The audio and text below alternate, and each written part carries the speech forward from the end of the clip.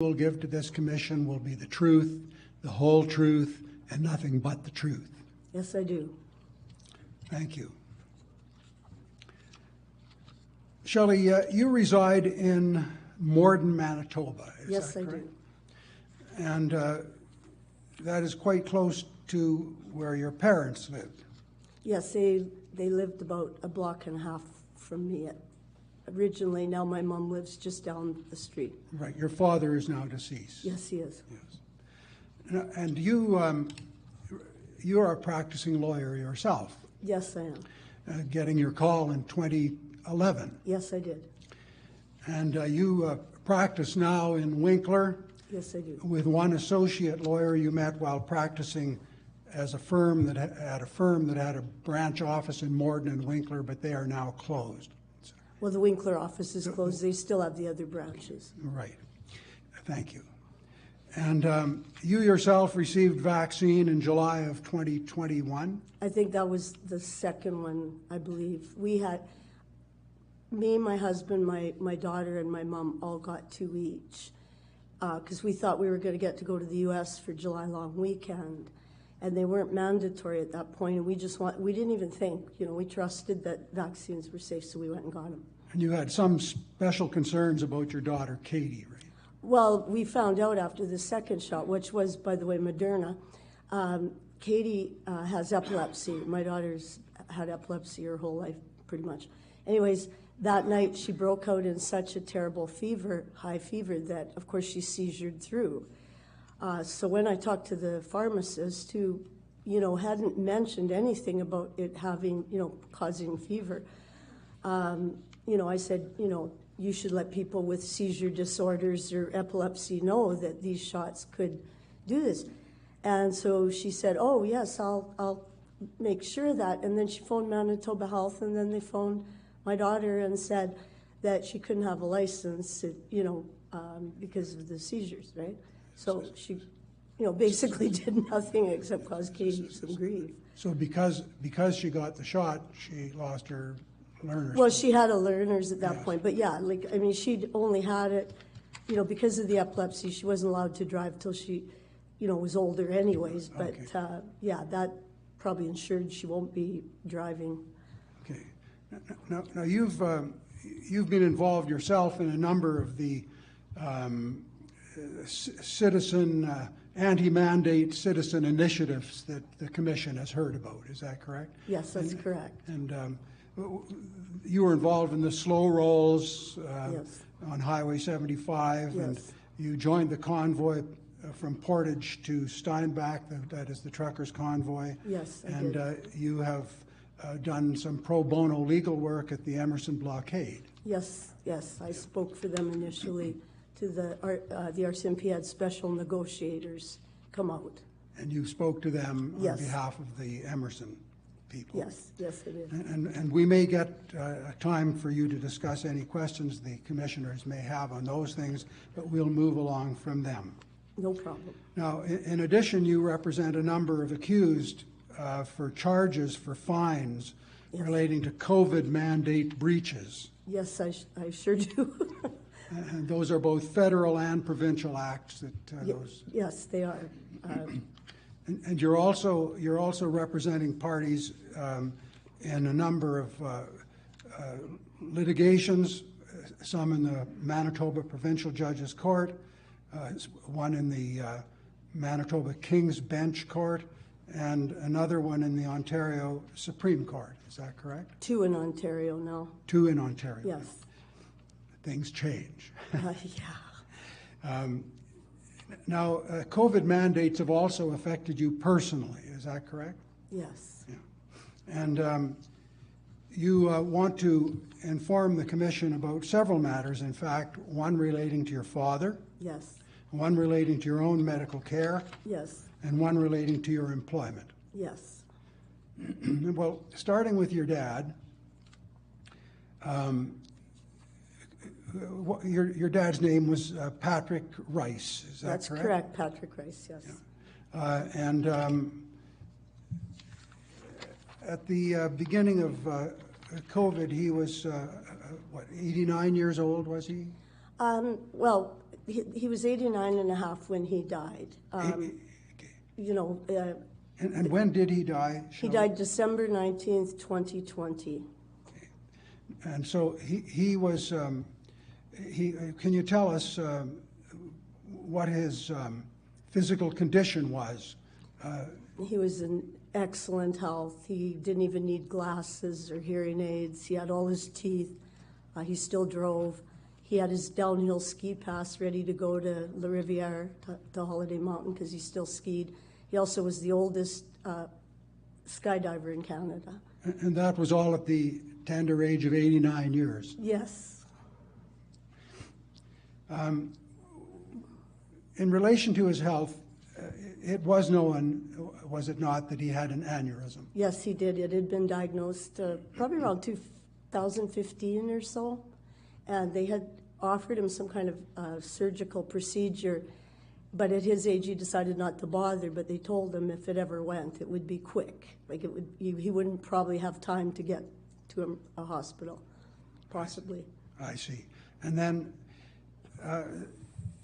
in 2020, your father had a rapid tested for COVID, and he had tested positive at a Winkler drive-through COVID testing station. Is that correct? Yeah, him and my mom went. They were recommended by the family doctor to just go check. This would have been about the 1st of December, maybe.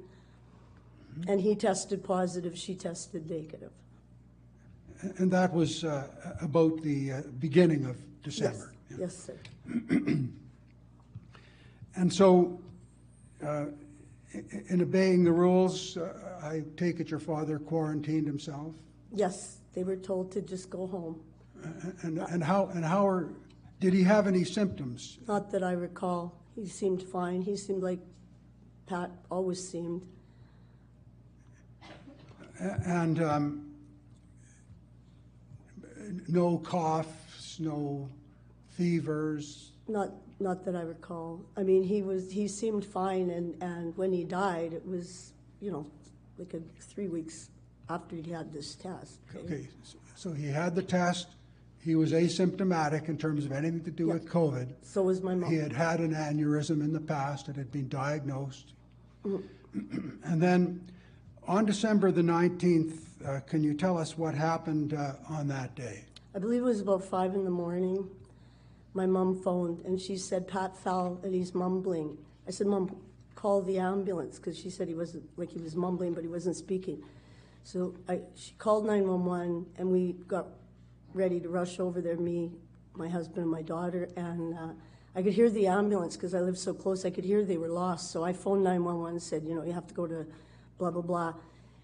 When we got there, the ambulance was sitting there with the lights off, and there were 2 Morden police officers standing in the doorway.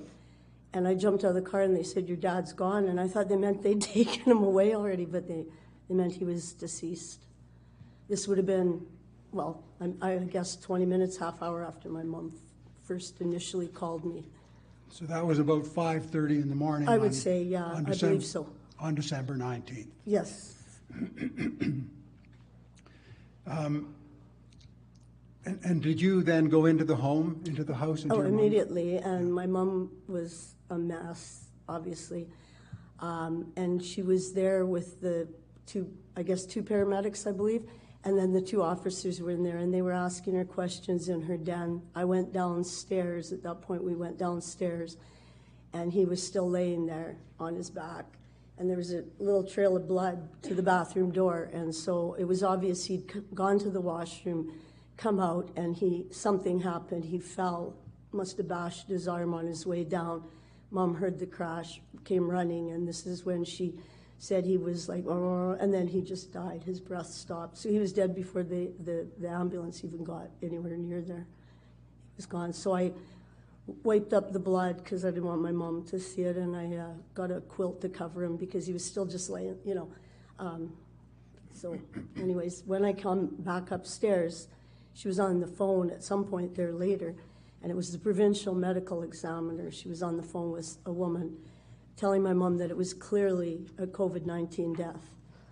And at this point, no one had seen him. He had not gone to a doctor. He had not had any outside people look at him. The police weren't taking pictures, like nobody had seen him, and he died in a few minutes. So I just, I mean, and then she told my mom that she must go that very day and get tested for COVID-19. So later that day, we had to... Before you get on to sorry. that, if you don't mind. Oh, not at all, sorry. Thank you. The medical examiner was suggesting to your mother that your father had died of COVID. Yes, no, she insisted, and she said they wouldn't be doing autopsies because they were afraid of getting COVID. So without any more information than that your father had died, they were absolutely not going to do an autopsy. No, absolutely not. And they were going to say, He from died of everything you COVID-19. could tell, that it was a COVID death. Yes. Despite your father's not having had any COVID symptoms. Not that I was aware of, and he died like 20 minutes. You don't die of a lung ailment in 20 minutes. I've had lung ailments. And he had been diagnosed sometime before with an aneurysm. Yes. So I assumed it was that or a heart attack. Are you aware of how your father's death may have been reported in any local newspaper? Well, yeah, it was on the Pembina Valley Online because they were reporting the deaths by, different regions. And they would report Morden deaths, Winkler, and of course they showed December 19th, one male, 89, died of COVID-19. So he was reported in the newspaper as being dead from COVID-19. Well, Pembina Valley Online is like an online news service, but yes, that's where I saw it. So I just thought, well, whatever, right? And I phoned the funeral home because he went Saturday morning, the day he died. He went right to the funeral home, and I asked the owner if they had taken pictures, or he said absolutely not. They cremated him Monday. So he was in the funeral home, and he was cremated Monday. And the provincial medical examiner's office phoned my mom again during the week and kept telling her it was COVID-19. And at that point, my mom just gave up on arguing, because what was she going to do about it exactly, right? Now, in your work as a lawyer on some of these things that we've mentioned, you've had occasion to see an affidavit that was filed. Is that correct? Yes, we were working on an appeal for some unnamed clients, and some of the evidence in the transcripts was from the church's cases you've heard about. One of them was an affidavit from this Dr. Lepke. A person by the name of Carla Lepke. Yes, I believe she was some kind of doctor. And for the record, that is a document that was filed in a provincial court in Winnipeg in pocket number 558-30323, and there are 10 provincial court pockets associated with that affidavit. Yes, sir. And what did you see in that affidavit as you were doing your work as a lawyer? Well, there was like 40 pages of CV, but then I got to, there was all these COVID-19 deaths in Manitoba, and they were listed individually. So just because I went through them, and of course I get to December 19th, 2020, Morden, Manitoba, one male, COVID-19. And so I realized that this person had submitted this as affidavit evidence to the court. And, as a lawyer, that's you would never. So what you saw in the affidavit was one death in Morden exactly on the day of your father's death. An 89-year-old male, he was the only death in Morden that day. And it was put down as COVID. Yes, not COVID-related, COVID-19. That's what see. was said. And insofar as that might be relied upon for developing statistics, what do you think of that? I think that they were padding at the very kindest. I'd say they were padding their statistics, but to me, this was an out-and-out lie. Okay. And they had no evidence to support that. They didn't even try to get any. In fact, they assiduously avoided getting any. Yeah, That's how it appeared to me. You know, I mean, obviously we're supposed to go to court with evidence, right? So you would just expect that, but apparently not. Okay, thank you, Shelley. Now, quite apart from your dad, is there anything else you'd like to add in relation to your father's situation? I can't think of anything other than I just couldn't believe they would browbeat my elderly widowed mother into trying to get her to accept that. Okay. I was horrified. Thank you. Now, quite apart from your dad, as you've mentioned that you've had some medical issues yourself. Yes. And what is that? What sort of medical conditions did you have? I have a history of high blood pressure where it like would shoot up, you know, to like 200 over 110, this kind of thing. Angina, chest pains, you know, that kind of stuff. Right? Ever given any medicines for them? Yeah, I've had nitro and whatever over the years, but you know, my heart's fine. So I felt it was stress related. Probably came in around the time I went to law school. But anyways, yes, I have a history of it. Okay, and in early 21, you consulted with a doctor. Is that right? A Dr. Mansour? Yes, he was my family doctor, and I was experiencing these again. And he told me that if it happened on the weekend or during the day when he couldn't be available, I should go to emergency at Boundary Trails Hospital, which was our local hospital. Pardon me. And in March of 2021, what happened that day? So that morning I felt, you know, my chest pains were bad and I was having trouble breathing and I was feeling kind of dizzy. So I drove my truck by myself over to Boundary Trails and I parked and, you know, walked over to the emerge door and I went to enter the emergency. Mm-hmm. And a uniformed security guard was on the inside door and he started yelling at me to wait outside. Okay, now you drove yourself. Yes. You were feeling chest pains. Yes. You drove yourself from your home, which was about 3 miles, was it, from the hospital? Yeah. And you arrived there, I presume you parked your car. Well, I parked my truck, yes. Your truck, pardon me. And you walked to the front door of the hospital. Well, there's two doors. Emergency door. Yeah, I walked, the far one is emergency. Okay, thank you. And what was the weather like that day? It was about probably between 10 below and 0. It was cold, it was windy, it was gray. You know, it was like one of those prairie fun late winter mornings. And what was the nature of the discussion with the security guard inside the foyer behind the doors? What was the nature of he just yelled at me to wait outside. And I believe I yelled back, but I'm having chest pains, right? And he said, well, you have to wait. Like he yelled, you have to wait.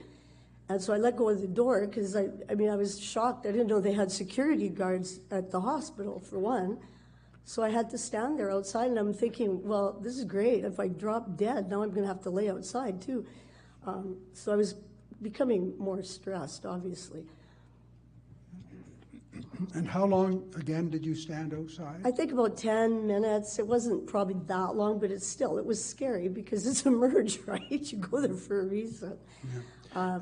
Finally, he gestured I could go into the two doors, where he stopped me, and you know, first I just used the hand sanitizer, and then he handed me a mask with a tong, and I had to sit on a chair with these, you know, plexiglass things, like a little, you know, cubicle. Yeah, and I had to sit there till they said I could sort of distantly approach the lady at the desk she had a big plexiglass and all that too. And so. Then you went through some sort of reception process, is that correct? And how did that go? It was pretty quick. I said I had chest pains and so on, and I had to put my Manitoba Health on the tray so they wouldn't touch it. And then I had to go sit back down for a few minutes, and then these gowned and covered people came out and said, we'll take you to the trauma room. And I said, well, I could walk in. So I walked into this, you know, it's like kind of like an operating room, a trauma room, whatever they call it. And, they're behind me, so I walk in and there's like a bed there. So I go over to the bed and I look behind me and they're all in the doorway way far. And they started yelling at me questions. So they brought you to the room, had you go in, sit on the bed, stood at the door. How were they dressed? They were covered head to foot in those paper gowns and booties and masks, and some of them had face shields, and I think they had gloves, everything, like the whole 9 yards, like you were in surgery. Eh? And I was like, okay. And they all stood in the door, and then, this doctor or these people are yelling, what's your problem? Like, kind of, what are you there for? And so I said, I'm having chest pains, I have a history, I have blood pressure, I think I'm having, my blood pressure's really shot up, that kind of thing. And then the doctor said he spoke, he had a very South African accent. It was very distinguishing. And he said, well, those could be symptoms of COVID-19. We need to test you. And I was like, no, I have a history. I don't have COVID-19. I just want someone to check my, And he said, well, no, this could be symptoms. And so then we yelled back and forth about me being tested, and I refused. I said, no, I won't be tested. You're not shoving anything up my nose. I don't have any, I should mention quickly, I've had pneumonia, I've had 2 lung infections, I had lung cancer surgery. I know all about lung ailments. And so I was like kind of... Those are not recent, though. Those are... Well, those were prior to when I went in the hospital. But those symptoms that you describe... Well, no, what I'm saying is that I knew I didn't have a lung problem. I knew that. And so for him to keep insisting I needed a COVID test was ludicrous. Right, but I'm wanting to make it very clear for the Commission that those were not current symptoms. No, not at all. Those were in the past. Yes, they were all in the past, but I did have some understanding of what a lung ailment felt like. Yes. Yes. Thank you. I understand that. Or a flu, I guess I could say. So how long did this standoff go on? I don't know, about, maybe 10 minutes, and then they said, okay, we'll be back. And then a girl came with a tray, like they carried the tray with all the stuff. And I believe she checked my blood pressure, the stethoscope, maybe my oxygen level. And I cannot remember positively right now, but she may have drawn a little blood. I'm not even sure. And then she started asking me about being tested for COVID-19 again. And so just to be clear, so they did test your blood pressure, they did test your heartbeat, they did do all that. And did they report those results to you right there on the spot? No. No? Okay. No. So then what happened then? Then she left the room and I waited there, and then they came, some people, an attendant of some kind, I can't remember clearly, came and said, well, we're going to put you in the recovery area and we'll monitor you for an hour. And I said, okay. So I followed them there, and they put you on a bed, and there's curtains all around you. And I think there was like maybe 3 of us. I was struck by how many staff were going around with all their stuff on, and I think there was 3 of us in that place. But so I just laid there. Were you feeling anxious? Did you? I was scared. I was starting to get worried because, not only were they not talking about what was happening to me, but they were getting, he had been really kind of aggressive and ugly about this deal, and I was starting to get nervous. What are they going to do? Hold me down now? I was nervous. So I was trying to force myself to breathe and calm myself because I didn't want them to have any excuse to keep me. And then finally, the doctor, because of his accent, obviously they're covered up, right? But he came in and he said, well, you might as well leave now, seeing you refuse to be tested. And did he tell you of the results of the blood pressure test he'd done? No. Did they tell you of the results of the monitoring of your heart or your heartbeat that they'd done? No. Did they tell you anything about the condition you'd gone in for? No, they told me that they would have liked to have tested me for surveillance purposes, and seeing I was being stubborn, I might as well leave. And I said, you got that right, but I was very anxious to get out of there, so I left and went home. And did you ever follow up with your doctor? Yeah, and he said, he checked me over, and yeah, my blood pressure was high and that, and he said, you know, blah, blah, blah, and I said, don't ever send me there again, ever. I said, you didn't tell me what it was going to be like, and I will not be tested for something I don't even have, so don't ask me. And that was the end of that. I didn't go back to the hospital till I had my knee surgery, as I told you, and that was only because I had to. Okay. Thank you, Shelley. Now, I think, is there anything else you'd like to say about your adventure at the hospital? What can you say, man? Like, I felt like I had woke up in the middle of George Orwell's 1984, or I was on the gulag. I mean, I was like, this is unbelievable. This is a hospital. I felt like I was, you know, I don't want to admit I've ever been in a cell, but that's what it felt like.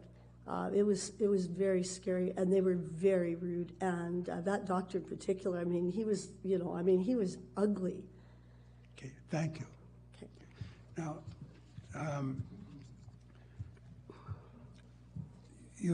as I mentioned earlier, you've also had some experience that's COVID-related in a law office in which you worked. Yes. And that was a satellite office of a larger firm, and that satellite office was in both Morden and Winkler. Is that correct? Yes, that's correct. And when COVID started, the firm adopted a number of safety measures. Can you tell me what they were? Well, we had to, you know, obviously the hand sanitizer, the masks, the plexiglass in the reception area. Initially, they wanted to meet the clients between the two doors at a little table that they had to sanitize every 10 minutes, I think. And we had to wipe down parcels and Lysol all the desks between each use and this sort of thing. Mm-hmm. And how many people worked in these offices at those two locations, Morden and Winkler? You know, I'd say there was roughly, like, there was 2 or 3 lawyers on any given day, and there would have been 5 or 6 clerical staff. But, you know, we all kind of went around, like, not all the clerical staff, but the lawyers, you know, we circulated from to different offices sometimes, depending what was going on. And so how many people altogether would circulate through those offices in a week or 2 weeks? Oh, I don't know, maybe a dozen or so. And then we got an articling student that ended up being at the Morden office, I should mention. And was anyone ill during that time? Well, because of my father's death, I had missed the 2 weeks over Christmas because they said that we had to quarantine. Because he had been a COVID death. Well, so reported as that. So yeah, and so the firm, I mean, I would have got bereavement anyways, and it was the holidays, and we were closed a bunch of days. So yeah, I was off for the 2 weeks.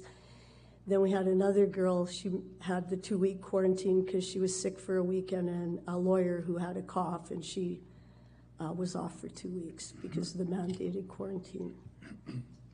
That was in the entire time I worked there. Okay. And then in May of 2021, there were some changes in policy. Yes. Is that correct? And what were those? Well, at that point, the managing partner and the other partner and the manager decided they were going to have to know the vaccination status of all the clerical staff and the articling student. And if they wouldn't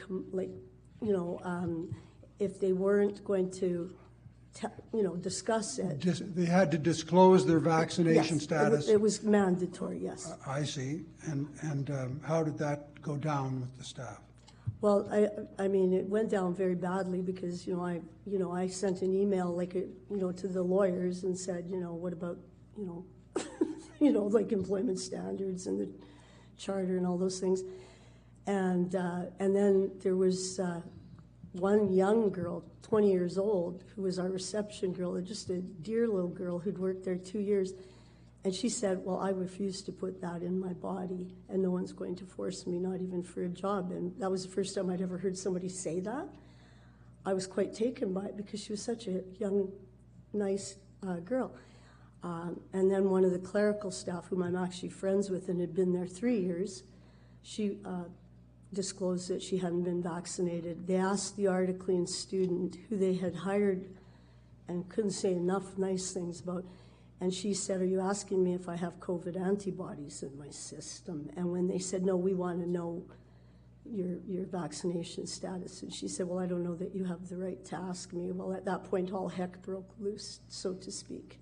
And were there any inter-office communications, like emails?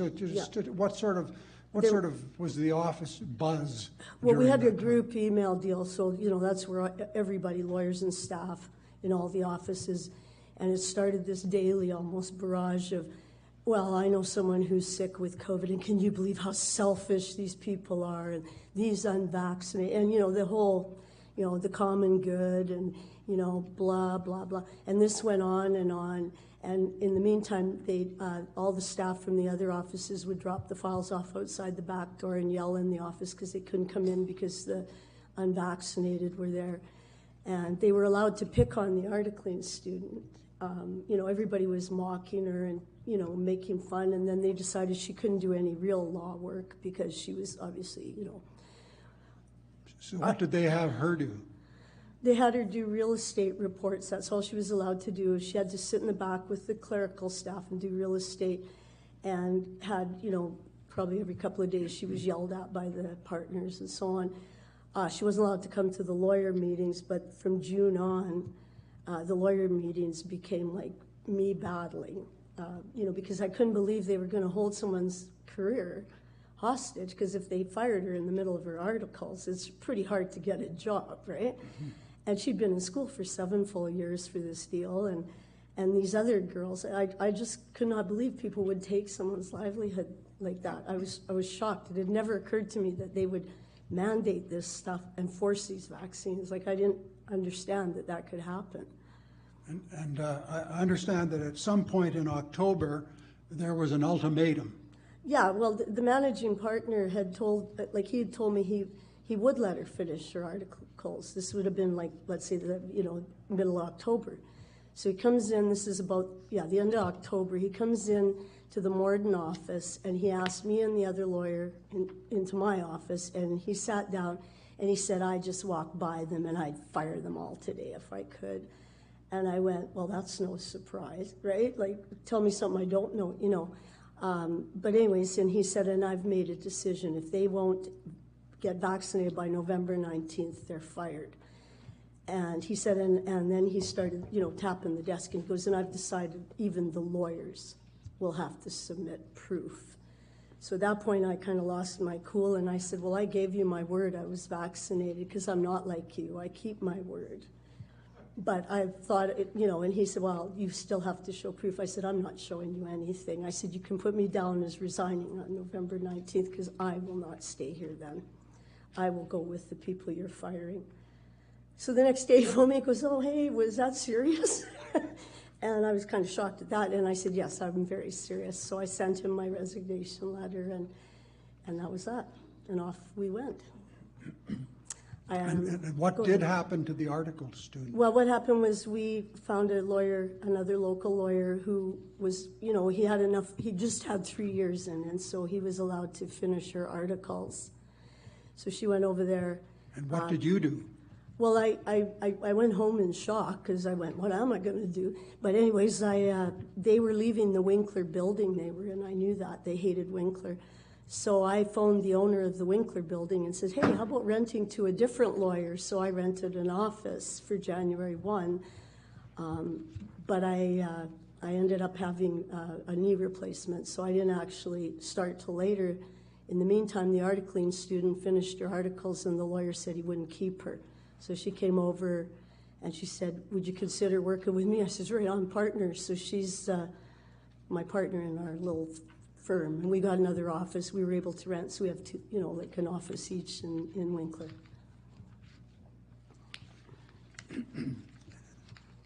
Is there anything else that I've missed relating to your employment situation? Well, I just wanted to say I was we were law firms, and we were essential workers, and no provincial health people ever walked into any law office out there. They didn't, and they weren't going to. And I understood that we had to, do whatever in the hallways or in front of clients that were nervous. I get that, but we never ever had a policy of asking clients if they were vaccinated or anything. It was just the people that worked there. But we'd all been there the whole time, and it was fine. And I couldn't believe, and by then we already knew that people were still getting COVID-19 even with the vaccine. So there was no real reason other than, I don't know, they just got in a mood. I don't even know what to say. I was horrified. Yeah, I couldn't believe it. I mean, the Supreme Court has said, oh, your livelihood is, integral part of, yada, yada, you're right? So you believe that when you're in law school. Apparently it doesn't apply lately, anyhow. Okay, thank you very much. Now, just a couple other small things. You and your mother both volunteered at a couple of home for aging people in Winkler and Steinbeck. Winkler and Morden. There's Tabor Home in Morden and Salem Home in Winkler, and we volunteered at both. Okay. And do you still volunteer there? No, they when the lockdowns hit, of course we weren't allowed to go there, but during the time, they got rid of a bunch of their staff, of course. And so when it was, they wanted volunteers to come back, they contacted us, and we just said, no, we can't in good conscience volunteer for a place that would just dump their employees for no good reason. So we never did go back. So the employees that they, in your words, dumped were not ones who were infected, they were ones who would not vaccinate, is that correct? Right, and some of them, were willing to do the testing. I think they wanted 3 a week, or I can't remember. I mean, it was just, to me, it was all nonsensical. The one place said, after it was all said and done, that if people gave a letter of apology, they might consider hiring them back. Yeah, go figure, eh? Yeah, I know.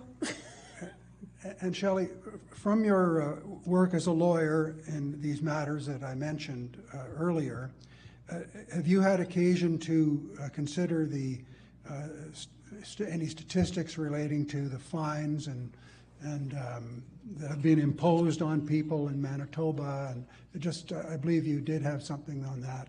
Yes, the Manitoba government, between the Federal Quarantine Act and the Provincial Health Act, they fined over $9 million as of, lately. And now I'm not saying they've collected, I'm just saying this is what it is. $5 million of it is just the Federal Quarantine Act. And what that was is when the mandate came in January at the border, the United States border people had discretion. So some unvaccinated people were still allowed to go into the U.S. Well, when they came back, if they presented at the Canadian border, the screening technology was, are you vaccinated? And of course, if you said no, you got an $8,550 ticket. If you didn't answer, you got the $8,550 ticket and a $1,453 ticket. And so I'm dealing with, I don't know, I've got about 26 of these were challenging. But none of these people were symptomatic. None of them had priors. Some of them got tickets as late as last fall, September of this last year. And what was the condition of, what were the mandates when those tickets were being issued? Well, the border mandate.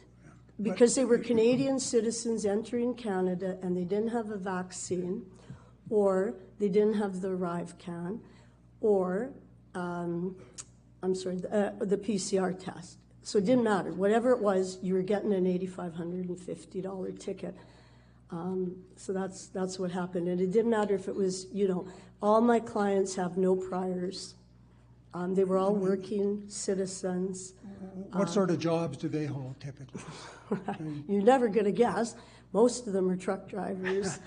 Some of them are farm laborers.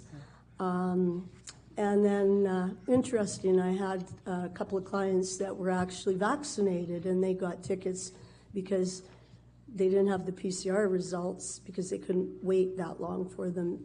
So they made the mistake of saying, but we have this, and they showed the Charter of Rights, and so they were given $8,550 tickets each for showing the Charter, basically. And this may be a dangerous and last question, but from me in any event, but how do you feel about the way these things were handled both provincially and federally? You don't want to ask, really. No, I'm absolutely appalled. It's like the Canada, like, and I'm old, right? And the Canada I grew up in, I mean,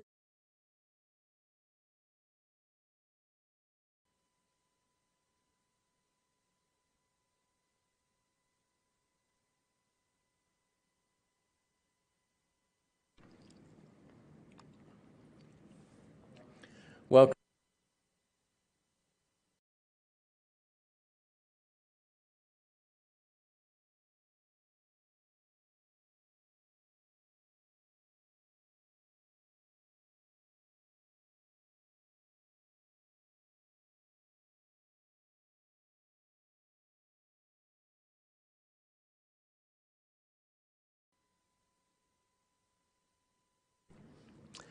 Welcome to the National Citizens Inquiry as we commence our third and final day in Ottawa, the nation's capital.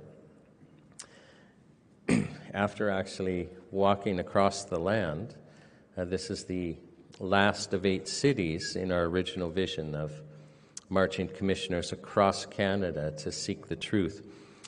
And I have to confess that I kind of feel like summer camp is ending. You know that feeling you get where you've participated in an activity, you had to get to know the people that you were sharing that activity with, and work through a lot of experiences, literally trials and tribulations, and tears and laughter. And there's been lots of tears, and fortunately there's been some laughter.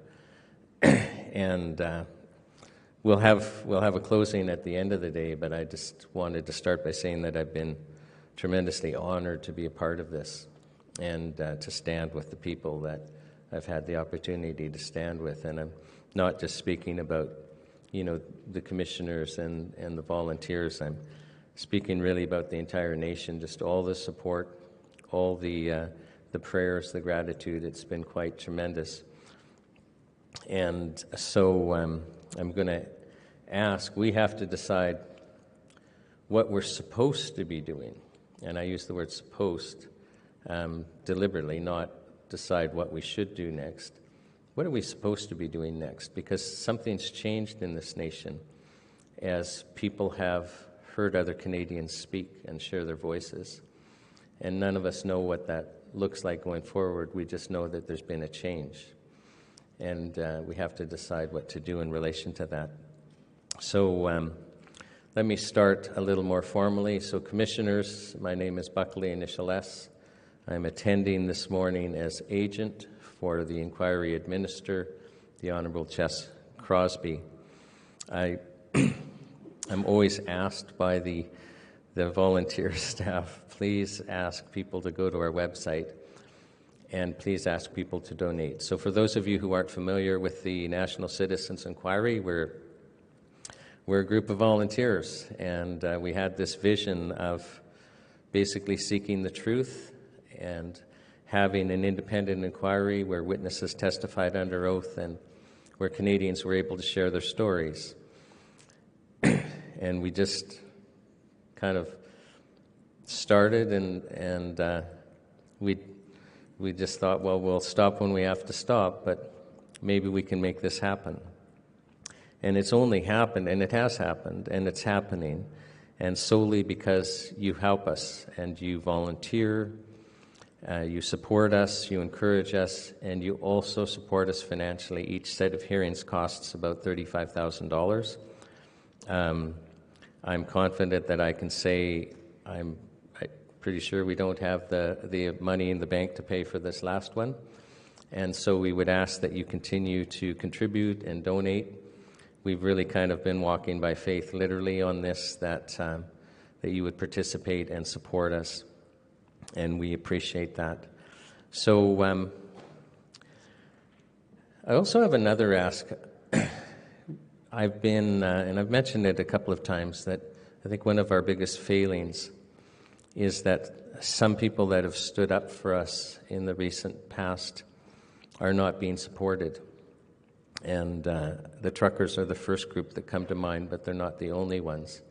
And so I'm going to be asking internally in the NCI if we would consider setting a group up to identify those, so for, let's say we've got some truckers that they can't afford their legal costs, or their bank accounts are frozen and things like that. Like, who's in need in our group? And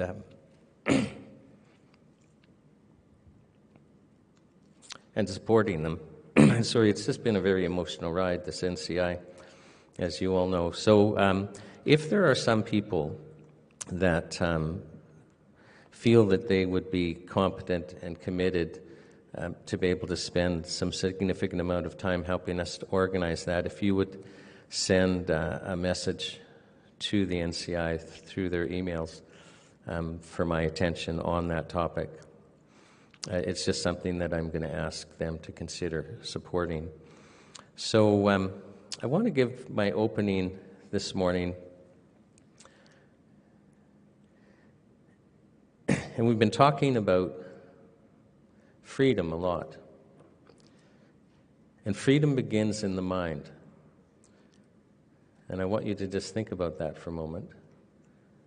That your freedom begins in your mind. It's not something external. It's a state of being. And freedom is an alignment with the truth. And I want you to think about that also. Because we act and we react based on what we believe to be true.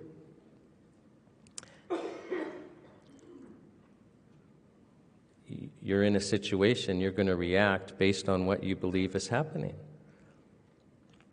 If you have been lied to, if you've been led to believe that a lie is truth, then basically you're not free to react appropriately. Your behavior has been modified and controlled because of the deception. And so true freedom depends on you understanding what is real, what is not real, what is true, what is not true. And we all know right from wrong. We know it intuitively. I think it was in Toronto when I was speaking about this concept, I brought up, for those of you who have read C.S. Lewis's book, Mere Christianity, he's at one point, and he's making the case for Christianity. And one of the points that he makes is he says, regardless of the culture, regardless of the religion, basically the moral code, the ethical code is the same. It's pretty well identical. And he brings that up to bring the point up that we all know right from wrong. Intuitively, there's something happening, and he would say that it's God's moral code. But it is true. We all have the same sense of right and wrong. I have been shaken by the testimony of Sheila Lewis. If you recall, she testified on the first day. She was the lady who needs an organ transplant. And, she's there, she's got the oxygen tube under her nose. She's sharing her story about how basically, even though she's redone all of her childhood vaccination schedule to be able to qualify for the organ transplant, and even though her blood has been tested and she has natural immunity to COVID, so she got tons of antibodies to COVID, they are refusing to give her an organ transplant because she won't take the COVID vaccine. And we watched her sob and just tell us she just wants to see her grandchildren grow up. She just wants to live. And we sobbed with her, but not just because we empathized with her. We didn't react just because we were empathetic. We also reacted because we knew that it was wrong. Everyone listening to her testimony knew that what was happening was wrong. And she shared with us, she said what was happening was evil. She used the word. And we all saw it. We all know right from wrong, and we all have an intuition. We call it a gut feeling. Some of us will use other terms and explain it differently. But we know things. And when I say we know things, it's not, oh, I was taught this. There are some things we just know. And there are some points in our life where we have great clarity and we understand things differently. We all know that slavery is wrong, that tyranny is wrong. We watched James Corbett testify yesterday about the World Health Organization and this One Health, what he calls a pandemic treaty, although it's being labeled as something else to deceive us, in this One Health initiative that basically would lead to just the worst type of totalitarian control, the worst type of slavery that this planet has ever seen, that the human race will have ever experienced if it happens. And that scares us. But more importantly, we understand it's evil. Do you see? And there's a difference there. Do you understand that? We can react going, this scares me. I don't want to, I don't want to live under this tyranny. But we also understand it's evil. And the worst part of the experience, if we allow that to happen, will be that we will know that we're experiencing evil. See, under some tyranny, some people live really well. There's winners and losers. We can look at every police state, and those that were on the right side of it did very well. So we could have this form of tyranny, and some of us materially and just quality of life might actually find it tolerable. But our gut will tell us that it's wrong and that it's evil.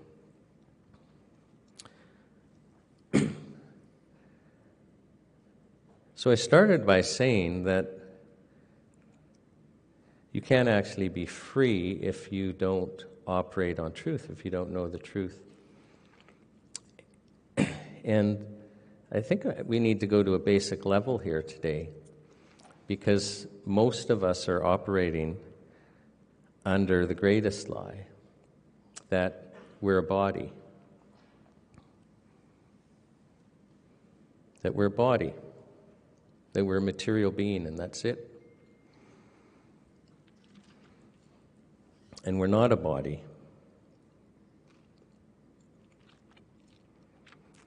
Some people say that we have a soul.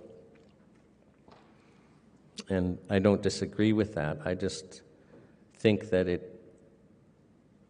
it's a more meaningful way of communicating to not say that you have a soul.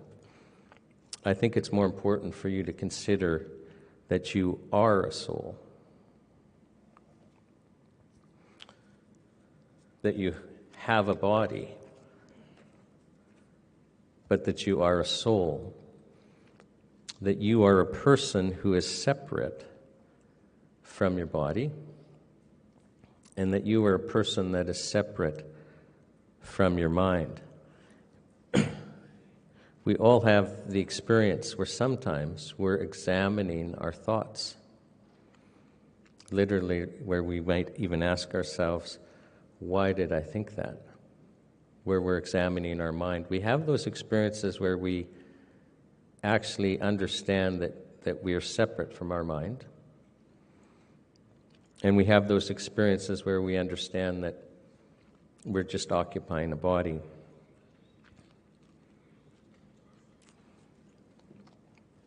And this is a fundamental truth that I think we need to understand if we're going to deal with our fear. which is why I'm speaking about it. If you believe that you are a body,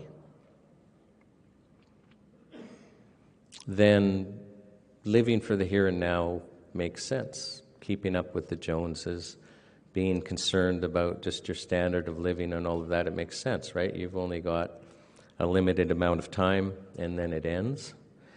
And your fear of death makes a lot of sense, because if you're just a body and they can kill your body, that's really something to be afraid of. But if you're a soul occupying a body, then the fear of death, not only does it not make sense, it's absurd.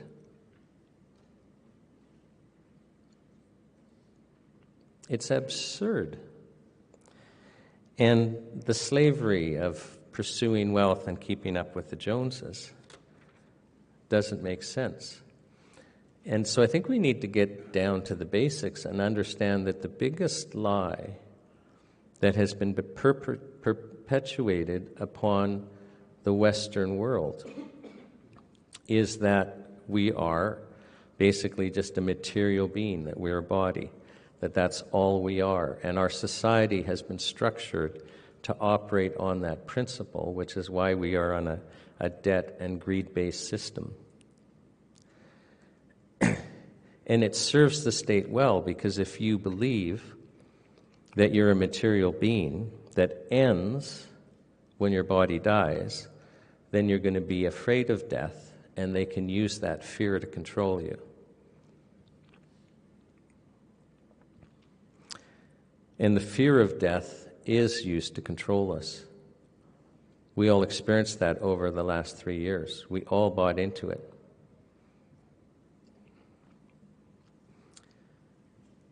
So I need you to understand that your fear of death is based on a lie, that it's not true, that you've been tricked. And you can't fix things and you can't address your fear unless you understand that you have no reason to be afraid. Now, I appreciate that when we are confronted with what comes next, when we are confronted with they've planned for us coming forward, we're going to have that physical reaction. Like, I get that when we get information that is designed to make us afraid, that we have a physical reaction that we have no control over. The hormones get pumped into our bloodstream. We go into fight and flight mode. We are designed to basically leave that part of the brain that is used for critical thinking.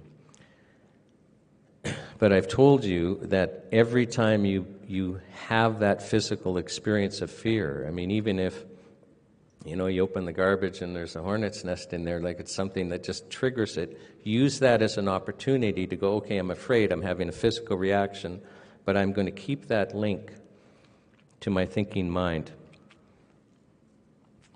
It's important for you to train your mind to remain attached to your critical thinking when we're facing fear, but it's also going to be very helpful for you to dampen your fear if you understand that you don't need to be afraid.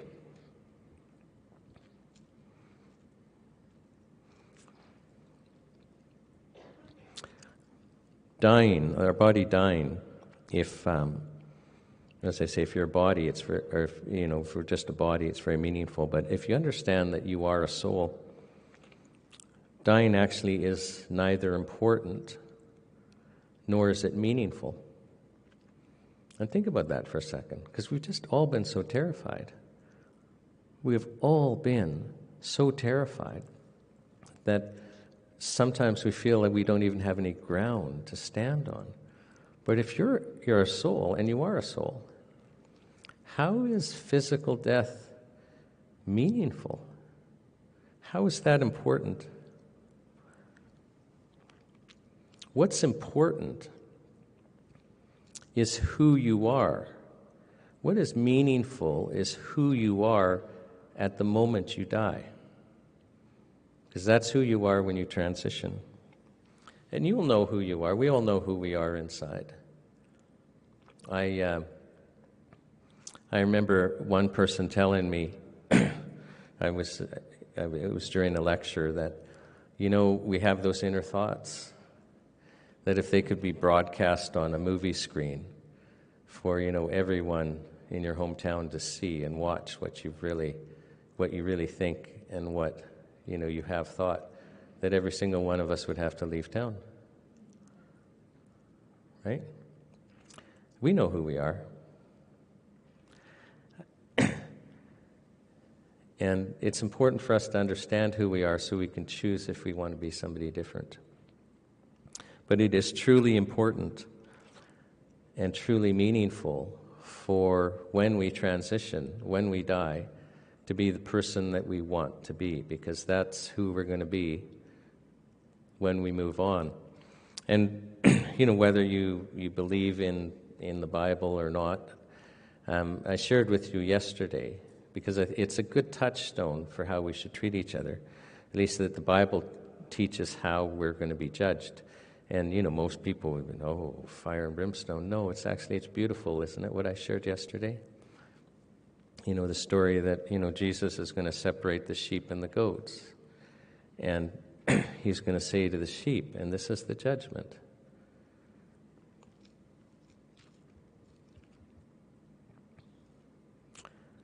He's going to say, when I was hungry, you fed me. When I was thirsty, you gave me a drink. When I was a stranger in your town, you took me in. When I was naked, you clothed me. When I was sick, you took care of me. And the Bible reports that the sheep are going to say, well, Jesus, you weren't here. We didn't do any of that.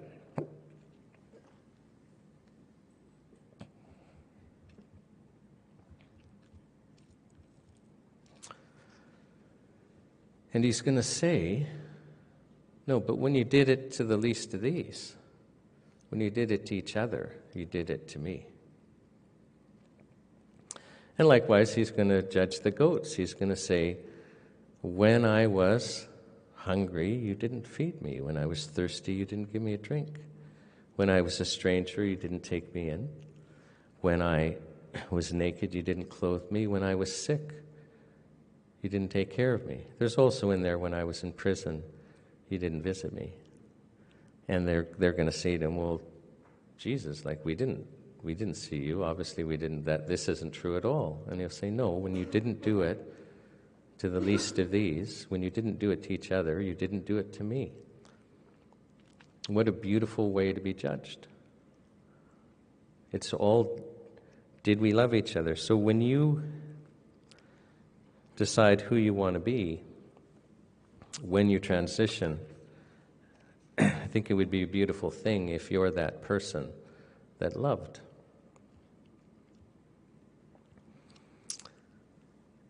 So I have a couple of questions. Will you be that soul that when you leave loved others?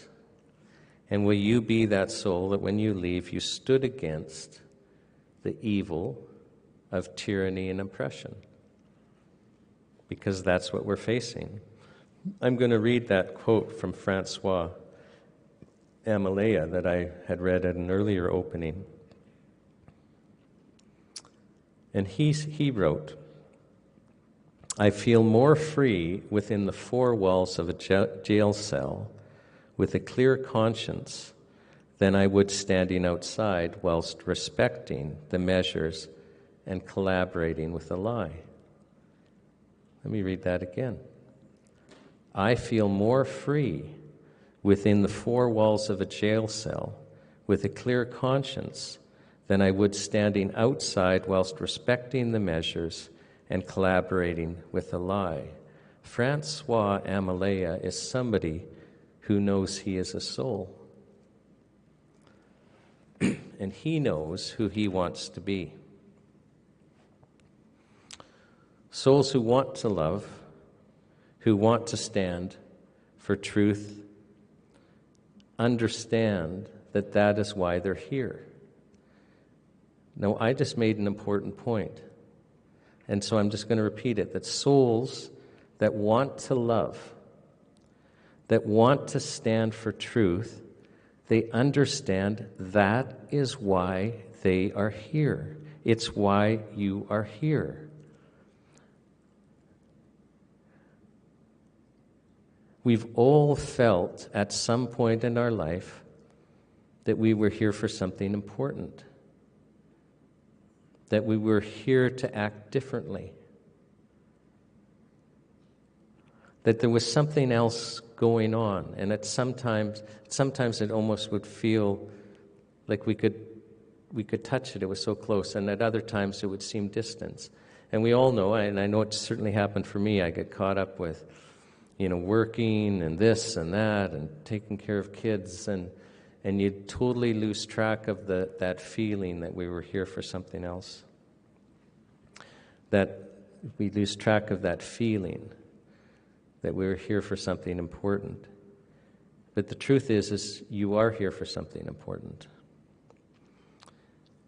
You're here to choose who you are going to be.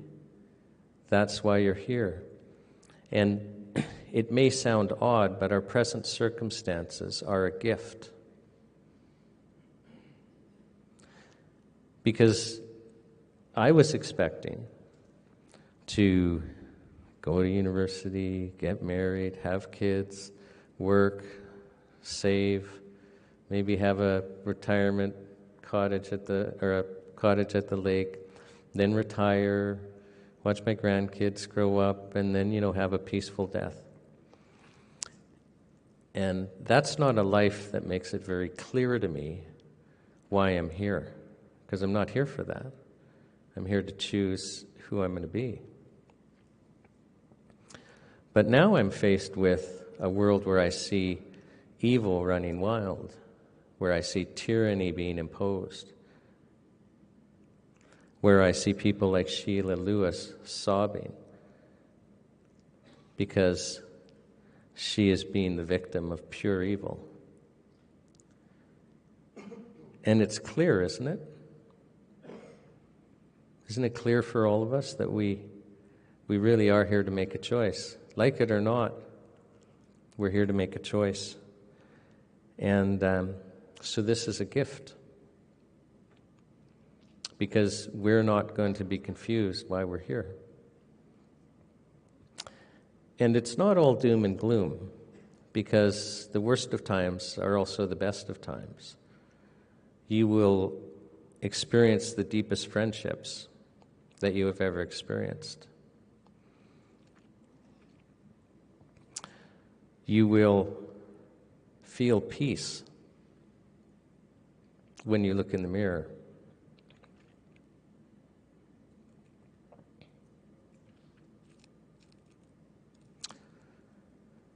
You will feel part of something bigger than yourself. And so I think we need to understand that we're actually in for the best of times. It's not going to be easy. Some of us it's really not going to be easy. But we are in for the most important and the most meaningful part of our life going forward. And the most important thing, and the NCI has shown us this, is we're not alone. We're the majority. And we stand with each other.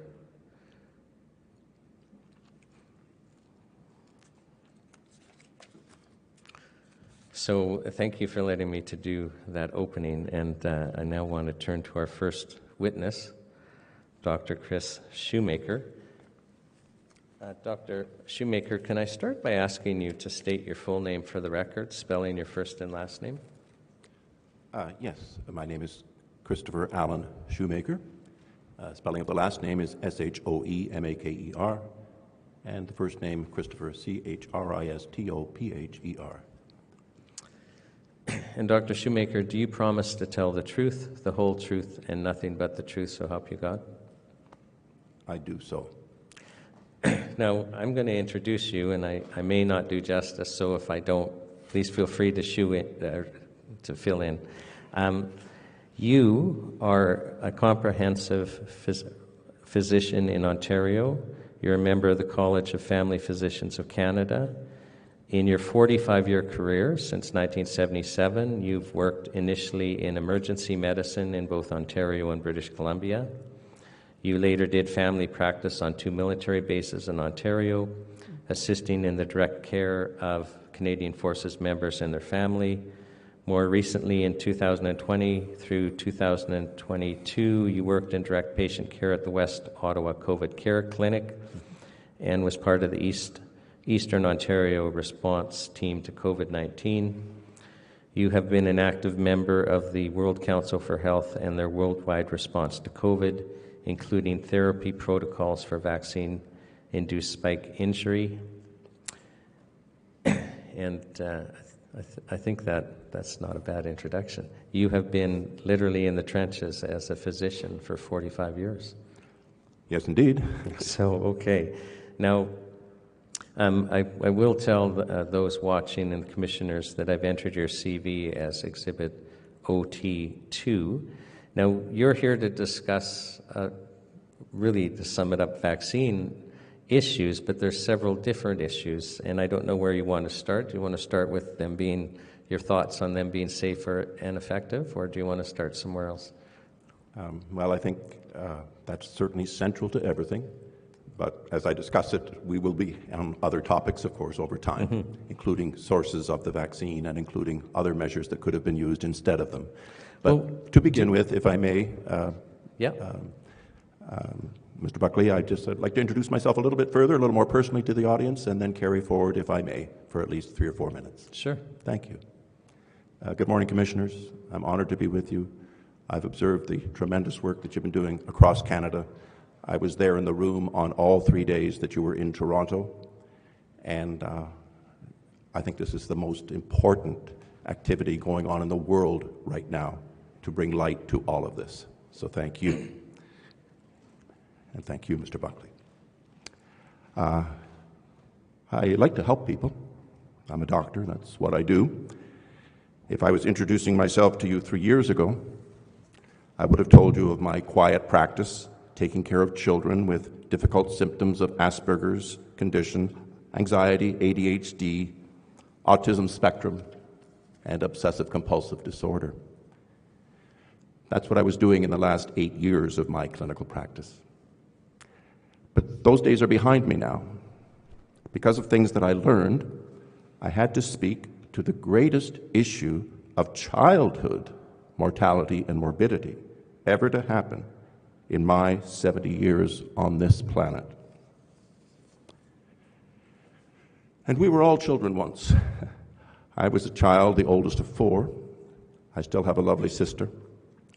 I had 2 lovely brothers who have predeceased me. When I was 44, my closest brother, Frederick, got pancreas cancer. And he was gone in 6 or 7 months from having incurred that terrible, terrible illness. So I lost my closest amigo back in 1995.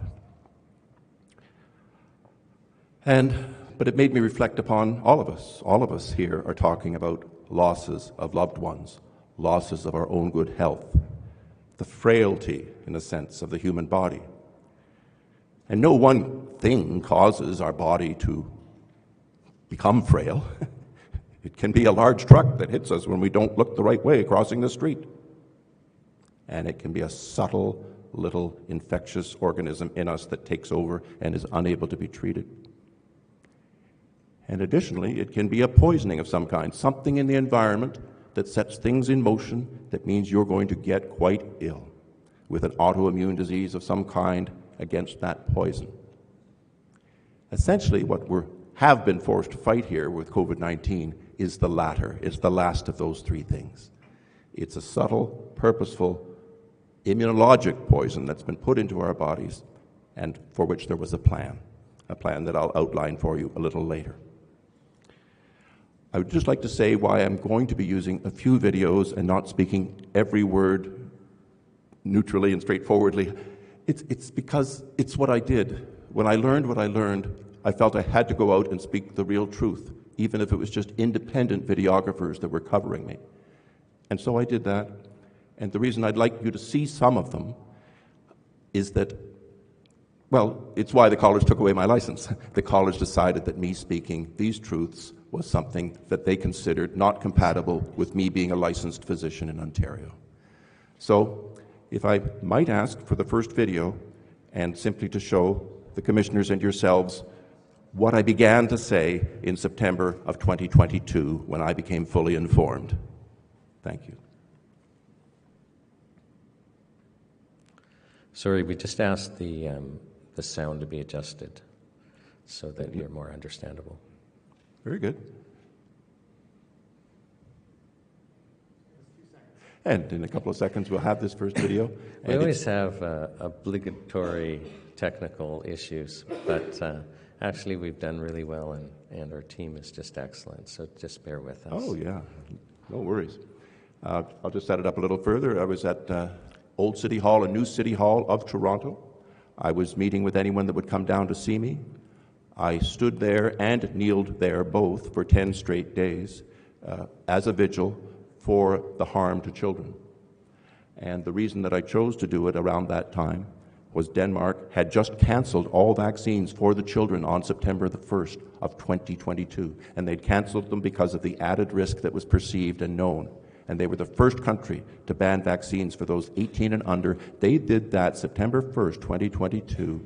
We're 9 months since then, and our countries here on this side of the Atlantic Ocean are still suggesting inappropriately that these shots be given to children of any age.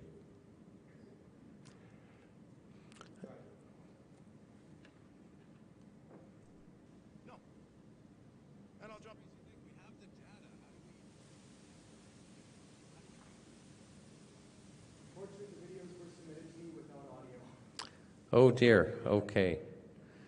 Well, that's going to change things. And we can't actually log in with the Rumble link, right? I'll try to make that work. Okay. So, Dr. Shoemaker, we're just going to try Plan B technically. So we'll just have you continue. You're sharing with us actually a very important point, that on September 1st of 2022, True. so a full 9 months ago, the country of Denmark actually banned using COVID-19 vaccines on children, and yet here we are in Canada. Literally, our governments are still pushing vaccination on children when another country has banned them, concluding that it's too dangerous. In Denmark, for example, a child like Sean Hartman would still be alive because even when they were giving it to children, it was not mandated. It was available, but the parent could make their own decision, and their child could attend to sports and anything to do with school without the vax. It was just determined because it was an experimental vaccine. It should be the legal choice of both the child and the parent whether to get vaccinated or not. But they took away even that aspect. They just didn't let children get it at all as of September 1st of last year. Okay, well, let's, while we're looking for that video, can you share with us your thoughts, because obviously you're against vaccinating children, and can you share with us why that is? Certainly. It's because the shots are immunotoxic to everyone that receives it, whether you're 50 or whether you're 5 years of age. It's worse in childhood because the children have such a strong immune system. Strong immune systems are what react to spike being inappropriately in their cells. And if your cells, your myocardial cells, are filled up with 40 trillion, and that's the number, by the way, that's the number that the video I'd hoped would surprise you with, 40 trillion mRNAs are in every shot you take. 40,000 billion. There's only 80 viral entities that are in every polio shot you take. So if you get your 4 shots of polio over a lifetime or circumstance as a young child, you've had 320 little viral entities enter your body. Entities that are inert, entities that can't reproduce or make more polio spike, if there was such a thing, inside you. It just won't happen. It's just the inert shell of the virus, and the body can make a proper immune response to that. But, Right, okay. and this is bad news whether you're an adult or a child. Specifically problematic for children because their innate immune system has to develop over the first 10 years. And when you give this sludge into the bodies of children, you are making your innate immune system not develop. The kind of things that keep you safe in the sandbox, the kind of things that keep you safe as a 16-year-old moving around the world, being exposed to new things. You need a strong innate immune system that has not been hijacked by an inappropriate item put into you at age 5. So that's why it was so important for it to stop in children as quickly as it did in Denmark, and that's why it's equally important that it happened here in Canada. Right, and so when you use the word immunotoxic, you're meaning basically that it harms the immune system rather than helps. Yes, and if I could give you a picture of it, everyone, we all understand transplants. We understand if someone's kidney is put into you or someone's heart is put into you, your own natural immune system would attack the heck out of that transplanted kidney or attack the heck out of that transplanted heart if the surgeons and the internists didn't give a great degree of immune suppression, very heavy drugs that would make your immune system basically go to sleep so that that new heart or that new kidney could settle into your body. Here's the problem with spike protein. When spike protein goes into your body, you've got 30,000 billion cells in your body, you've got 40,000 billion mRNAs, enough to go into every cell of your body. So they're all going in and they're all creating a flag. They are all creating the fact that your body recognizes your heart is no longer your heart. It's a transplanted heart. Your kidney is no longer your kidney. It's a transplanted kidney. The body thinks. And that's why the body goes after it. And that's why the attacks are so varied.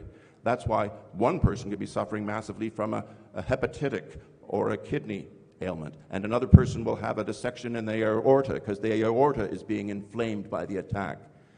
Or the heart. The typical one is myocarditis in children, young adolescents, male and female, getting pain and troponin elevations and all the features of myocarditis, and it's because your immune system, it's not the spike itself that's harming you, it's your immune system going after the spike that has changed the genetic image of your heart, and your body thinks it's not your heart, and that's why it attacks the heck out of it.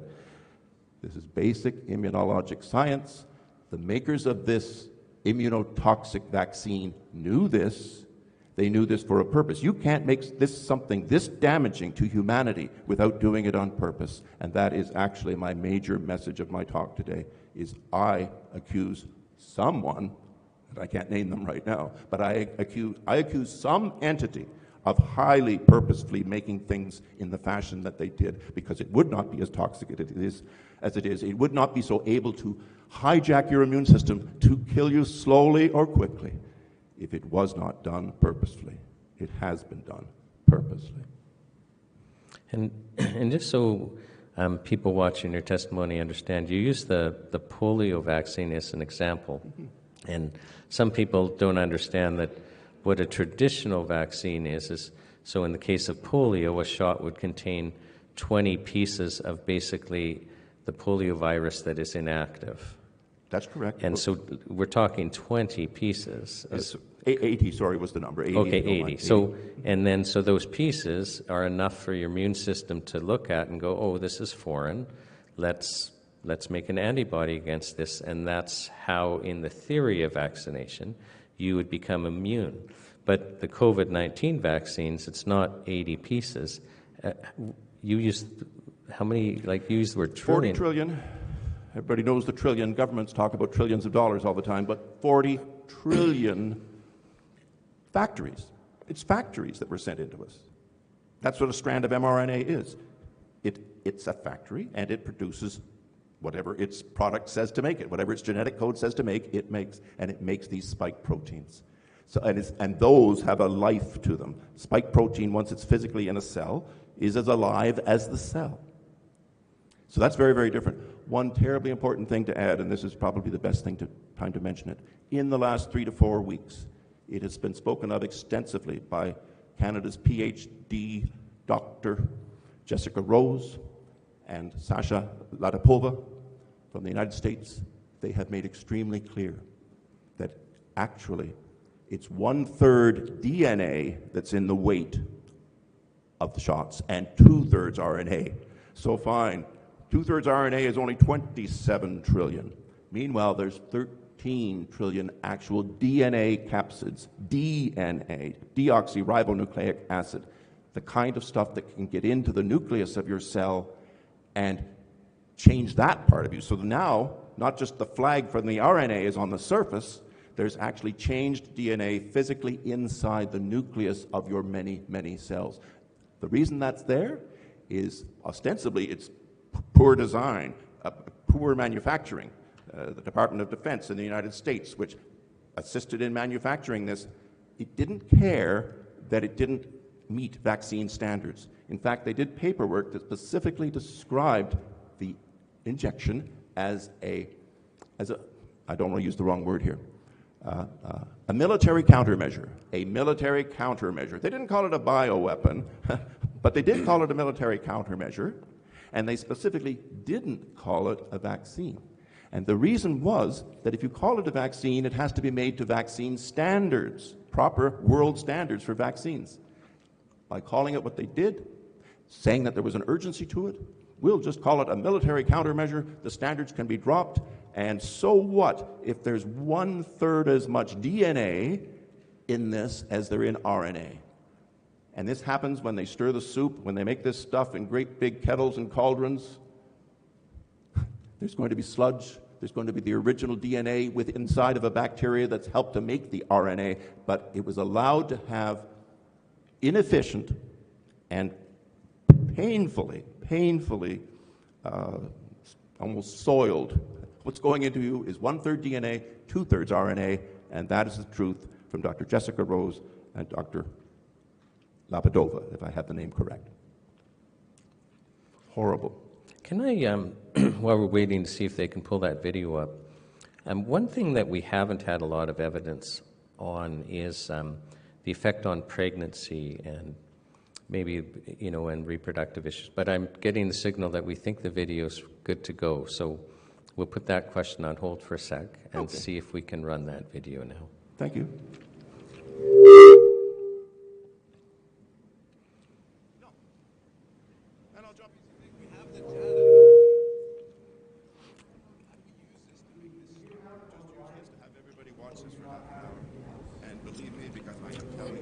Oh, okay, so we're going to be out of luck on that.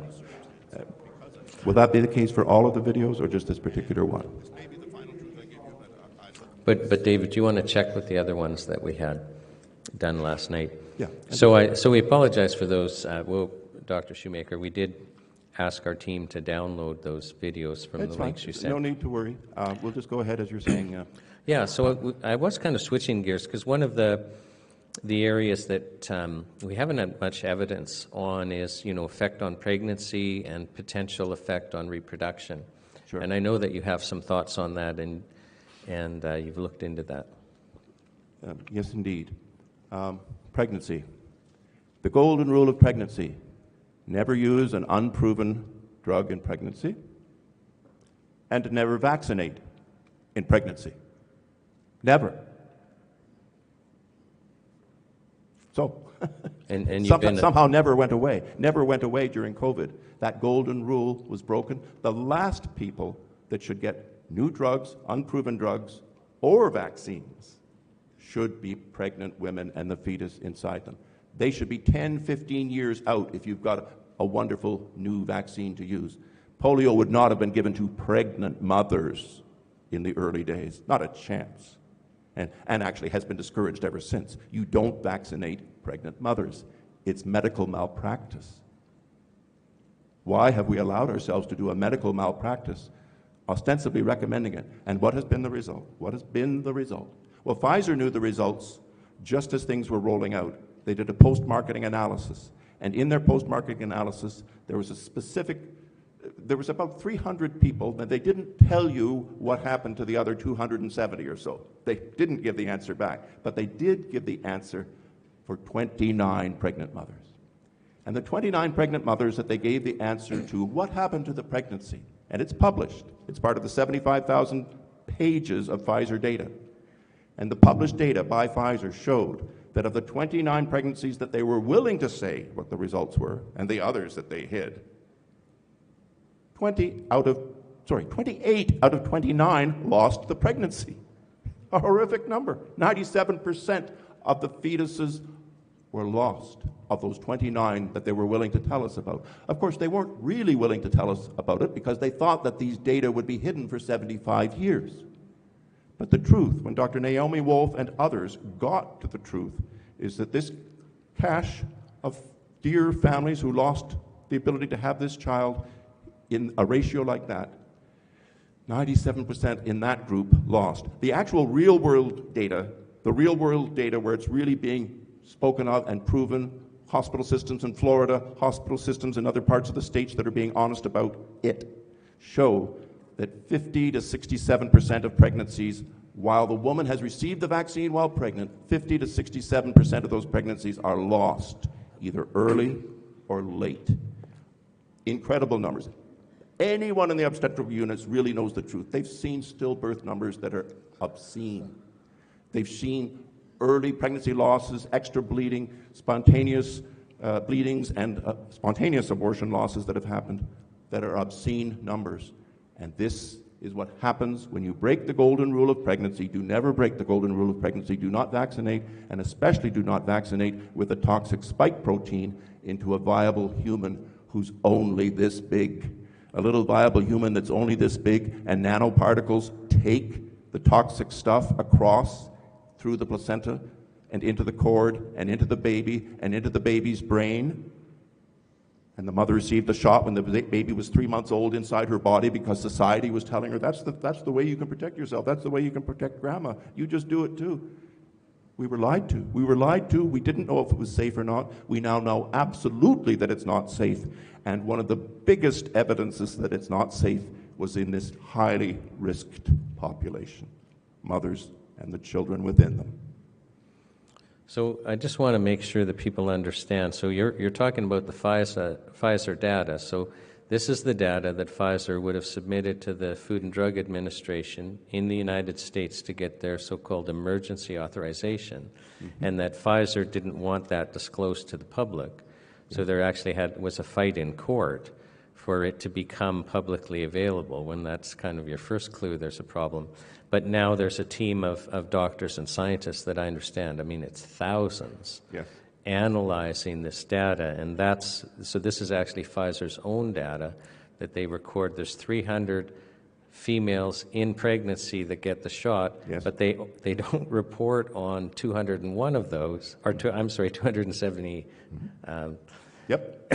81 of those or 71. They only report on 29. And those 29 were of the ratio of loss that I just described to you. Virtually, the vaccine functioned more efficiently as an abortogenic drug than RU-82. Okay. And then when you're talking about states like Florida, so this is government data reporting basically a stillbirth rate of 50 to 60% in mothers that are taking the vaccine during pregnancy. I will say that's, yes, government data and information from actual individual hospital boards and circumstances taken in totality, yes. Now, I believe we have your video up, so we're gonna try again.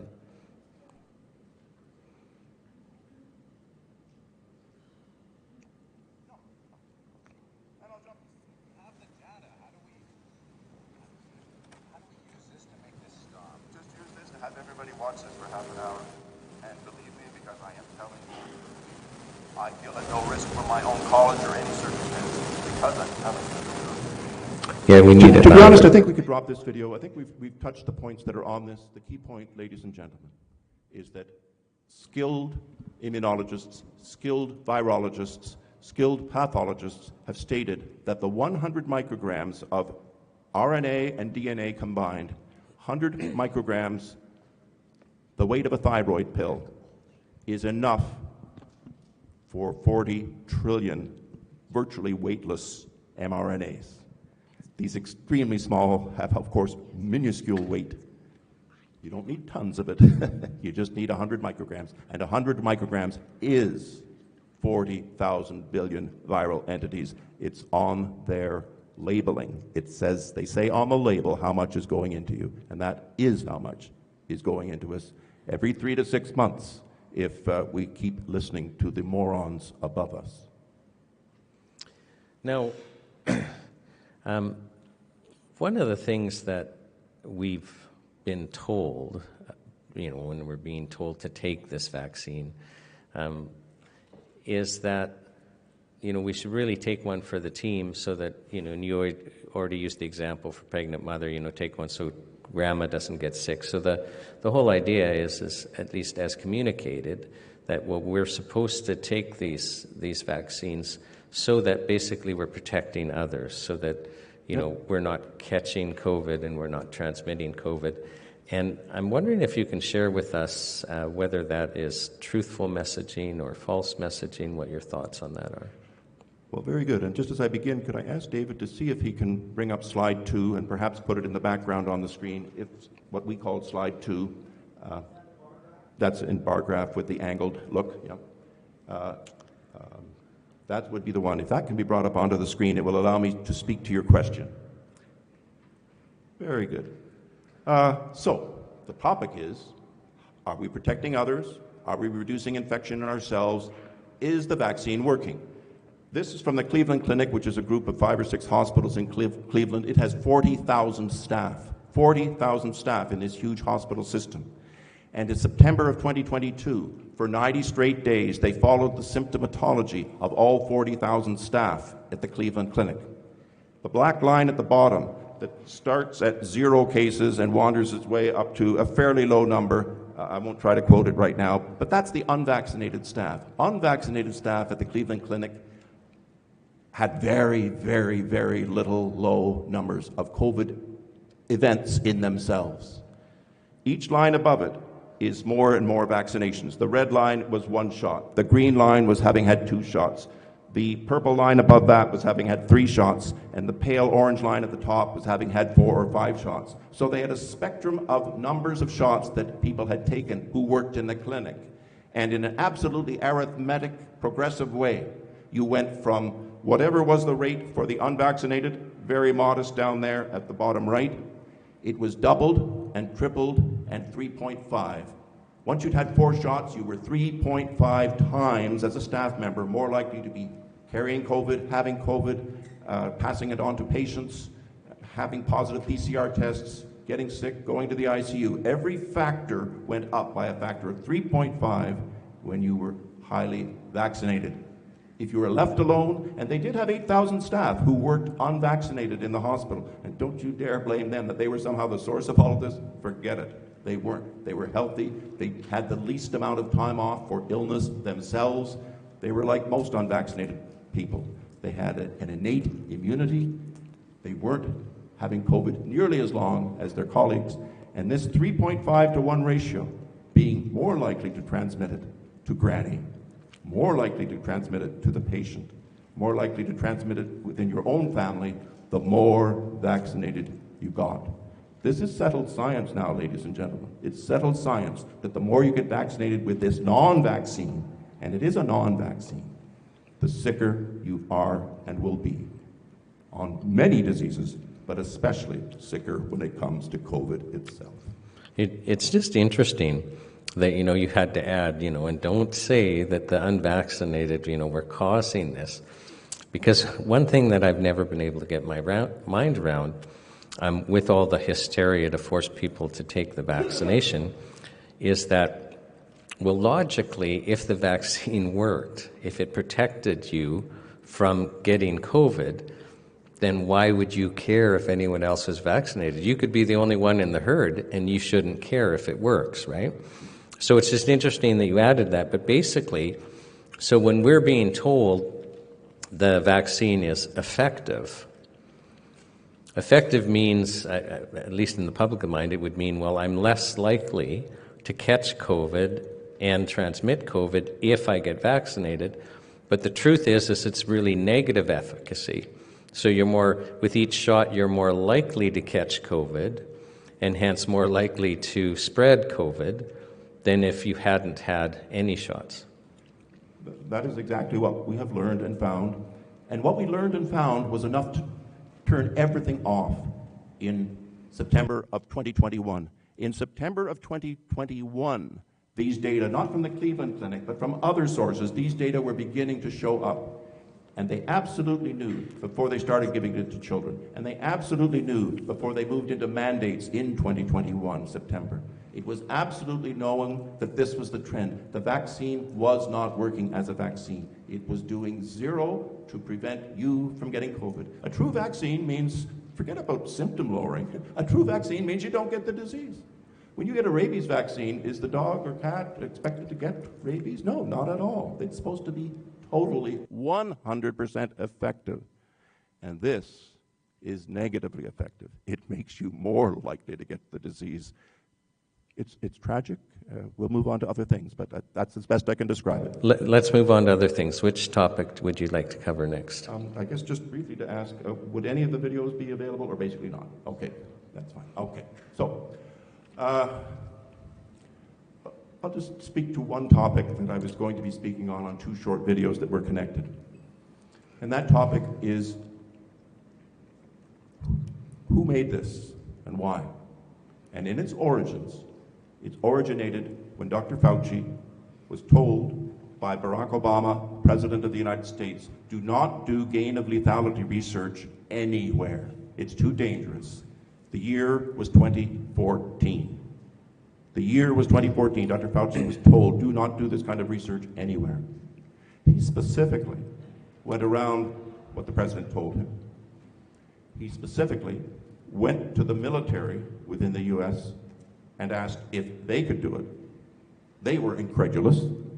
They said, well, what are you coming here for? You know that you've been told by the president not to do it. You can't do it. You won't do it under our aegis. You won't be doing it anywhere, Dr. Fauci. So that was the second time he was told, do not do this. He went around them. He took it to EcoHealth Alliance. He took it to Peter Daszak. He said, Peter, this sucker that I've got working with Dr. Barrick out of North Carolina, we really want to do gain of lethality research on coronaviruses. Could you take it over to Wuhan? Could you generate it there? They exchanged emails over those 3 or 4 years as it was being worked on initially. And then on December of 2015, after knowingly for 1 year working in the Wuhan to create something that was perhaps dangerous or toxic or testable, whatever the ostensible purpose was, they exchanged a final email where Peter Daszak said, we've got it.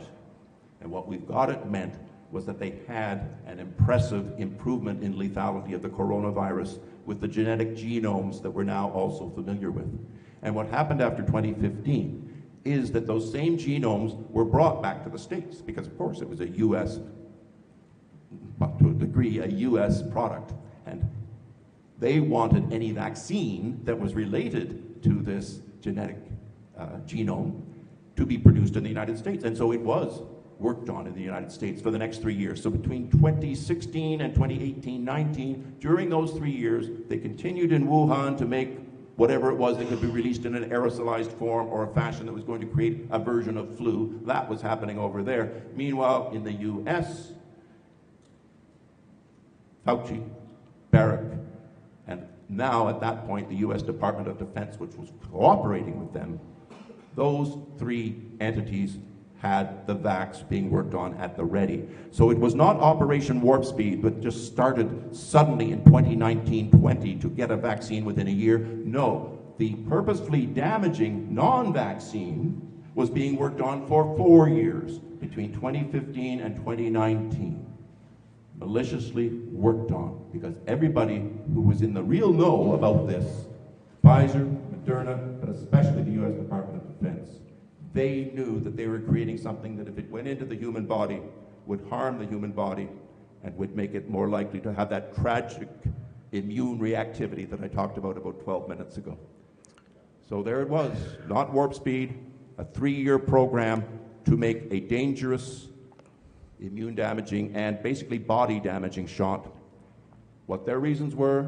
I'll have a comment at the end as to what I think the entity really is. It isn't just Fauci. It isn't just the Department of Defense. There is a different entity that's actually in charge of all of this, and I'll share that at the end of my talk. So, and just by way of timing, we've got about 9.5 minutes left. All right, thank you. And I want to allow time for commissioners to ask you questions also, because I anticipate there's going to be some of those. So what I'd like to do is ask you a specific question, and then have you go into what you were just speaking about. But you had sent me some notes about these lipid nanoparticles that surround these RNA and DNA packages. Yes. And I want you to comment on those and what happened to the animals that were tested, because I think people need to understand what they knew before they rolled out this program. And can I just ask, is the microphone adequate for the room? It's okay? Okay. Lipid nanoparticles, LNPs. RNA or DNA cannot move from place to place unless it's got a little vehicle to travel in. And this vehicle was invented by a Canadian company. The company was Acuitas out of British Columbia. And neither Pfizer, Moderna, nor the U.S. Department of Defense would have been able to use any of these carriers, lipid nanoparticles, or plasmids, which is another version of it. They would not have been able to use either of them to carry RNA or DNA into the human body unless they paid a royalty to Acuitas. Acuitas has been paid. Acuitas continues to get paid. It gets lots and lots and lots and billions of dollars for their intellectual property. Sadly, when these lipid nanoparticles were tested for danger and for safety with no RNA in it, with no DNA in it, just to see, well, what does it really do to animals? Can it be used liberally? All the animals died. All the animals. They're a lot smaller than humans, but they died. 100%, because the LNPs would go into their brains. It would go into their hearts. It would go into their kidneys. It would go into their ovaries. Within a few days, every animal given LNPs was deceased. Therefore, we are using a carrier that is known to be lethal on some level, and we're using it without certainly having proved its true safety in humans, because we sure as heck didn't prove its safety in animals. And it doesn't matter the names attached to the invention of this. The fact is that the science, and Dr. Roger Hodgkinson showed it. Dr. Roger Hodgkinson has told us about the 100-fold elevation of density in the ovaries compared to the body in general. These lipid nanoparticles are good at crossing 2 or 3 barriers in particular. They go across the ovary barrier and the testes barrier into the reproductive system massively. And they go across the brain barrier into all structures of the brain massively. Do they go anywhere else with some degree? Well, of course they do. We have a blood system, and the blood system can take these lipid nanoparticles to heart and to liver and to other areas of the body, of course. But the highest density, the 3 places, are our genetic productive system of ovaries and testicles, and our brain cognitive system, and that's what LNPs do. So they are toxic to those areas, even with nothing in them. And they sure as heck are toxic when they're carrying spike, or the mRNA DNA to create spike. And I'll just ask, because we've got 6 minutes left, if you want to switch to, there was something that you wanted to make sure was covered. Oh, thank you. Actually, it's on this general topic that we're into, as it were, right now.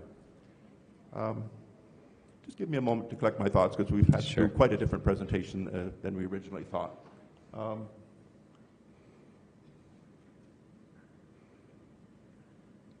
Yeah. So, how could it go well? Lies after lies, with people not taking direction from the people who, in a true chain of command, should have had control over them. President Obama should have had a true control over this rogue Dr. Fauci. He just didn't. Dr. Fauci did what he did. Certain people had Dr. Fauci's ear.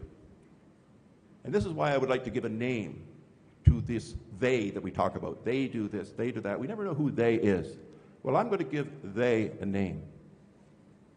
They are the unelected people control entity. Unelected people control group or entity. The unelected person control group or entity. That entity clearly exists because that entity is above the U.S. Department of Defense. That entity is above any specific prime minister that we have in this country. That entity has arms and tentacles. That entity is the World Economic Forum. That entity is the WHO. And that entity is the Bill and Melinda Gates Foundation. And that is the entity that is driving and has always driven this malicious creation of a toxic agent to go into humanity. So, to that entity, I say, we don't know you right down to the corpuscle who you are, but we've got a pretty good picture. We know who could have had massive influence and financing and assist to this program, a program that had no scientific merit, zero scientific merit, and has had massive scientific, human negative effect. So to the UPCE, the unelected person control entity, I say to you, shame on you. Shame on you. We people who've had to yell and scream in our speeches, the dear people who have been at this table talking about the hemorrhagic events happening to them after a shot or after shedding, or the deceased child that they mourn for. The ladies who spoke of their mother who died within 10 minutes of getting a COVID shot in the pharmacy in Saskatchewan. I mean, every one of these cases have a source, and the source, in the true sense of the word, is the unelected person control entity. And it's time for the world to march in the streets. It's time for the world to realize this is not just a medical problem. It is a medical problem. 50 million extra deaths a year is a medical problem. And that's what the numbers are showing. Numbers out of Germany, numbers out of the US, numbers out of the United Kingdom just in the last week, showing that all-cause mortality elevation is creeping up every month, another few percentage points higher. So if it's 45% or 100% more than it should be now, what? It's going to go to 200%, it's going to 300%, it's going to go to 400%. These are slow, immune, toxic, lethal shots. I call on the world to stop them. And that, I think, is where I'll end. Thank you, Doctor. So, Commissioners, we only have 2 minutes left for questions because we do have to be tight. Are there any questions? And there being no questions. Dr. Shoemaker, I apologize that we had technical difficulties. It was not for lack of trying on our team. No problem, despite that, I can assure you, you gave some really valuable testimony to us and shared some very important things. We hadn't heard specifically, some things come to mind about the sheer numbers and, about the animal deaths, and your contribution on the pregnancy thing was information that we were lacking. So I'm just telling you that you've made a valuable contribution. Absolutely, Sean. And if I could just take 60 seconds then just to conclude, if I may. Yes. We talk about numbers in animal labs and why lipid nanoparticles with royalties in Canada should never have been used for anything. And they should now never be used to go into pork or cows or anything in the world. They just shouldn't be. We should get real about this. And it does have a Canadian aspect to it. This company, Acuitas, and the foundations that supported it, and I invite people to look very carefully at which foundations. A foundation that specifically profited from backing Acuitas and continues to profit with every shot. I leave it to lawyers and RCMP folks to look into who supported this nefarious research and ultimately nefarious research in Canada. And Dr. Again, Shoemaker, I just want one more comment from you, because according to the worldfamilydoctorday.org, today is World Doctors Day, and I would ask what message you would send to the doctors of the world today. May 19th, 2023. Well, on World Doctor Day, I sent to my colleagues, and we are colleagues. My medical school graduation was 1975. My first days in clinical practice, post-internship and residency was 1977. We've all been working at this for a while, and many of us for fewer years. We should take pride in looking at real science. We should take pride at protecting the true health of our patients. This is tough to look at it. It's tough to point and say the emperor has no clothes. It's tough to say that the people above us, the medical agencies above us, have been fooled into advising us incorrectly. But their advice to not speak on these topics, to have us not speak on this topic, was illogical advice. And it was advice that they were tricked into. So, dear doctors of the world, let's none of us be trapped.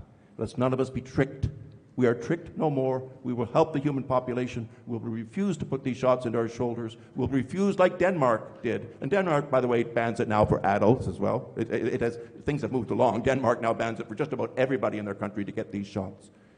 So let's ban it for ourselves. Ban it for ourselves by taking back our shoulders, taking back the recommendations, doctors. We know that it's creating turbo cancers in patients. We know it. The other slides I would have showed you of cancers just exploding in people because they've had a shot, and 10 days later their MRI goes from looking pretty neutral, and 10 days after the shot, their whole body is blacked out with metastasis because it's 10 days after they just received this death vax. So that is my message to my fellow doctors of the world. Again, thank you to the NCI. Thank you, Dr. Shoemaker. On behalf of the National Citizens Inquiry, we sincerely thank you for coming to testify.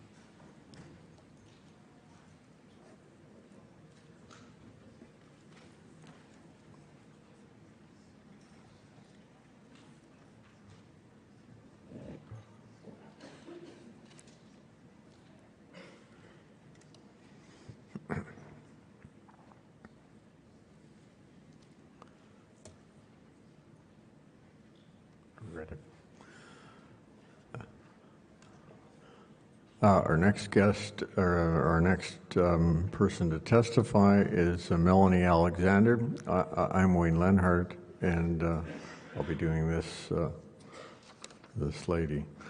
Could you give us your first and last names and spell them for us, please, and then I'll do an oath with you. My name is Melanie Alexander, and it's spelled Melanie Alexander.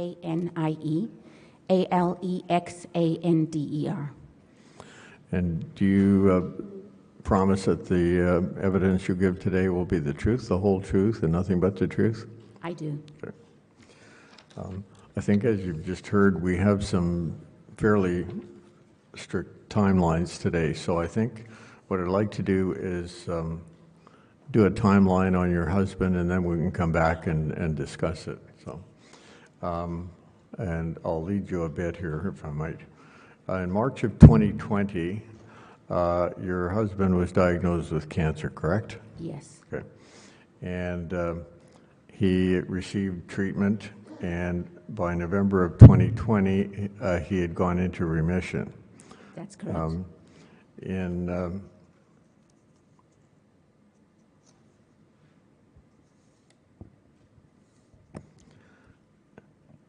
June of 2021, he got the first dose of the Pfizer vaccine, correct? Yes. Okay. And this was in the Ottawa General Hospital? Yes. There was no reaction at that point to the vaccine. None at all. Then in November of 2021, you both came down with the Delta variant, correct? Yes. Okay. And you're both sick. Your husband ended up in the hospital for 3 months at that point. At that point, you weren't able to see him because of the restrictions, because you weren't so-called vaccinated. That's right. Then that was in 2021. In February of 2022, your husband was discharged from the hospital. Then in March the 11th to the 30th, he was back in the hospital. Then in, perhaps you can help me with the timeline here, April the 16th, he was back into the hospital. Yes. April the 18th, and that would have been 2022, correct? Yes. Okay. April the 18th,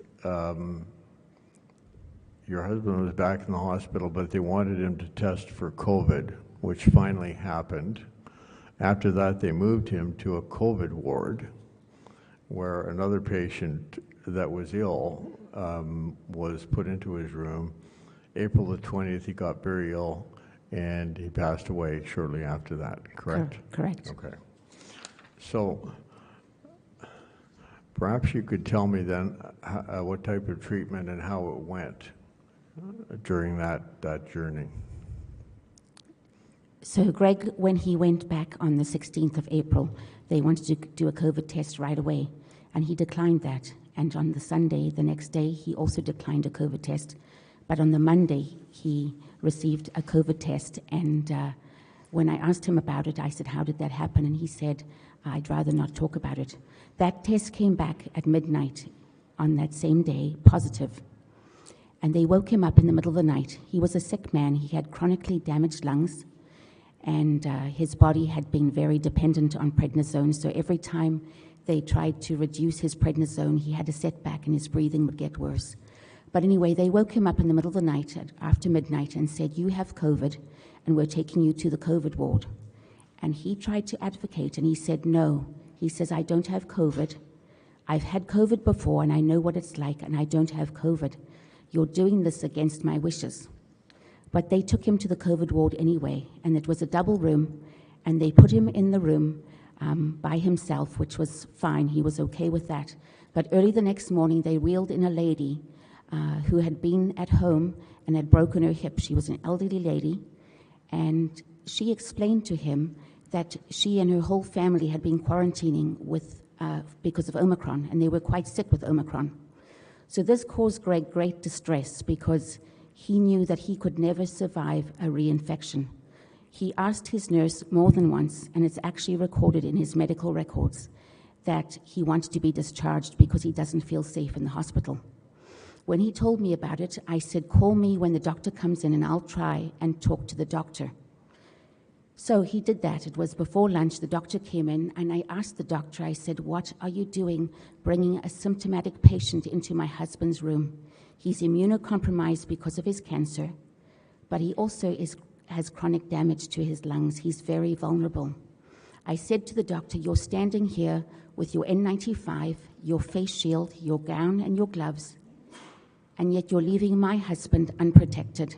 I said, please get my husband out of this room with this sick patient.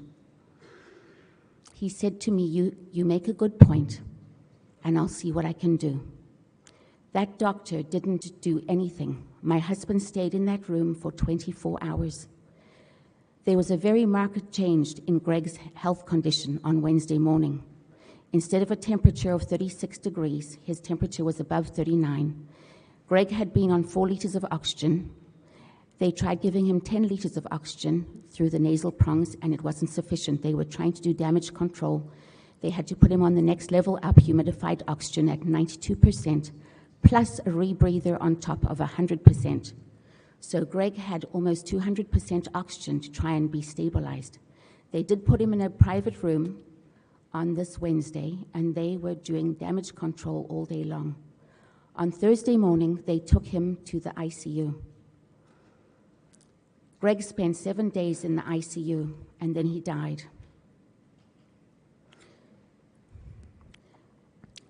So I take it the questions then that arise are, first of all, he was immunocompromised because of all of his cancer treatment. Yes. So by putting him in with someone with an active case of Delta or whatever it was, that really is a serious issue in that if he gets it, he's being immunocompromised. Correct. And if I could just say something, Greg had Delta in November, and we are talking about April of 2022 when Omicron is the variant of the day in our society. Everyone had Omicron. And so when Greg tested positive on that late Monday night, Greg and I asked the doctors, that we asked the hospital to analyze his COVID test to find out what variant he tested positive for. Well, the result came back that he tested positive for Delta, which suggests that he did not have Omicron at the time. So he didn't have COVID when they took him to the COVID ward. He didn't have Omicron, and yet they brought a sick person who was symptomatic into his room. And I assume you were not able to even visit him because you were not classified as, quote, fully vaccinated at the time. That's correct. Do you mind if I explain a little bit about that? Is that okay? Sure. So we had started our ordeal with the hospital and with COVID. It was COVID that was really hard on us. It had been 5 months by the time Greg died. And I found out in January that patient advocacy and the ombudsman have no authority. They totally defer any decision to be made to the nurse manager on each floor. So I had found that out in January already. So when Greg went to the ICU, I called his nurse every single day, numerous times a day, saying, please let me see my husband. I need to be with him. He's very sick. Please leave a message for your nurse manager telling her that I want to come in and be with Greg. They assured me they'd leave a message for the nurse manager. I asked the ICU doctor as well, please advocate for me. Please ask the nurse manager for permission for me to come in and be with my husband. We had been married 34 years and we'd done life together. And now he was dying slowly and painfully, and they were not allowing me to be in because I only had one shot. So I also left messages on the nurse manager's voicemail, pleading in tears, saying, please let me be with him. As the week progressed, Greg got worse. They had to put a feeding tube in his nose, and he couldn't FaceTime anymore. He wasn't strong enough to hold the phone. I remember one day I messaged him. I said, I just need to hear from you to know that you're doing okay. Please let me know. And I got 2 words back from him in a text. He said, call nurse. He couldn't call me. He couldn't speak to me. So eventually I got a phone call back on Wednesday morning, the 27th of April in the morning, from the nurse manager. She said to me, I'm not allowing you into the hospital for 2 reasons. Firstly, because you're not vaccinated, and that is the hospital policy, and I'm upholding the policy. Secondly, she said, I've gone to and spoken to your husband's nurse, I've looked at his chart, and I've looked into his case, and he's not palliative at this moment, so we're not allowing you to come in. How can that possibly be that he was not palliative? It was barely 12 hours later I was called by the doctor on duty in the night at about 3 in the morning. So just the same day I was called by the doctor on duty saying, your husband is asking for comfort measures because he cannot take it anymore. He's suffering, he's gasping for breath, and he's exhausted, and he wants comfort measures. We explained to him that if we give him comfort measures, that he's going to die. And he's okay with that because he's so exhausted he can't keep battling to breathe. But he's very concerned about you, and he wanted me to call you and tell you that this is his choice, that he's choosing this, and I must be okay with this. So the doctor called to Greg and said, Greg, is this your choice to have comfort measures? And I heard Greg shout out, yes, it is my choice. I resent enormously that I wasn't allowed to be there with my husband these last 7 days in the hospital as he's suffering and dying. And he was definitely palliative, on a feeding tube, not able to even hold a telephone. I resent that I wasn't able to be with him. But I have a bigger question for the hospital. I have a bigger question. My question is, how can they explain to me what protocol or what policy justifies them bringing a symptomatic patient into someone who's already so compromised into his room, even if they believe that he had COVID because of that test, even if they actually believed he had COVID, which he didn't. We found out afterwards that he didn't have COVID. He didn't have Omicron.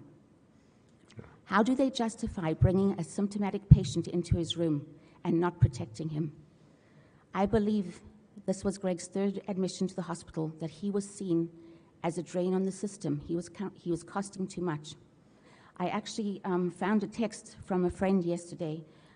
She was a friend. She wrote a text to me on January the 31st last year. And she said to me, "Melanie, love you to bits, but you really have your head in the sand. Thousands of dollars have been spent keeping Greg alive. I work in healthcare and have seen firsthand the effect of non-vaccinated people. People can't come to church out of fear of getting sick because of the unvaccinated. To be in the hospital in 2021 and 2022 was a horrendous situation for an unvaccinated person. The hatred, the animosity, the anger was very real. Greg never felt safe in the hospital. In January, he was receiving terrible care, and I was getting very upset about it. And I said, "Greg, I need to complain. I need to ask for better care." He said, "No, Mel." He said, "Don't complain.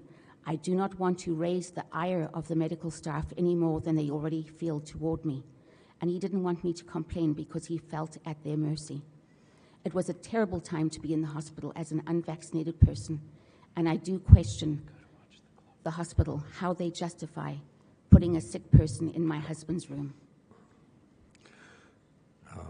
I'm being reminded of the time, but let me perhaps fill in a couple more facts, and then we'll ask the commissioners if they have any questions. It was back in November of 2021 where both you and your husband, you think, came down with the Delta variant, and you recovered from it in November 2021, rather.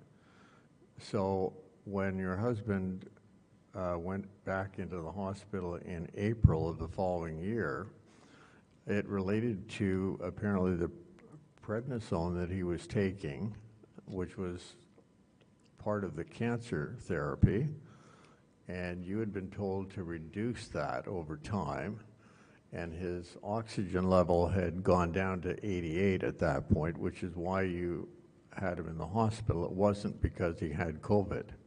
That's correct. So during his COVID illness, it wasn't a cancer treatment. Greg was totally in remission. He had been declared in remission in November of 2020. But to treat his COVID, he was given a high dose of prednisone, and his body had become quite dependent on it.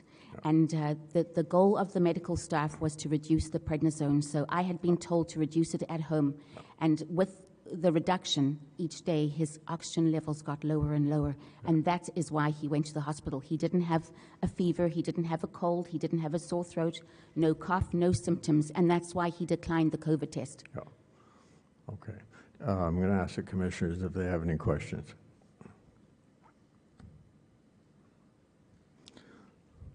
No questions, and I think our time is essentially up. So on behalf of the National Citizens Inquiry, I want to thank you very much for coming and giving your testimony. Thank you for having me. Thank you.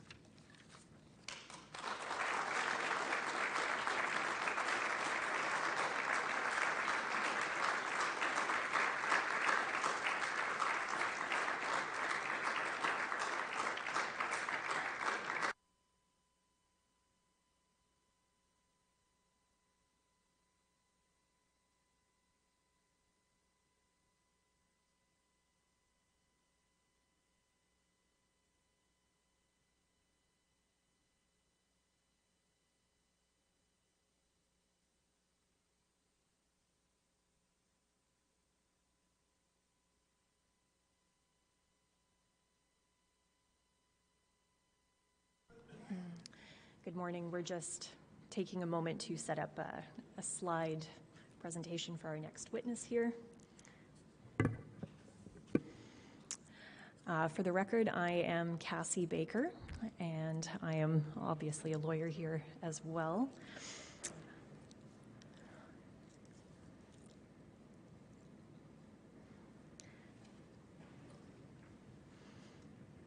Our next witness will be Dr. Kyle Grace. And again, I think we just need a moment to set up here. Are we ready? Yeah? Very good. I'm getting the go-ahead here. So So we will go ahead. First things first, Mr. Grace, can I please have you state and spell your name for the record? It's Kyle Grice, Kyle Grice. Now, do you promise that you will tell the truth, the whole truth, and nothing but the truth during your testimony here with us this afternoon? I do. Very good. Now, I understand that you are here to speak to us about community response. So it's a bit of a, hopefully a more optimistic look towards the future than we have sometimes been hearing about during the inquiry. Can you begin by just telling us a little bit about yourself? Where are you from? Are you married? Yes, I'm from Milton, Ontario, and my family's there. 2 boys, teenage boys, and my wife live there. I'm a chiropractor in Toronto. I have a family practice there with my sister. And that's you. So just to clarify, you are a chiropractor, but you are actually not here speaking as a chiropractor or on behalf of the chiropractic community. Is that correct? That's correct, Okay. yes. This is more about my community engagement and some of the endeavors that have happened from that community engagement. Very good. With that introduction, if you would like to start your slide presentation, I believe that we're ready. Well, in doing this, I'm not going to start it yet because Okay. I was asked to actually tell the story of how I got to being involved in the community. And what it inspired me was actually the harms that I was seeing. So I was seeing harms in my family. My father had an injury in 2016 and became a quadriplegic. From that time, he worked like an Olympian to regain his mobility. And he had limited mobility, but he was able to walk. And he had a safe place to walk, and that was in his community center. It was a flat, open track. And he would call me up and say, "Hey, son, I did 2 laps today without having to sit." And in 2020, he was continuing to improve his mobility and his function. And with lockdowns, they closed that community center. With closing that, it was the only safe place for him with his walker to walk. And there was a significant decline, rapidly, as a 84-year-old man, a rapid decline in his capacity to walk. To this day now, he has such trouble, he can barely transition from his chair to his chair. He's not able to regain the function that he lost because of that. My wife's mother developed breast cancer in the spring of 2021. She had successful surgery to remove the cancer and was instructed to have radiation therapy. Because of COVID measures, there was improper follow-up to her radiation, and what ensued was the burning of her left lung and her left heart from the radiation.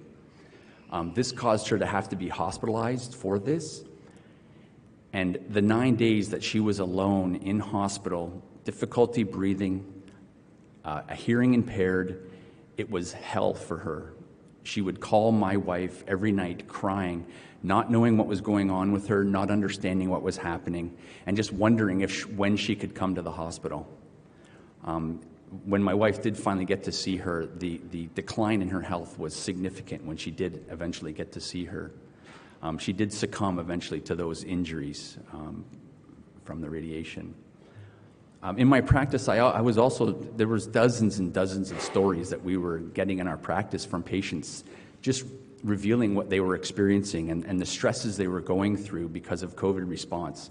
And we were helping them through that as best we can.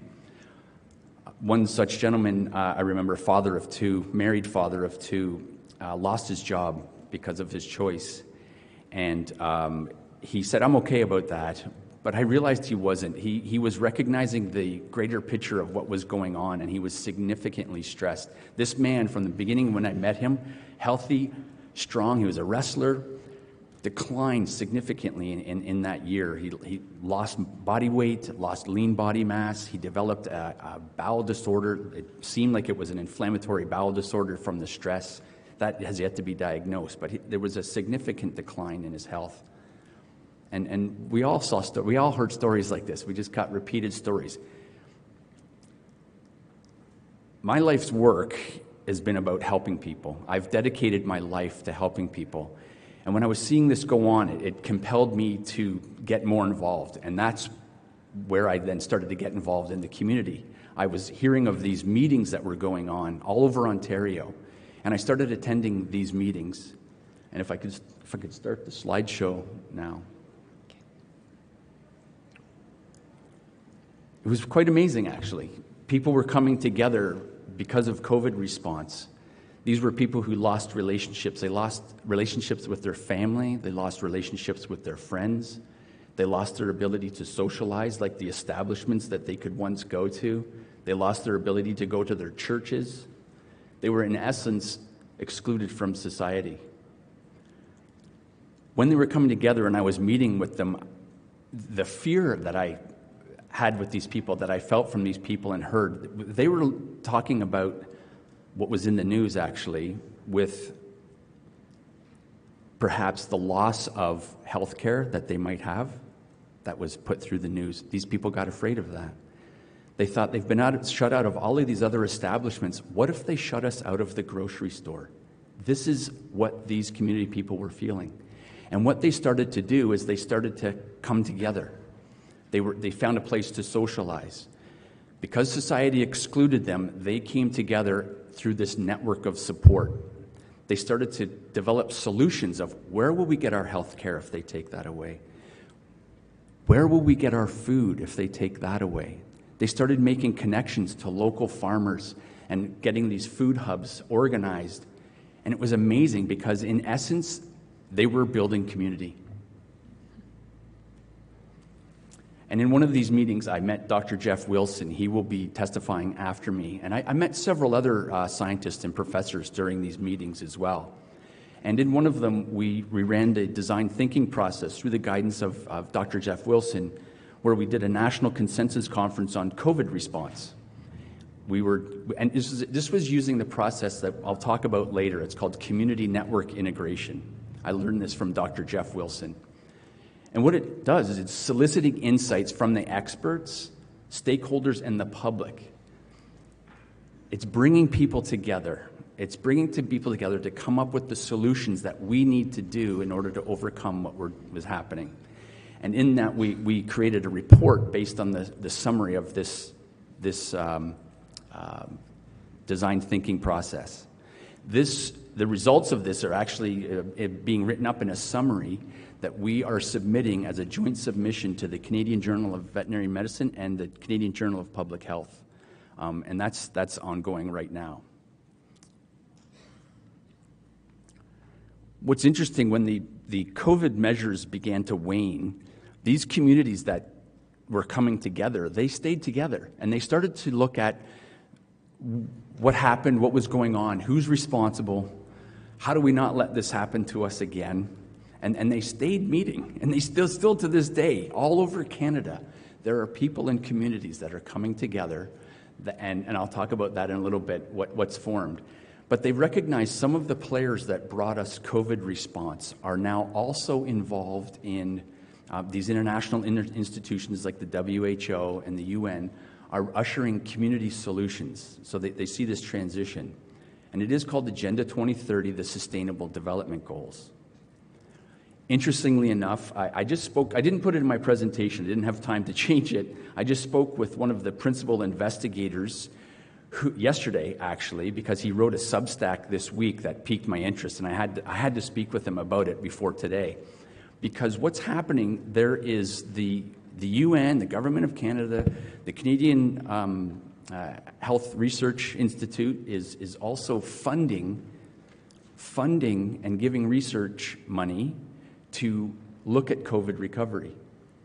And this particular investigator, this researcher now has been given a nice lump sum of money to look at COVID response. And the first place they're starting is looking back at the last 3 years, doing an evidence-based approach of investigating what happened, what went right, what went wrong. They actually, in this grant, have been asked to submit this to the United Nations as one of the grant's requirements.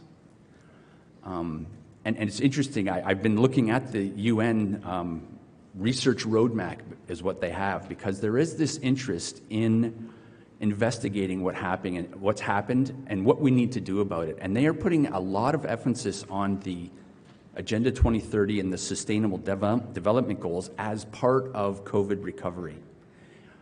And we're doing our best, and I'll talk about this, how we are going to bring everybody together. That's our motion, that's bringing those in the UN, those in the public, the researchers, the stakeholders. Our process that we're doing, that I'm working with Jeff Wilson and many others across the country, is to bring people together so that we can design these solutions together.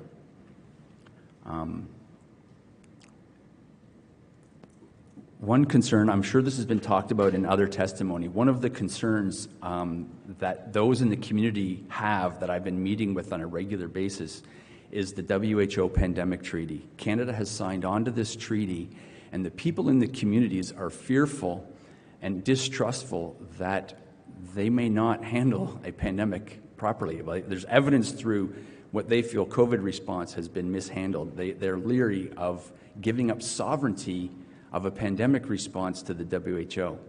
And Dr. Jeff Wilson, who's speaking after me, is going to be talking about outbreak response, and that Canada has the expertise, we have the knowledge, we have the manpower to make our own pandemic response that's Canadian-made and will suit what we need to do for Canadians. And this is just more about the UN and the World Economic Forum did make a strategic partnership in 2019, and this was about putting forward the Agenda 2030, the Sustainable Development Goals. When we look at those goals, they are noble goals to have, and people in communities, though, are concerned, what are we going to be doing and how are we going to be achieving these goals? That's vitally important. What measures and what initiatives will we be putting forward for us to achieve these goals? This is a big concern. People do not want to be dictated to.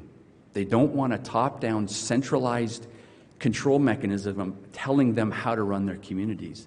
They'd like to be part of it. This I feel, is the epitome of public interest, is involving the public in this process. This just shows that partnership, the 17 Sustainable Development Goals, which is being rolled into COVID recovery as far as the UN and Canada is concerned. This is one of the ways in which they're bringing about these Sustainable Development Goals, is this ICLEI, it's I-C-L-E-I. If you look up their website, it's an international organization of local governments for sustainability.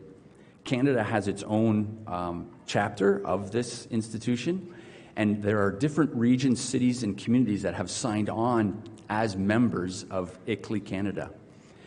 And this is where the people in the communities are working to collaborate with these organizations to be part of what the solutions are, rather than being dictated to. And but this is how the UN and the World Economic Forum is getting into our local communities. Canada's participating in this. I'm just going to show a couple of examples of this. And this just reminds me too, sorry I didn't mention this earlier, but I actually completed my master's in integrative population health through doing that pandemic response paper. I looked into things like this as well, the Canadian Smart City Challenge. Different municipalities participated across Canada, looking at how to build infrastructure to meet the Sustainable Development Goals. Most of it was geared around technology. It was geared, and here's a list of the technology of putting this in place in the cities. You may have seen different things happen in your city, the new lights, there's all the different LED lights that are connected to the network, just little simple things like that. Augmented reality, Internet of Things, the list is there. This is what the initiatives are happening as infrastructure to Canada.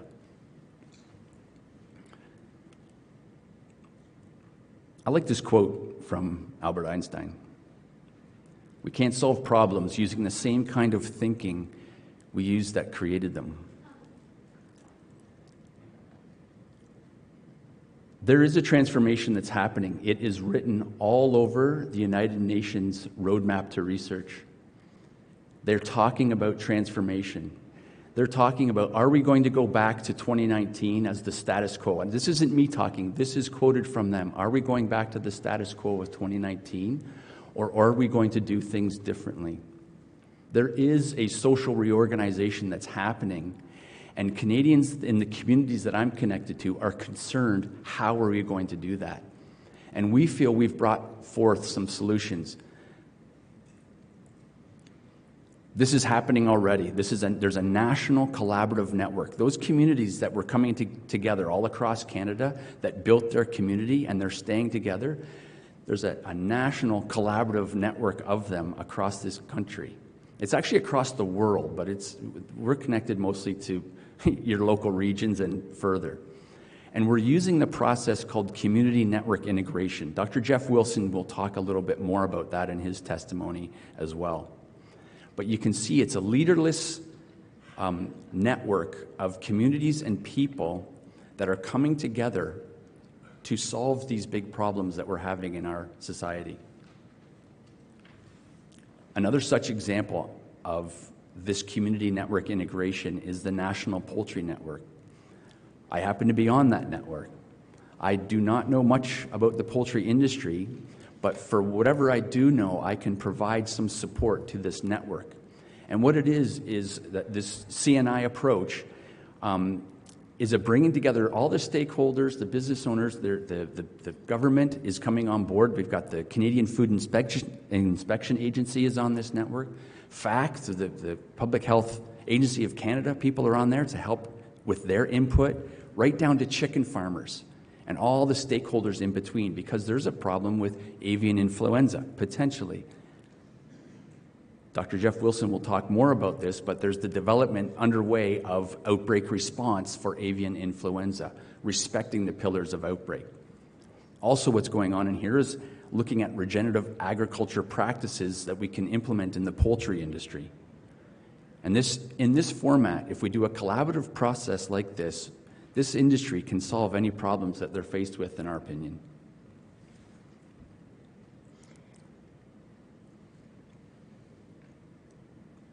This one's my favorite. Food security has been talked about. This is part of the Sustainable Development Goals. And that word sustainability has been thrown around a lot. It's been used a lot, sustainable, and it is noble. It is, in essence, definition, to do less harm now so that we have resources for the future. It's a noble cause. But what I've found, my family has purchased a farm, and what we've done is we have implemented a regenerative farming practice into that. We have connected with people in regenerative agriculture. And what I found through doing this, there is a network of people across the country that is involved in regenerative agriculture, and it's different than sustainability. Just, sorry, if I can interrupt you for one Sure. second, can you just explain what you mean by regenerative agriculture? So the principles of regenerative agriculture are looking at restoring and rejuvenating the natural world, okay? And respecting the laws that God put in place for how nature has created life on earth and has the abundancy that it has. There's certain laws and rules that apply that nature provides us, and it's respecting those rules in how we grow our food. Can you give us an example of one of those rules? So I'm just learning this process myself because we've just done that, but it's about how, and I took ecology in university, and it's just the circular nature of all aspects and the interrelationship of living organisms. I mean, for instance, we breathe out carbon dioxide, and trees breathe in carbon dioxide, give off, like that's the kind of, we all know this, we all learned this in grade 6, that there's this cyclical nature to how it works. And it's respecting those laws in how we grow our food. Our industrialization of food production has been fantastic for providing food for us. Although the UN is also talking about this, we have to change the way we're doing things. And they're going to use COVID recovery to do this.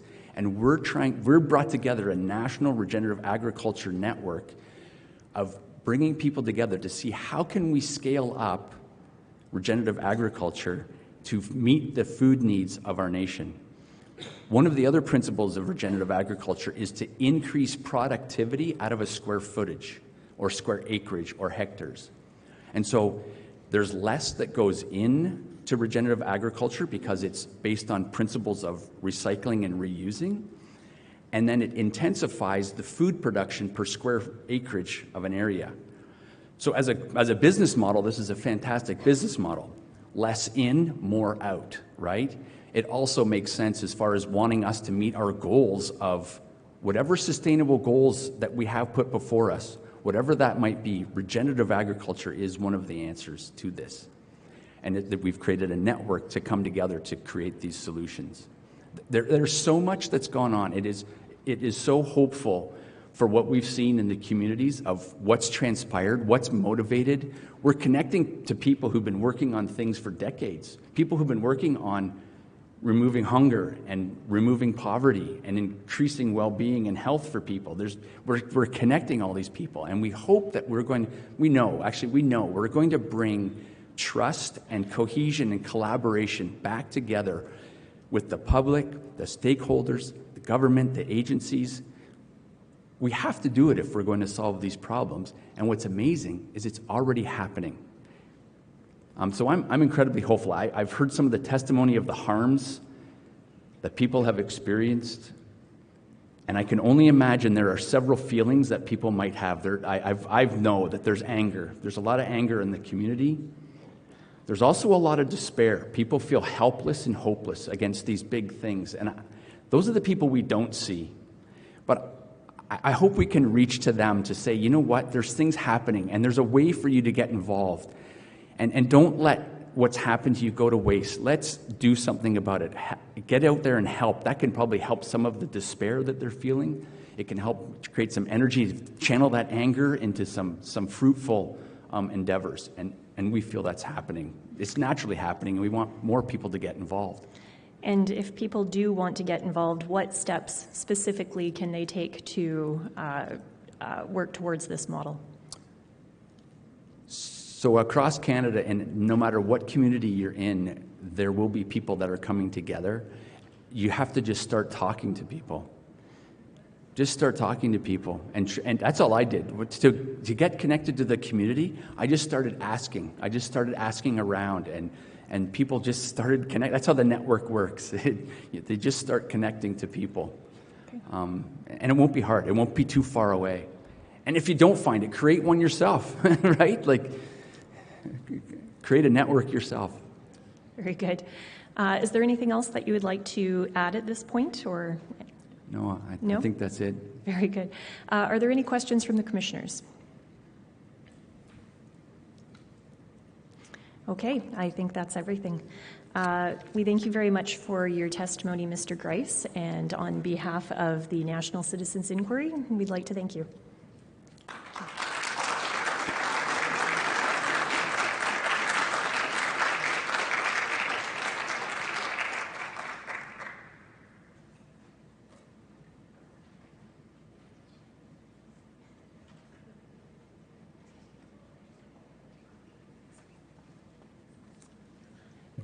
I would just like to say that we're going to take a 10-minute break, and so we will resume shortly. Shelley all over water, it's S-H-E-L-L-E-Y, and then over water just like it sounds. And Shelley, do you swear that the evidence you will give to this commission will be the truth, the whole truth, and nothing but the truth? Yes, I do. Thank you. Shelley, you reside in Morden, Manitoba, is that correct? Yes, I do. And that is quite close to where your parents lived. Yes, they lived about a block and a half from me originally. Now my mom lives just down the street. Right. Your father is now deceased. Yes, he is. Yes. And you are a practicing lawyer yourself. Yes, I am. Getting your call in 2011. Yes, I did. And you practice now in Winkler.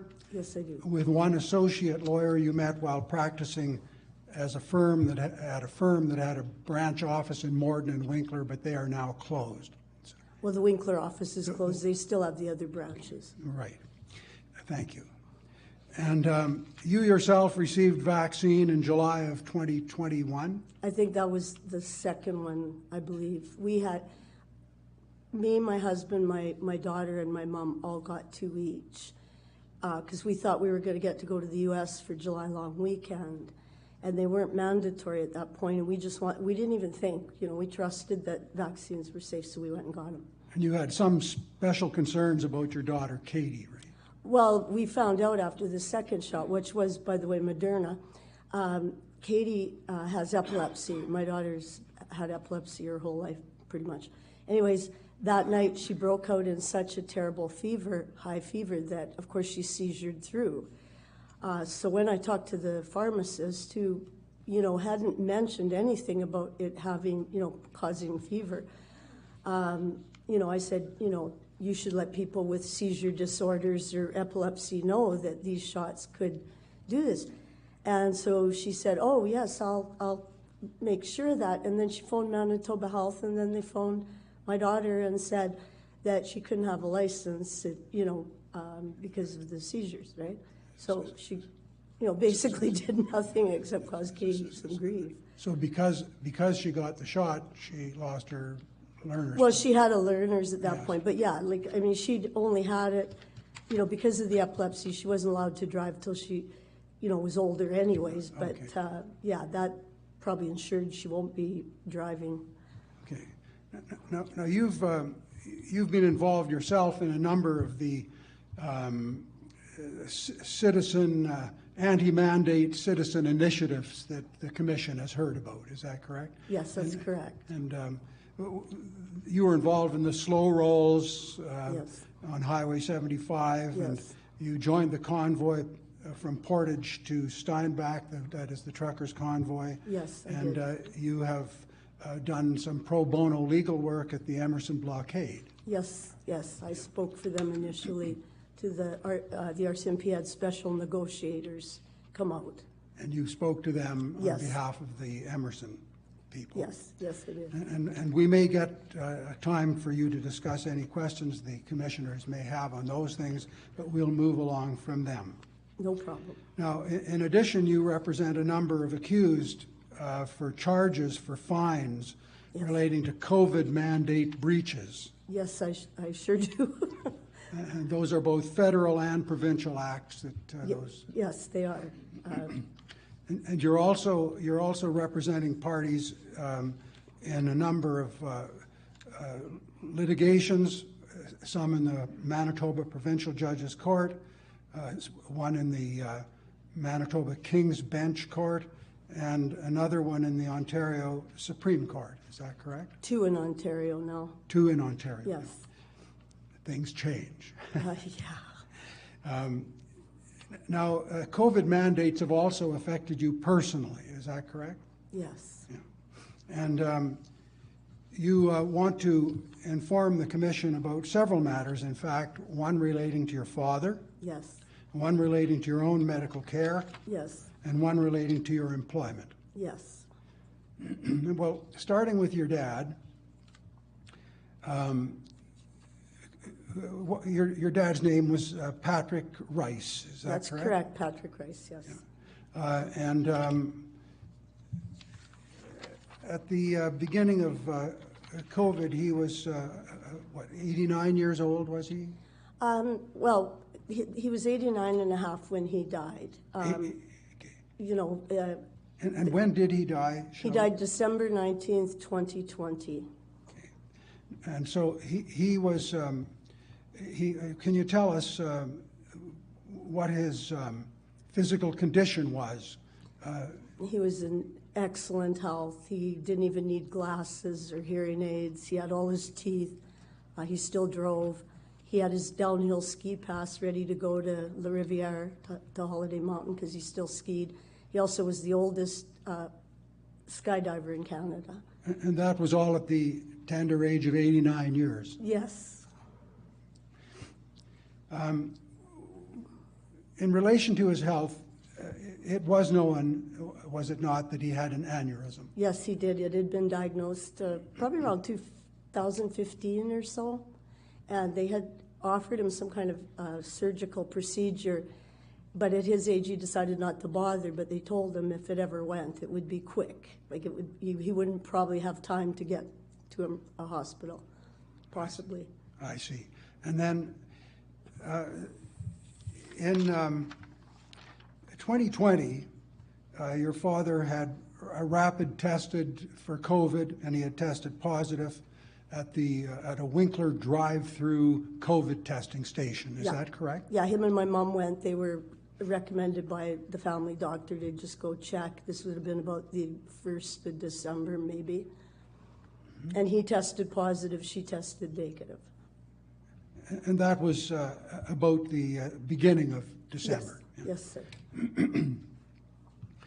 And so, in obeying the rules, I take it your father quarantined himself? Yes, they were told to just go home. Did he have any symptoms? Not that I recall. He seemed fine. He seemed like Pat always seemed. And no coughs, no fevers? Not that I recall. I mean, he seemed fine, and when he died, it was, like 3 weeks after he had this test. Okay, so he had the test. He was asymptomatic in terms of anything to do with COVID. So was my mom. He had had an aneurysm in the past. It had been diagnosed. And then on December the 19th, can you tell us what happened on that day? I believe it was about 5 in the morning. My mom phoned, and she said Pat fell and he's mumbling. I said, Mom, call the ambulance, because she said he was mumbling, but he wasn't speaking. So she called 911, and we got ready to rush over there, me, my husband, and my daughter, and I could hear the ambulance, because I lived so close, I could hear they were lost. So I phoned 911 and said, you have to go to blah, blah, blah. When we got there, the ambulance was sitting there with the lights off, and there were 2 Morden police officers standing in the doorway. And I jumped out of the car, and they said, your dad's gone. And I thought they meant they'd taken him away already, but they meant he was deceased. This would have been, well, I guess 20 minutes, half hour after my mom first initially called me. So that was about 5:30 in the morning. I would say, yeah, I believe so. On December 19th. Yes. And did you then go into the house? Oh, immediately. And my mom was a mess, obviously. And she was there with the 2 paramedics, I believe. And then the 2 officers were in there, and they were asking her questions in her den. I went downstairs. At that point, we went downstairs, and he was still laying there on his back. And there was a little trail of blood to the bathroom door. And so it was obvious he'd gone to the washroom, come out, and something happened. He fell, must have bashed his arm on his way down. Mom heard the crash, came running, and this is when she said he was like, oh, and then he just died. His breath stopped. So he was dead before the ambulance even got anywhere near there. He was gone. So I wiped up the blood because I didn't want my mom to see it, and I got a quilt to cover him because he was still just laying, So anyways, when I come back upstairs, she was on the phone at some point there later, and it was the provincial medical examiner. She was on the phone with a woman telling my mom that it was clearly a COVID-19 death. And at this point, no one had seen him. He had not gone to a doctor. He had not had any outside people look at him. The police weren't taking pictures, like nobody had seen him. And he died in a few minutes. So I just, and then she told my mom that she must go that very day and get tested for COVID-19. So later that day, we had to... Before you get on to that, if you don't mind. Oh, not at all, sorry. Thank you. The medical examiner was suggesting to your mother that your father had died of COVID. Yes, no, she insisted, and she said they wouldn't be doing autopsies because they were afraid of getting COVID. So without any more information than that your father had died, they were absolutely not going to do an autopsy. No, absolutely not. And they were going to say, he from died everything you could COVID-19. tell, that it was a COVID death, Yes. despite your father's not having had any COVID symptoms. Not that I was aware of, and he died like 20 minutes. You don't die of a lung ailment in 20 minutes. I've had lung ailments. And he had been diagnosed sometime before with an aneurysm. Yes. So I assumed it was that or a heart attack. Are you aware of how your father's death may have been reported in any local newspaper? Well, yeah, it was on the Pembina Valley Online because they were reporting the deaths by, different regions. And they would report Morden deaths, Winkler, and of course they showed December 19th, one male, 89, died of COVID-19. So he was reported in the newspaper as being dead from COVID-19. Well, Pembina Valley Online is like an online news service, but yes, that's where I saw it. So I just thought, well, whatever, right? And I phoned the funeral home because he went Saturday morning, the day he died. He went right to the funeral home, and I asked the owner if they had taken pictures, or he said absolutely not. They cremated him Monday. So he was in the funeral home, and he was cremated Monday. And the provincial medical examiner's office phoned my mom again during the week and kept telling her it was COVID-19. And at that point, my mom just gave up on arguing, because what was she going to do about it exactly, right? Now, in your work as a lawyer on some of these things that we've mentioned, you've had occasion to see an affidavit that was filed. Is that correct? Yes, we were working on an appeal for some unnamed clients, and some of the evidence in the transcripts was from the church's case, as you've heard about. One of them was an affidavit from this Dr. Lepke. A person by the name of Carla Lepke. Yes, I believe she was some kind of doctor. And for the record, that is a document that was filed in a provincial court in Winnipeg in pocket number 558-30323, and there are 10 provincial court pockets associated with that affidavit. Yes, sir.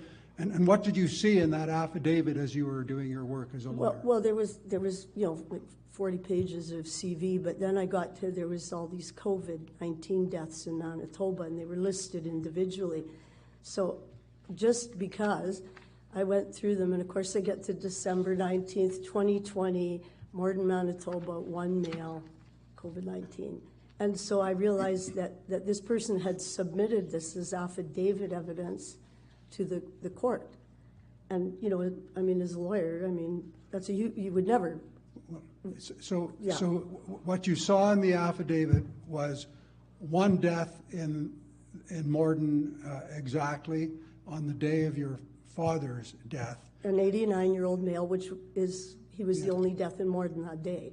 And it was put down as COVID. Yes, not COVID-related, COVID-19. That's what see. it was said. And insofar as that might be relied upon for developing statistics, what do you think of that? I think that they were padding at the very kindest. I'd say they were padding their statistics, but to me this was an out-and-out lie. Okay. And they had no evidence to support that. They didn't even try to get any. In fact, they assiduously avoided getting any. Yeah, that's how it appeared to me. Obviously we're supposed to go to court with evidence, right? So you would just expect that, but apparently not. Okay, thank you, Shelley. Now, quite apart from your dad, is there anything else you'd like to add in relation to your father's situation? I can't think of anything other than I just couldn't believe they would browbeat my elderly, widowed mother into trying to get her to accept that. Okay. I was horrified. Thank you. Now, quite apart from your dad, as you've mentioned that you've had some medical issues yourself. Yes. And what is that? What sort of medical conditions did you have? I have a history of high blood pressure where it would shoot up, to 200 over 110, this kind of thing. Angina, chest pains, that kind of stuff. Right? Ever given any medicines for them? Yeah, I've had nitro and whatever over the years, but my heart's fine. So I felt it was stress related. Probably came in around the time I went to law school. But anyways, yes, I have a history of it. Okay. And in early 21, you consulted with a doctor, is that right? A Dr. Mansour? Yes, he was my family doctor, and I was experiencing these again.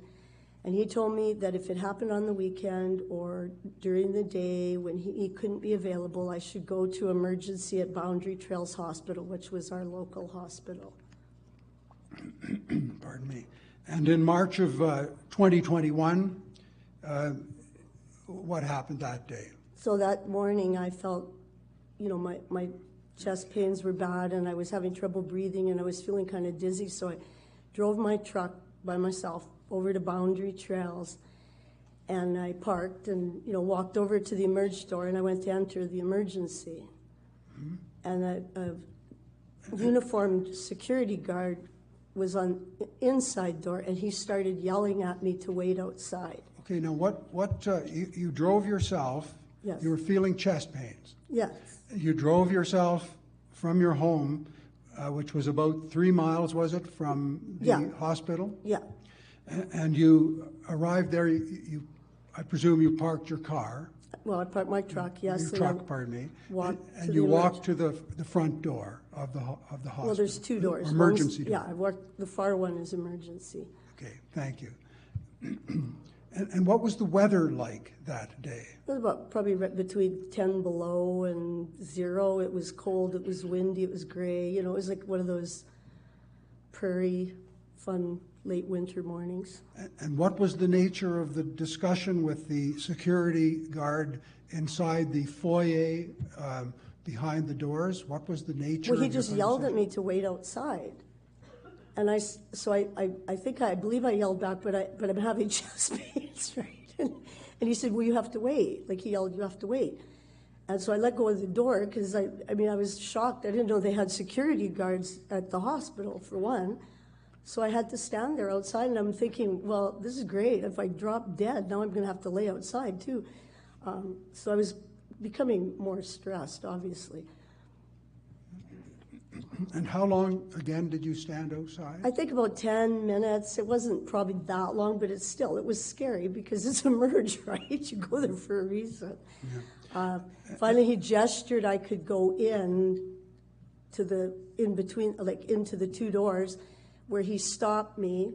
And first I just used the hand sanitizer, and then he handed me a mask with a tong, and I had to sit on a chair with these plexiglass things, like a little cubicle. Yeah, and I had to sit there till they said I could distantly approach the lady at the desk she had a big plexiglass and all that too.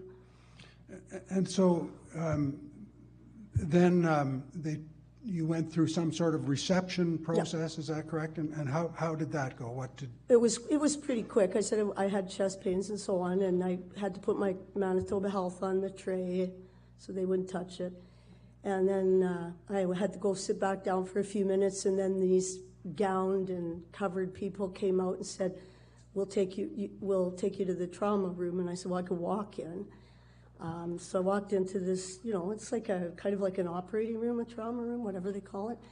And, they're behind me. So I walk in and there's like a bed there. So I go over to the bed and I look behind me and they're all in the doorway way far. And they started yelling at me questions. So they brought you to the room, had you go in, sit on the bed, stood at the door. How were they dressed? They were covered head to foot in those paper gowns and booties and masks, and some of them had face shields, and I think they had gloves, everything, like the whole 9 yards, like you were in surgery. Eh? And I was like, okay. And they all stood in the door, and then, this doctor or these people are yelling, what's your problem? Like, kind of, what are you there for? And so I said, I'm having chest pains, I have a history, I have blood pressure, I think I'm having, my blood pressure's really shot up, that kind of thing. And then the doctor said he had a very South African accent. It was very distinguishing. And he said, well, those could be symptoms of COVID-19. We need to test you. And I was like, no, I have a history. I don't have COVID-19. I just want someone to check my, you know. And he said, well, no, this could be symptoms. And so then we yelled back and forth about me being tested, and I refused. I said, no, I won't be tested. You're not shoving anything up my nose. You know, I don't have any, I should mention quickly, I've had pneumonia, I've had 2 lung infections, I had lung cancer surgery. I know all about lung ailments. And so I was like kind of... Those are not recent, though. Those are... Well, those were prior to when I went in the hospital. But those symptoms that you describe... Well, no, what I'm saying is that I knew I didn't have a lung problem. I knew that. And so for him to keep insisting I needed a COVID test was ludicrous. Right, but I'm wanting to make it very clear for the commission that those were not current symptoms. No, not at all. Those Sorry. were in the past. Yes, they were all in the past, but I did have some understanding of what a lung ailment felt like. Yes. Yes. Thank you. I understand that. Or a flu, I guess I could say. So how long did this standoff go on? I don't know, about, maybe 10 minutes, and then they said, okay, we'll be back. And then a girl came with a tray, like they carried the tray with all the stuff. And I believe she checked my blood pressure, the stethoscope, maybe my oxygen level. And I cannot remember positively right now, but she may have drawn a little blood. I'm not even sure. And then she started asking me about being tested for COVID-19 again. And so just to be clear, so they did test your blood pressure, they did test your heartbeat, they did do all that. And did they report those results to you right there on the spot? No. No? Okay. No. So then what happened then? Then she left the room, and I waited there, and then they came, some people, an attendant of some kind, I can't remember clearly, came and said, well, we're going to put you in the recovery area, and we'll monitor you for an hour. And I said, okay. So I followed them there, and they put you on a bed, and there's curtains all around you. And I think there was like maybe 3 of us. I was struck by how many staff were going around with all their stuff on, and I think there was 3 of us in that place. But so I just laid there. Were you feeling anxious? Did you? I was scared. I was starting to get worried because, not only were they not talking about what was happening to me, but they were getting, he had been really kind of aggressive and ugly about this deal, and I was starting to get nervous. What are they going to do? Hold me down now? I was nervous. So I was trying to force myself to breathe and calm myself because I didn't want them to have any excuse to keep me. And then finally, the doctor, because of his accent, obviously they're covered up, right? But he came in and he said, well, you might as well leave now, seeing you refuse to be tested. And did he tell you of the results of the blood pressure test he'd done? No. Did they tell you of the results of the monitoring of your heart or your heartbeat that they'd done? No. Did they tell you anything about the condition you'd gone in for? No, they told me that they would have liked to have tested me for surveillance purposes, and seeing I was being stubborn, I might as well leave. And I said, you got that right, but I was very anxious to get out of there, so I left and went home. And did you ever follow up with your doctor? Yeah, and he said, he checked me over, and yeah, my blood pressure was high and that, and he said, blah, blah, blah, and I said, don't ever send me there again, ever. I said, you didn't tell me what it was going to be like, and I will not be tested for something I don't even have, so don't ask me. And that was the end of that. I didn't go back to the hospital till I had my knee surgery, as I told you, and that was only because I had to. Okay. Thank you, Shelley.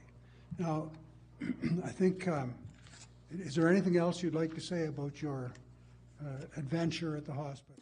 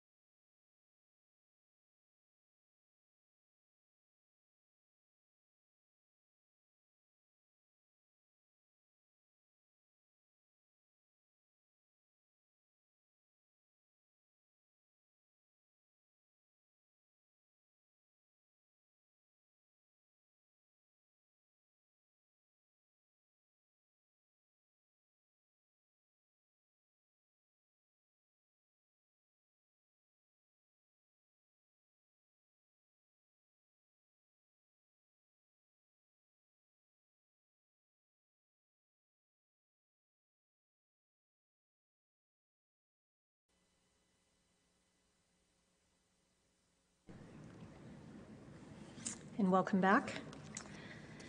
Mr. Wilson, welcome. Can you please state and spell your name for the record?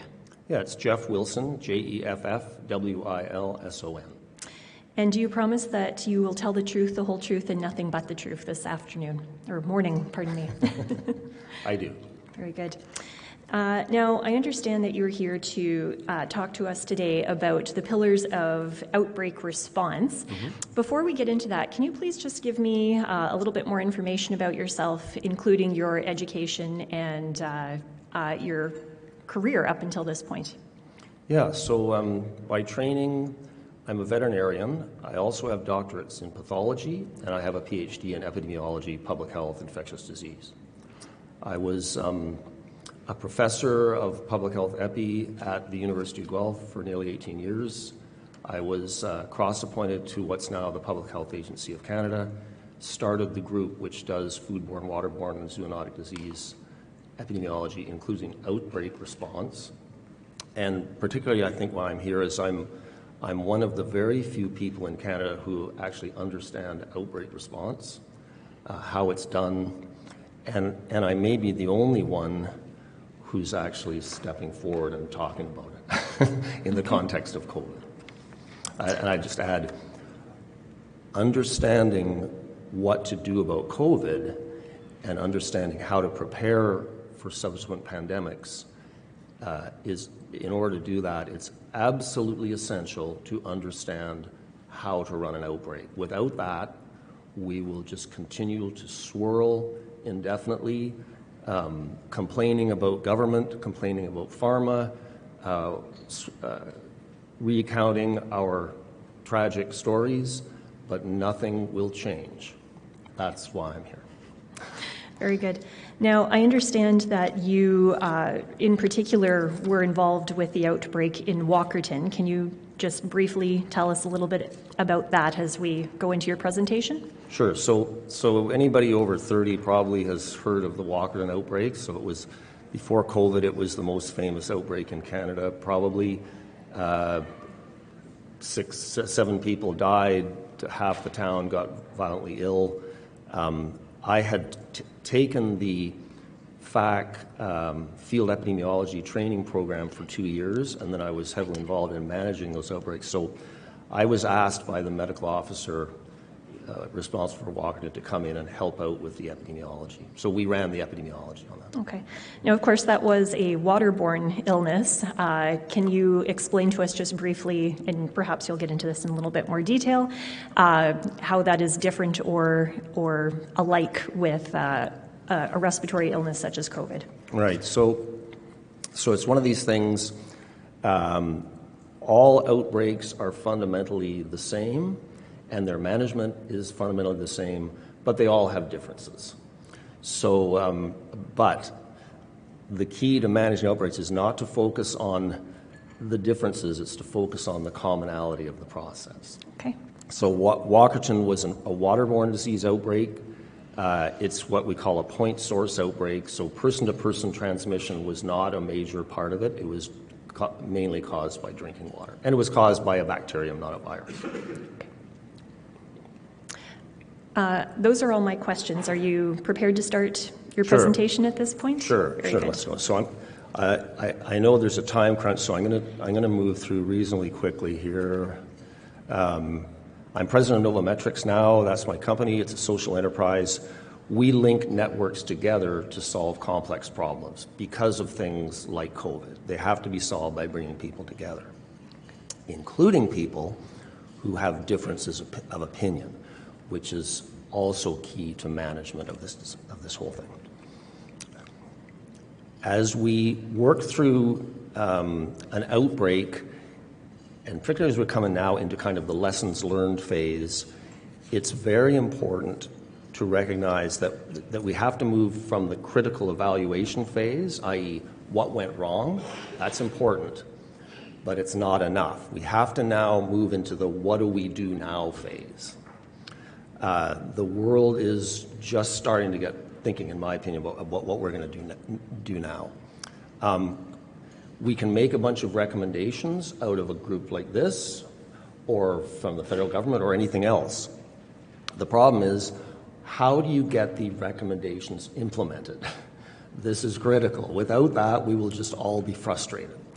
And what happens in the future, it's not good enough simply to, even if we could fix up the COVID situation, what if there's a new bug, a new drug, or yet another novel form of government or corporate or citizen dysfunction, right?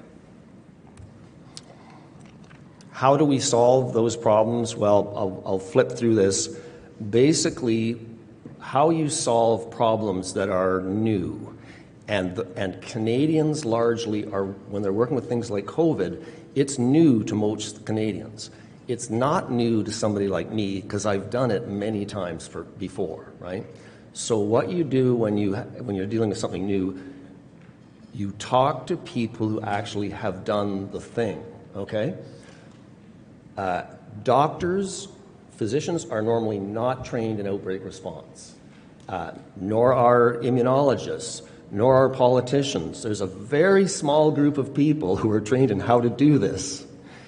They have training in outbreak response, okay? So this is not just patting myself on the back. I'm kind of going, we need to listen to actually how to do this and how to prepare for the future.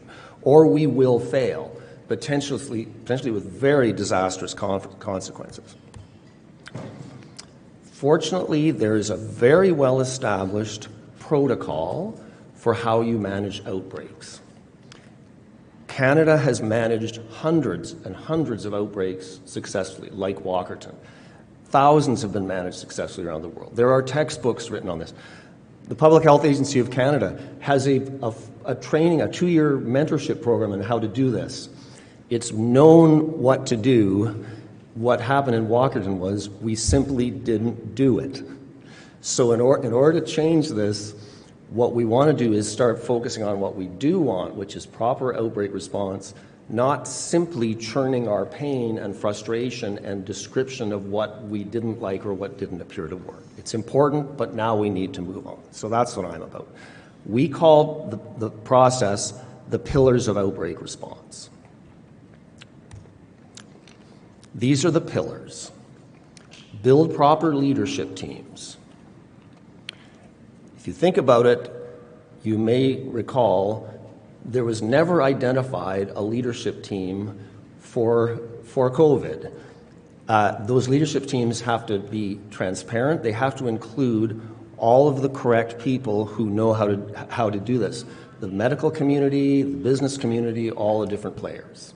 We didn't do that. If we don't do that, we will fail.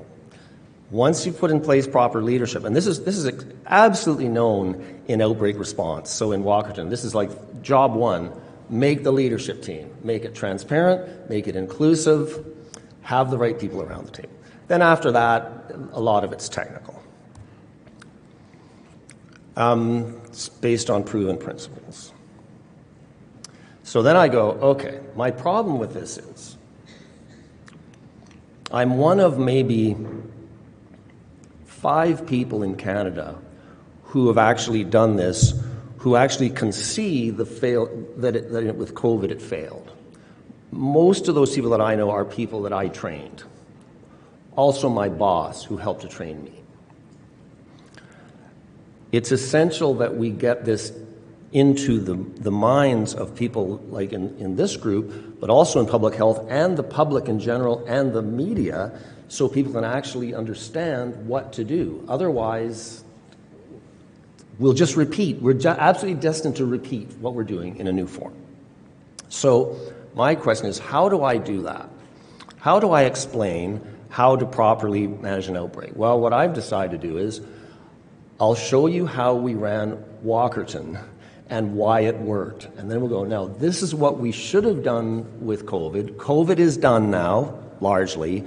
Now we have to prepare, put in place all the tools so we can do this nationally in preparation for the next one or whatever other debacle we encounter. So I'm going to talk briefly about Walkerton. So I think everybody knows it was a bad outbreak caused by bad water. as I'm doing this, what I'm hoping is people can, the bells can go off and people can go, oh, I mean, there's actually a known process that we could have done with COVID and we, for some reason, didn't do it. Yes. The answer is not mysterious. It's not even complicated.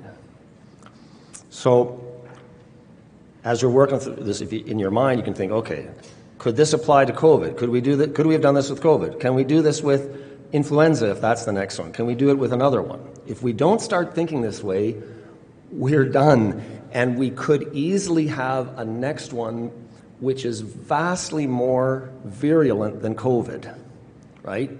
We got off, I know it was ridiculous, it was bad, but we got off easy because it was a relatively non-virulent bug. Now that's not, obviously, anybody who suffered from this, I totally accept that and empathize with that. But the reality is that is nothing compared to what is on the table now, okay? And that's well known within the medical community. So we built the leadership team. How did we do this? We actually connected out to these people in Walkerton. Local public health, physicians, pharmacists, local government, public health agency, Ontario Public Health, the Ministry of Agriculture, multiple academics. We actively sought out multiple academics with consent or with different opinions so we could figure out what was going on. This is standard practice in outbreak response, okay? We had to bring in the RCMP because there was a bunch of malfeasance going on. We brought in local politicians, but the relationship with them was managed because everybody running an outbreak knows you can't have the mayor or the premier running an outbreak because it will fail because they don't know anything about outbreak response, of course, or rarely do they. And they have they're incentivized differently.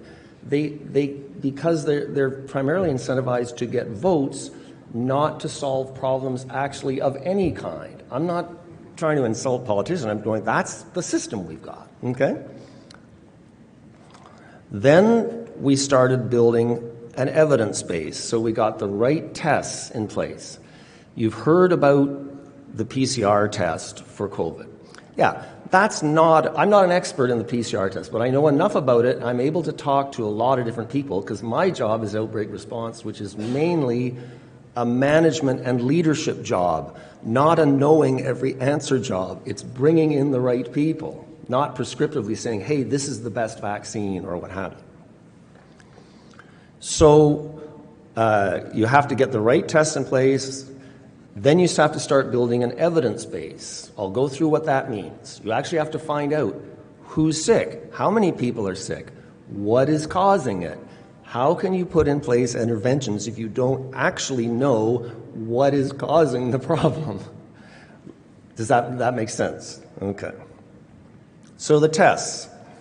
For the main bug was E. coli 0157. A PCR test was available, but everybody in the field knew that it wasn't nearly as good a test as simply culturing the bacteria on a plate, because that's well established and has much lower problems with false positives and false negatives. So you have to actually put that in place. If we're going to be preparing for the next bug, we have to have an ability to get the right experts together and find those right tests based on the evidence, okay? Based on the evidence, not based on what you're reading in the paper, not based on what your sister-in-law says, but on the actual evidence. And as a community, the people need to understand this. Politicians will not do this for us. Pharma will not do this for us. The church will not do this for us. We have to do it. And that means we, the people, have to understand this stuff, or we are done, because we have to build an accountability for it. And it has to be done community by community. There's nobody out there that's going to fix this for us. You bring together the right literature. So that means the team comes together once a week. They start looking at the problem. They start going, okay, what's known about this in the literature?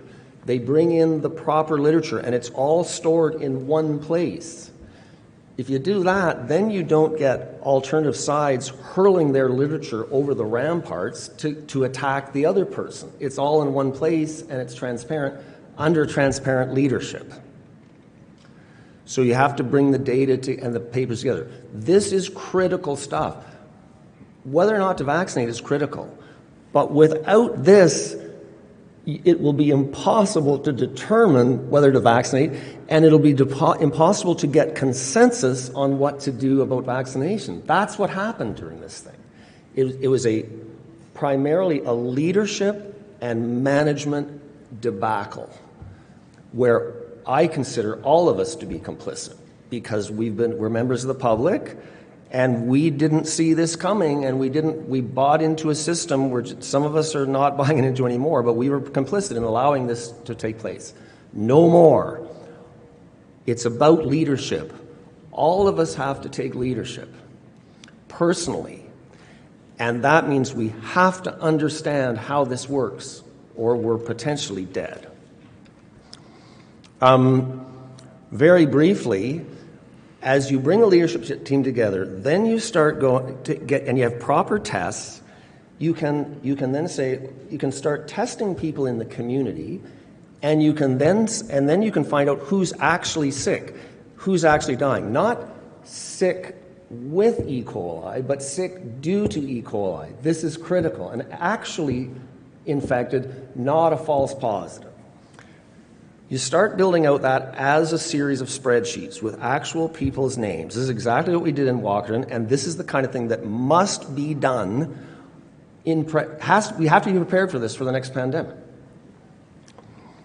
Then we start asking people about what are called risk factors. So we simply question them about, did you drink the water? Did you play in a swimming pool? Did you squirt water with a squirt gun at your brother?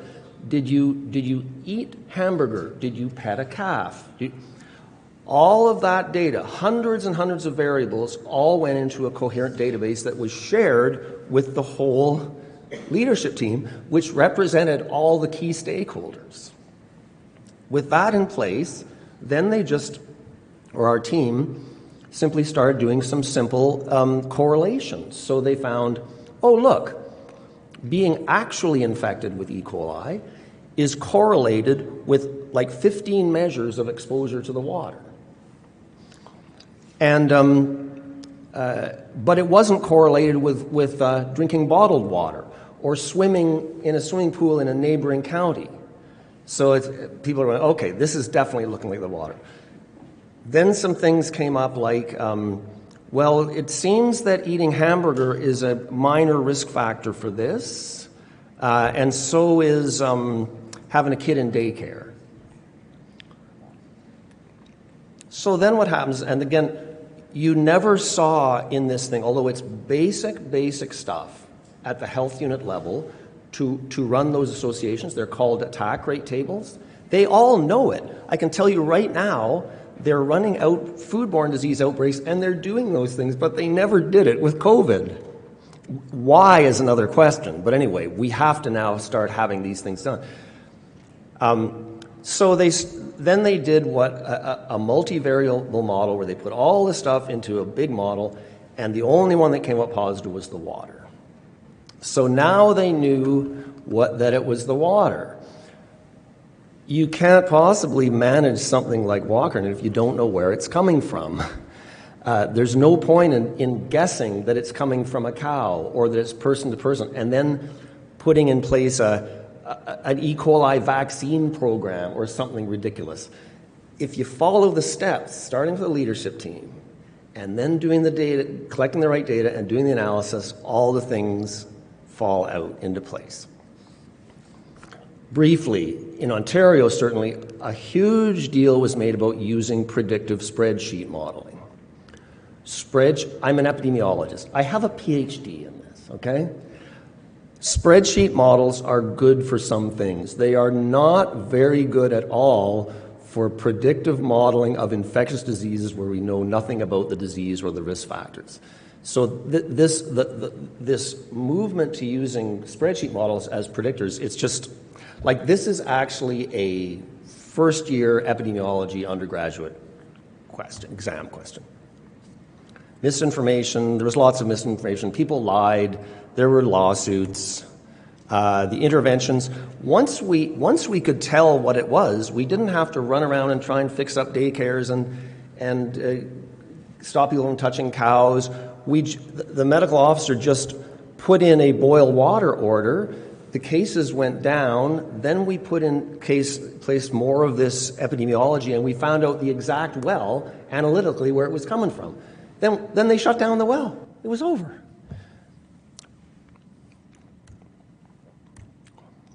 Communications, the fourth pillar.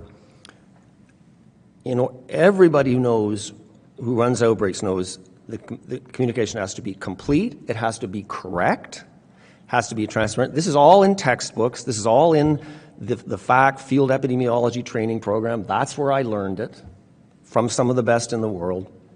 It has to be multidirectional by everybody. Might Walkerton have descended into chaos? Absolutely. It could have been just an utter debacle. Why wasn't it? Proper leadership by people who understand the pillars of outbreak response. It's literally like if you had your grandmother and in the kitchen, and you had a bunch of the neighbors came together in the family and said, "We think she needs brain surgery." And they're starting to say, "Oh, well, anybody know anything about brain surgery? Well, I watched it on TV once, and so I think we should just start opening up her head." And a brain surgeon is actually in the room, and he says, or she says, "I don't think that's a good idea." That's what the pillars of outbreak response are. This is why people need to understand this. COVID, I would just go, every pillar was violated, every single one, by people who know better. The details matter. It doesn't count to say some leadership meetings happened, some data were collected, some interventions were tried, some communications happened. The pillars only work when they're done properly by people that know what they're doing. So with a proper leadership team for something like COVID, of course vaccination as an option comes onto the table, but it's managed coherently based on the risk factor data, and then it's implemented with a coherent team that includes not just vaccine proponents, but other people who know a bunch of stuff about vaccines. I just wanted to let everyone know that we do have a hard stop at noon today, which gives us 10 more minutes. Okay. So I'm sure that we'll have questions that I just want to make sure we save a bit of room for the commissioners. Thank you. So in the interest of brevity,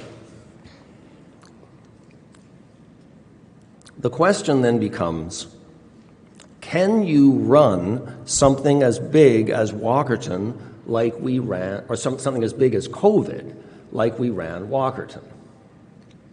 I'm here to say the main difference between Walkerton and COVID is the size. It's the number of people. When you have something that's big, all manner of opportunities for confusion, malfeasance, gaming the system, fear, and whatnot come into play. What you need to do then is to actually have a way to bring the people of Canada together, starting with groups like this, but also like-minded people within the public health system, the academic system, and members of the public. You might go, well, that sounds like a hard thing. How are we going to bring everybody together? Well, it is a hard thing, and it's a new thing, but it's absolutely essential. In Walkerton, we brought 100 people together to manage this. In Canada, we've got thousands to help millions. What our company did was, after watching things like Walkerton and working as a pharmaceutical consultant and an academic and a whole bunch of other stuff, I realized that our primary problem is that all the easy problems are solved. We know how to chlorinate the drinking water. What remains are wicked problems. They're complex, and to solve them, you need to bring together a lot of stakeholders. What we did was we developed a process, which is part business process, part social psychology, to bring people together coherently to solve these problems. We call it CNI. I've been working on this with our team and multiple networks across Canada, like Kyle alluded to start showing people how to do this.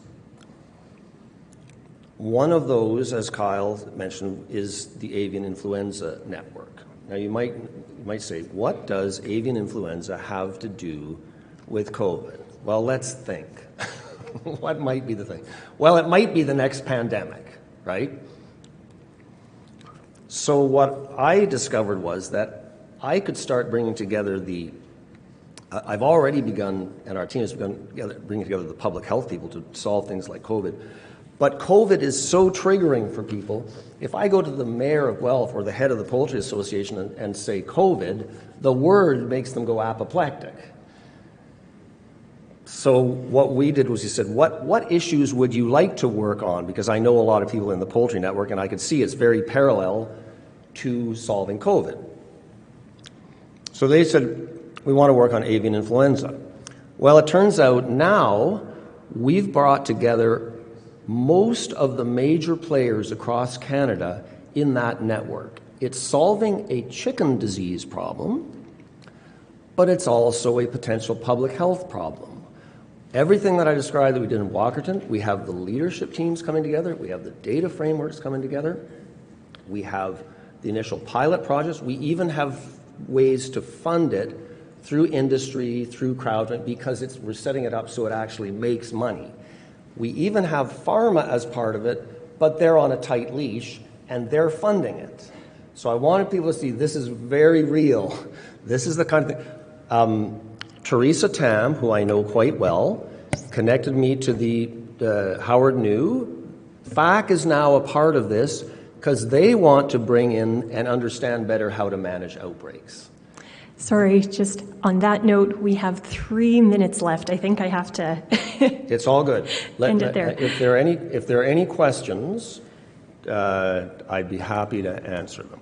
Very good. Do we have any questions? Okay, we have one.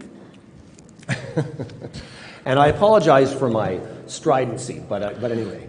Yeah, I have a couple of questions which I really like your model. I think it can work, except for the one variable which is very difficult, which is the human element. And I'm going to bring something that was mentioned by many other witnesses at this commission, which is the conflict of interest that really corrupt a well-functioning or well-intended process, because people that are at the table that have some expertise and knowledge that can contribute are trying to move the agenda towards what they would want to see for their own benefit. So how do you ensure that the conflict of interest of such a fantastic network is not going to be derailing the network? Well, so I'll try to give a brief answer. There's a few moving parts to it. With the poultry network, for example, what we did was we decided we're running this network. It's going to be collaborative and transparent, and we simply will not allow conflict of interest. There's always some, but significant conflict of interest in the network. So I simply started connecting to people across the network, so people in public health, in animal health, blah, blah, blah. And I told them, here's what we're doing. I said, you know how this avian influenza thing is a big problem, and we're only going to solve it if we come together. And I brought together, to begin with, the people who psychologically don't like to do conflict of interest. We started at that point. But some of them are major players in the industry and in public health. They all said, this is exactly like you're saying, Jeff, this is a good idea. We have to stop this. So the first step was we simply named it as a part of the leadership framework.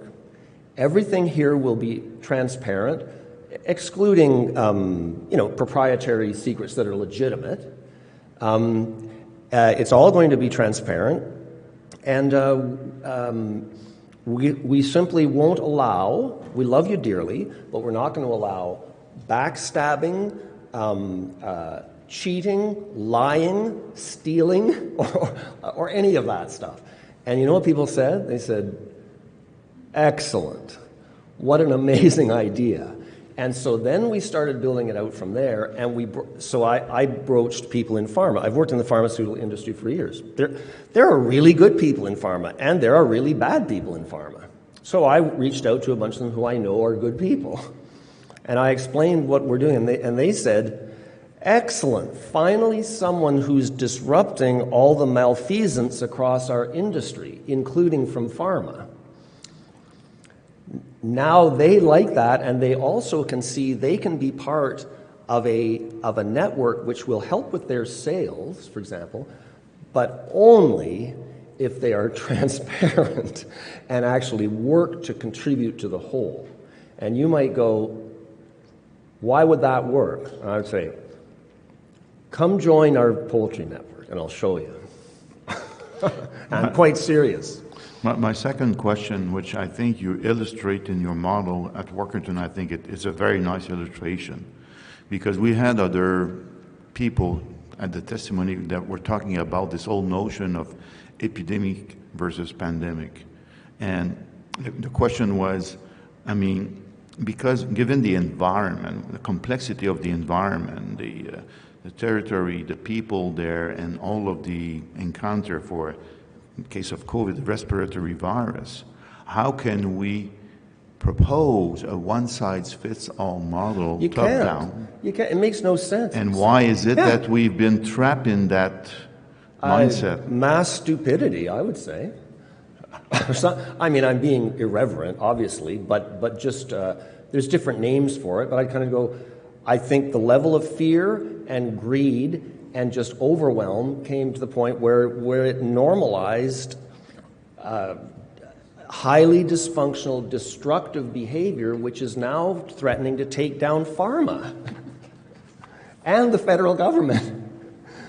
So I think is that helpful or not at all? Or and commissioners, I'm sorry to interrupt, but it's just because we have to vacate this room at 6 o'clock. And the schedule that we have, you'll see that with every witness, we've been really tight on the timeline. So, and I had to apologize to Dr. Shoemaker. I apologize to you. But I'm going to suggest that we do take a lunch break, but a truncated one for 35 minutes, and commence early, because some of the estimates on our witness schedule you'll see are not very optimistic, and we have a hard stop. And we want to protect those closing statements from several people. So I'm going to adjourn us to 12:35.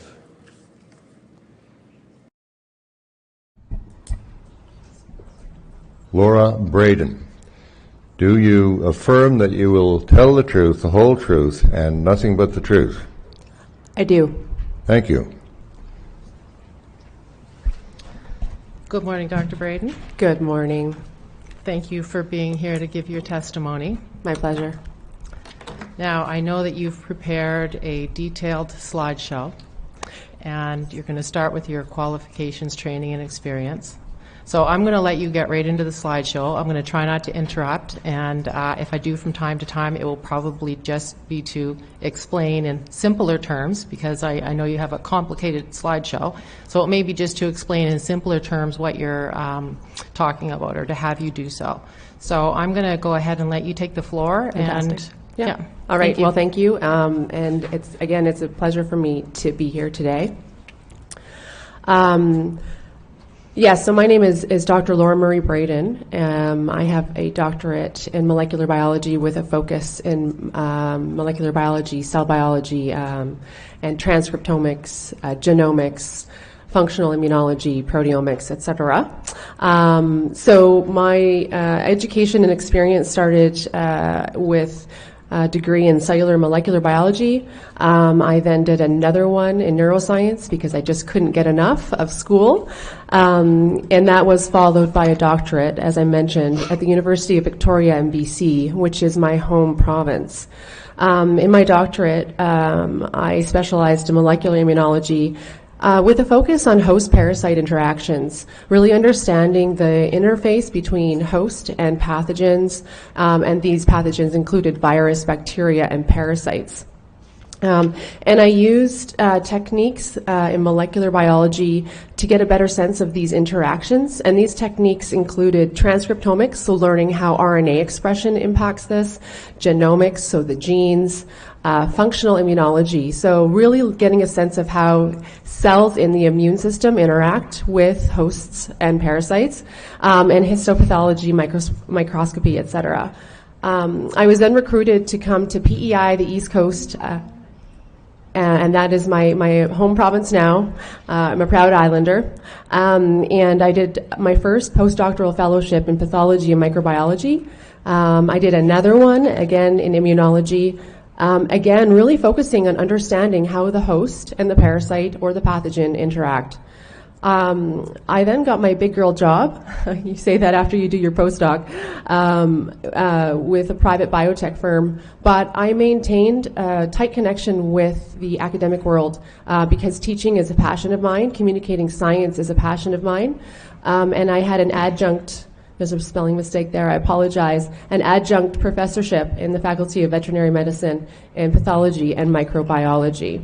So getting into what my career was up until 2021 is I was the senior research scientist and program lead in molecular biology and biotechnology.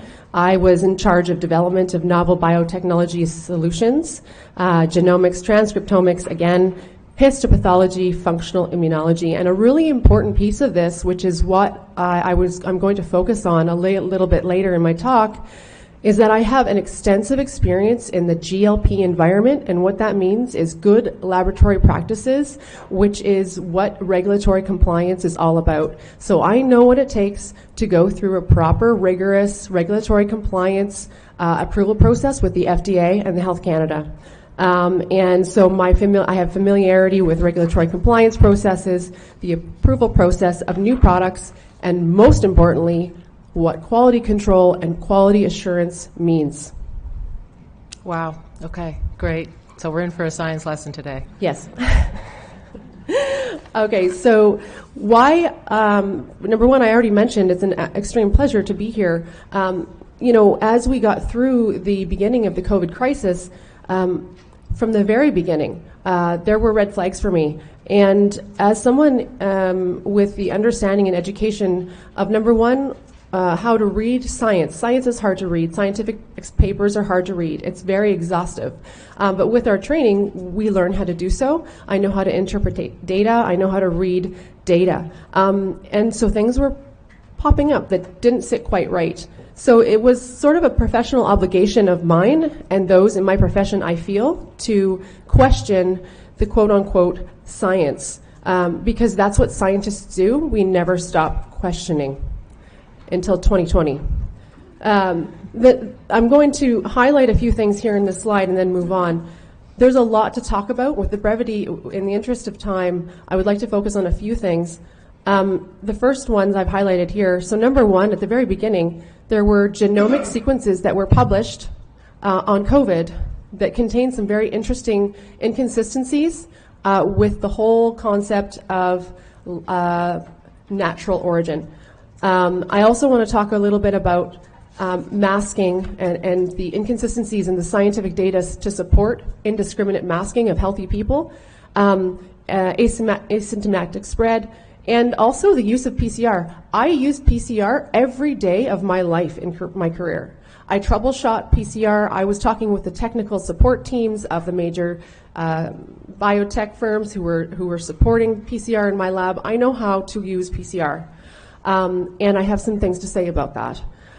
I'm not going to go too much into it, but there was also this demonization of early treatment strategies to control the virus. Never before have we never treated the virus You always treat the sick people. You don't send them home.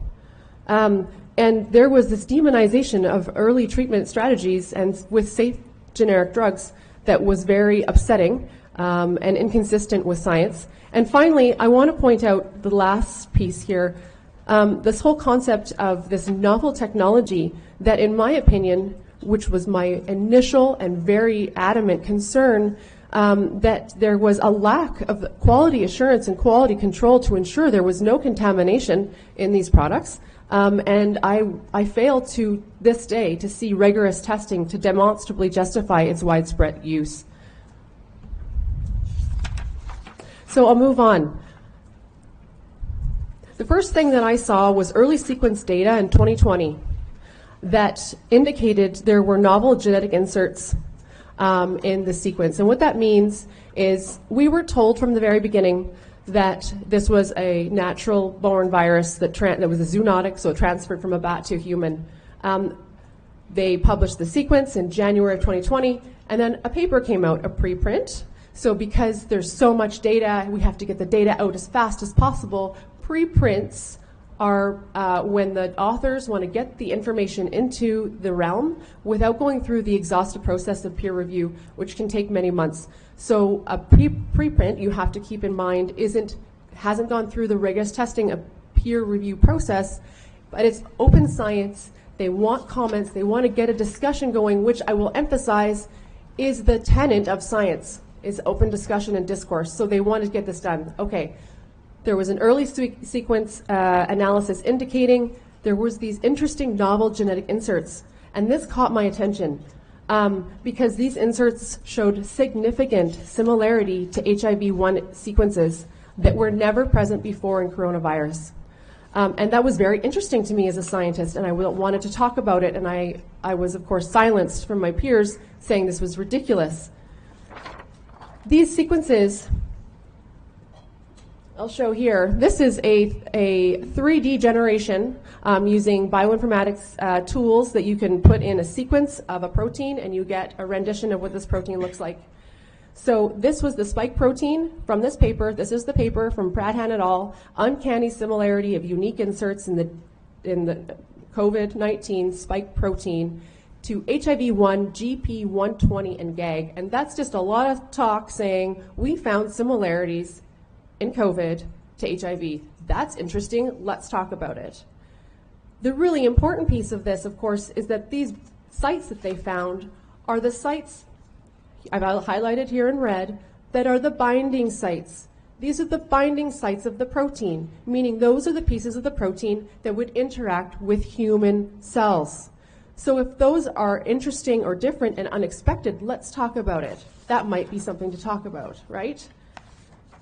Interestingly enough, those particular proteins that are similar in HIV-1 are GP120 inserts that facilitate or allow interaction with CD4 plus T cells. So this was indicating that SARS-CoV-2 could interact with not just the ACE2 receptors, which we've all heard about, but also T cells. And this is a paper talking about it. Okay, so in addition, they also found the furin cleavage site, and I've highlighted those here in green. These are the furin cleavage sites. They, again, were not present in any other coronaviruses, so this was an interesting finding. And these also facilitate nuclear transport, and we're going to get into that in a little bit later, but they were different. And they also showed that these particular furin cleavage sites were key to pathogenesis. This is what made COVID-19 pathological to humans.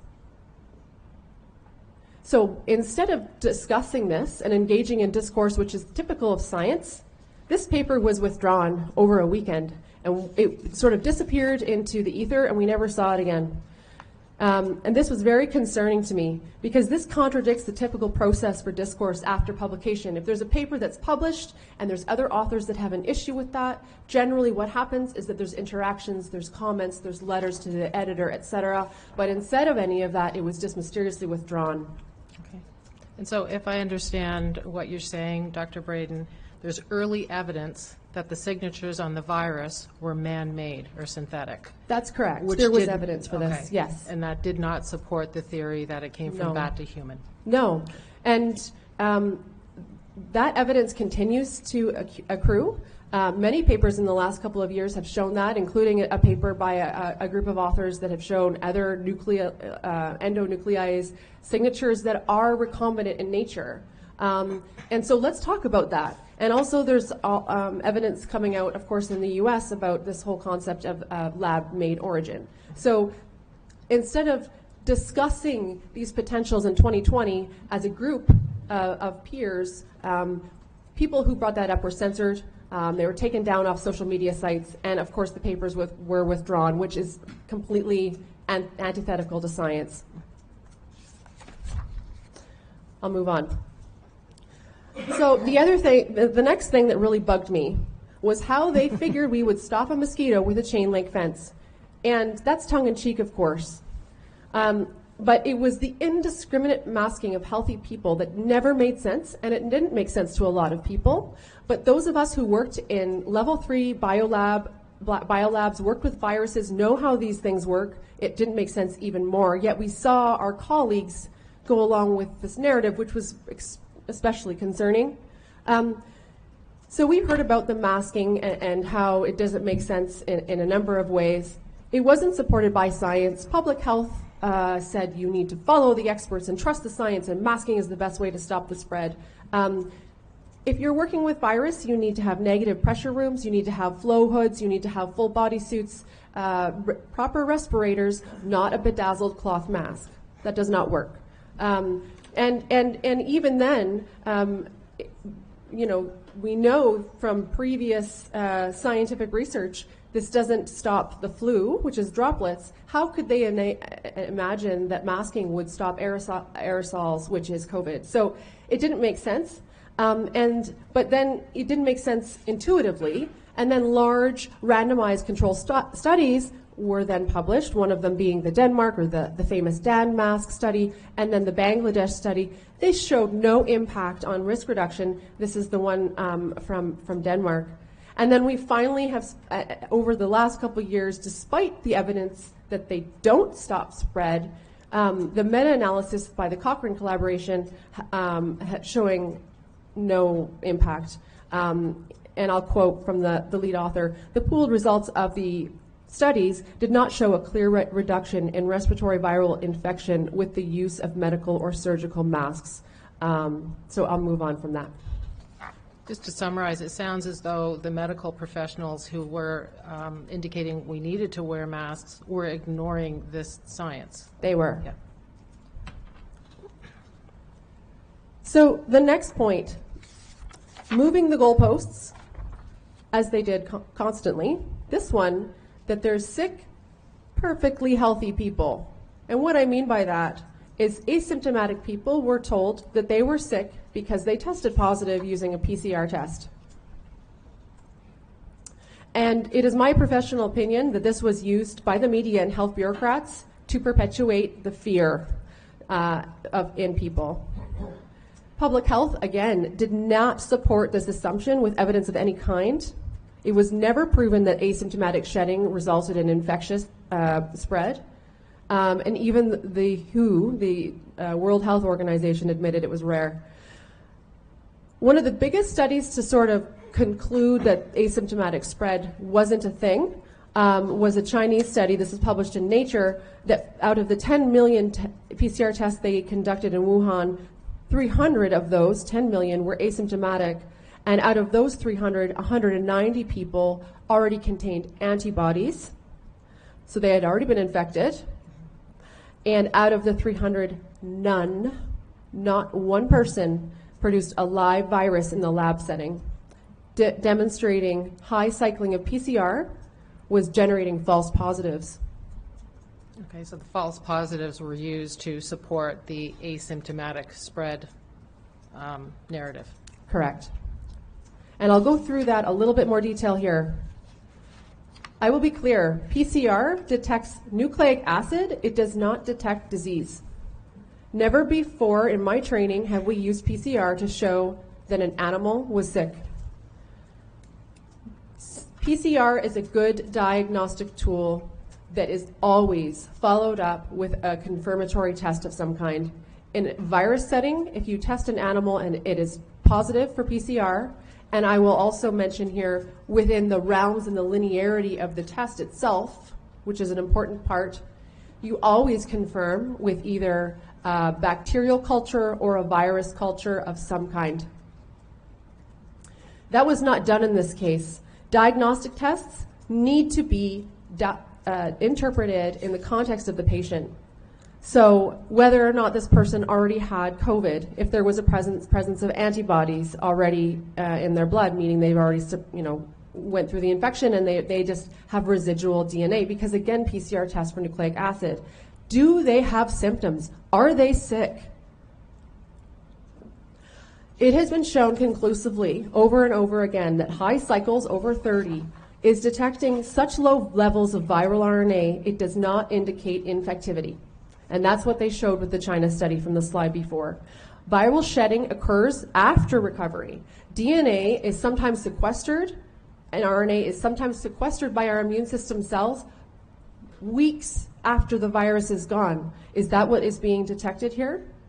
We don't know, because they never conducted culture-based methods to confirm the person actually had infectious viral particles. They used PCR cycled at ridiculously high levels, and what I mean by that is the test is only designed to confirm the presence of nucleic acid within a certain range. And that range really shouldn't be considered past 30, 35 cycles. Yet across Canada, provinces were cycling routinely 40, 45 cycles.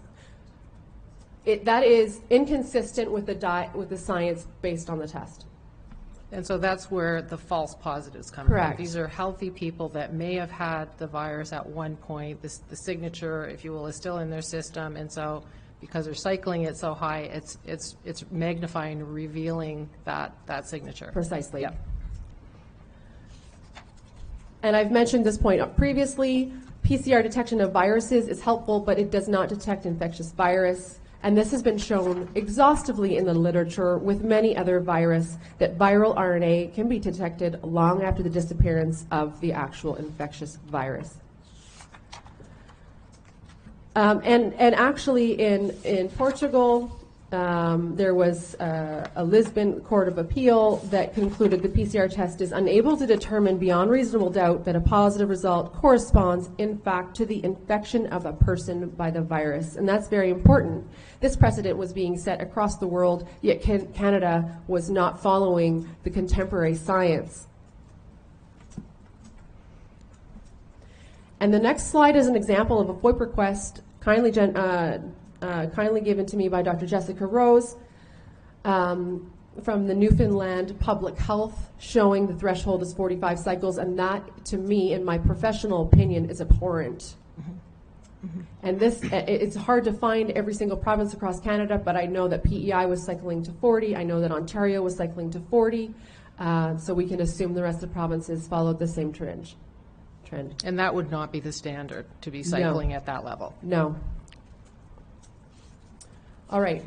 So those are the pieces that I wanted to talk about in terms of the mandates. Now I want to get into the quality control and quality assurance, or lack thereof, in my opinion. For an experimental product, we would expect rigorous quality control and assurance that the product we are receiving is consistent, it is transparent, we know what is in it. The necessary steps to approve this gene therapy, which is what it is, were rushed, incomplete, or simply ignored. The precautionary principle was thrown to the wayside. For example, there was no genotoxicity studies conducted because they felt it wasn't needed. And I'm assuming that by the end of my presentation you will disagree with that statement. The biodistribution studies that had to be FOIP'd because they didn't want us to know where it went were extremely underpowered and lacked relevance. There was no quality assurance from sponsors, and when I say sponsors, in the regulatory realm, that means the pharmaceutical companies of Pfizer and Moderna. They are the sponsors. There was none from them on very important considerations, including the potential for contamination. This would include the RNA in quality. They're injecting RNA, so we expect the quality to be consistent and high. Batch composition, protein identification, any of those things. There was no quality assurance about the fragmentation of RNA. RNA can be fragmented. What does that mean? You will learn. And Pfizer knowingly allowed contaminants of potential danger, and you will see why. Finally, the production process lacks fidelity and transparency. What is an injection? How do we know it's consistent from person to person lining up? How do they know that every single injection contains the exact same thing in each lot? We don't know that. So before I go on, I want to get us all on the same page because there's going to be some technical discussions that I'm going to bring up, and I want to make sure everybody is up here. So I apologize if this is technical. I'm going to try my best to explain this. The first thing I want to talk about is the process of reading DNA. DNA, so this is a cell. DNA lives in the nucleus. This is the brains. This is the double-stranded DNA. All the red bits here are genes. These are the pieces that make our proteins. When your body or your cells want to express a protein, the DNA is transcribed into RNA. At this point, there's many different processes to snip the RNA pieces, and there's to make it high quality. There's all these little checks and balances in your nucleus. It is then shuttled outside of the brains into the body, right? This is the cytoplasm of the cell. The mRNA is then translated into protein. The protein is then, so proteins are not single-stranded, they're globular. There's many domains, primary, secondary, tertiary domains. All that happens, folding, and then you have your protein. Can I just summarize what you said Please. to see if Yes. we've got that? So you basically explained the process of converting the DNA into mRNA, which happens in the nucleus, the brain of the cell. Then the mRNA is converted into protein. And I know you use different words for that, Yes. but that's essentially what's happening And a very within the cell. simplified version, but yes. Great. Yes, correct. All right. The next lesson, what is a plasmid? A plasmid, you may have heard about a plasmid. What is a plasmid? What is a vector? It's a piece of DNA that can be used to transfer foreign genetic material into cells. So in molecular biology, if we want to express or we want to produce a protein, we can take the piece of DNA that we want. In this case, let's say it's a virus DNA we want to express, the spike protein. We use molecular scissors to cut that gene out of the DNA, and then we insert it into this plasmid or vector, the red part. And so you can see here, we can insert the gene of interest into the plasmid and use molecular glue. That's a simplification, but it's literally how it works. To glue those pieces together, then we have this plasmid that is a circular DNA, and we can transfer that into bacteria. Plasmids live in bacteria ubiquitously in nature. That's where they're from, bacteria and archaea. And there's some very important characteristics of plasmids. Number one, they can replicate on their own.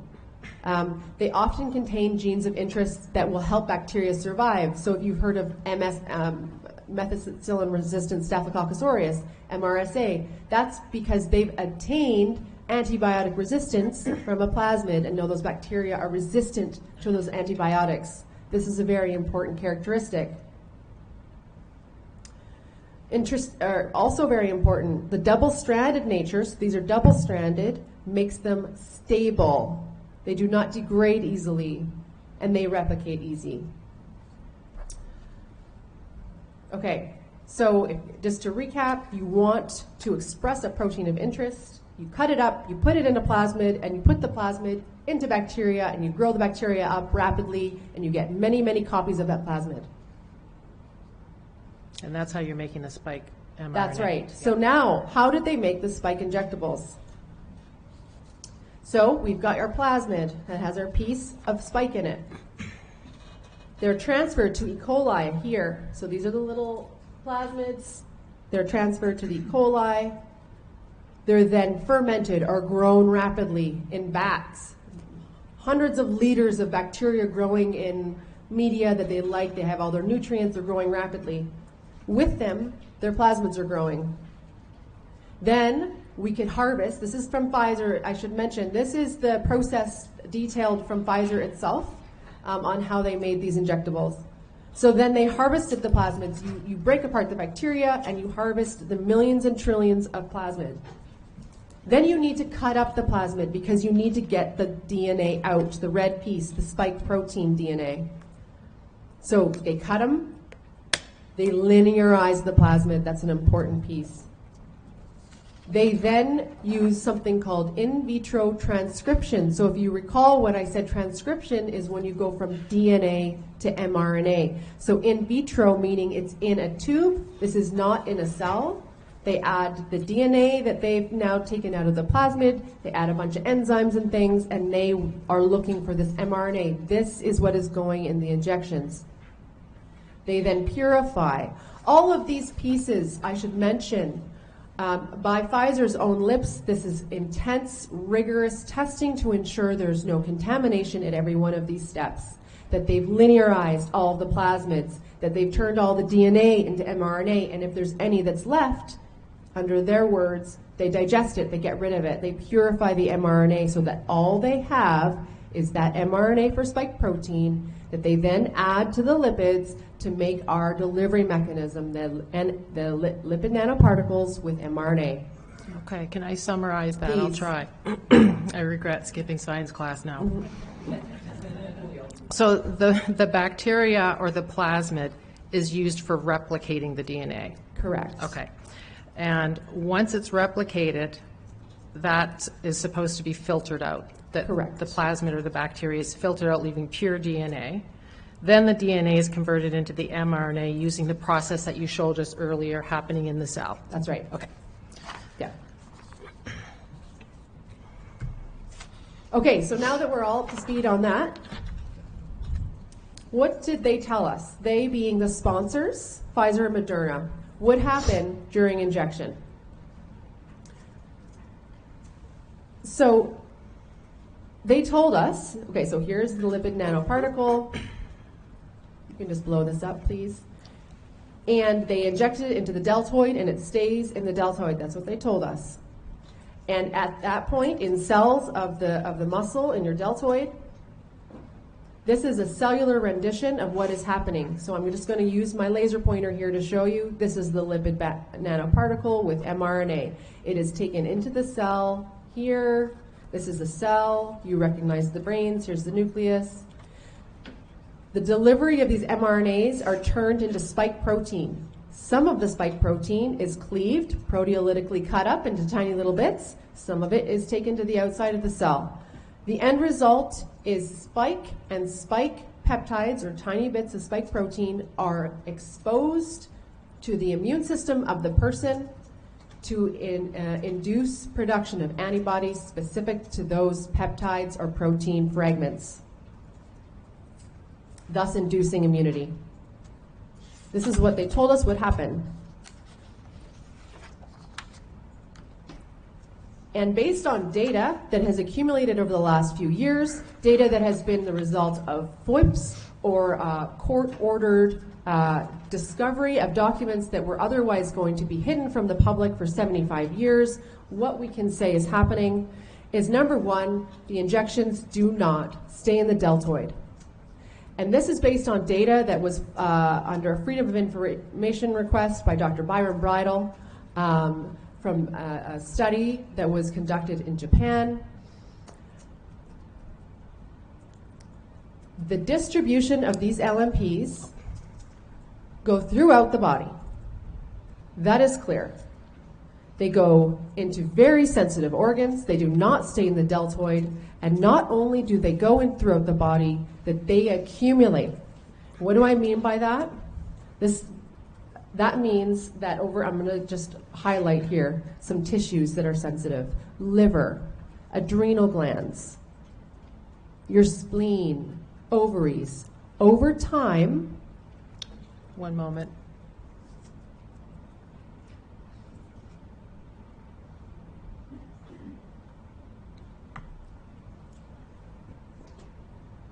I just want to make sure we're still streaming and everyone can see, so we'll Yes, just pause yeah. for a moment. Okay. yeah. Over time, in these sensitive organs that I've highlighted in red, the LMPs, so this is a distribution study where they radioactively labeled LMPs, and over time, were able to quantify where they went. And they show accumulation over time in these sensitive organs.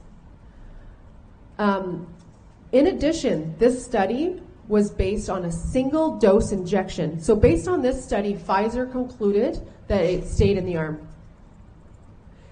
It is not relevant to the true vaccine regime because there's only one injection. It is not biologically relevant. They didn't do a second injection and see if that was further accumulation. They just looked at a single injection, and I'll tell you the number of rats in this study was 3. For every time point, they looked at 3 rats. Now, one of the most concerning pieces from this data set is with respect to the ovaries.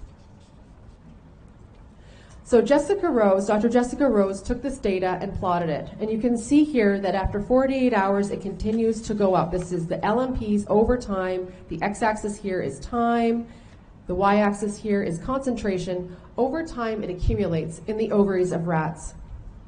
Why did they stop at 48 hours? Why wouldn't they continue until it plateaued, like what would be scientifically rigorous and ethical? They stopped at 48 hours, so we aren't able to see what would happen.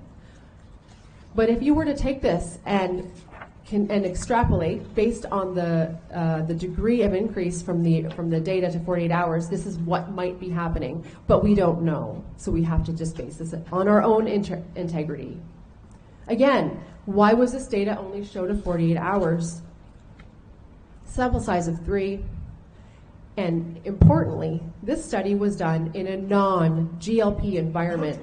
The only study from the Pfizer dossiers that were not done in accordance with regulatory compliance, which is necessary for this type of approval process. They did it in a non-GLP, meaning none of the processes were vetted. They weren't under strict operating procedures. That's a huge concern for someone who came out of that environment. Is that a quality assurance issue? A huge quality assurance issue, in my opinion, yes.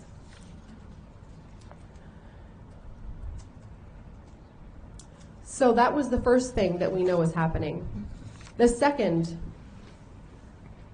spike peptides share significant similarities to human proteins. Now, what do I mean by that?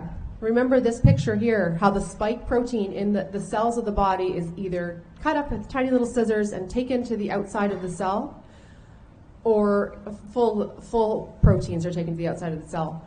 When proteins are cleaved or cut up, the results are peptides. All proteins have peptides that make up the larger protein, and they all share similar peptides when you cut them. This is a very simplified explanation, but the point I'm trying to make is there is a huge concern for the development of autoimmune conditions when the body is instructed to create antibodies against a peptide, in this case spike, that shares very, very strong similarity to human proteins. There is a huge concern for autoimmune development in that case.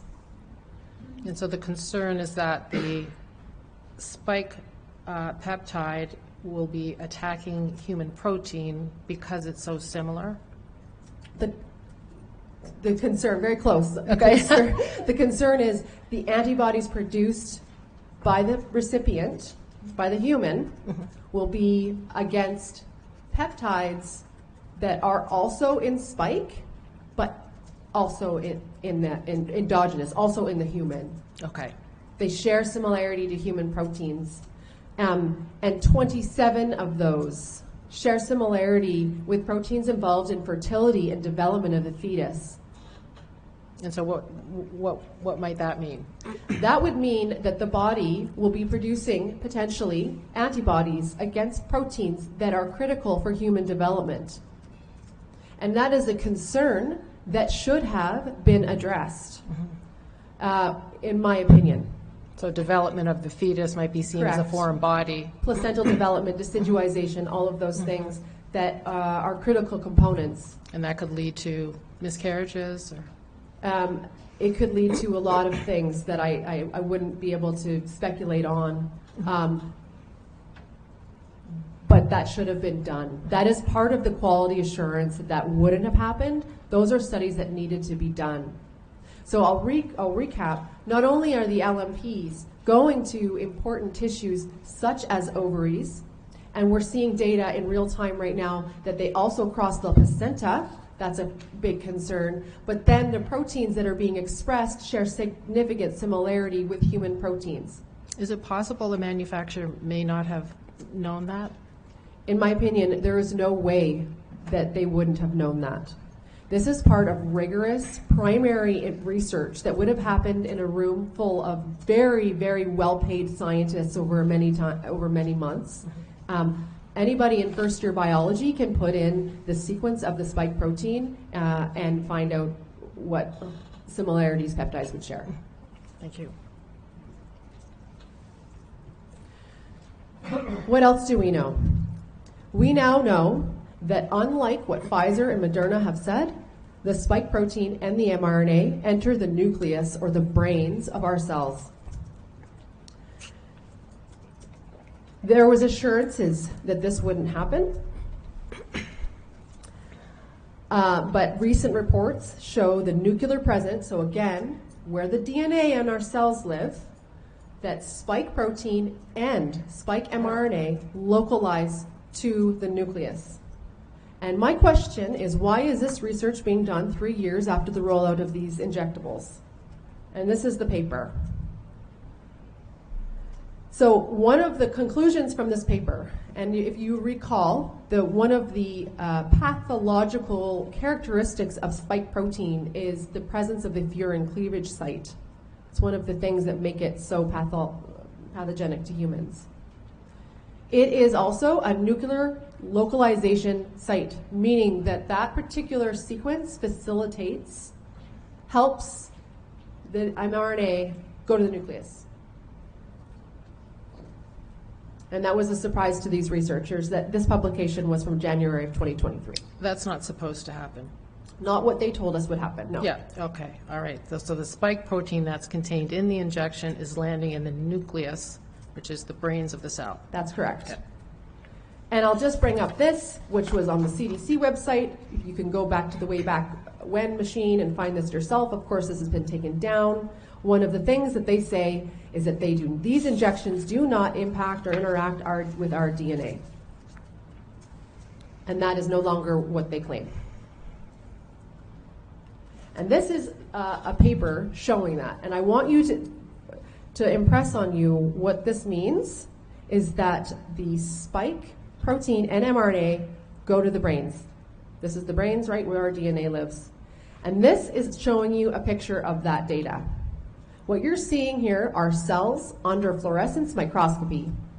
The blue staining is the nuclei. The green staining is the protein, and the spike protein, and the red staining is the spike mRNA. And you can clearly see, and this has been replicated, clear association with the nuclear envelope, so what wraps our DNA in the nucleus, as well as inside the nucleus of the cell. I'll move on. What else do we know? The spike mRNA is reverse transcribed in human cells, and I will explain what that means. This is happening. So this paper here was published last year, and it was conducted in liver cells. So this is not in humans, this is in vitro, and it shows that there's intracellular reverse transcription of the COVID injectable mRNA vaccine in vitro in a human cell line. And this is happening as quickly as 6 hours. Is in vitro in a petri dish? That's correct. Yeah. And this is not happening in a human, but this type of information is critical. And these are the original experiments that needed to happen, because if you see some kind of trend like this, that begs more questions. That's a huge red flag. Wait, it's reverse transcribing. And in addition to that, so reverse transcription, for everybody who is listening, is when mRNA is turned into DNA. We are going the other direction now. And this is facilitated by very important enzymes called retrotransposases. And the one that in humans that they found to be associated with this is something called line 1. This particular enzyme is really important, and you'll notice a trend, to embryogenesis and development of the fetus, development of people, okay? And it is being exacerbated. It is going up in expression after injection, after exposure to these Pfizer products. So I think I'm going to try to simplify that. Please. So does this mean that the spike mRNA that we said is landing in the cell is then being converted to DNA, back to DNA? This is saying that is potentially happening. Yeah, what's happening in that petri dish, which would be good quality assurance, I would think, to do that sort of research when you're developing the product. Yeah. Correct. Yeah. Furthermore, in another study, they found that enzyme, line 1, mediates, so it facilitates, reverse transcription of the SARS-CoV-2 virus into the genome. This is in cells of humans. This is in a petri dish. These are cells, human cells. This paper is where this could be found. So the virus is being turned into DNA and going into the genome of the people's cells. Sorry, that sounded quite... So not only is it being reverse transcribed into DNA, but with the virus, it's being reverse transcribed and then inserted into the genome. So I just want to quickly go back to this picture because I don't want to lose people. This is very important that everybody understands. Reverse transcription is when you go from the RNA back to the nucleus. Line 1 is the enzyme that is very that facilitates this. There's others, but this is the main one. And so the concern is not only is it going to the nucleus as we've shown, but the potential for it to be reverse transcribed into DNA and then furthermore integrated into the genome is there. This is a concern.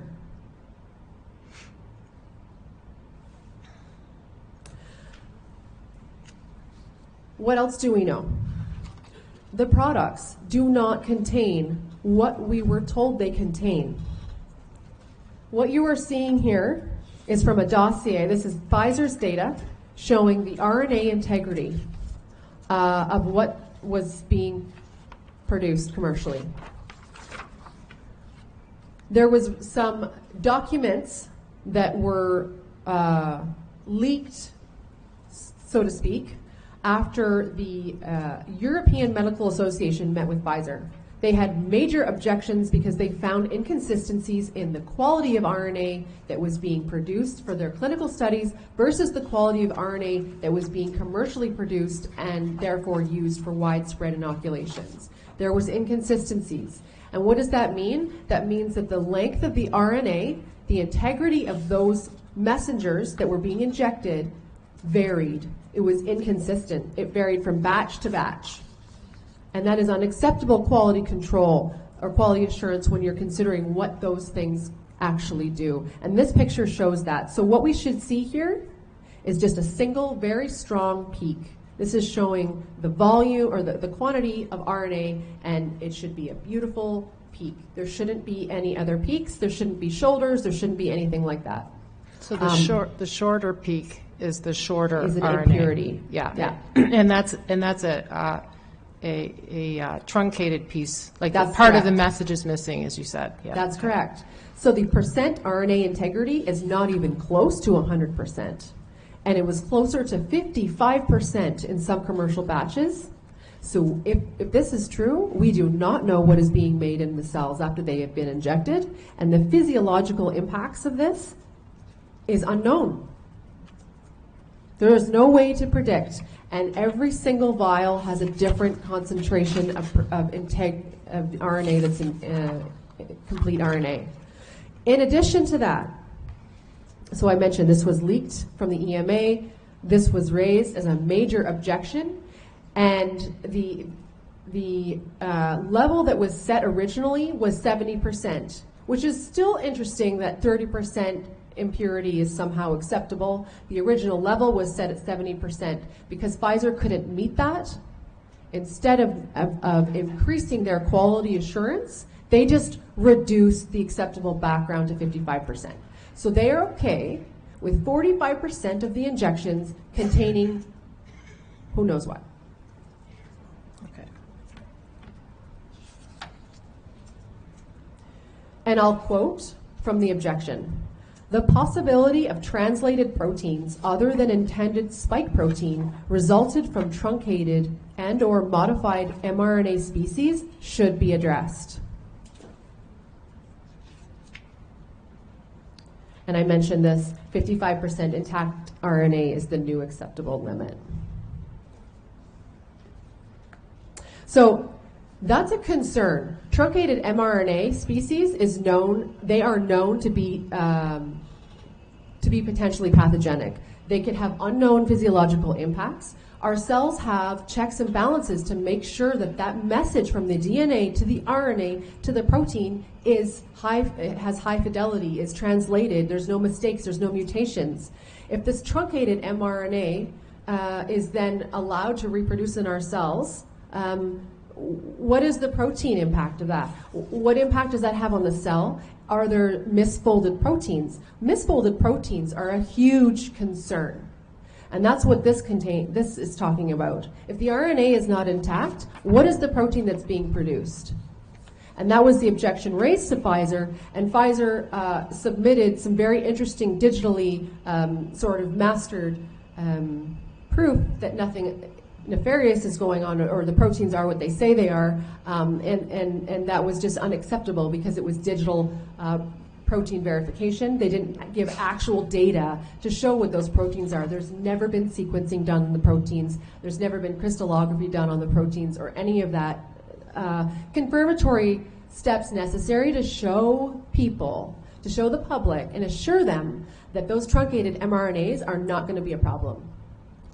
So the truncated RNAs then, they have a partial message. So that's confusing the body, or the body is we don't know what the body's going to pick up from that in terms of messaging.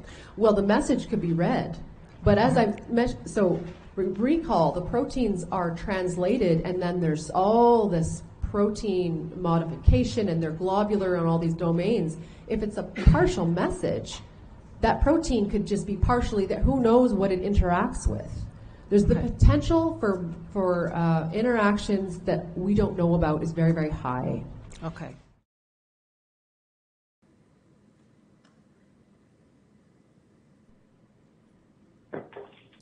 Welcome back to the National Citizens Inquiry as we continue day 3 in Ottawa, the nation's capital. I do apologize that we're starting a little late. We are just having a series of technical difficulties today, but we believe we've ironed them out. And I also wanted to correct an oversight earlier this morning. We have a hard stop today because we have to vacate this room by a specific time, and we just have some witnesses and things that we're eager to fit in. So I got up and basically announced lunch, and I overlooked that no one had thanked our witness, Jeff Wilson, for attending. So, Mr. Wilson, I apologize for that oversight, and on behalf of the National Citizens Inquiry, thank you for coming and testifying. And with that now, I'm going to invite Mr. Wayne Lenhart to come up and call our next witness, who's attending virtually.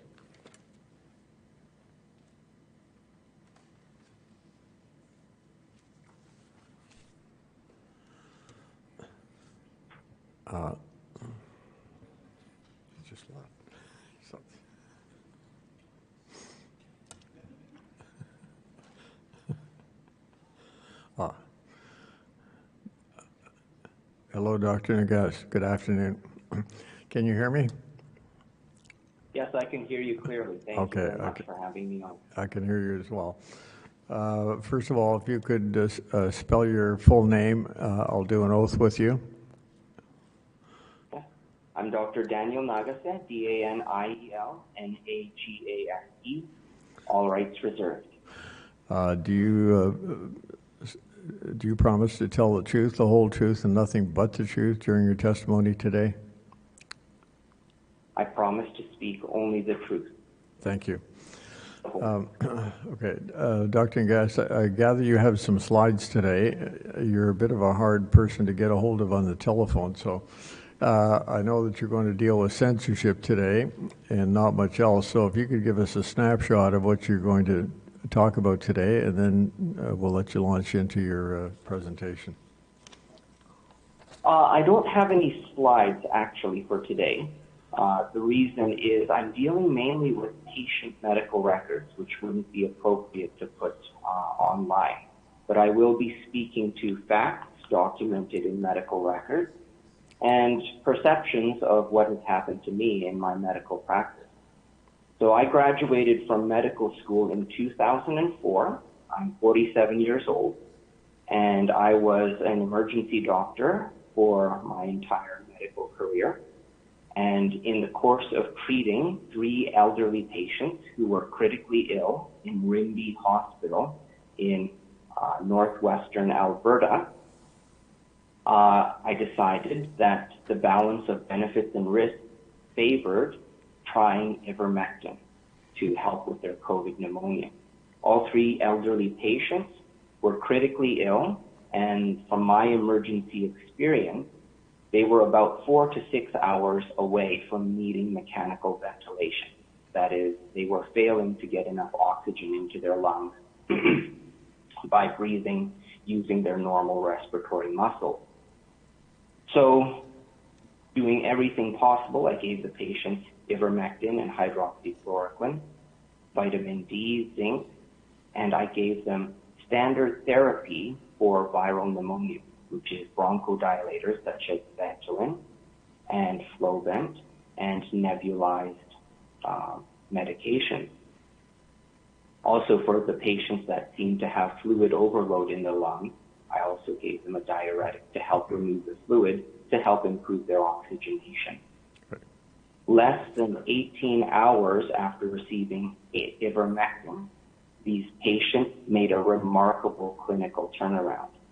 Now again, this is based on data that had been published throughout 2020 and 2021, because this was September 11th, 2021, that I treated these patients with ivermectin. So the scientific data was abundant. The next day, I was removed from my medical duties as the ER doctor on call in Rimbey Hospital in Alberta. And all the work that I had scheduled for the rest of the year was rescheduled, and I was left without work for the rest of 2021. For further shifts in 2022, Alberta Health Services refused to schedule me for any further shifts. Furthermore, the director of the Central Zone in Alberta, so the Central Zone of Alberta Health Services, Dr. Jennifer Bestard, filed a complaint with the Alberta College against me because I had successfully treated 3 patients who recovered from COVID pneumonia following my treatment with ivermectin and hydroxychloroquine. And her complaint to the Alberta College was that I had used a medication I was not supposed to use, despite the medical and scientific evidence showing its immense benefit in the treatment of COVID-19 pneumonia. So subsequent to the complaint initiated by Alberta Health Services, the Alberta College investigated me and put restrictions on my practice. These restrictions that the Alberta College put, allegedly for patient safety, was that I was not supposed to treat anyone with COVID or suspected COVID. So given that the symptoms of COVID pneumonia or COVID illness can be anything from a bellyache to a cough, that effectively ended my ability to practice emergency medicine within the province of Alberta. However, at that time, I still did hold a British Columbia medical license. However, a month and a half later, the British Columbia College investigated me in spite of the fact that I had not taken care of any patients in BC for years. And they took action that they suspended my British Columbia medical license, allegedly for being out of province. Can I stop you for a minute, Dr. Gaze? Ivermectin and hydroxychloroquine have been used in various parts of the world in order to treat this type of an illness for some time, have they not? Yes, they had. So this was September 2021. So these medications have been used for over a year in the treatment of COVID pneumonia. So you used them successfully, and what you got in return was an investigation by your college. Is that And although Alberta Health Services refused to state that they fired me, effectively they did fire me by refusing to allow me to pick up extra shifts in the emergency department and canceling all the shifts that I had scheduled, so effectively leaving me without work.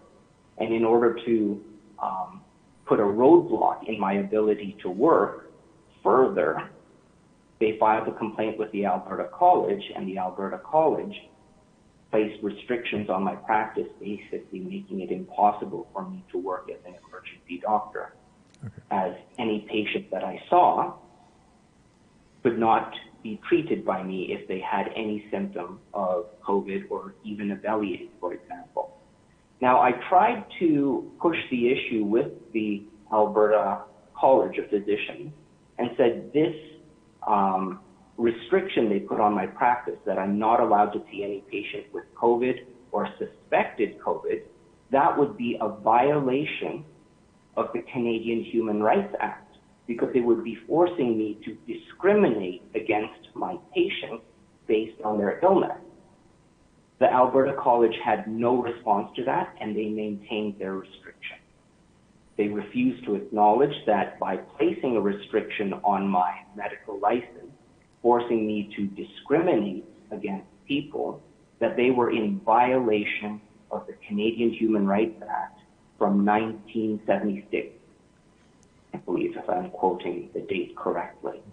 So again, gross violation, but the medical college here in Alberta has no qualm and to this day has not been reprimanded for violating the Canadian Human Rights Act by trying to force me to discriminate against patients.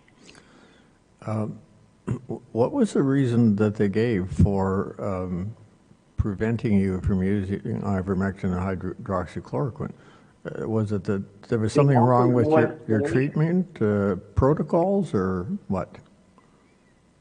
No, they offered no explanation other than their policy that ivermectin was not to be used in the treatment of COVID. And this was a policy that they published shortly after I had successfully treated the 3 elderly patients in Rimby. So I believe this policy came out in October of 2021.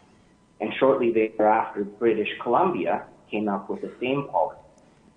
So then, because I had not treated any patients in British Columbia, the British Columbia College could not suspend me for any patient work that I did.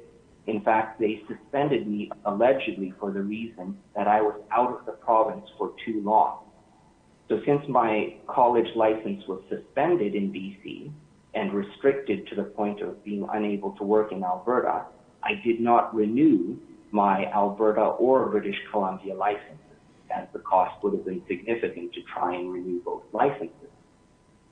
Shortly after not renewing my license in British Columbia with the College of Physicians and Surgeons of BC, the College of Physicians and Surgeons of BC sent me a demand letter that I must renew my license, even though it was suspended, or face a penalty of $100 a month. Now, I said, well, that would be certainly a first, that a membership organization can charge a penalty for not renewing membership. It seemed absolutely ludicrous. But the BC College insisted that if I wanted to not be charged a $100 per month penalty for not renewing my suspended BC license, that I would have to resign or retire from the BC College. So I filled out their resignation and retirement form. However, about 8 months after my retirement and resignation, the British Columbia College served me with a disciplinary notice. And they were initiating a disciplinary proceeding against me because I had made a speech on December 9, 2021, warning about the dangers of mRNA injections and the safety of ivermectin in the treatment of COVID-19 illnesses. And because of the content of a public speech I made, the British Columbia College, even though I no longer held a license, I had retired from the college, the BC College was pursuing me for disciplinary action. And under the British Columbia Health Professions Act, if I failed to attend a disciplinary hearing for a college for which I'm no longer a member, the British Columbia College of Physicians and Surgeons can apply to the Supreme Court of BC to have me confined for contempt. That's written into the legislation in BC. So I attended their hearing, and ironically enough, when I submitted my evidence to the British Columbia College explaining the justifications for the statements I made publicly, the British Columbia College of Physicians and Surgeons wanted an adjournment to the hearing that they had scheduled from February 21 to 24th of this year. And I said to the BC College, adjournment is refused. If you don't have the evidence in February of 2023 that any of my statements from December of 2021, a year and a half prior, are in any way incorrect, then you can't, I refuse an adjournment. I'm not going to give you guys another 6 months to try and dig up evidence or try and make up evidence that any of my statements were factually inaccurate. Every statement I made in December of 2021 during that public speech in Victoria, BC, turned out to be true. I refused adjournment, and the British Columbia College Disciplinary Committee declined to show up at their own disciplinary hearing. So I conducted the disciplinary hearing without them, posted online publicly as per the BC Health Professions Act, and public record is already exists now for that disciplinary hearing, for which I refused adjournment. Yet the British Columbia College is still trying to reschedule another hearing in spite of the fact they failed to show up to their first hearing. So these are this is the cancel culture, this is the rotten, corrupt actions of these regulatory bodies, both the BC College and the Alberta College. But one of the things more important to my heart, because from my own personal perspective, I really don't like to dwell on my own personal grievances. Because when I look at the awful treatment, the criminal negligence, and perhaps even worse than criminal negligence, that patients have suffered, patients who have died because of COVID hysteria from medical professionals, these people have suffered far worse. And the two cases I wanted to touch on today was one case of a 47-year-old father of 5 who was transferred to Edmonton Hospital, the University of Alberta. So one of only 2 university hospitals in Alberta. One is the University of Calgary, one is the University of Alberta in Edmonton. And the emergency doctor, without any medical reason, and I poured through this patient's medical record for hours, looking for any indication why a 47-year-old with no prior lung problem, with oxygen saturations of 93% throughout the airplane transfer flight before being sent to Edmonton. And while in the emergency department in Edmonton, this patient was awake, alert, responsive, with every physical sign of having enough oxygen to sustain all the normal activities of life. And yet, for some reason, Dr. Craig Domke, and I name his name because his name needs to be mentioned, put this healthy 47-year-old whose only medical issue was that he was suffering from a COVID-19 pneumonia, stable vital signs, adequate oxygenation. Dr. Craig Domke put him on a ventilator. And this was in November of 2021, after there was almost 2 entire years of evidence showing that ventilators caused harm in COVID pneumonia. Therefore, unless somebody had inadequate oxygenation, there is no reason to put someone on a ventilator, which in most cases, according to the scientific evidence, hastened the decline and the deterioration of patients with COVID pneumonia. Yet that wasn't the end of it. After the patient was put on a ventilator, for no medical reason, an infectious diseases specialist from the University of Alberta, this is the ivory tower of medicine in Alberta, Dr. Brittany Kula put this 47-year-old man on a medication called baricitinib, a medication that is no longer used by rheumatologists because it has such deadly side effects of blood clots. This medication was originally developed to reduce inflammation in the lungs that some rheumatoid arthritis patients get. And for some reason, this subspecialist of internal medicine, Brittany Kula, put this patient on baricitinib for no medical indication.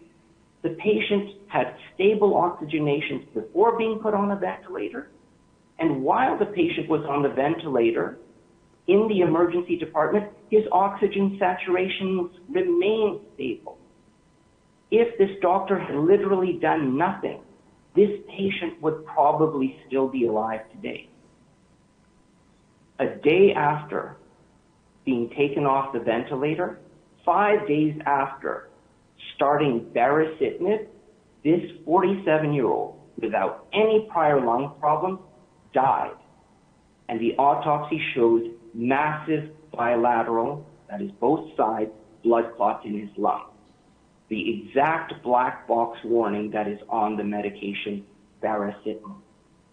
From my perspective, if multiple individuals, the emergency doctor Craig Domke and the infectious diseases doctor, Dr. Brittany Kula, took action that hastened, that resulted in the death of a patient, and they had no medical reason to start the medication baricitinib or put the patient on a ventilator, to me, that appears to be a homicide. And yet, as far as I last checked on the Alberta Health Services website, neither Alberta Health Services nor the Alberta College is investigating either of these two doctors in the death of a healthy 47-year-old patient. Yet I have been put through the ringer, being investigated by Alberta Health Services and the Alberta College, and all 3 of my patients survived. Where is the justice in that? Individuals calling themselves doctors working in the ivory towers of medicine take actions that result in death, no investigation, but you save 3 lives and you get investigated and run out of the medical system. It's as if this public health care system that I've known for my entire life has turned into a death care system. But the criminality does not end there. That's just one example in Alberta.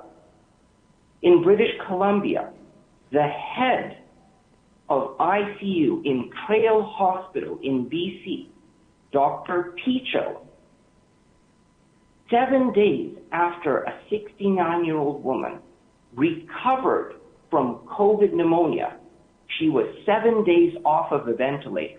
Remarkably, she survived COVID pneumonia despite being on a ventilator, was put on a T-piece, which is one of the recovery surgeries where they have you breathing through a little port in your neck that they put in any situation where a patient needs extended mechanical ventilation.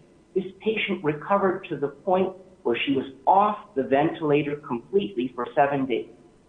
Dr. Pichot then orders the patient to get the Pfizer mRNA injection. This is with the background knowledge of an internal medicine specialist who is the head of internal medicine at Trail Hospital. Every family doctor, every medical student even knows you never give any vaccination while a patient is still ill. This patient was less than a week off of a mechanical ventilator, and the head of ICU orders an mRNA injection for COVID-19. 4 days after ordering this deadly injection, the doctor, Dr. Pichot, makes a verbal order to the nurse to remove COVID-19 vaccination from the medication administration record. Unless I had seen this medical record with my own eyes, I would not believe that any doctor would be so criminal as to try and forge and remove a medical record that showed evidence of deliberate harm to a patient who just recovered from a ventilator. Later that week, the patient died.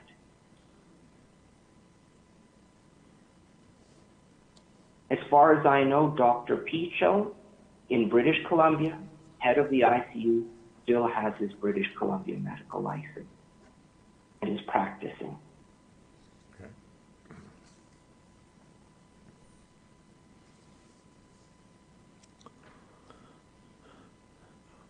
I think at this point I'm going to ask the commissioners if they have any questions of the doctor. Yeah, Ken? Good afternoon. If I understand your testimony correctly, you had 3 elderly patients and you administered a protocol for COVID-19, and each and every one of those 3 patients got well and survived. Is that correct? That's correct. I had to supply the ivermectin to the patient because Alberta Health Services refused to dispense ivermectin to the patient. So I had to supply the patients directly for themselves so that they could take the medication on their own, as nurses in the hospital refused to administer the medication and do their job. Mm-hmm. And those patients, prior to your treatment, you said they were probably a few hours or days away from having to go on a mechanical ventilator. Is that also correct? In my emergency department knowledge and having examined and listened to their lungs, they were approximately 4 hours away from needing life support. That is, having a mechanical ventilator try and put enough oxygen into their lungs because they were not able to get enough oxygen into their lungs through labored breathing. So you were through their own back. So you were and I apologize for kind of jumping in. We're on a tight schedule, I'm told, and you were punished by for doing that. Would you? There seems to be. We seem to have a lot of testimony from Alberta, and have you got any commentary on the lady that testified here in the last several days? She was waiting for a transplant, which I'm not allowed to say what it was, but she's waiting for a transplant in Alberta, and the doctor and the hospital is refusing to give that life-saving transplant unless she takes the COVID-19 vaccine. And not having that transplant is likely going to result in her death. Can you comment or contrast that to what you've gone through From what I've witnessed reading medical charts of patients, it is a consistent, I have no other word to describe it as other than criminality or homicidality. These injections are known to be unsafe, known to have deadly side effects. And to try and coerce a patient, take one deadly medication or die, that's criminal. I have no other way to describe it. For the head of an ICU to give a patient a substance that every medical student, you should never give any vaccination when a patient is still recovering from an illness. And to deliberately do so with foreknowledge, and then to try and tell a nurse to remove the record of COVID-19 injection from a patient who already has COVID-19 antibodies and is still in the recovery phase, and then the patient dying, that is criminal. For an emergency doctor, I don't care how tired an emergency doctor is at 2 a.m. If a patient is talking to you and has oxygen saturations of 93%, you leave them alone. You say, I'm going to come back and check on you in half an hour while I see all the other emergency patients to make sure no one else in the department is critically ill or die. The number of times I have put somebody on a mechanical ventilator who is able to speak a full sentence in my entire career is 0. And the doctor, Craig Donkey, in his own emergency department note, says a timeout was made for a compassionate phone call to the patient's family. So I talked to the patient's wife. Yeah, the doctor didn't call the wife. The patient himself called the wife, and his last words to his wife was, "They are putting me under," all spoken in one breath. Anyone who can speak a full sentence in one breath does not need a mechanical ventilator. And yet that's exactly what Craig Donkey did. And once the patient was paralyzed on a ventilator, unable to refuse a dangerous experimental medication, baricitinib, Dr. Brittany Kula, infectious diseases specialist at the University of Alberta in Edmonton, comes along and orders baricitinib. And guess what? 5 days later, the patient is dead from the exact black box warning for baricitinib. I just want to, I want a description for this type of behavior. I only have a minute or so left. My next question has to do with informed consent. Is it permissible under informed consent to withhold treatment in order to get the patient to agree to a different procedure?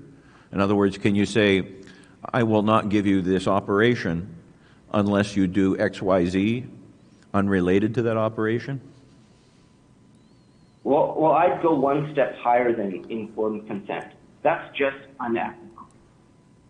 It's completely immoral, right? I know people get fixated on catch terms in ethics, like informed consent. The CMA Code of Ethics is pages and pages of I hate to say it, drivel. Ethics is simply morality. There's no such thing as medical ethics. There's just ethics based on morality, which is based on reason, which is based on humanity. There's no ethics for politics, a different ethics for medicine, and a different ethics in a church. All ethics is based on humanity. And to say that, well, informed consent is a special subset of ethics, no, that is wrong. Ethics is simple. It's right versus wrong. And to try and coerce someone upon the threat of death or harm, that you aren't going to get this medication to save you unless you take this deadly injection, that is just wrong. And I don't want any party to try and claim, well, informed consent was denied, because by using the term informed consent, it's almost like, well, they didn't commit a real crime of coercion, threat, extortion. Oh, they just made a violation of informed consent. I'd like us all to get rid of that term and call it for what it is. If it was a thug on the street that said, take this cocaine or else I'll shoot you, that's basically what medical doctors have been doing here in Canada, in the public health system, getting paid for it with the mRNA injection. Let's call it for what it is, an actual crime, not an informed consent violation, an actual crime. Thank you, sir.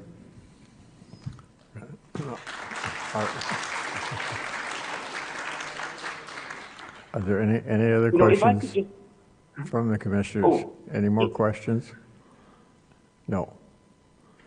Okay, any last If words? I could summarize just briefly, a big concern for me is how is it that colleagues that I've worked with for years have come to do such awful, unconscionable acts?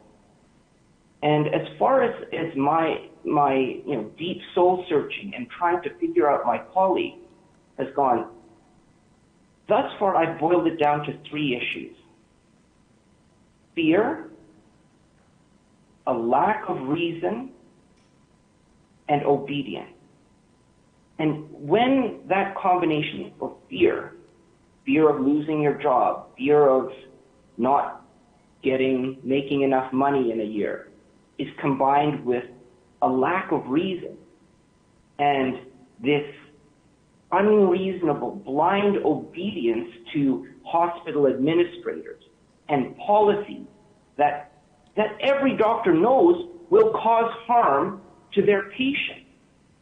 And yet, between the fear, the obedience, and the complete lack of reason, causing a complete lack of morality, this is a deadly triad, resulting in the deaths of mothers, fathers, men, and women.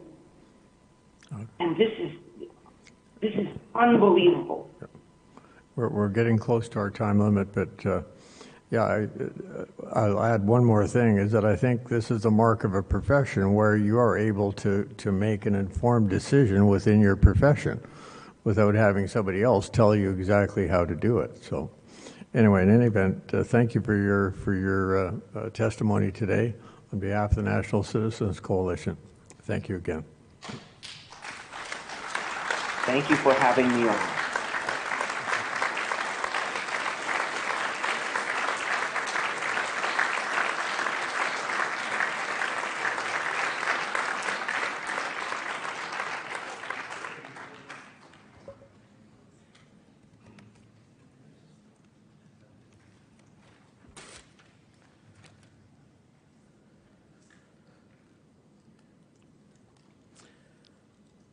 Our next witness is joining us virtually, Pascal Najani.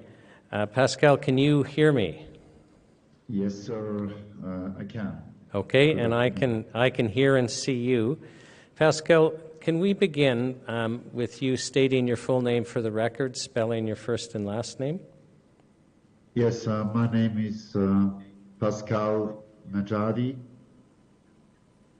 And Pascal, do you promise to tell the truth, the whole truth, and nothing but the truth, so help you God? Yes, I promise to tell the truth, nothing but the truth, so help me God. Now, I'm going to try and introduce you, but if I don't do you service, please add, because I want people to appreciate that you kind of have traveled in other circles than most of us. So you are a Swiss-born British citizen, so you have dual citizenship. Your great-granduncle from your mother's side was the president of Switzerland during World War II. His name was Rudolf Minger. You have served in the Swiss Air Force. You were an investment banker with Merrill Lynch International, New York and London. You were a director on the management board of Dresdner Bank AG, London, and was in charge of advising heads of state and ministers in strategic, advisory, and crisis. The territories were Central Europe, Central Asia, the Russian Federation, the Middle East from Lebanon down to Oman, including Saudi Arabia, and the African continent. Does that fairly introduce you, or should we add some more? No, that's perfectly fine. Thank you very much, sir. Okay, and again, I just wanted, because there'll be people watching you online and there'll be people here that won't know your background, and you're testifying from Switzerland today.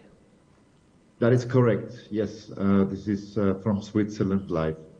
Now, I wanted to start because you have a personal story to share concerning the COVID-19 vaccine. So if you want to share that with us, and then we'll move on to some of the legal activities you've been involved with.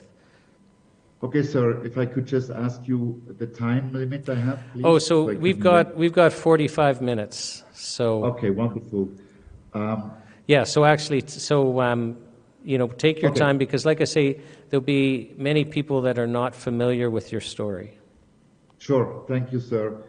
Well, first of all, I'd like to say the following, if I may, as an intro. I would say, dear honorable judges, experts of the National Citizens Inquiry, dear ladies and gentlemen, dear supporters, friends and colleagues and victims of COVID-19 vaccinations from Canada and around the world, I greet you all warmly from Switzerland. It's a great honor for me to give you my testimony here today. Before I start, I wish to share with you my thoughts in essence about this genocide of biblical dimensions against humanity brought up on us by Pascal, can I interrupt you a little bit? Is it okay if we not read and we just have more of a dialogue, or? Sure. Yeah, because it's just we're in a format where it truly is testimony, and sure. But some people get uncomfortable with that. But I know when we've spoken in person that you're very animated and very good at communicating. Sure. Sorry.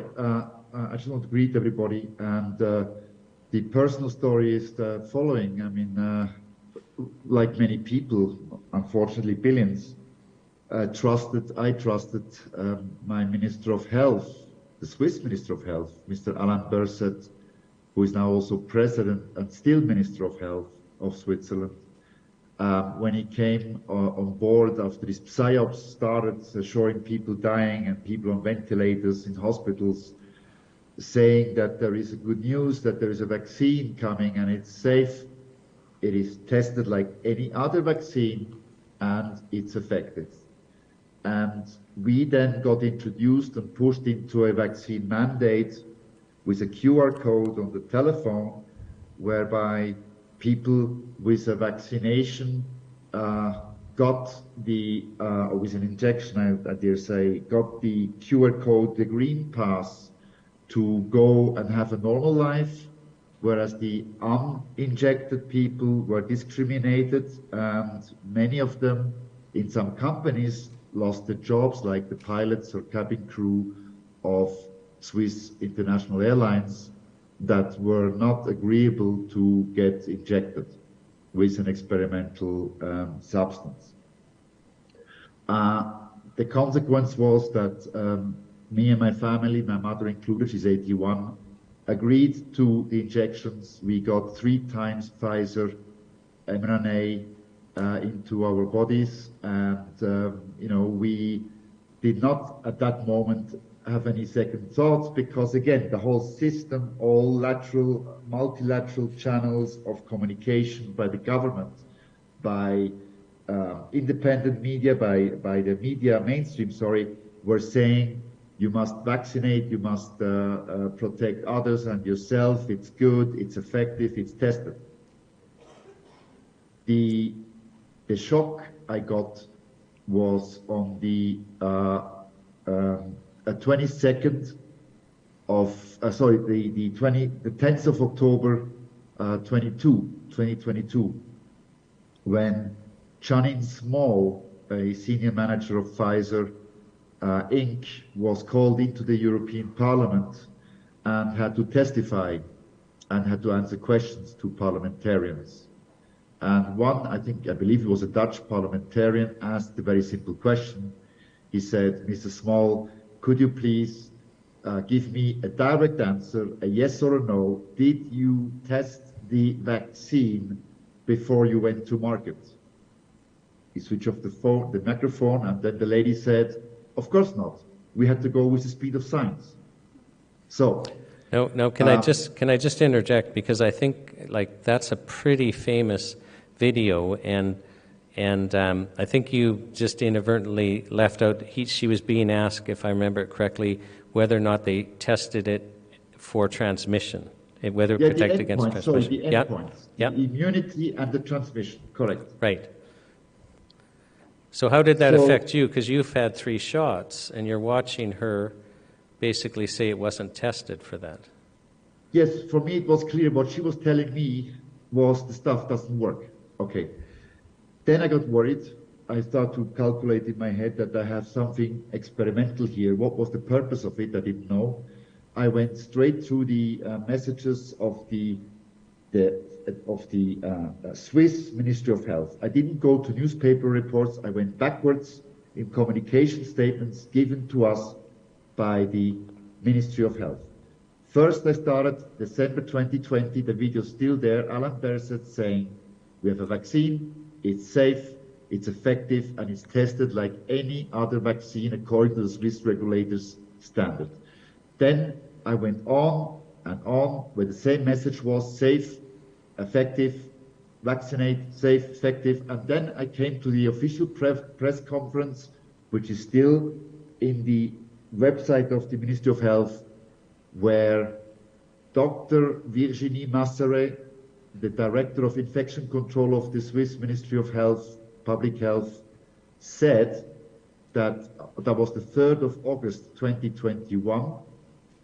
She said end of July, I believe it was the 26th of July 21, they received a report from CDC of the United States saying that vaccinated people transmit the virus as easy and often as unvaccinated people. Then a journalist interjected in the press room, it's all on video, and said, Dr. Masseret, can you confirm this? Is this really true?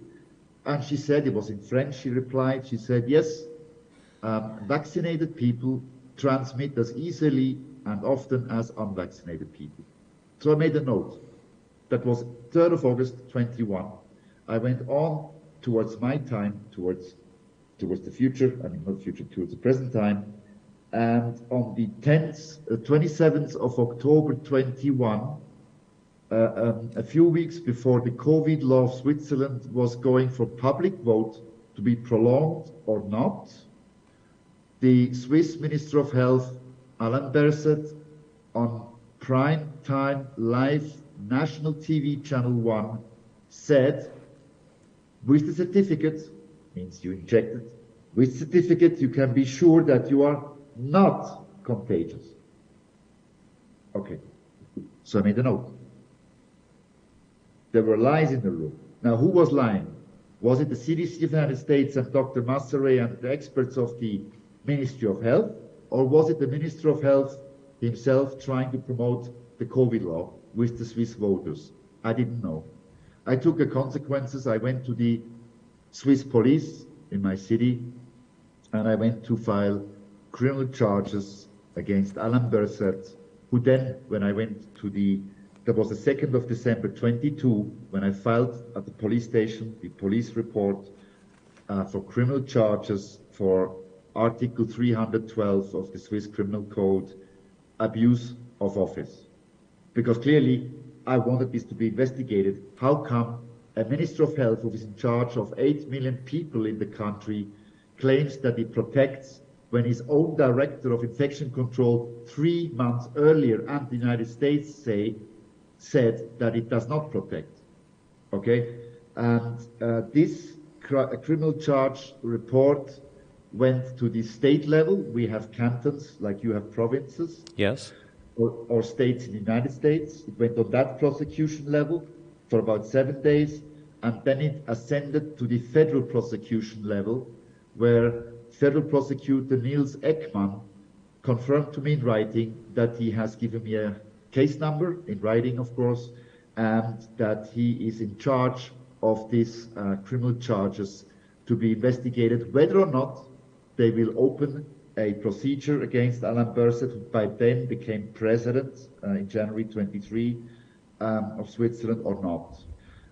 He also asked me to supply him with more evidence or more causality regarding my own consequences. Unfortunately, I had to supply to him my blood reports. I have had my own blood, 6 vials taken in early March by my doctor, Dr. Weichel, and we transported them in 48 hours, or within 48 hours, to the special laboratory of Professor Dr. Brigitte König in Magdeburg, Germany.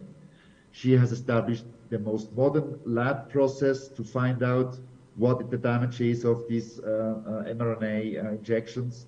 And 3 vials for evidence went, or are now still, in cryonic freezing, and 3 vials were used for the lab tests in the laboratory. The results are devastating because the nanolipids are the packaging of both Moderna and Pfizer mRNA. The nanolipids are toxic. You can Google that. They are synthetic. You can buy them. They are traded for laboratory, for tests, for research, and they are labeled toxic, not for human use or animal use. Clear.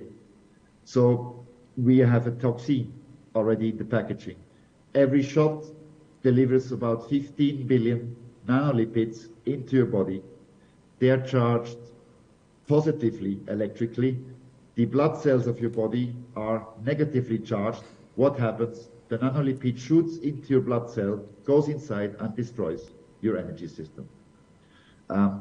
Professor Dr. Bhakti, who many of you know worldwide, one of the leading experts, made me the expert report, unfortunately reading of 10 pages of complicated laboratory language, which I don't even understand, and concluded that I have lost at least 20 years of my life, and that the nanolipids have done the first damage. 3 shots, cumulative 15 billion or 20 billion each, between 50 and 60 billion nanolipids hitting my blood cells.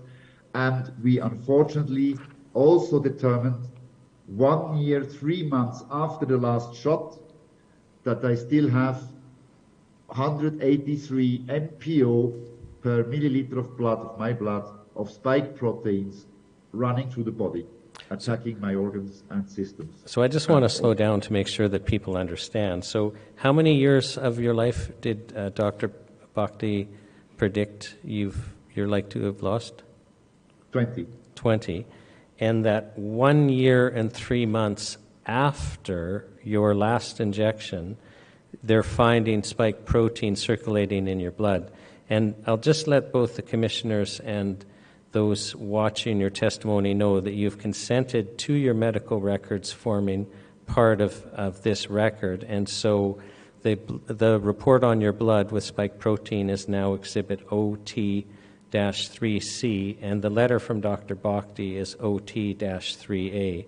So, and thank you for consenting to that, because it verifies what you're saying, and I think it's important for people to realize your body's still obviously manufacturing or retaining spike protein after 15 months. Yes, and the regulator wrote to me by email that it will be gone after 3 to 6 weeks. Obviously not. The doctors who have administered those injections have violated also criminal law in Switzerland, because they were given to me the injections without informed consent. They should have had a form where they should have read out to me the severe possible consequences or side effects. And on the same page, there should be a line to sign that I understood the above, and that would go into a 10-year saving of my medical history. That didn't happen. Therefore, I have also filed criminal charges against the 2 medical doctors, Swiss medical doctors, that have given me those jabs. So now, I'm going to ask you what's happened with that, but we're curious, what did your doctors tell you? I mean, you're telling us for sure they didn't give you informed consent, but Do you recall what was said to you when you were vaccinated? Yeah, it was like in a train station. You know, we had to wait in a tent, and then one after the other was going through green light, red light into a box. You could sit down. I remember I had a pullover, and he said, please, we want it here or here. I said, here. And I said, does it hurt? He said, no, maybe you have a bit of a swelling today or tomorrow, but don't worry. And he went on with this disinfectant, and the jab was not painful, and I was given the pass. I mean, not the pass. I had to leave the box to go and pick up my vaccination certificate booklet, and went out. Okay, so what happened with, you charged the doctors. Can you share with us what's happened with that? Okay, so I filed those charges as well as a whole package to the federal prosecutor. I said the whole line is defunct because obviously promoting it as safe and effective for protecting you, it was obviously not true by the Minister of Health statement in television. I said the doctors didn't ask for informed consent and signature, which they should. And I also submitted the lab report and the spike report, and Professor Dr. Bhakti sent directly in German his conclusions. So I've done all the job, what actually justice should have done. But it then got rejected. All of these three charges got rejected. The federal prosecutor rejected a few weeks ago, saying that the minister actually did publicly on several occasions say that it's not quite effective and that it's not that it could be dangerous. So I just want to put that into context. So the public prosecutor isn't saying that you're incorrect about him lying publicly on the occasion you complained about. So, but he didn't break the law on other days, so he's not going to proceed with charges. Correct. I used to practice defense law. I'll have to try that on a judge and see how far I get. Yeah. So the federal prosecutor came back with a different statement. I said, how come in August 21, the infection control says it doesn't protect and it's not, etc. And how come 3 months later in October 21, the minister says it protects? That was my point. That was not answered or investigated or anything. So I've taken a criminal lawyer in Zurich, and we have now taken this, filed within the deadline, comfortably fine, to the Federal Criminal Court of Switzerland, and it's now there where my lawyer has written a piece proving that the entire COVID vaccination policy was a lie and was fake. I mean, wrong. And we are now at that stage.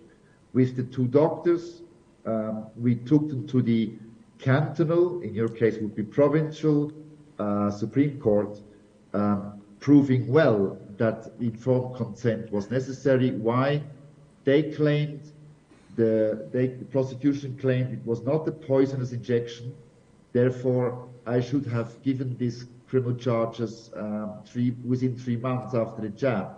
But if it's a poisonous injection, that's our argument, we have 10 years. And the nanolipids are the packaging, that's clear.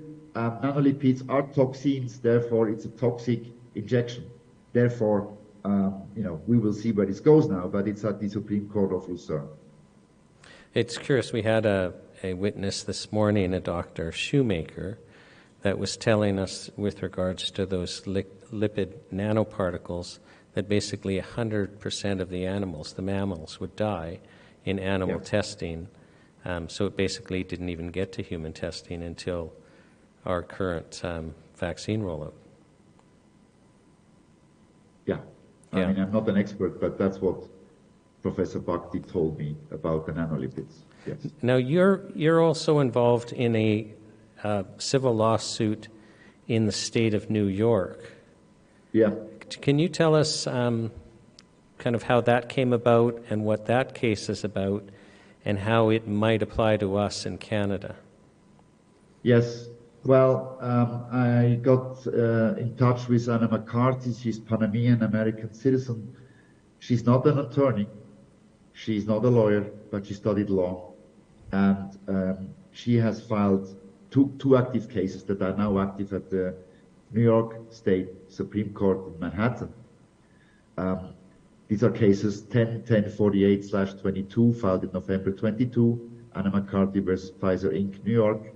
And the case I'm involved is case 100-197/23 filed on the 6th of March of this year, 2023, at the same court.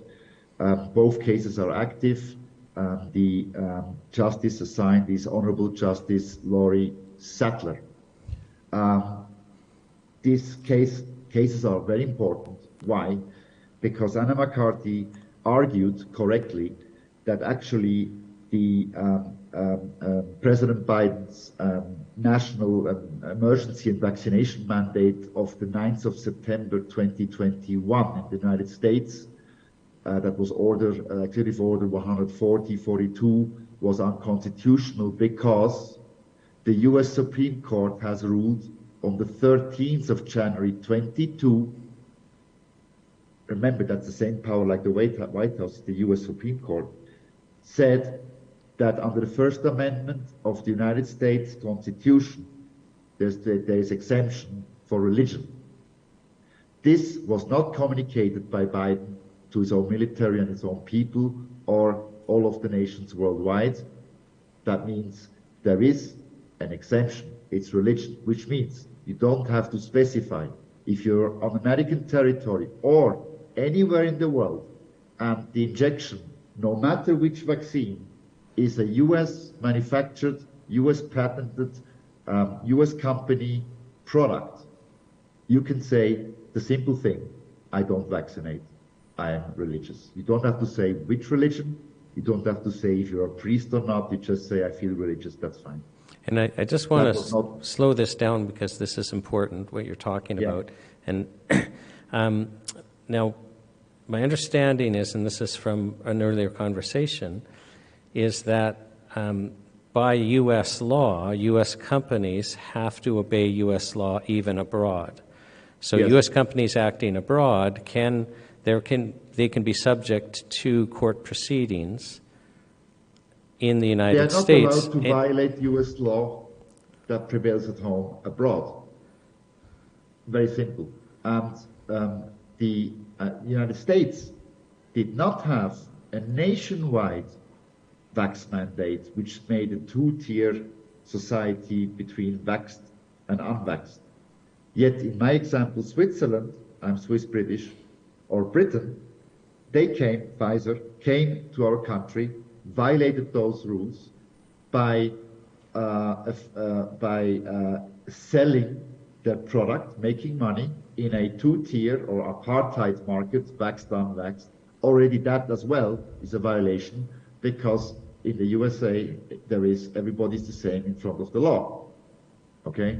In Switzerland, with the COVID law, not. Because if you're not vaxxed, you cannot go to the restaurant. So it's apartheid. If you're vaxxed, you can. You could.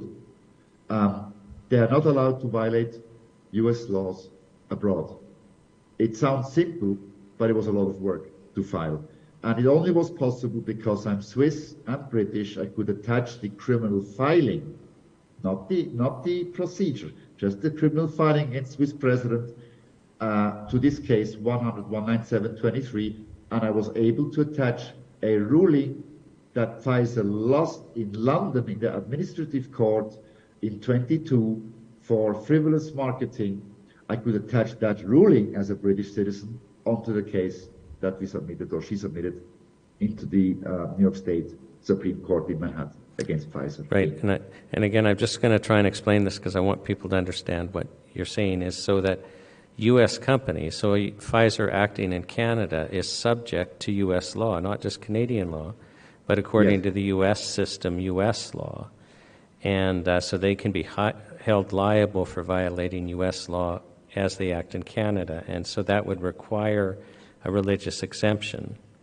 And it would also prevent a two-tiered system well, you call it an apartheid system, and that's quite appropriate, actually. So identity papers for the state to grant you privileges to access certain activities. So that's basically why you believe this is an important case. It's very important. Yeah. No, I'm trying to make sure people understand what you're saying. And don't forget, people can also sue the US president now because he did not communicate on the 13th of January 22 that actually every human being on the planet has a right to say, under the First Amendment of the United States of America, I don't need to vaccinate. Right. One more legal fact. On the 23rd of March of this year, President Biden lost in the Fifth Circuit Appeals Court of New Orleans. He lost with his claim. He lost the claim, his claim. He said, I'm the CEO of the United States of America. Like a company CEO, I have the right to force vaccinate my employees of the federal agencies.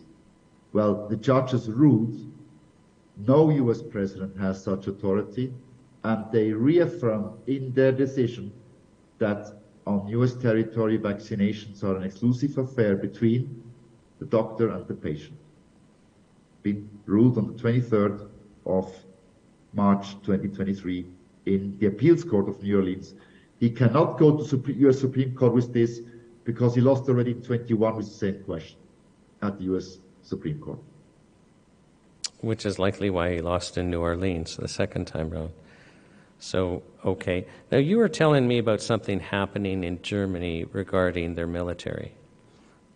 Yeah, the German Ministry of Defense is still force vaccinating their soldiers and officers.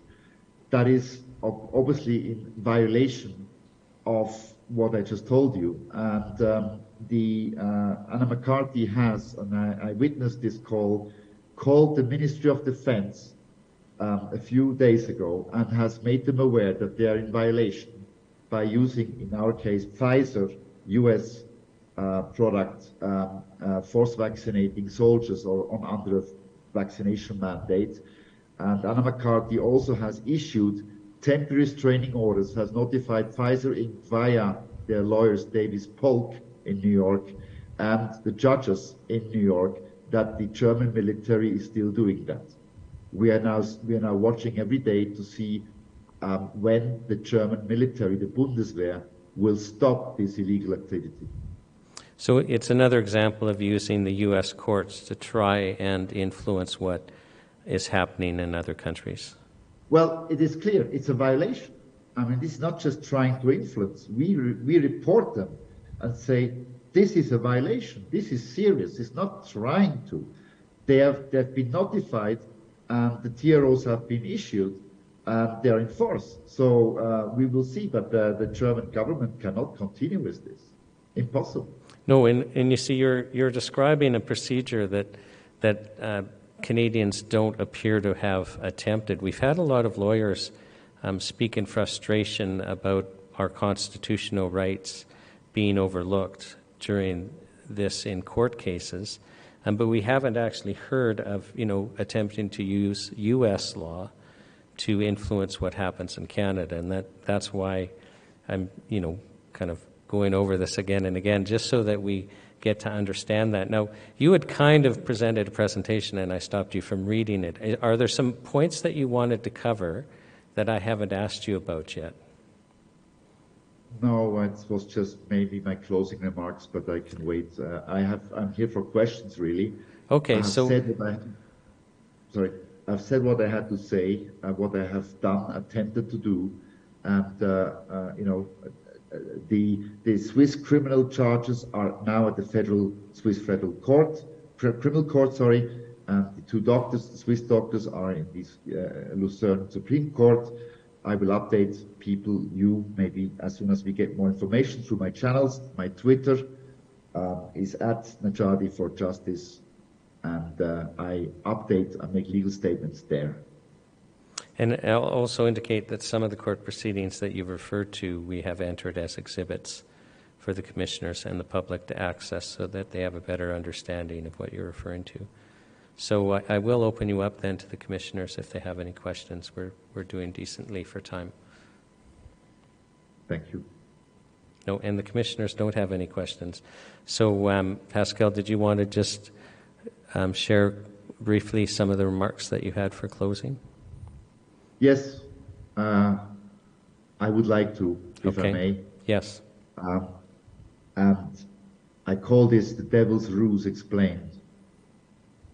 And we are battling always that recognition that we have been duped. How do you get someone to admit that they have been duped and triple injected or double injected with an mRNA bioweapon substance? How do you get someone to admit that they have been duped into giving these injections to their own children? This psychological trap makes the duped the guardians of the dogma. The duped are thus placed in the position of having to lie to themselves in order to maintain psychological equilibrium and avoid harming themselves. This trap of pride makes them Machiavellians of their crimes they have been allowed to harm themselves.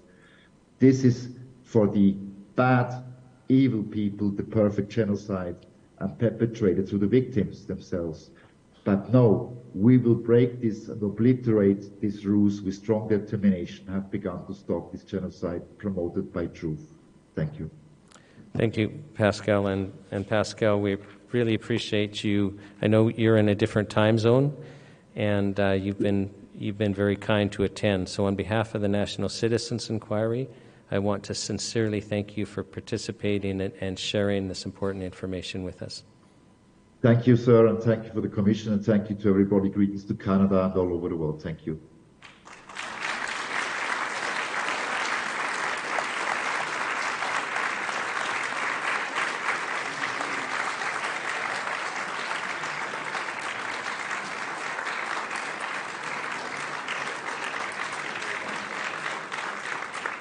Are you next? Yep.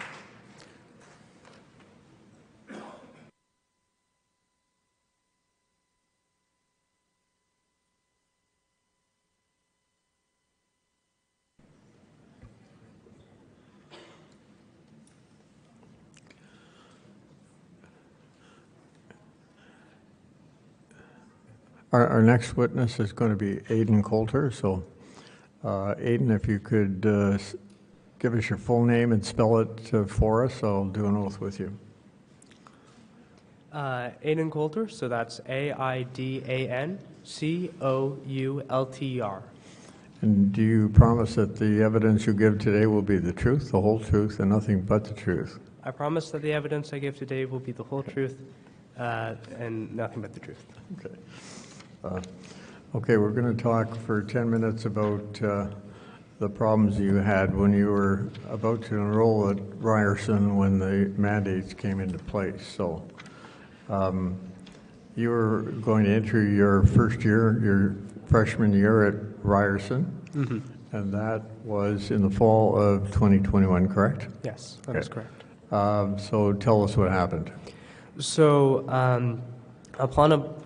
so I had applied and gotten an acceptance letter for the fall 2021 semester, and then about a week or two before, so that would have been July 2021, I received a response back from my application to residency and paying for residency, and they said that in order to attend residency, one would have to be fully vaccinated in order to interact with their peers and the residency community. So I did not have any intention of taking an experimental gene therapy that had at that point been untested. So they said there was a form that you could fill out, and that form was ordinarily it would be for a person with a disability who is seeking a human rights accommodation. So I modified that form and sent it to them saying that they were basically breaking various healthcare laws. So that was the Personal Private Healthcare Information Act, the Nuremberg Code, and the Helsinki Declaration, among others, and saying that this request to have me, have an experimental gene therapy was against the law. They responded back saying that there was nothing that they could do about that I had not given them sufficient evidence or sufficient documentation. But by that point, the deadline to apply for residency had passed, so I had to find very last minute co-op housing within the Toronto area to live. And at that point, were you able to go to classes? So there were two out of my 4 classes were promised in person. Were promised to be hybrid. So these were classes that required a technical component because I was taking film. I was film and visual media design. So that was film tech and silent film that required a technical component. Were promised in person, or were promised to be hybrid, meaning that there would be an in-person component. The first day of in-person classes I attempted to attend, being aware that there was a screening requirement, like an app that you had to fill out, and also that you would have to test yourself. Okay. So you completed 1 semester then, is that right? Yes, that is Okay. correct. I completed and 1 what semester. happened during second semester? The second semester, or the fall semester, during basically the upshot was that for the winter, they said that I could not. My classes were frozen, and they would not provide me with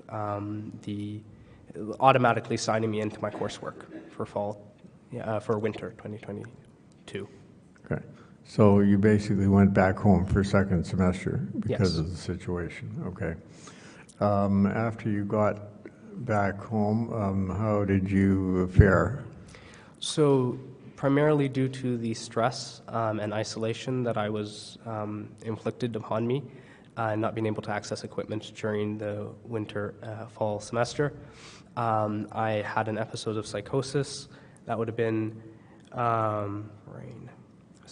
May 2022. I had a brief episode of psychosis, which consisted of intrusive thoughts and basically kind of synchronicities or making connections that weren't there. So basically, I was in an unstable mental condition, and I went to the hospital to receive psychiatric evaluation, and I was put under a Form F, which would mean 72 hours under the observation of a psychiatrist, overseeing psychiatrist.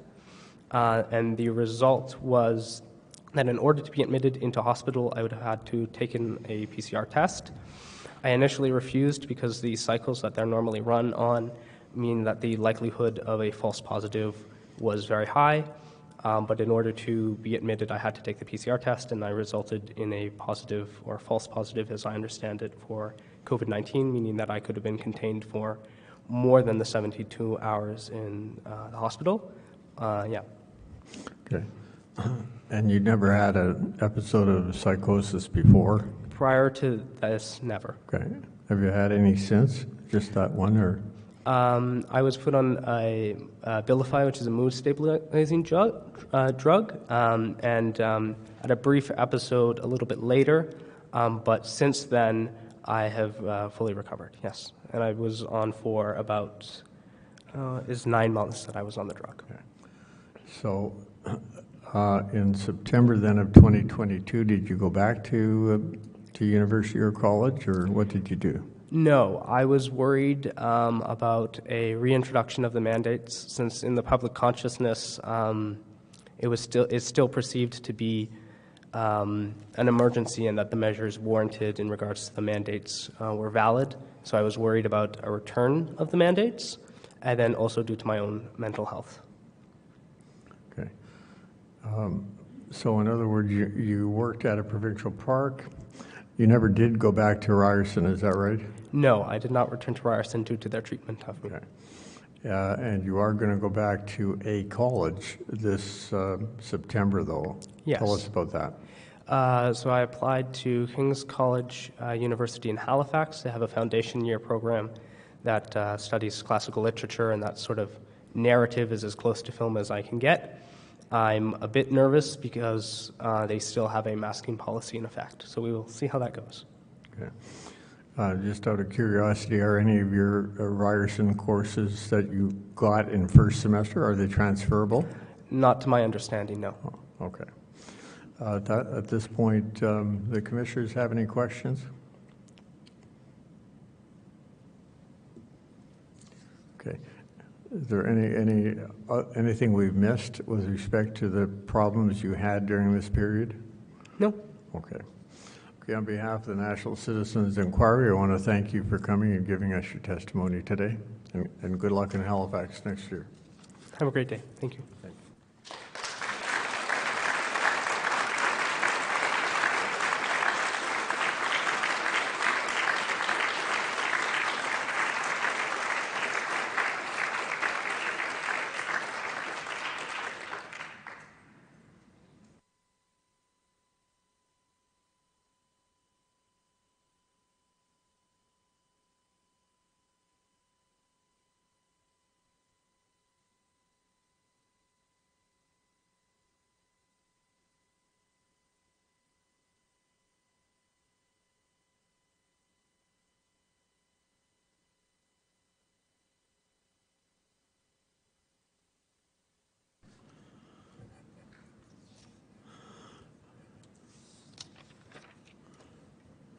The next witness is going to be Naveed Sadikali.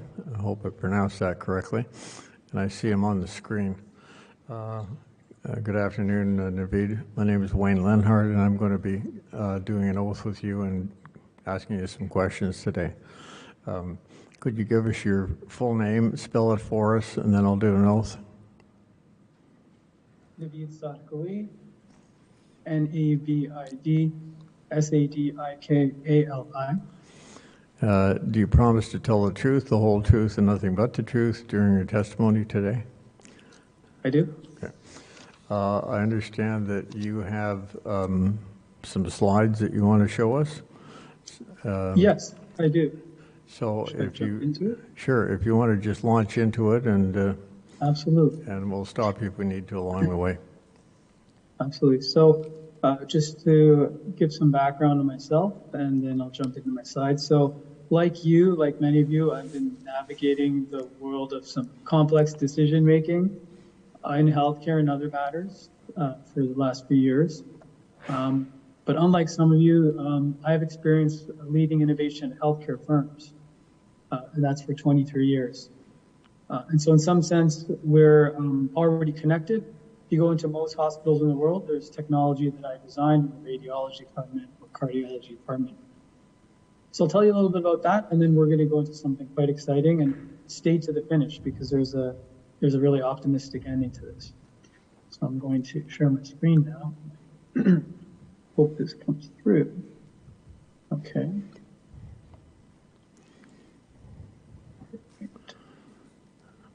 All right. Does that come through? Okay. I believe you have a slide with all your credentials on it. I wonder if we could have that one next. Sure.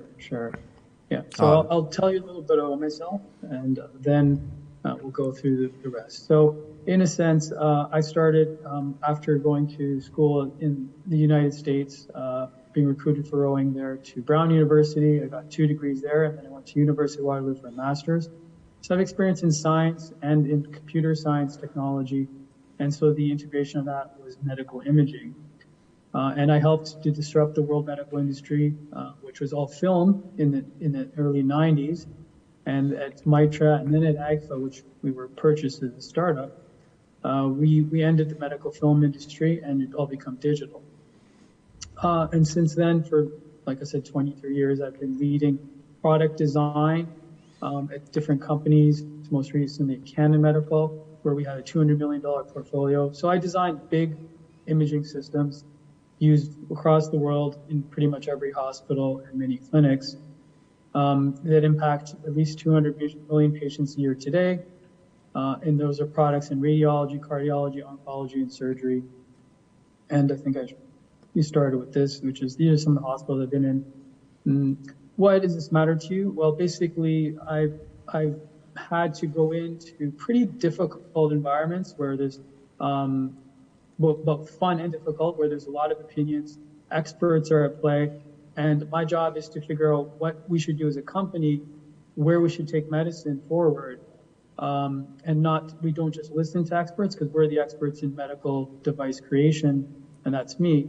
And so I have to sort of integrate many perspectives, and to do that, you have to be quite open-minded to listen to all sorts of opinions. And if you go to an academic teaching hospital versus a regular, community hospital, things are very different. So medicine looks many different ways in many different places. And so my job as a designer and a scientist is to bring that all together and help the engineers build the right products. So just to show you what that kind of looks like, this is some of the technology that I've designed. So stroke imaging, cardiology imaging, general radiology. And so these are actual products where, I've been in surgical wards to figure out how to push for surgery forward. And I've seen, many interactions with patients and oncologists to understand what we need to do better. So that's my medical background. I want to really focus it on us, which is you. And our goal today is to cut through the complexity, which is what I have to do anyway in medicine, right? To cut through all the complexity, because most physicians aren't interested in academic stuff. They just got to get their work done. And so there's 6 stories I'm going to be telling, and those bring together 3 business stories and 3 scientific stories. And if you understand those, the world will be a very different place. It'll be a safer place. And if we can get the doctors out there's 1 million doctors roughly in North America. If we get them to understand these stories in this 20 minutes, we won't have another pandemic like we did. In fact, we may not have any more in some sense, and we'll have to get into the specifics to see what I mean by that. So the first story I want to tell is just that in October 2019, the business was preparing for a pandemic. And Event 201, some of you may not know about it, watch on YouTube. It was an economic and business event to prepare for a coronavirus pandemic. So they ran like a war game. They ran a simulated pandemic for coronavirus. And then what's interesting to me, because I'm saying the business we're leading, is no physicians were invited to this simulation of a pandemic. And there's a lot more to say about this. But really what we need to say is that this was business leading the chart. Right? Here's some of the biggest pharmaceutical company on the earth is there. And, but what's important is that it wasn't science leading. Who was inviting the people to this was the World Economic Forum. They were the ones who took the stand, gave the intro keynote. And what Ryan Morhart said, the lawyer from the World Economic Forum, said one of these days, a fast-moving pandemic. And that's October 27th, 2019. And if you look at what was said on day 1 of the pandemic, March 12th, 2020, there's not going to be a way back to normal. That's what Ryan said on March 12th, the first day of the pandemic. So this is business leading the way, because the scientific community had no idea that, there's not going to be back to normal. In fact, there wasn't really clear what was happening in terms of the scientific community at that point. So I want to move on to the second story. So I already did one. That's great. Now, the second story, business story, is that in December 12th, 2019, which is about 3 months before the pandemic was declared by the WHO, we have a legal agreement, material transfer agreement, between the University of North Carolina, Chapel Hill, Moderna, and Fauci's NIAID. And they were testing an mRNA coronavirus vaccine candidate. And this coronavirus vaccine candidate was a joint venture between Fauci's NIAID and Moderna. And the University of North Carolina received this for animal challenge testing. And here's the most well-known prolific coronavirus spike protein researcher, Ralph Baric, was signing this agreement. The patent holders of the spike protein that was used to create the vaccine,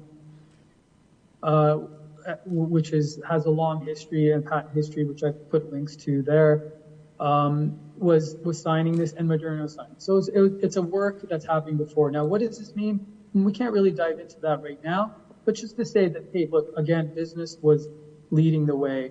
This is a business agreement, right, to do some business. The third business story I want to tell is that billions were spent to market a lockdown. And some of you remember NHS's Stay Home, Save Lives campaign. And there was the same type of messaging through the world, actually. Campaigns were reused. Look them in the eyes and tell them to always keep a safe distance. So quite, in your face, hard-hitting advertising. These advertising was created in an agreement in the UK with the world, I think it's the near top marketing agency in the world called Omnicom on March 2nd, 2020. And so that means they were in discussions in February, right, to sign an agreement on March 2nd. And that's all before the pandemic was declared on March 11th. So there's a marketing business event happening before the pandemic started. And what's really important to note, as you know, if you're an epidemiologist, is look, on March 3rd, the day after they signed the contract for lockdowns and for stay-at-home campaigns, there was only 4 cases in the UK, and that's 68 million people, and there were 0 deaths. So the UK spent more than even World War II on an ad blitz, in proportionally even more, even accounting for inflation, than World War II to market lockdowns and the sort of measures they wanted to take. And by the way, those measures were discussed at Event 201 in October 2019.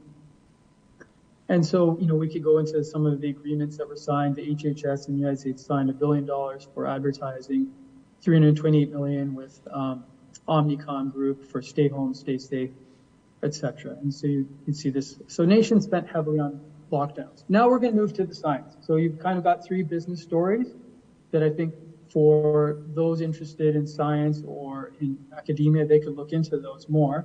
So it's a little bit of a push to spend more effort on this. So now to the science. Now the science was obviously had not advanced. So now we have Neil Ferguson, which won't go into the full story, but he's a modeler who's had some bad successes in the past. He works for Imperial College, and his Excel file, his Excel file went around the world. So he had Imperial College, which is heavily funded by a private foundation called Gates Foundation. He created an Excel file, and that Excel file went around the world, and it said something that was quite dangerous. It said that we were going to have unmitigated, without lockdowns, which he was saying we need to China-style lockdowns. In Canada, we'd destroy Halifax, the equivalent of Halifax, in months. In the United Kingdom, it would be like 489,000. You can see their deaths. This is the actual Excel file, and there's a link to it. And in the United States, there'd be 2 million deaths, and we're talking about in months. And that would be like the city of Houston. And so that obviously, that kind of a scientific message from an individual somehow, and we think it's through the WHO and all the national governments, you know, scared people. If you're going to destroy Houston, well, you probably should lock down. And so that's the first scientific story, and there's a lot more to dive into there, but I think you need to know that that's what actually happened. So now we're going to go to the 5th story. So we're advancing with a good pace here, and I'm going to slow it down a little bit. So now there's the last 2 pieces. These 2 things are a little more technical, but everybody can understand this. So I'm going to go a little slower. And if everybody understands these, you're going to be 99% ahead, all the scientists and all the physicians on the earth, probably 99.99% to tell you the truth. So we're going to go through the PCR test first. And the PCR test caused mass medical confusion. And you've probably heard of this during the last 3 days, and I know many of the speakers have touched on it. We're going to understand a little deeper and a little more visually, and you're going to get it.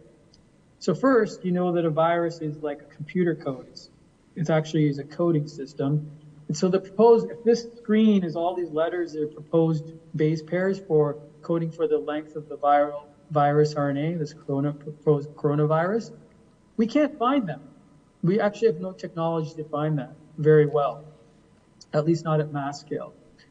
And so what they actually do is they find this PCR test that finds a little bit of a bigger thing and say, well, if I find that, that's indicative of the big thing. And that's already a bit of a hint that, well, you're not actually looking for it. You're looking for something that looks like the thing you're looking for, right? Sort of like, you know, a bit of a clue. So when you do a PCR swab, it's important to know that there's billions of DNA bases in that swab. If you took all those bases like a code and overlaid them all, like put them over 7 million kilometers of highway in North America, So that's how much is coming in that little swab. So DNA is really small and RNA is really small.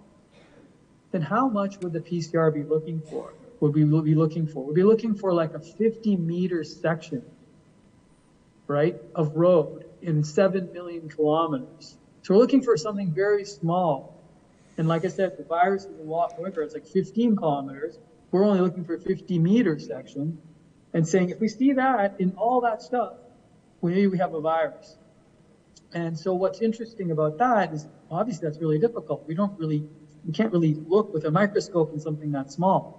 So what PCR is, this is what you really need to know right here. It's just a photocopier. If I take one page and I photocopy it and I get 2 pages and I collate them and I photocopy again, what am I going to get? I'm going to do 1, 2, I'll get 4. And I take all 4 and photocopy each one again, I'm going to get 8, right? So you get this doubling idea, which is what PCR is. It's a photocopier, just like this one, except it's doing it with this little thing I found, let's photocopy it, make 2. And if I make 2 and I make 4, and I make 4, I make 8. And that's, the 2 to the power. So if you do that 35 times, right, you lined up 35 photocopiers, you'll get 34 billion viral PCR segment copies. Really, it's an RNA becomes DNA copy. So it's not the virus, remember that. And if you have 35 billion of something, you can imagine, well, now you can maybe see it, and you can because they sort of tag it with a light-emitting element, a chemical that is going to light up. So basically, that's how PCR works. It works by taking something small and making it really, amplifying, photocopying. And what's the result of that? The result of that is that you take one, if I have one of these little pieces in my nose, and if I duplicated that through that doubling 24 times, 2 to the 24 is 16 million. Okay, does that mean you're sick or not? Well, actually, nobody could say on the earth. If I have 60 fragments, those little 60 pieces, and I do that 24 times, I have 1 billion. Oh, am I now positive? But if I have 1 and I do that 30 photocopying duplications, I get 1 billion. Oh, and is that? So this is not a test.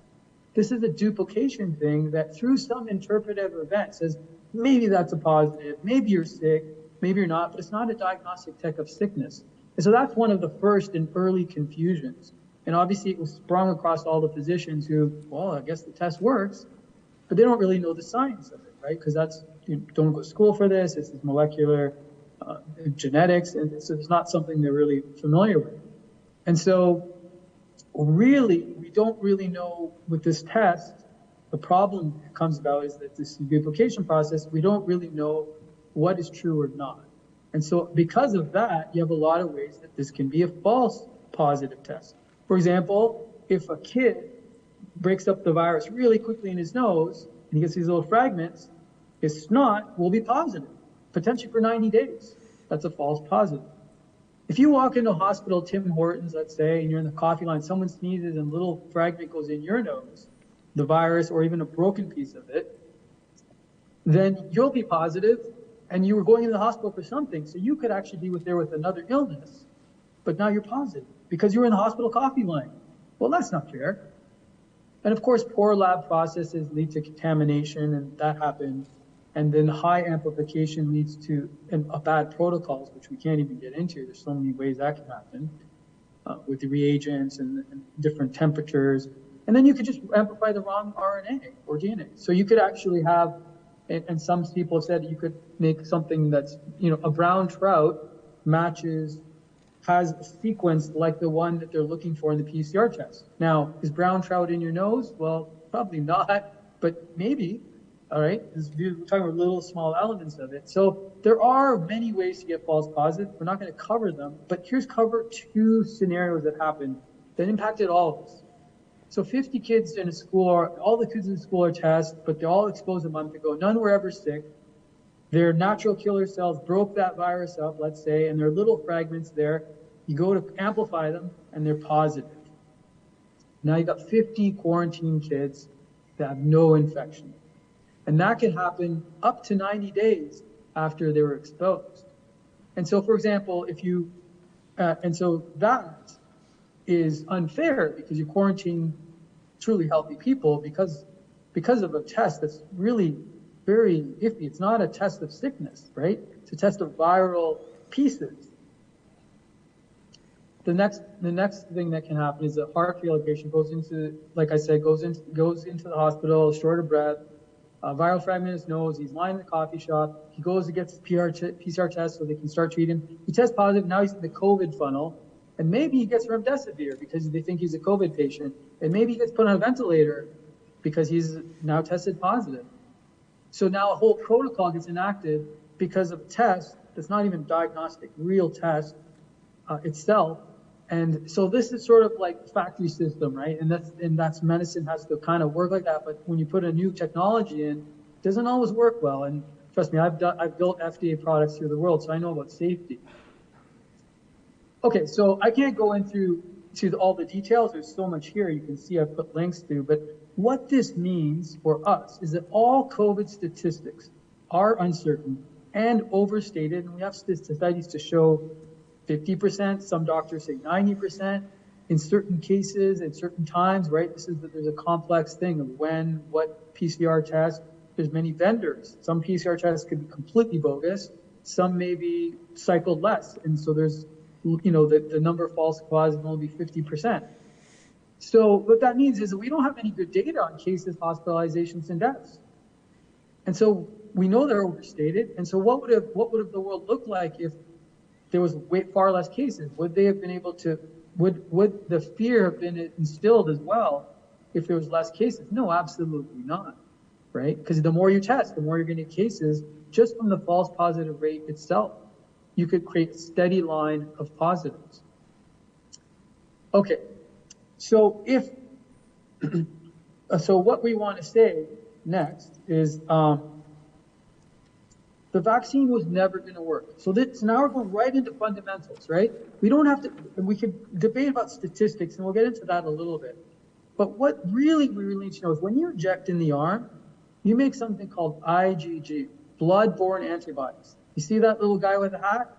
He's orange. Those antibodies are in your blood. They're circulating. I just did a portion of his body, right? Now, when you get a natural infection in those cells, you get IgA antibodies. That vaccine can't put those IgA antibodies in your mucosa, which is where you start getting infected. You don't get infected in your arm, right? It goes through your mucosa, and that's how the system's designed to block this. And so basically what this means is that the injection could never make IgA antibodies in your mucosa. Nose, throat, intestinal tract is also a mucosal entry point. And so it could never stop infection. It couldn't stop transmission because that thing will never make the things you need, the IgA, in your mucosa. So by first principles, it was impossible. And of course, Gates now admits that. So how did they get efficacy? And this is sort of like everyone's wondering this, and you're going to get the answer now. How did they get efficacy from a vax that couldn't work? How can they say 95% when you know that it couldn't even work? So what's happening here is that when you get injected, it's an immunosuppressant, right? There's foreign technology in that shot. People have talked about polyethylene glycol and the cationic lipids. And there's stuff that your body's immune system is like, oh, that's a foreigner, right? I'm going to attack that, right? And so what happens is you get the immune suppression and you'll get COVID, you'll potentially get sick, especially if you're exposed, right? Or it's already there, you already had it, but now you're actually weakened and now your immune system can't fight it off. So COVID cases rise after the first dose and after the second dose, right? And so we kind of can get that because it suppresses your immune system. So you get injected, you get a little bit of a fever. Israel had data that it was happening en masse to the whole population. I think I have to go back and look at the numbers, but it was well documented this happens, and it has to happen because it's you're injecting a foreign item in your body. So all we have to do to get efficacy is withdraw those people who get that after the first week or second week. So don't count those people, right? So that's what happened. So in some studies, they call them partially vaccinated, some they're unvaccinated, and some they're actually, and I'm going to show you what in the Pfizer study, we believe that some of them were just completely trashed. Like that data is not used. So they're not in the study, they're ejected from the study. So let's look at the Pfizer data, which is the only, right? Remember, this is the only randomized controlled trial we have. We have 311 withdrawals in the vaccine arm and 60 in the placebo arm. Well, why would that be? Why'd you have 5 times more withdrawals? They call it protocol deviations. So let's say that we were injecting people, and those 251 people got the 311 minus 60, right? The vaccine had this many withdrawals, with the placebo only 60. It's 251, right? That were just removed. So if we take those 251 and say maybe some of them got sick, let's for now say they got sick, they got a fever, and the protocol said they have to be removed from the study. So then what does that mean? That means that on the left, we're being told the vaccinated sickness was 9 and 169. That's actually the numbers. That's how you get over 18,000. You divide those numbers, you get 95%, right? If you put those people back, the 251 and the 9, right? So you have more vaccinated getting sick than placebo, you have negative 53% efficacy. So I'm saying on the left is what's published, on the right is what's likely. Now, we'd have to go back and get all of that data, right? And all of the sites data and which each person would happen to them out of the 260 were saying that were perhaps withdrawn because they got sick in the first few days. So, but we don't actually have to even look there. We have good published data that show this is actually happening for sure. So the government of Alberta proves that the newly vaccinated are at risk, but counted as unvaccinated. So here we have, and you get injected, and they publish this, the time from immunization date to when their COVID diagnosis. And these are the first 14 days. So you can see that the graph goes way up the first 14 days. So these are the deaths.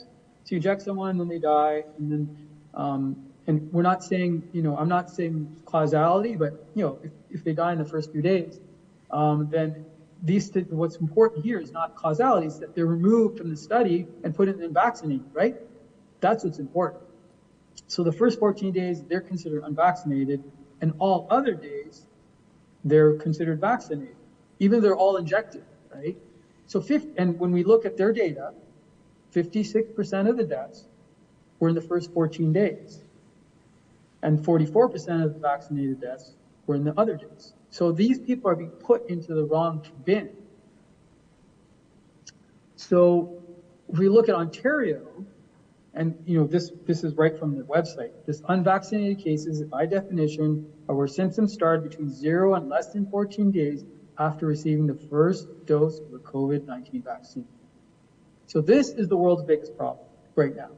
This is it. This is like right into the heart of it. Because you don't have to debate statistics and say, well, this study shows that. If you rerun all the data, I'm proposing that scientists do this, rerun all the data, thinking about this and saying, well, we binned them this way. What if we binned them the other way? What if we consider them actually vaccinated if they got injected? Then this is the source of the distortion. And there's studies coming out and people trying to talk about this. 30 Sweden doctors pushed back on distorted mortality data in Sweden, and that link's in the bottom right. And like I mentioned, there's lots of links to this presentation that I didn't cover that you should look at. Okay, so that covers off the 6 stories, right? So the breadth of it is that there's a business cycle that's happening first, and then the scientific cycle is happening. It's really this vaccine cycle is coming, and that constitutes, I think, the most important things that the public really needs to understand and go, oh wait, that's kind of really been confusing, and that's not really telling me how it is, right? Okay, so I want to leave with this sort of an optimistic future. So my key point is that if people are being sickened by this, by this vaccine technology, then we have to reconsider, is it really ready for prime time? That's going to be up to many other people to do that, right? But we have to sort of be aware that this is mindful, that this is potentially, the statistics are leaning this way if we rerun the statistics, which we have to rerun. But the optimistic future I want to leave is sort of a perspective about we're kind of underappreciating something scientifically. I think we're not just a little bit, a lot underappreciating something that we all believe, I think is really the heroes of this, really the potential way out of this.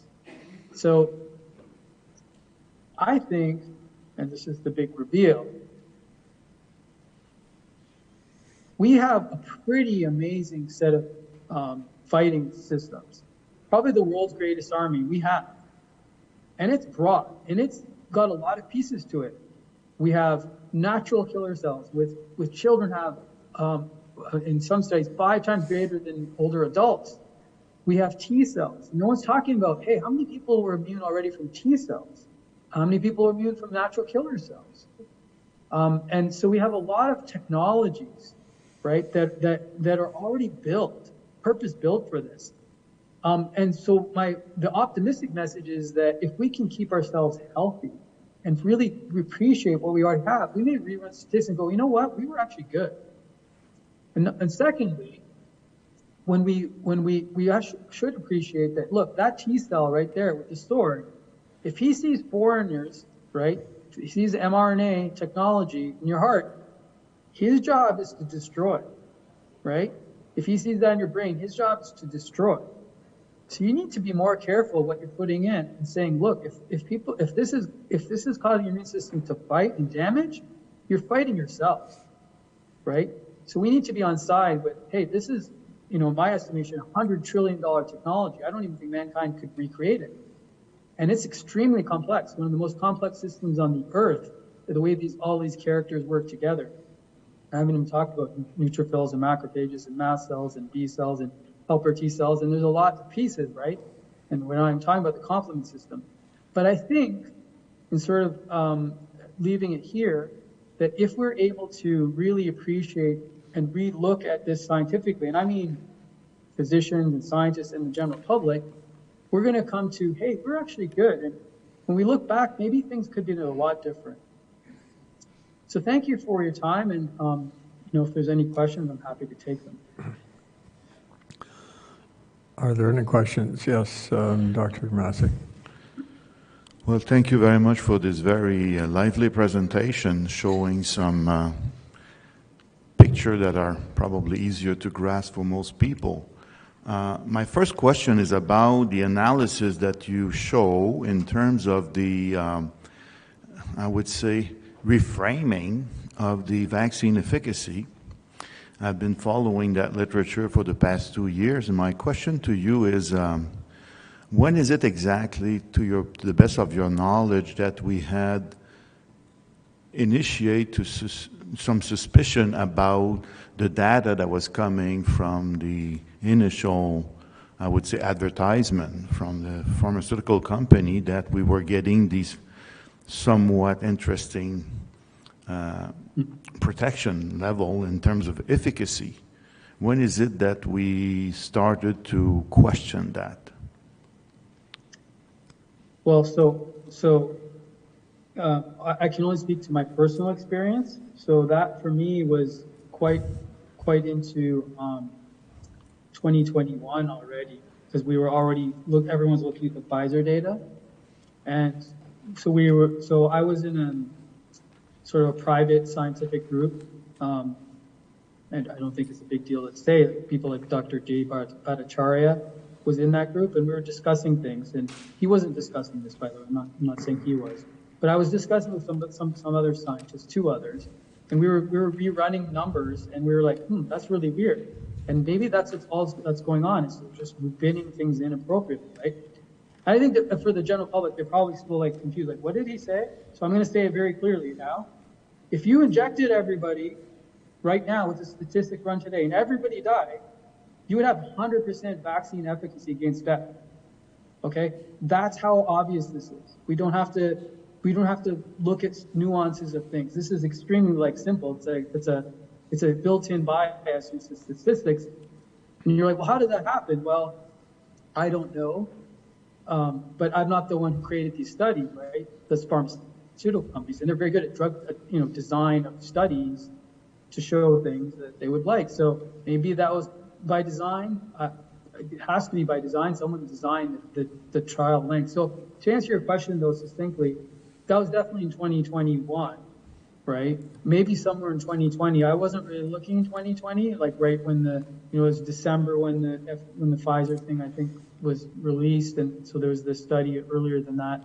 But anyway, 2021 is my answer for that question.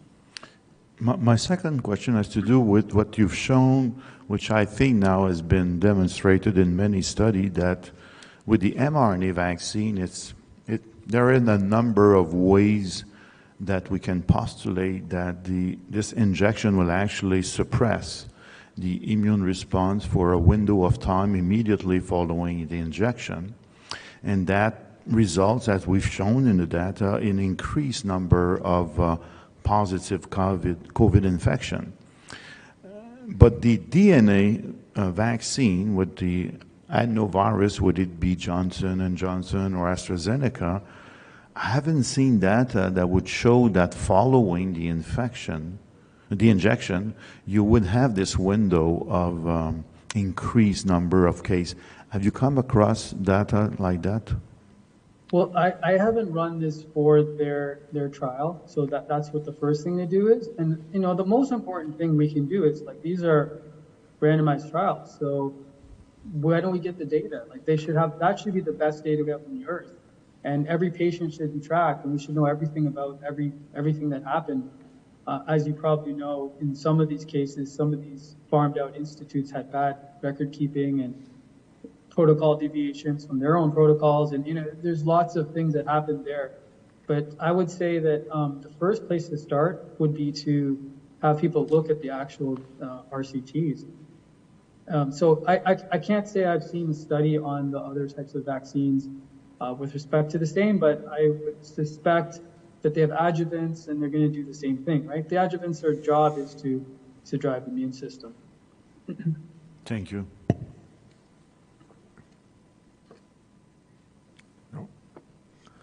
Are there any more questions from the commissioners? No. Okay, on behalf of the National Citizens Inquiry, I want to thank you very much for your interesting presentation. Thank you again. Thank you.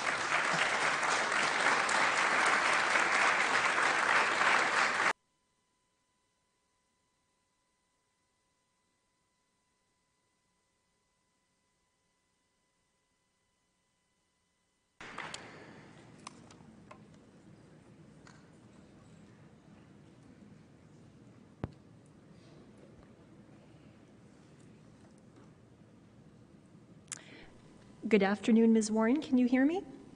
I can. Very good. Just to start off, can you please state and spell your name for the record? Yes, my name is Kimberly Warren, Kimberly, last name Warren. And do you promise to tell the truth, the whole truth, and nothing but the truth during your testimony here this afternoon? I do. Very good. Now, I understand that you're here to talk to us about your vaccine injury. Is that correct? Correct. So before we get into that, can you just please give us a little bit of your background information, including your current area of employment and which was also your area of employment when you were injured? Of course. So I work at two hospitals. At the time of first vaccination, I worked at Groves Memorial Hospital and the Orangeville Headwaters Healthcare Hospital. I currently, and as of the third booster, we moved to Ottawa. So I work at the Ottawa Hospital General Campus and Queens by Carleton Hospital. I am a medical administrative assistant, and in one of my roles, and the other role, I am a ward clerk. Okay. Now, when you received the first dose, can you give us the reason why you received it? So I'm sure, as everyone is now aware, healthcare workers were forced to have all vaccines in order to keep our employment.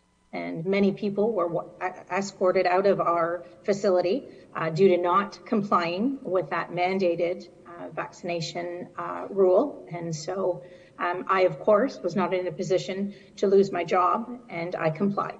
I understand. Sorry, it's just come to my attention that we don't have your camera on. Are you able to turn your camera on?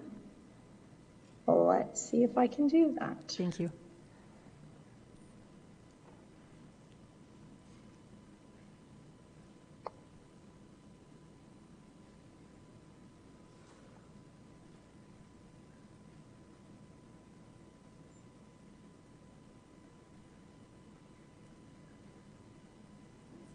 It doesn't appear to be on. Can you still hear me? I can, and I can see you. You can see me. In the bottom left-hand corner, is there a little video camera that you can click? Should be next to the microphone. Yes, can you? I'm just looking at our tech team. I don't think we have you up yet, but perhaps I will continue at this point. So you've described to us the circumstances under which you received your first vaccination. Can you tell us when you received the second? Yes, so first vaccination was January 7th, and then approximately just over 4 weeks later, February 11th, 2021, was the second, and the booster followed November 23rd, 2021. We were one of the very first people that were given the vaccine due to being healthcare workers, and I worked at a COVID testing clinic. So we were sent among the first groups after the elderly were sent. We were then sent in our area. So when you received any of the vaccinations, were you at any time told that there could be risks associated with the vaccine? No. Were you at any time asked if you had any pre-existing medical conditions? No. And do you have any pre-existing medical conditions? I did, yes. I have pre-existing chronic kidney disease, CKD. And just for the sake of clarity, your third dose, was that also required by the mandate, or did you choose to have the third dose? The third dose was not. It was just, we kept getting all this, I don't know what the word, it's called propaganda, but we kept getting emails saying that we all needed to have the booster. So the third was not mandated, however, heavily suggested, and we kept getting a lot of internal literature on getting the booster. Okay. And did you ask any questions when you attended any of your vaccination appointments? I did not, and in hindsight, I don't know if I would have gotten the answer I was looking for at that time. To be quite frank, I went along with the narrative that this was a safe and effective vaccine, and that it was required for me, and it was required for me to keep my employment. So. Okay. Now I understand that shortly or sometime after your third dose, you started to have some complications. Is that correct? That is correct. Can you describe those to us?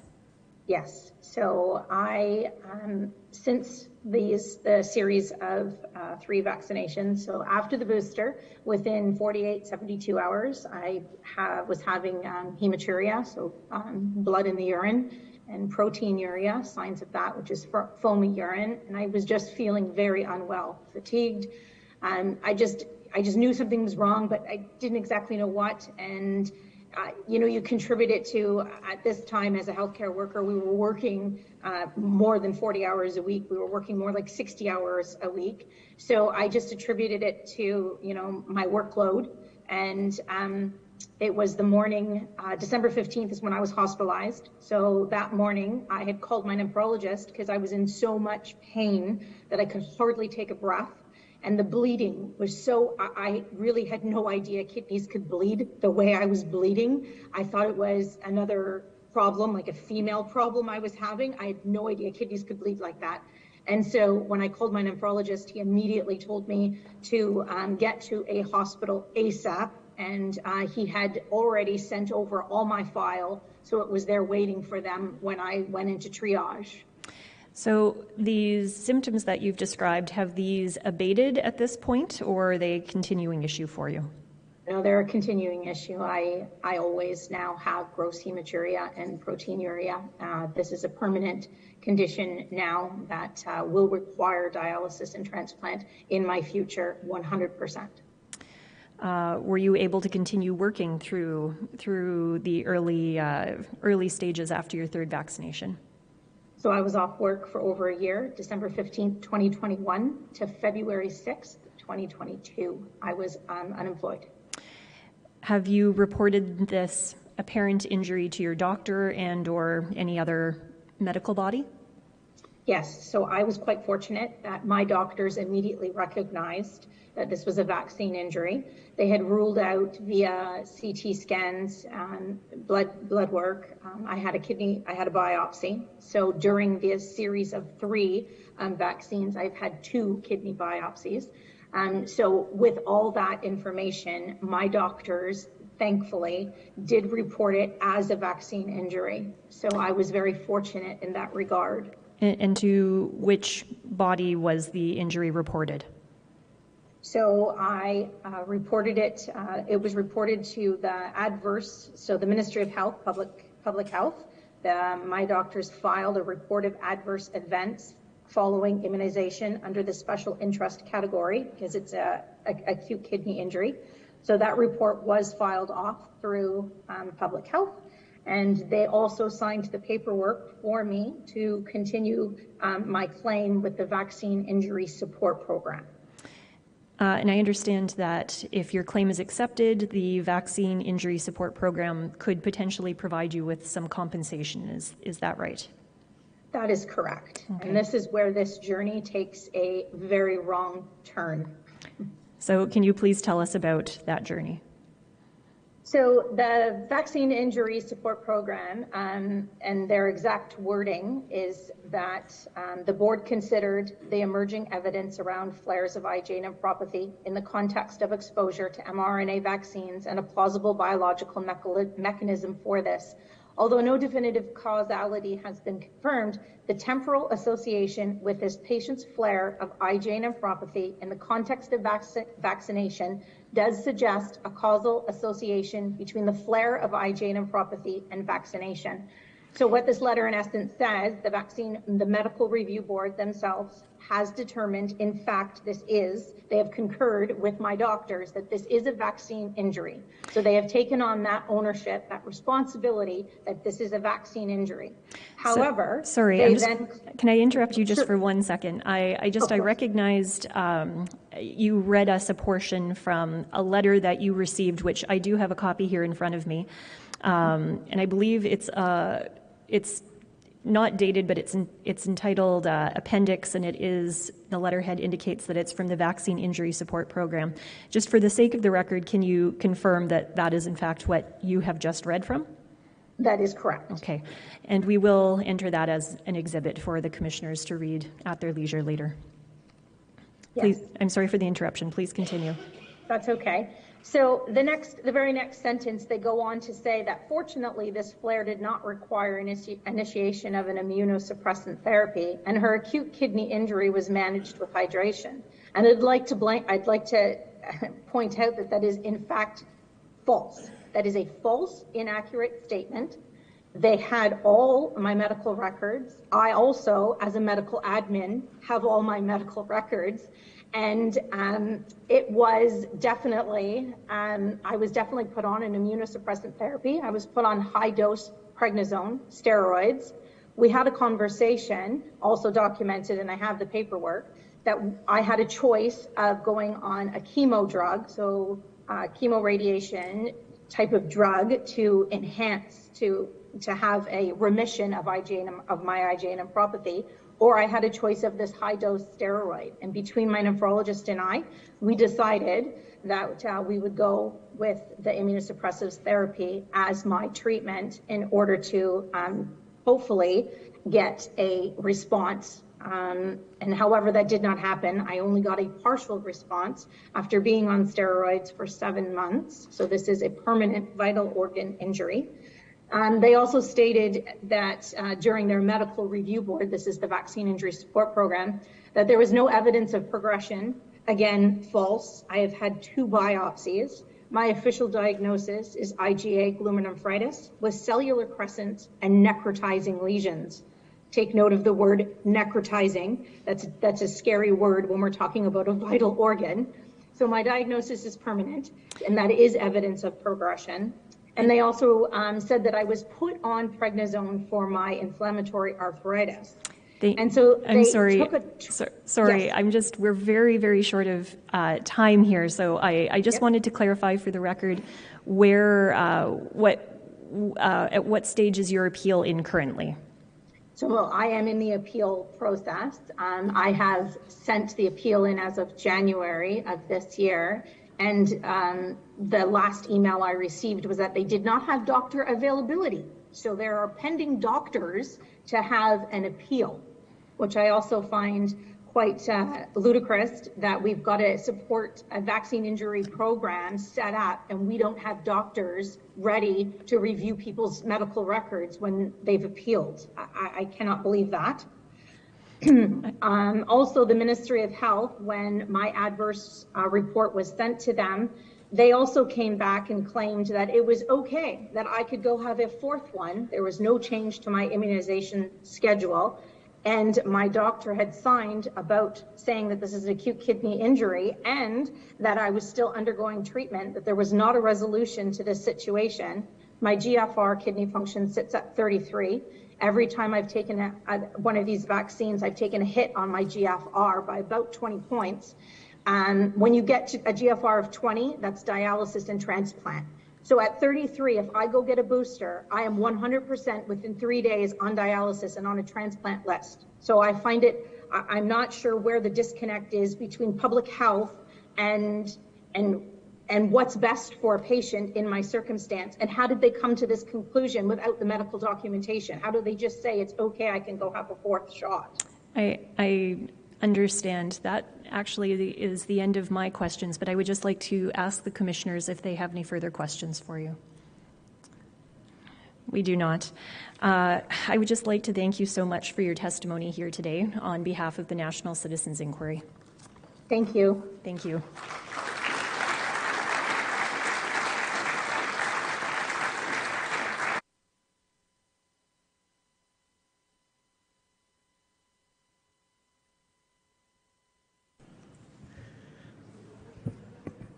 So our next witness is James Lunny.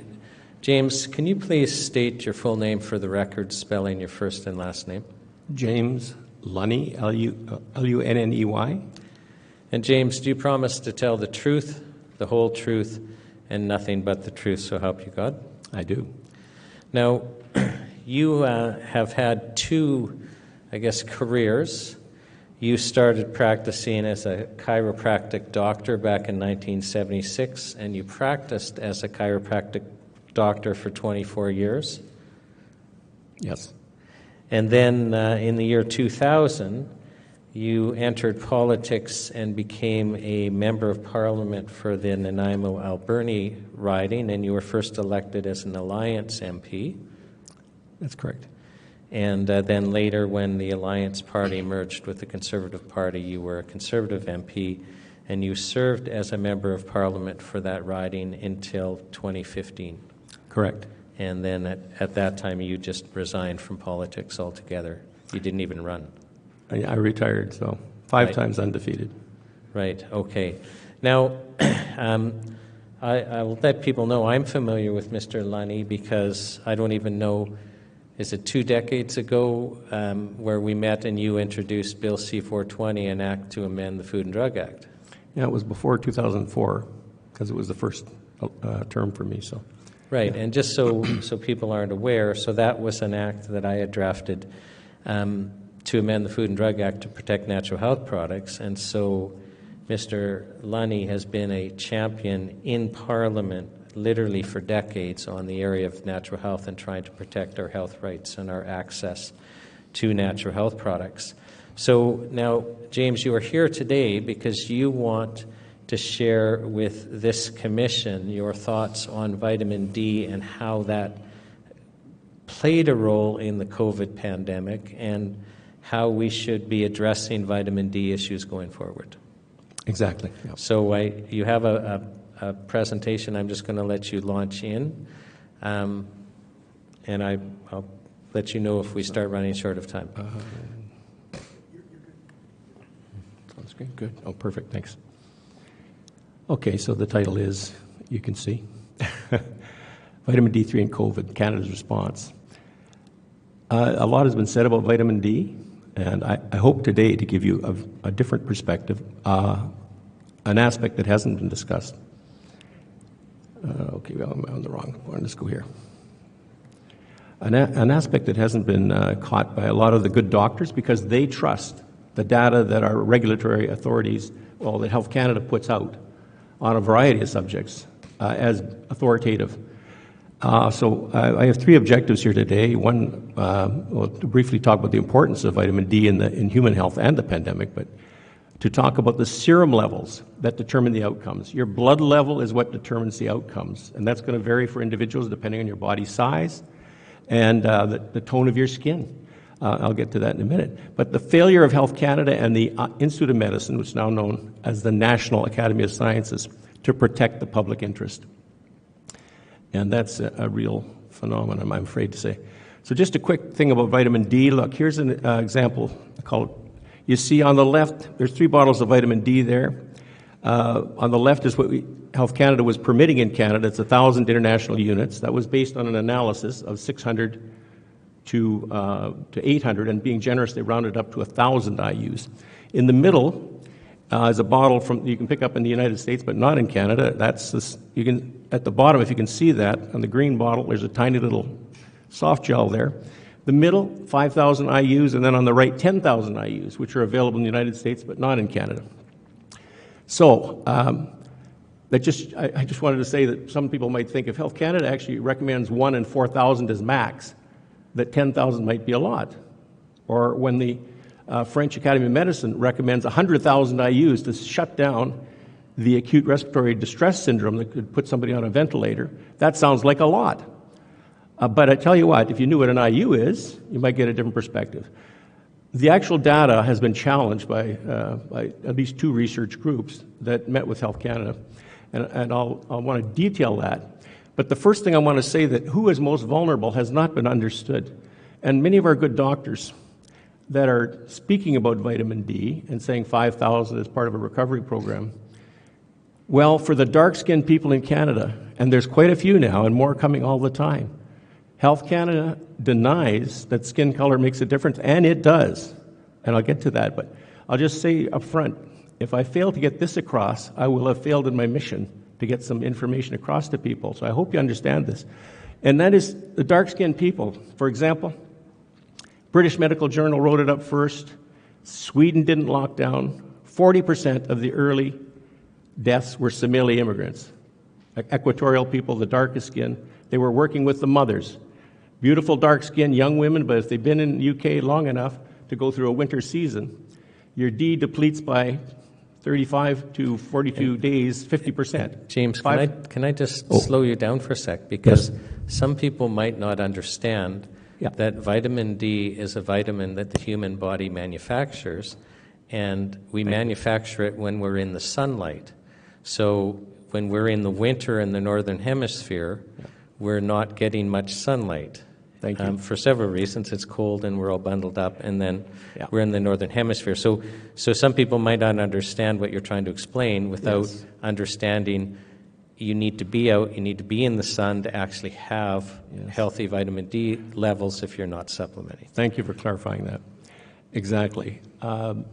We've turned away from the sun for a good part of the year in the northern climates, and your D without supplementation will deplete by 50% every 35 to 42 days, depending on your body size. And if I can also interject, and you may want to just explain that vitamin D is an essential vitamin for the healthy immune system. So we hear vitamin C, but when you're going to be relating that people are getting sick by not having D, I think you need to back up the bus a little bit and explain why it's important. Thank you. Well, vitamin D drives at least 2,000 genes that are known so far, and they're involved in, so far we identified, 3 systems: the immune system, inflammation management, and glucose metabolism. And those 3 systems together are most of our chronic illness. So your blood level of vitamin D is crucial. It'll be different depending on your body size, how much body fat you have. So I'll just move ahead, but thank you for putting that out there. How do I know about this file? Well, I had a bill on vitamin D. I may get to it. I shortened my presentation and put the most important stuff first, but I would have established all these things if we had more time. Just reports here. Dr. Malone, you all know, this is a doctor from Italy, and this is March, now that COVID is over. These guys disregarded the advice from their regulatory agencies. They had a friend working in Africa who was getting brilliant outcomes. Even in Africa, there were some COVID cases where there's brilliant sunlight. But anyway, we treat COVID at home. The mortality rate is almost zero. They had 6,000 cases. This network of doctors, they called themselves after Hippocrates. They just followed their oath to do no harm and to keep the patient's interests first. 6,000 patients so far at the time this report was written. Mortality is practically zero. And this is Dr. Paolo Martino Allegri.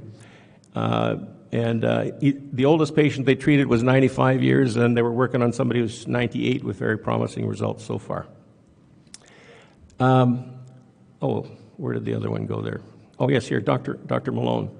So Dr. Malone put this out in his Substack. This is a quote from Dr. Malone. Mortality risk correlates inversely with the vitamin D status, and a mortality rate close to zero could theoretically be achieved at 50 nanomoles per liter, per mil. And that's the American measure. In Canada, we use nanomoles per liter. So you have to multiply by 2.5. So that's great. At 125 nanomoles per liter, you could have zero. And I should ask, I wonder how many people in this room have had their blood tested for vitamin D levels? I see a few hands back there. Those are informed people. Did you have to pay for it? Yeah, we have to pay for vitamin D testing. Somebody just told me in Ontario now it's $140. So that's a disincentive, I would say. You need to know what your numbers are because it'll depend on your body type. And vitamin D is fat soluble. So if you have extra weight, including me, I'm losing some weight, but it's fat soluble. Some of that vitamin D will be parked in the parking garage. It will not be in circulation to help the cells that need it around the body. Okay, so this is Dr. Malone. He says in his own words, how many people could have been saved from just having their levels of vitamin D3 brought up to 50 nanograms per mil or higher? We knew about vitamin D3. It really didn't take a randomized clinical trial to understand the link between D3 and RNA respiratory virus morbidity and mortality. Vitamin D will shut down respiratory viruses in the lung. It produces a specific antiviral peptides and antibacterial peptides, meaning it actually would work for tuberculosis and any respiratory virus if you have enough in your body. And most people in Canada are low. I'll get to that statistics in a second here, but whoops, wrong button. Let's go here. Okay, get rid of that.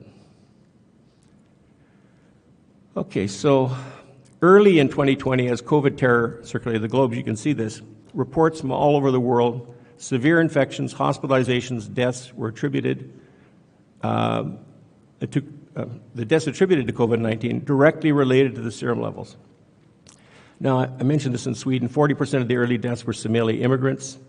I checked afterwards with the UK very early in the pandemic. 25% of the early deaths were Middle East and Southeast Asia. They have a lot of Indian doctors. I think I need to stop you again so that people understand. So we've established that you need sunlight on your skin, actually on your skin, to make vitamin D. That's right. But the darker skinned you are, the pigment prevents the sunlight from getting through, so it's harder for you to make vitamin D. So when you're speaking about, people that immigrated from Somalia, it's because they're dark skinned, they would need way more sunlight to get anywhere near the amount of vitamin D that a Caucasian person, a lighter skinned person, would manufacture. That's so exactly right. So that people understand the meaning of what you're saying. There's nothing wrong with their beautiful dark skin. It's just that's population genetics at work. They had to upgrade the melanin production in order to protect themselves from too much sunlight that could damage the DNA. And we pale faces come from northern climates. We had to downregulate the melanocyte production in order to let enough sunlight in to be well. And of course, so 90% of our vitamin D does not come from food, which is what Health Canada puts out there. They dismiss the importance of the sun because they're keeping us safe. The secret with the sun would be don't burn. So this is an important thing I want to get to here. The vitamin D recommendations were made in error. It was 2010, 2011. I could pull that right off the Health Canada website. It's still there. On November 30th, the recommendations came out. There were 14 experts on the panel. The data they analyzed showed 600 to 800 IUs. They limited the study to bone health, and ignored all the data that was available on autoimmune diseases being down, cancers being down, heart disease being down, mental health being up. There was lots of literature then, but the study was restricted to bone health. Further, so they sent it in yes. Anyway, since then, scientists from University of Alberta, University of California, San Diego, and Creighton University took another look, and they found there was a problem. The problem was the data, even limited to bone health that they reviewed, showed the average person needs 6,000 to 8,000 IUs, not 600 to 800 as they proposed. And you're meaning daily. That is a full order of magnitude, is a significant mistake. Now, everybody makes mistakes, but I'm a witness to this because I had a bill on vitamin D that I introduced in 2012, and the top vitamin D doctors came to Ottawa on May 4th, 2014, to try and persuade Health Canada to fix a mistake they made. And a total of 15 doctors spoke in turn, and Health Canada was represented. The man seemed rather stressed through the day. And at the end of the day, a woman went to the microphone. I found out later she was his boss. And she said, didn't the people in the room realize how hard Health Canada had been working to figure out how much vitamin D was in a cup of yogurt and how much was in a cup of milk? Well, it's nice that there's a little bit there, but it's so low for the needs in the body. There's 80 to 100 trillion cells in your body. Every single one of them has receptors for vitamin D.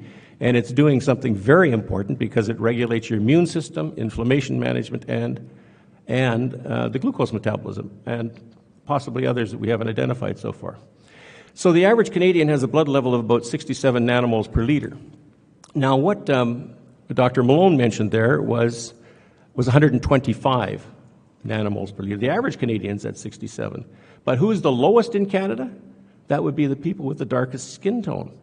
And there's nothing wrong with their beautiful skin. They just need more sun access in order to get their D levels up. And many of the people from countries with dark skin, they're very modest. They're covered most of the time. And our Canadians, our numbers are actually dropping. 67 was average, but that was a while ago. That's way back in 2010.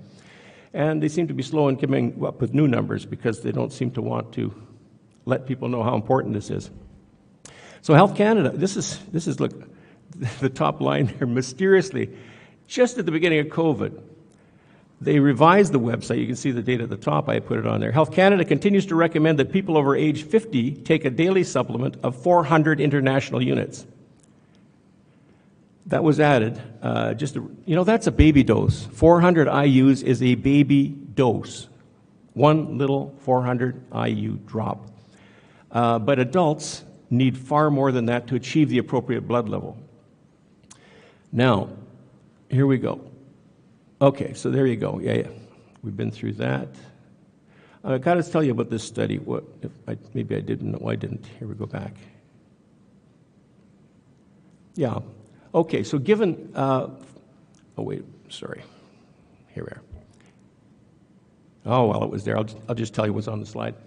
Given there was a study done in Florida. That's 37th parallel, all the way down there. That's where the division is. For dark-skinned people below that, they have a hard time north of the 37th parallel. We're at 45 here in Ottawa.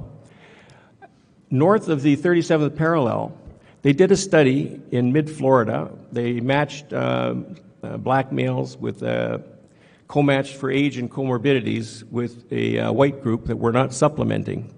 They gave them the maximum that Health Canada recommends, 4,000 IUs a day.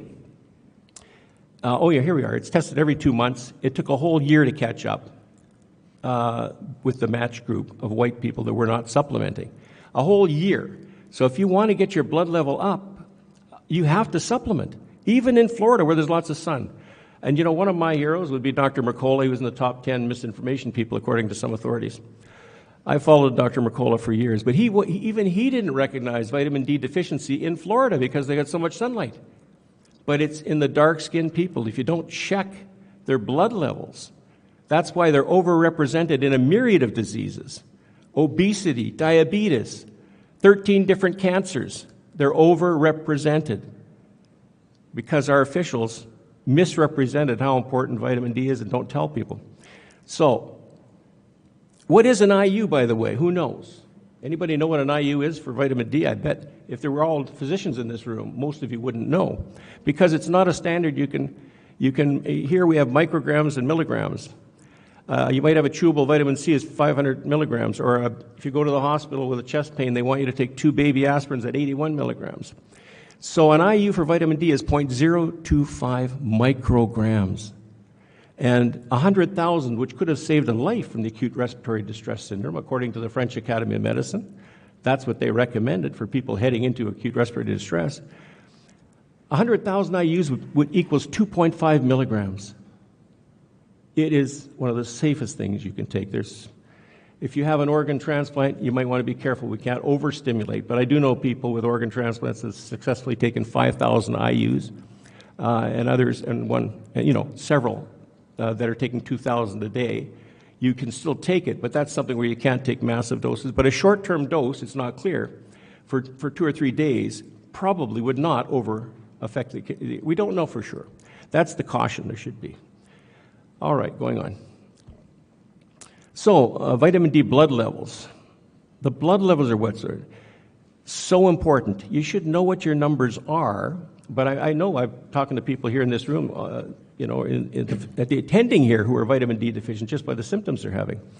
Everything is better when your D levels are up. And if you haven't tested, you don't know how bad it is. And if you go to Health Canada's website, what you will see is a misrepresentation of the truth. So, 50 nanomoles per liter will protect bone health for most Canadians.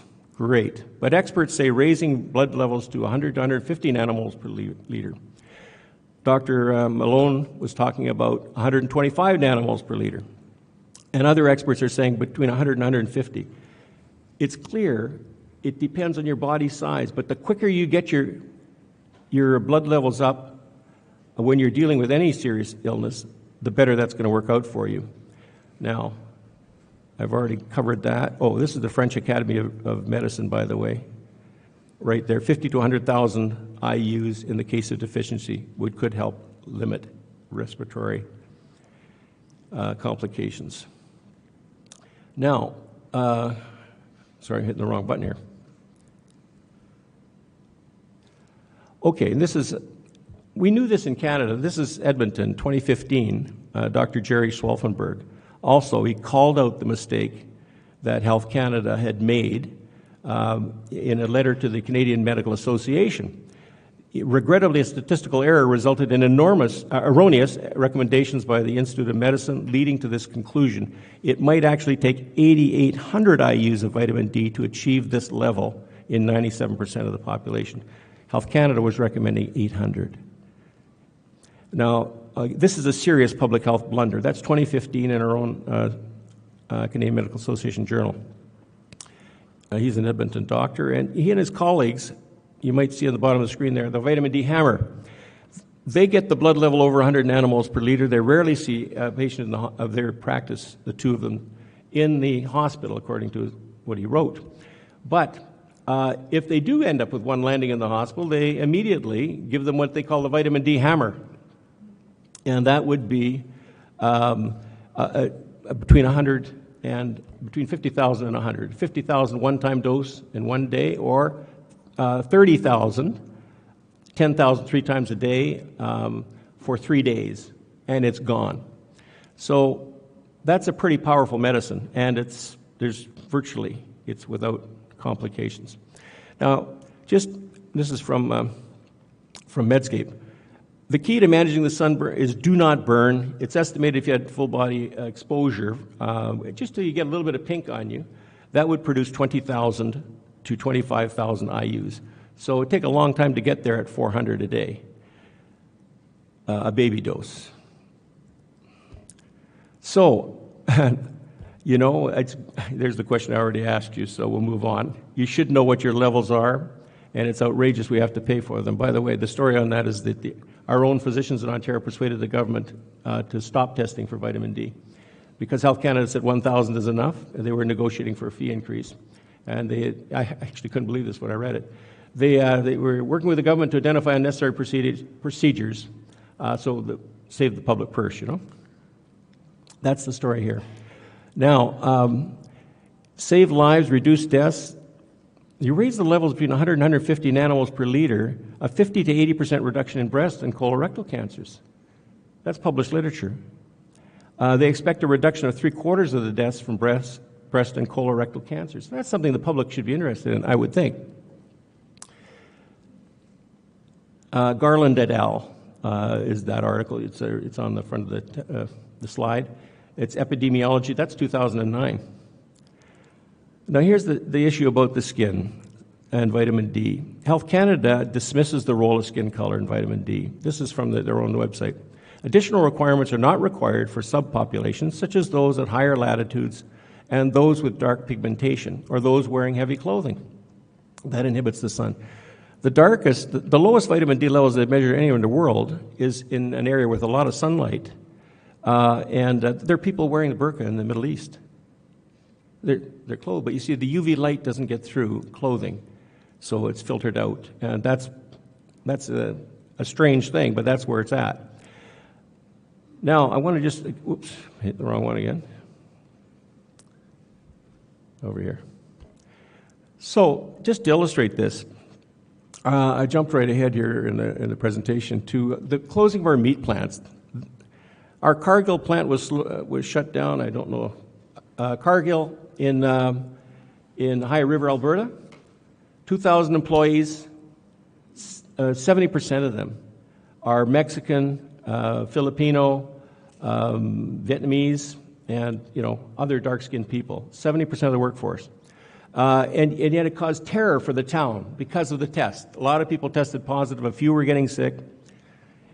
They're in cold. The headlines are about cold, crowded circumstances there that causes this. But what's the vitamin D level for these people? The longer they're in Canada, they're the lowest in Canada. And it's easily remedied and cheap. But there's no mention of that from Health Canada. Unfortunately, it's dismissed.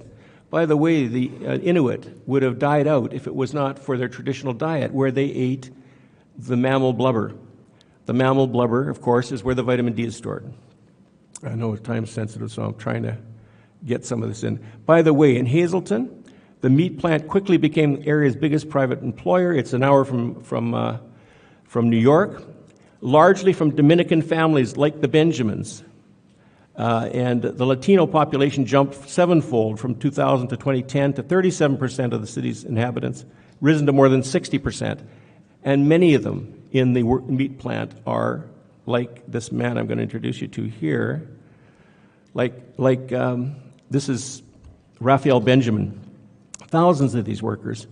Just this man, I tell you, I wept when I read this. This man was just before his retirement. He wanted to top up his pension. His family wanted him to quit and get out of there because people were testing positive. Well, he was admitted to intensive care of the unit and spent his work anniversary on a ventilator. He died on April 19th. This is criminal, and the people responsible for this need to be held accountable. Can we say it's the vitamin D level? There's enough studies to verify that dark-skinned people without supplementation are the lowest in our, even north of the 37th latitude. Now, James, if we can just kind of focus this back on COVID. Yes. So, but that's a COVID death. Right. And I'll tell you what, in Canada, Health Canada put out statistics. Toronto and Montreal, hardest hit. They called them racialized Canadians. As COVID deaths. COVID deaths. So hardest hit in Canada. So you're basically saying that it's a cofactor to be considered when we're assessing, mortality and hospitalizations related to COVID, is having a look at the vitamin D levels in the blood. Well, the reports come out 9 out of 10 COVID deaths could have been prevented if the blood level was elevated. And who's most vulnerable? Not racialized Canadians, but people with low vitamin D. And there's some in the room here today. So the 115 meat and poultry plants reported COVID infections, 5,000 workers. That's 500,000 workforce. There were 20 deaths amongst them. So if you look at mortality, like Dr. Rancourt the other day, you won't see where this is coming from. If you only look at the deaths, But if you look at who's dying, you see that they're mostly dark-skinned people. Not always, it depends. There's lots of shut-in seniors. But the darker the skin, the lower the vitamin D, so it's your serum level. The question would be, how were their employees' vitamin D levels? Here is just another Israeli study. All over the world, these studies were coming in, that's still 2020. Real-world data, they found vitamin D deficiency and infection relationship. Israel, like Florida, most of the physicians were not looking for vitamin D deficiency, but the deaths in Israel. And James, I'm going to cut you short because we're short on time, so I'm going to ask the commissioners if they have. Can I finish the sentence? You can finish the sentence.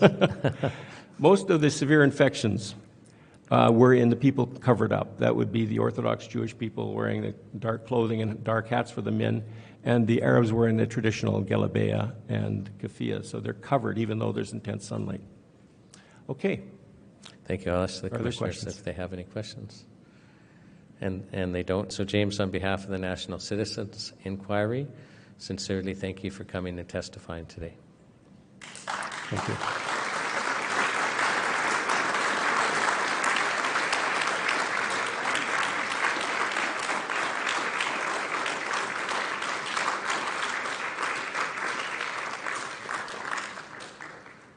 So we're going to take a 12-minute break and come back at 3:40 Eastern Time.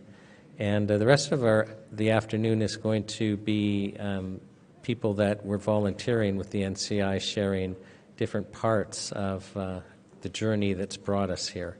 So I think you'll find that quite exciting. So we'll adjourn for 12 minutes until 3:40.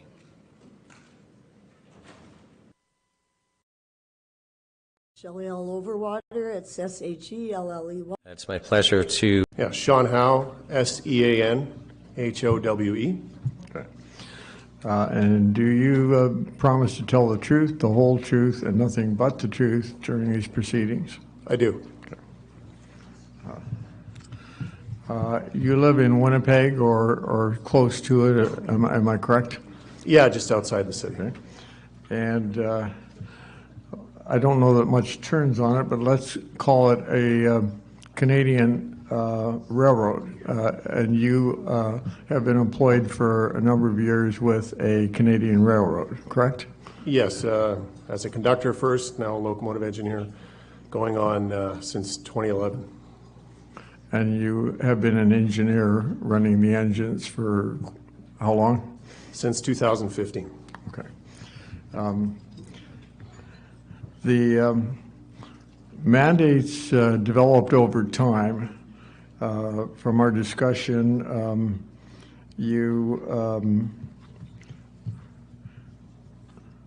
they were talked about in September of 2021, then they were put off until October, and they finally came into effect November the 15th of 2021. Is that correct? That's correct. Okay. And what happened to your employment after that? I was placed on unpaid leave of absence with an undetermined end date. Okay. And you understood that the mandates were coming, correct? They kept on hinting at them and then kept pushing them back. The first one was supposed to take place immediately after the federal election that year. And were these a railway mandate in itself? No, it's a federally regulated mandate, so any business or employed federally person would have fallen under the umbrella of these mandates. And railways fall under that requirement because they're federally regulated, correct? Correct. Okay. So you determined that you were not going to take the vaccine, and so you were placed on indefinite leave. Okay. So what happened to your finances after that? Well, it's no secret that railroaders make a lot of money. Basically, it's up to how much you work, but I essentially went from $160,000 a year to almost a third of that.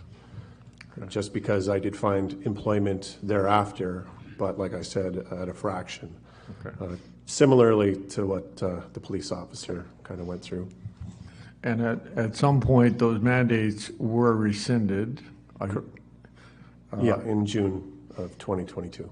Okay, and that left you on indefinite unpaid leave for how many months? Around 8 months. Okay. So, how did you cope during that time? Well, fortunately, you know, I was not affected in a way that the previous two witnesses were. Okay.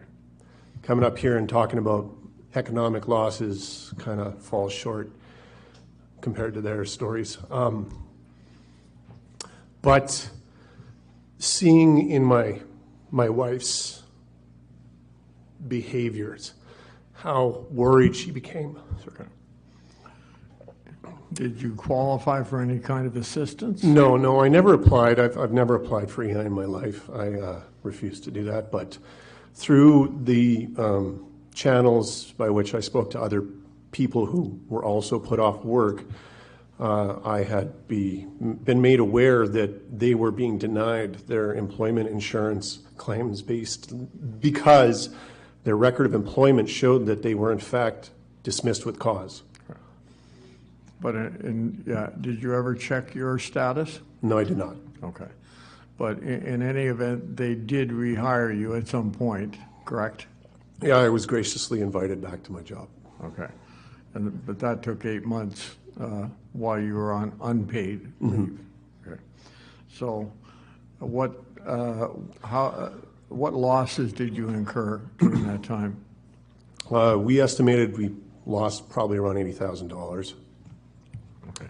That's 80 as in 80,000? Yeah. Okay. Yeah, and we have about $40,000 in new debt. Okay. So, are you still in the process of paying that off? Or? Yep. Okay. How did you survive in the meantime while you were on 8 months of unpaid leave? So like I said, a like-minded individual offered employment when he heard about my situation. Prior to the mandates in May of 21, we had sold our house and moved outside the city, and it was basically the equity from that sale that we subsided on, which we had obviously other plans for other than just to survive on it. And then, you know, racked up the line of credit, credit cards, so on and so forth. My wife, she has her own small businesses that she's trying to get going on the side, so that has helped too. But yeah, it was looking like I was going to have to go back out west after nearly 20 years of work and not working on the pipelines or the rigs. I was in the midst of my physical aptitude testing for that. Mm-hmm. So 40 years old, I was going to go back onto the drilling floor. That was the plan. Okay.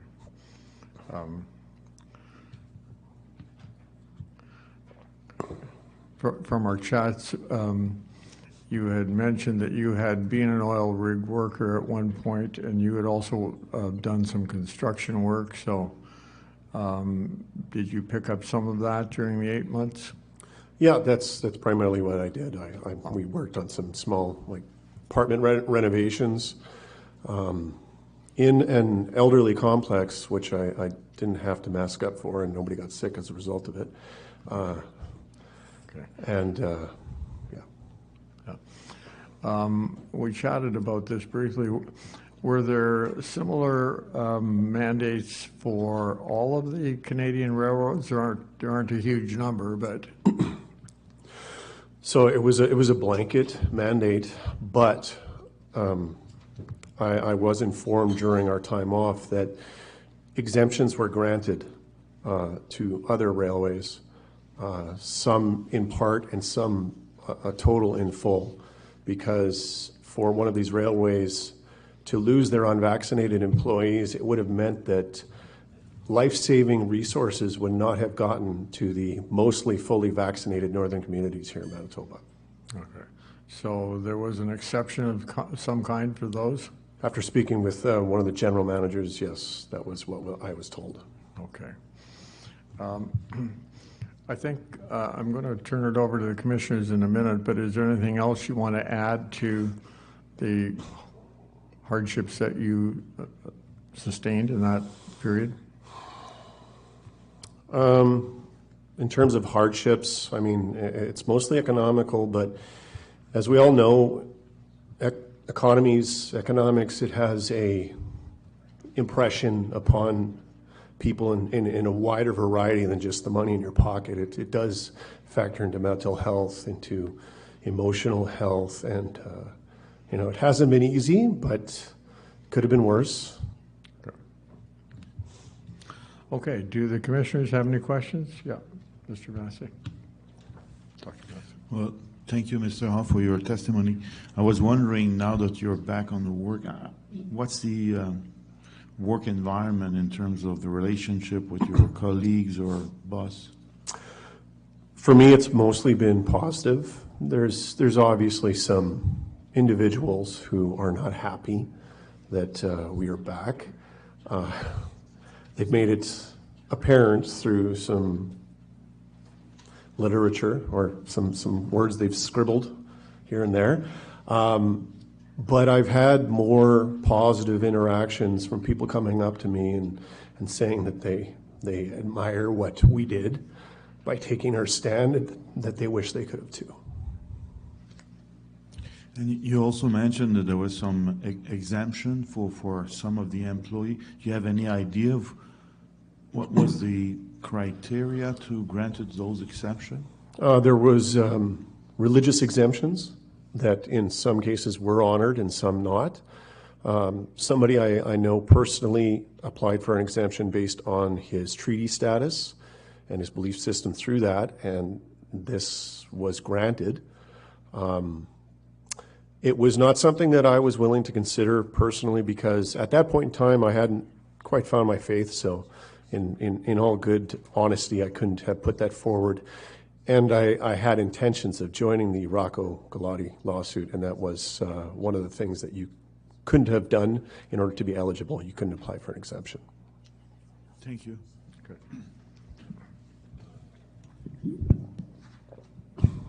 Good afternoon.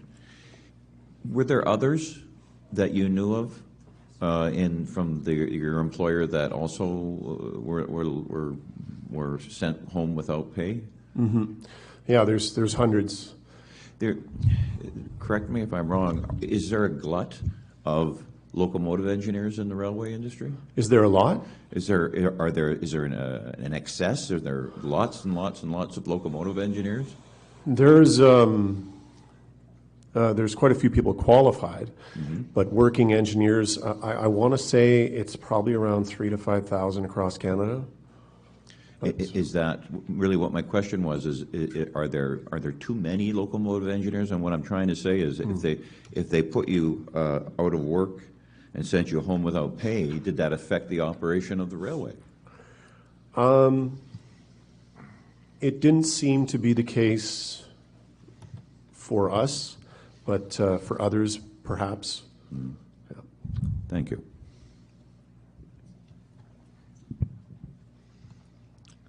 Okay, any other questions? Okay, thank you very much, Sean, and we appreciate your testimony. Thank you.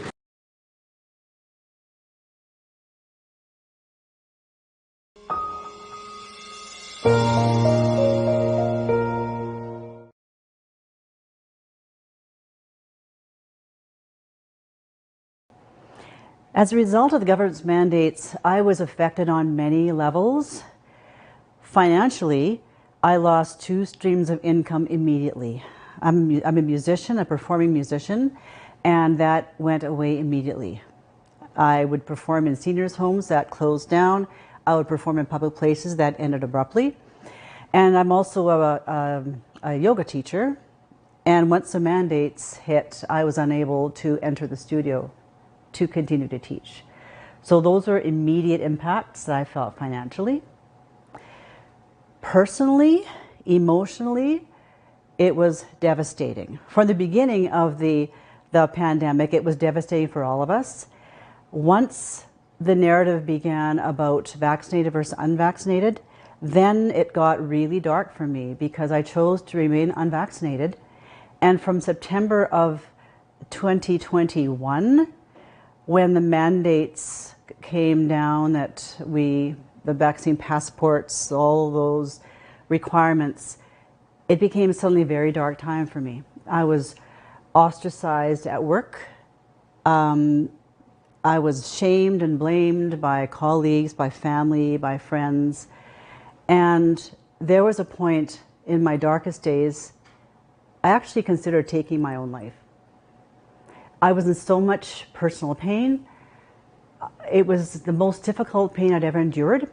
I had been through a divorce, but I suddenly felt like I was being divorced from my family.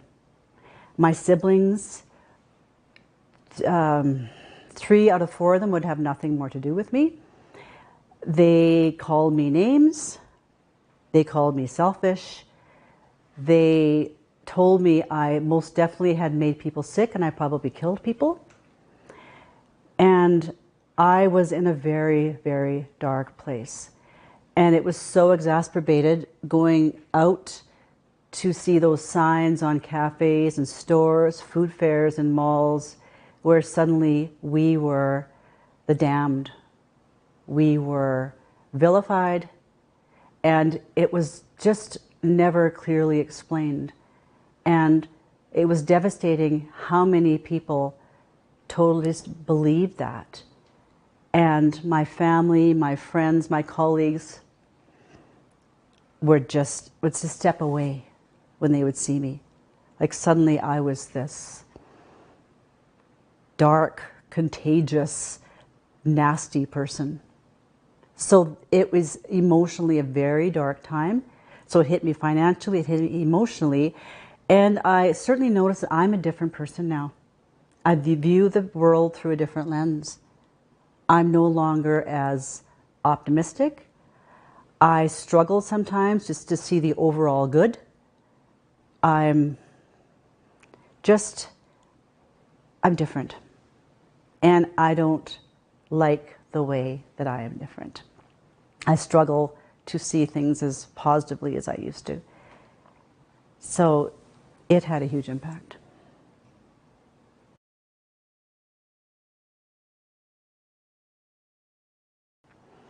I don't believe the government gave us any options health-wise. It was A or B. Well, it was really A, get vaccinated.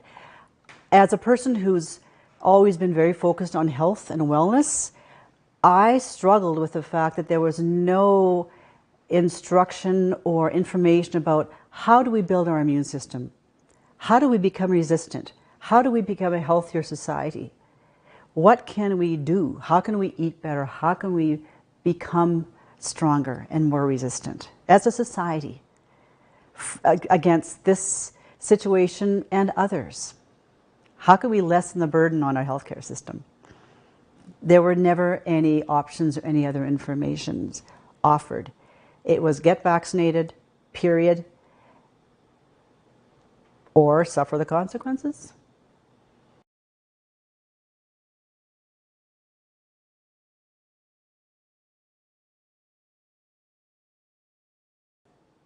Well, this all hit in March of 2020, and it was all new for everybody. Everybody was taken aback, and everybody was asking questions, what do we do now? From the beginning, I don't believe there was information about let's just all get healthier, get stronger. Whatever this is, and we don't know a lot about it yet, let's get ourselves healthier. What can we do to become stronger, to build our immune systems, and honor our body's natural protection, its natural tendencies to want to stay healthy? I was never personally fearful of the virus. I wasn't afraid of getting it. I knew that I was healthy and strong enough to handle whatever would come at me. But I was fearful of the fear. It was the fear that was breaking down immune systems and making people less healthy. Fear will do that.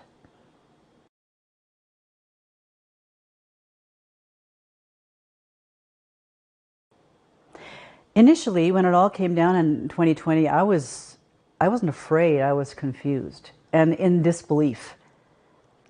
When we heard the schools were closing, I was like, no, that can't happen. And then I work in a school. We said goodbye to our students that Monday, I believe it was a Monday, They went out the door. We fully expected to see them again. We never saw them again. The grade 9s were out the door. We never saw them again. And I was never scared. I was just so confused and baffled. And as time went by, when I saw how things were being handled, how it almost turned into like living in a police state. It was dystopian. It was like a dystopian novel that sits on the shelves of our library at school.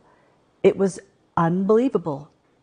And then the measures that were taken as it all progressed into the fall of 2021 and even into the spring of 2022, it was horrifying. And that was frightening. I was never frightened of the virus. I was frightened of the behaviors that I was seeing around me, frightened of the government's actions, frightened of the police state, frightened of what we had become as a society and where we might be going.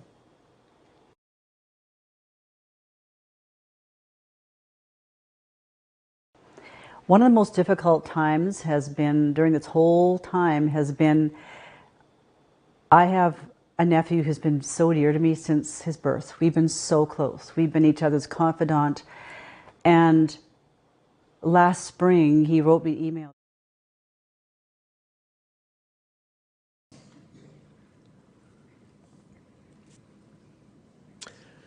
Welcome back to the National Citizens Inquiry.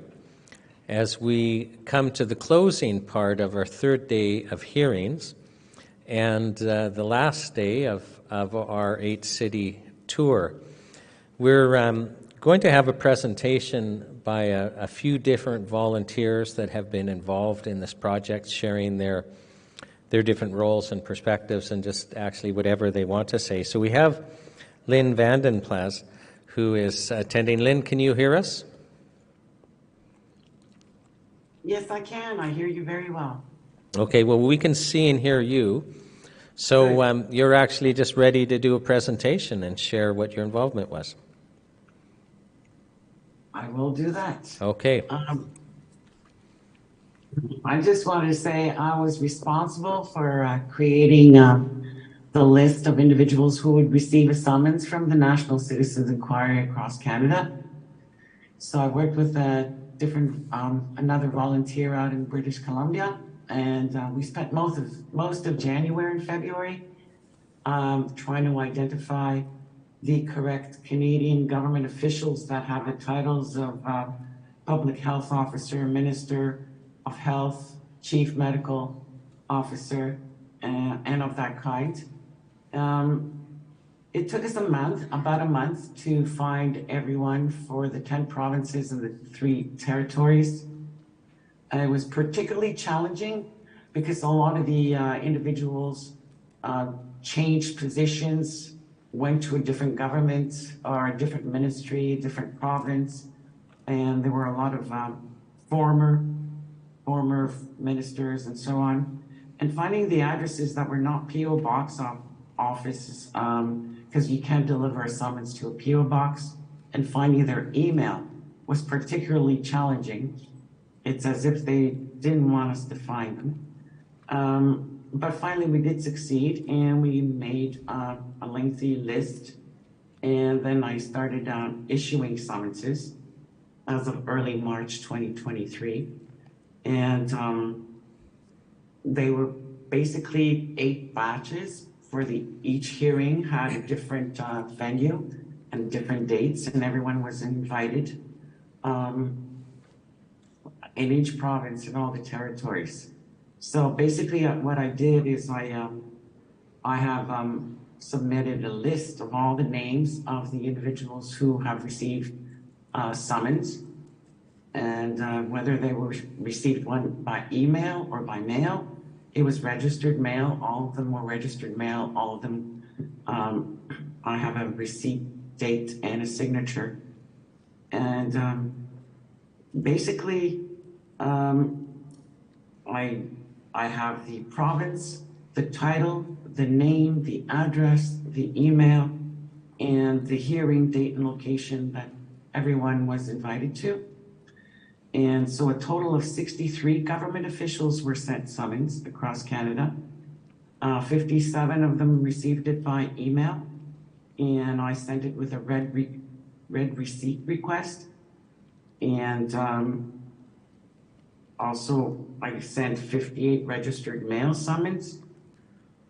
And I also had tracking numbers that had to be tracked, and I have all the received dates and signatures.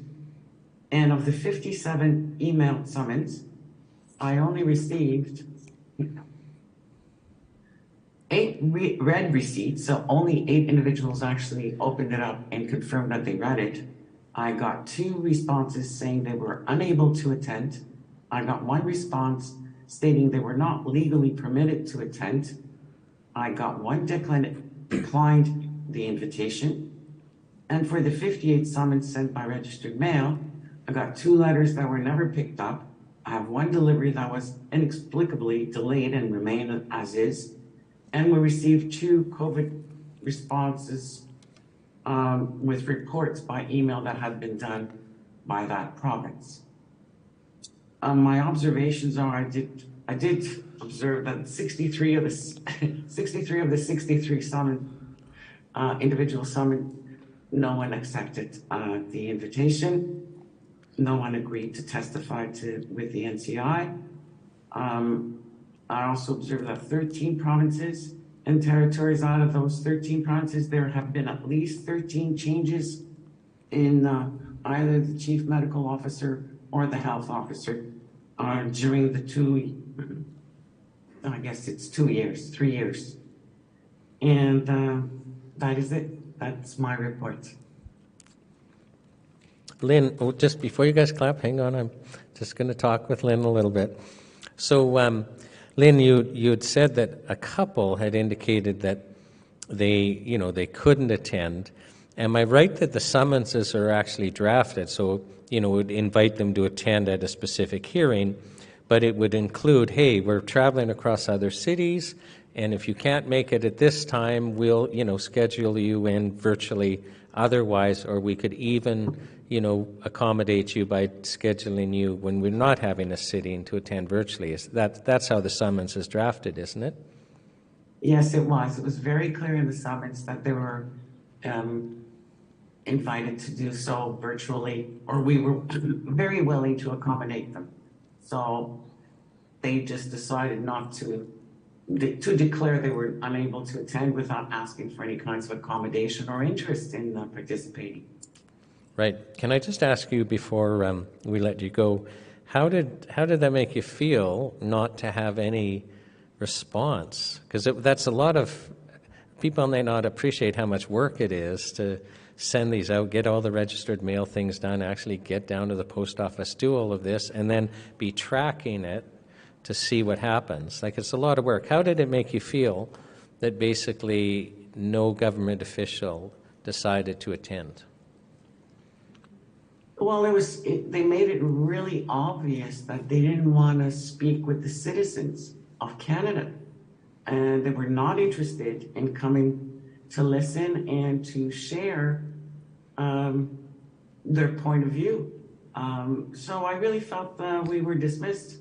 It was not a good feeling, but I mean, the longer this went on, the less and less I was surprised. It became the expectation, which is not a good thing. No, and I see that you're emotional about that. I'm sorry, I didn't mean to. That's okay. So, is there any other thoughts that you wanted to add? We're actually so pleased that you've shared this. I just think that the upside to my doing this was the fact that I met so many wonderful Canadians from coast to coast. That was the gift. That was the gift, because it certainly wasn't the gift was not the responses or the lack thereof. So I want to thank the NCI for allowing me to participate and do something, my little bit. That would be it. Okay, and just so people know, Lynn was also attended at the Quebec City hearings and was instrumental in helping find interpreters and things like that. She is very modest, but she has just been tremendous help, and Lynn, we're so thankful to have you as part of the team. And thank you. I know I share that. I know the team's been very pleased and honored to work with you. So. Thank you. Okay. Thanks, Lynn, and now you guys can clap.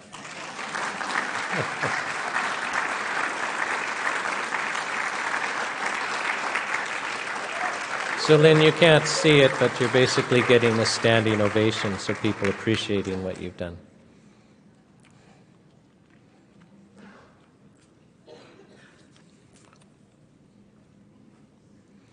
So the next person attending is Jerry. Jerry, can you hear us? Yes, I can. So do you want to just introduce who you are and kind of your background, and then I think you've got kind of a presentation or a... Sure, I've got a few remarks.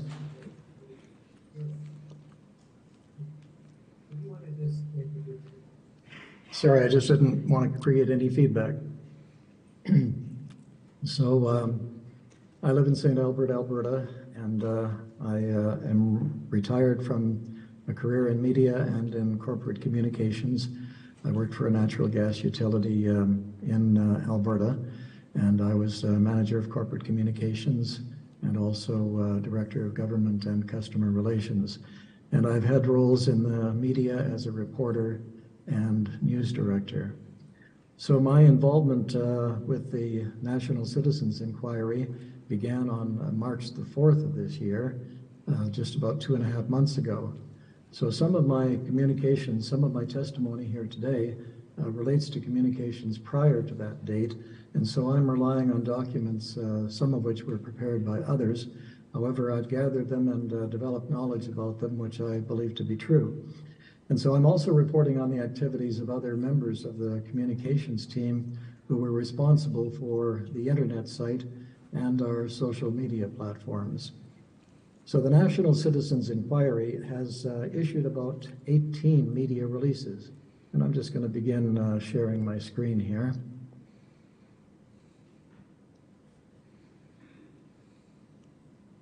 So I say about 18 because I'm aware that one release was a duplicate, replacing one that became outdated. And the releases included information about the establishment of the NCI, announcements about media conferences, calls for expert witnesses and witnesses with personal stories, the call for commissioners, the appointment of commissioners, media invitations to the hearings in each of the cities, and as the hearings progressed, information about the expert witnesses that were going to be testifying.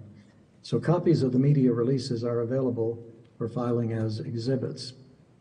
So the media releases were mainly issued via email, and prior to my joining the NCI, an email list was established. And since I've been involved, that email list has expanded with more than 800 emails sent to various individuals and media organizations. So the mailing list includes legacy media, alternative media, and citizen journalists. And a copy of the current email list is provided for identification as an exhibit. It should be noted that with each mailing, there are bounce backs, as some emails are returned as undeliverable, and sometimes it's because people are away from the office and they have an automatic response. So with searches by other NCI volunteers, as well as by me, we've located more than 100 reports by alternative media, citizen journalists, and legacy media.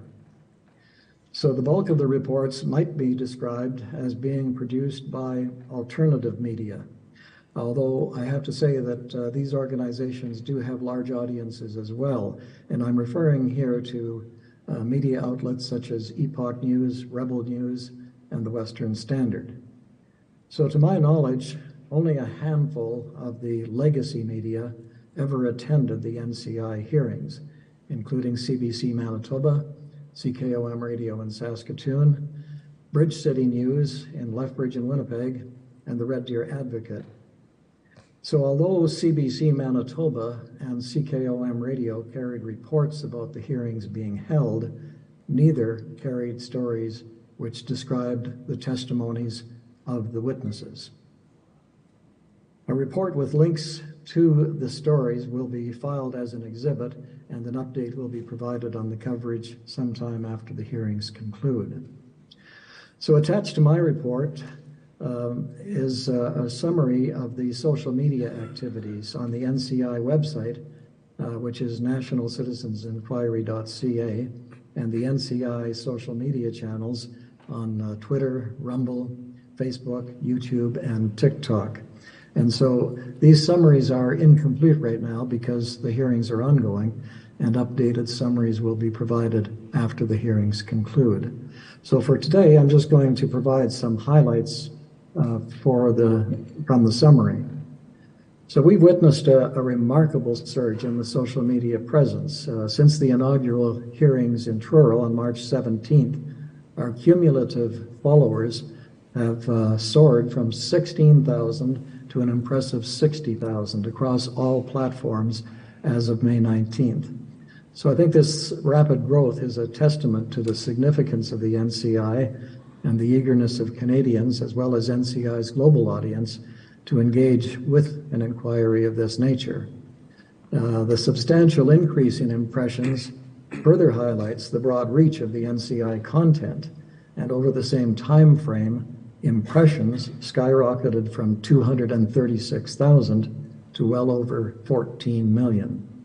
So this demonstrates the widespread interest in NCI's mission and the pressing need to investigate and improve Canada's response to COVID-19 and potential future health emergencies.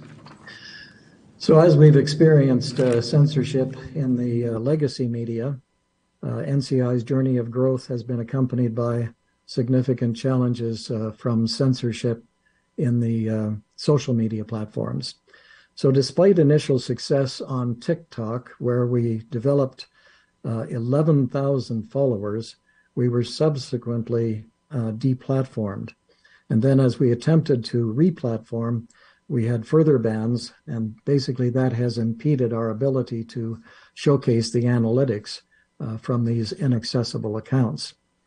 YouTube also played a role in censoring us, and short clips of Dr. Peter McCullough's testimony, which mirrored the content shared during the hearings, and they were swiftly removed under the guise of medical misinformation.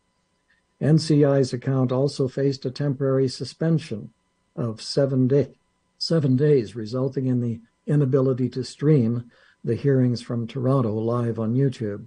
And a second suspension followed when NCI hosted the live roundtable featuring Dr. Mark Trozzi and the embalmers who testified in Toronto and in Winnipeg.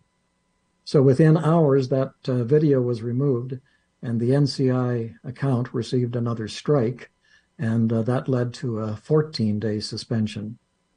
And now YouTube has warned us that another strike on that account will result in a permanent ban. So more recently, the individual account's social media manager on Facebook has been suspended for 30 days. So that restricts him from posting on his personal Facebook account, as well as the NCI Facebook page. This has, nonetheless, without saying, resulted in a sharp decline in posting on Facebook, and we're restricted to only sharing the live streams.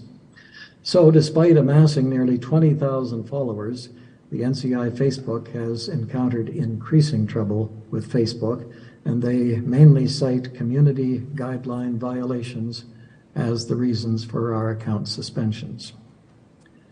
Furthermore, our Twitter account has experienced shadow banning, as reported by some of our vigilant audience members.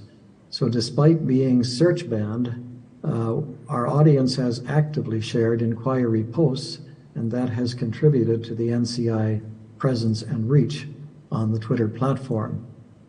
So I think these censorship challenges underscore the importance and the urgency of the National Citizens Inquiry in total. And NCI remains committed to fostering open dialogue, encouraging critical thinking, and amplifying the voices of concerned Canadians. And we need to continue the mission of transparency and accountability. I'd like to turn now to the internet site, NationalCitizensInquiry.ca. So basically, this website has performed like that what you might expect from a medium-sized business.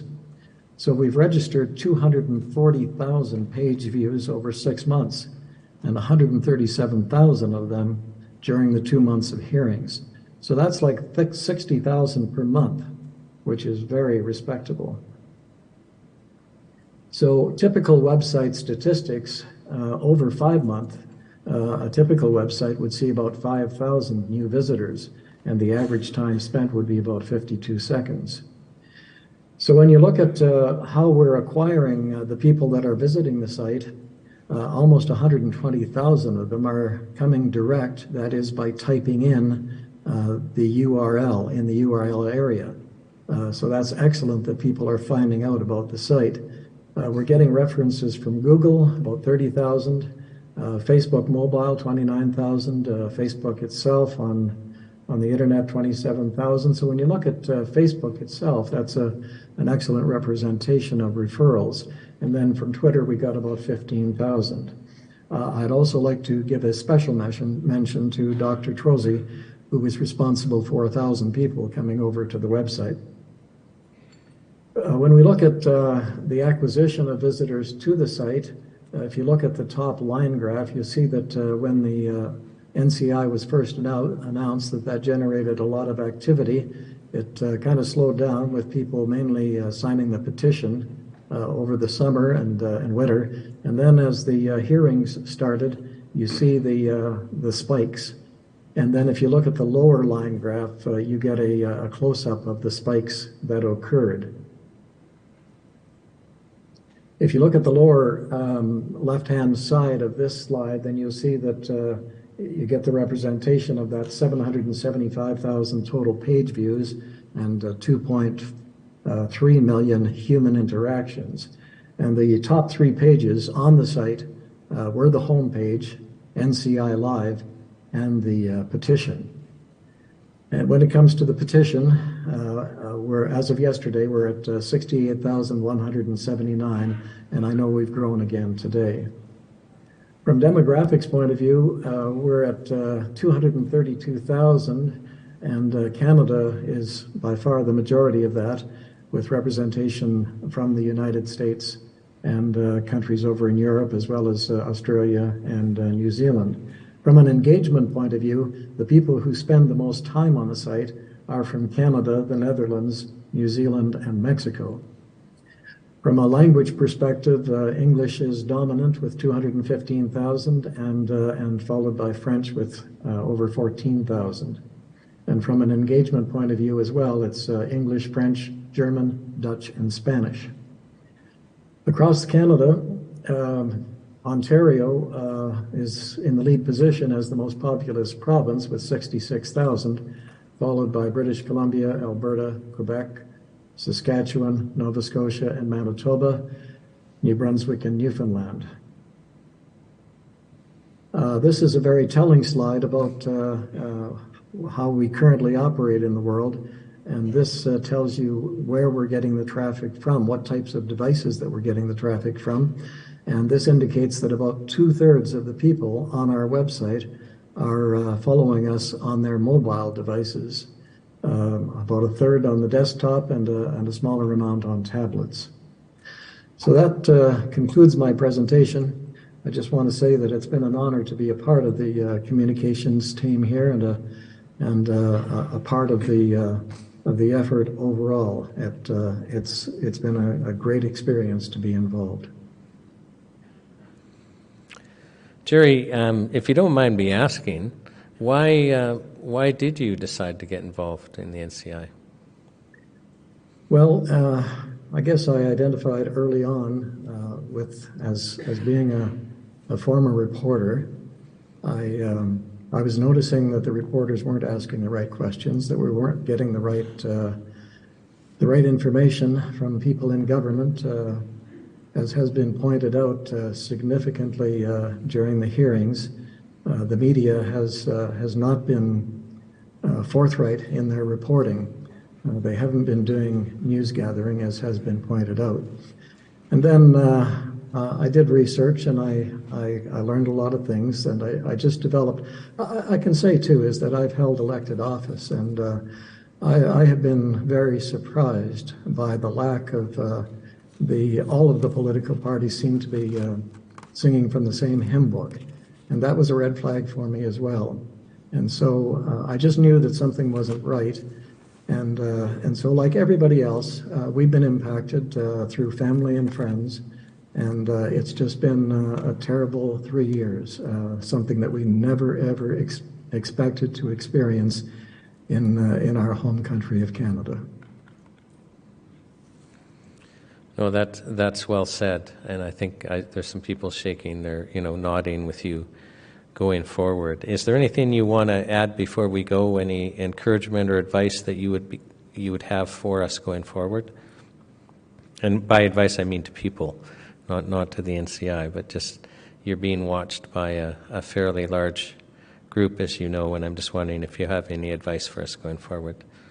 Well, we've gone through a very bad 3 years, but I can tell you that the thing that I think that we can always hold on to is hope, and that one of these days we will have the breakthrough in the media. We'll get the attention of some of the political parties in Canada, federally and provincially, municipally, and through the school boards. All of these people play very important roles, and we have to do what we can, particularly at the community level. I think community involvement is key in order for us to regain the country that we once knew. Thank you, Jerry. So we'll let you go and we'll let Chess come up. I know that you're watching, and I just want to say that it's been a pleasure to be serving with you, and I look forward to serving with you going forward. Jerry, just for you guys who don't know, Jerry is just tireless, and he's kind of that calm voice when the rest of us, myself included, are getting excited. So he's the steady hand. So I've really appreciated him. And so now it's time for the administrator. Oh, yes. So, Jerry, people are clapping and standing up for you. You can't see that.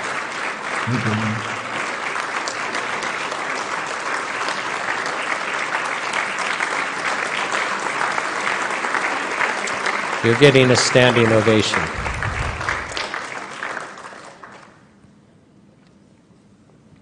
So I'm pleased to have the Honourable Chess Crosby, who is the administrator of this inquiry. He holds a key role of ensuring that the evidence is brought forward, that the Commission is run properly, and I've been very honoured and pleased to act as his agent as counsel. And so, Chess, if you'd come and say some words.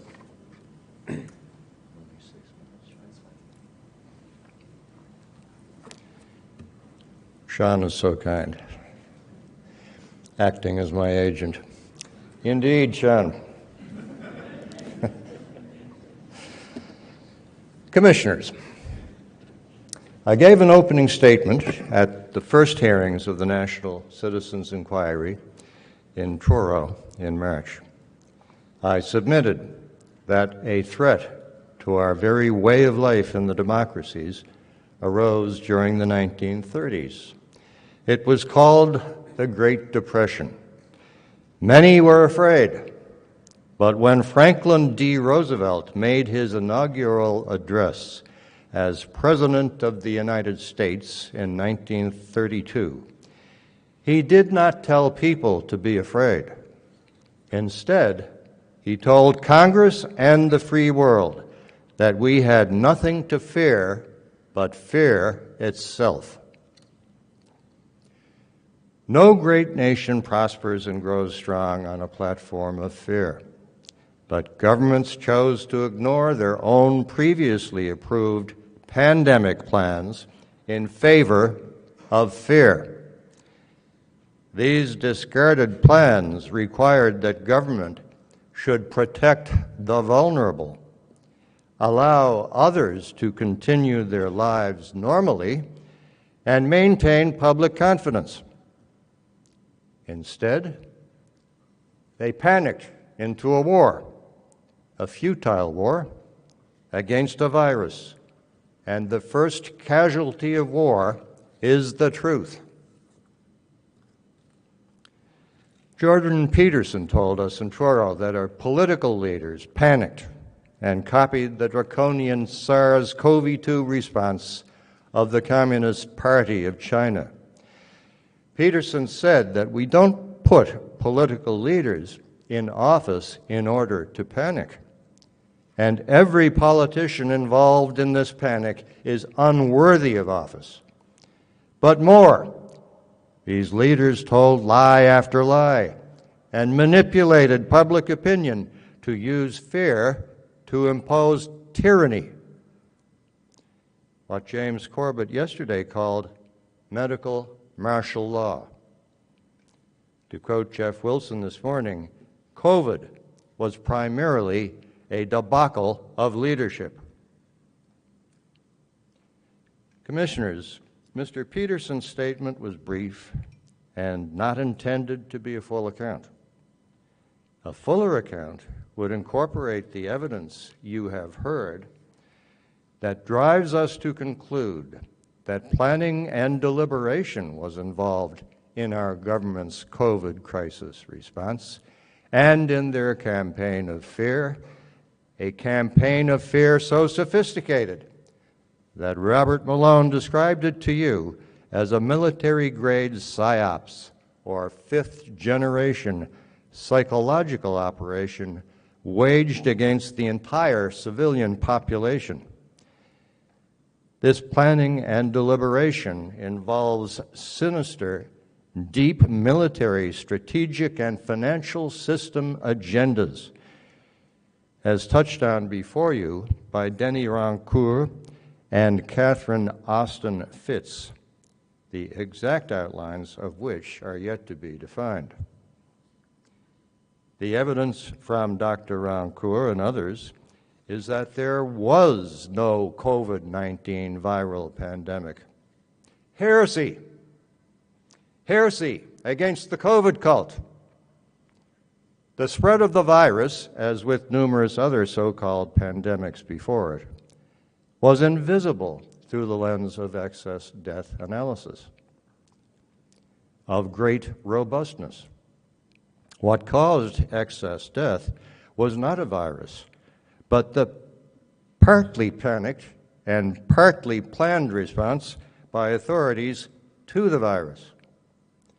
In particular, the injectable gene therapy products caused excess death, which Dr. Rancourt calculated in a peer-reviewed journal at 13 million worldwide and 10 to 30,000 in Canada. These are human lives. Human lives. And Canadian governments market this deadly therapy today. That brings us to the sad fact that this inquiry is not a Truth and Reconciliation inquiry. It is a truth inquiry only, because none of the office holders who managed the COVID crisis had the courage to appear before a commission of their fellow citizens and explain their actions. Witnesses before you documented this roll of shame. Until there is accountability, there can be no reconciliation. There can be neither truth nor reconciliation, while legacy and social media maintain a dam of censorship against the truth. But the dam of truth has many cracks and many leaks. These cracks will deepen and become a fatal fissure. We cannot know when the dam will burst, but burst it will. And journalists who chose or choose to have their fingers in this dike will be swept away in the torrent of truth. While the truth dam strains and grumbles, evil remains abroad in the world and preys on fear. The antidote to fear is courage, and as the supporters, volunteers, and truth tellers before this inquiry well know, practice the habit of courage, teach your children courage, and remember, evil knows how to divide and conquer. Courage knows how to unite and build. Thank you.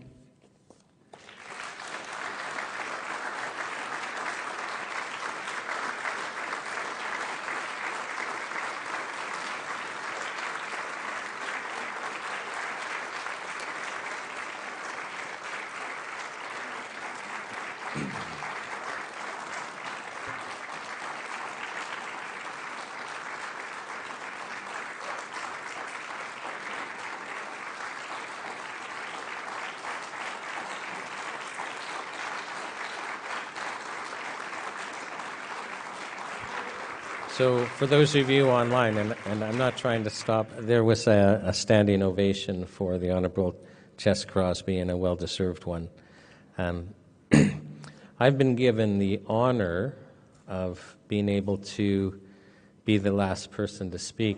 We penciled this in as a closing, and a couple of weeks ago, I realized I can't give a closing,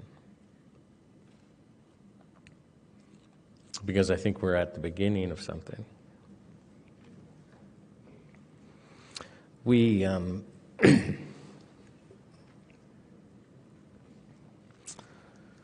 when we got together, just a small group, to just see if we could do this. You know, you start meeting, you start talking, you sort out rules of how you're going to conduct your meetings and what a quorum is, and all this stuff that is really kind of tiring and tedious. And then you kind of, what are our goals and all of this. And we were just adamant we wanted to have an inquiry that was independent.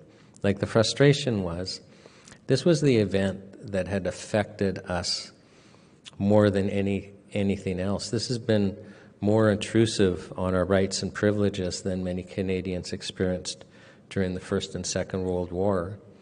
But for our First Nations people, confined to reserves until the Bill of Rights in a shameless apartheid system, they suffered more than us. But apart from that population, which unfortunately also had to experience this with us, this was brand new, and this was a magnitude that I think confused and frightened most of us in a way that we never thought we would experience. And this small little group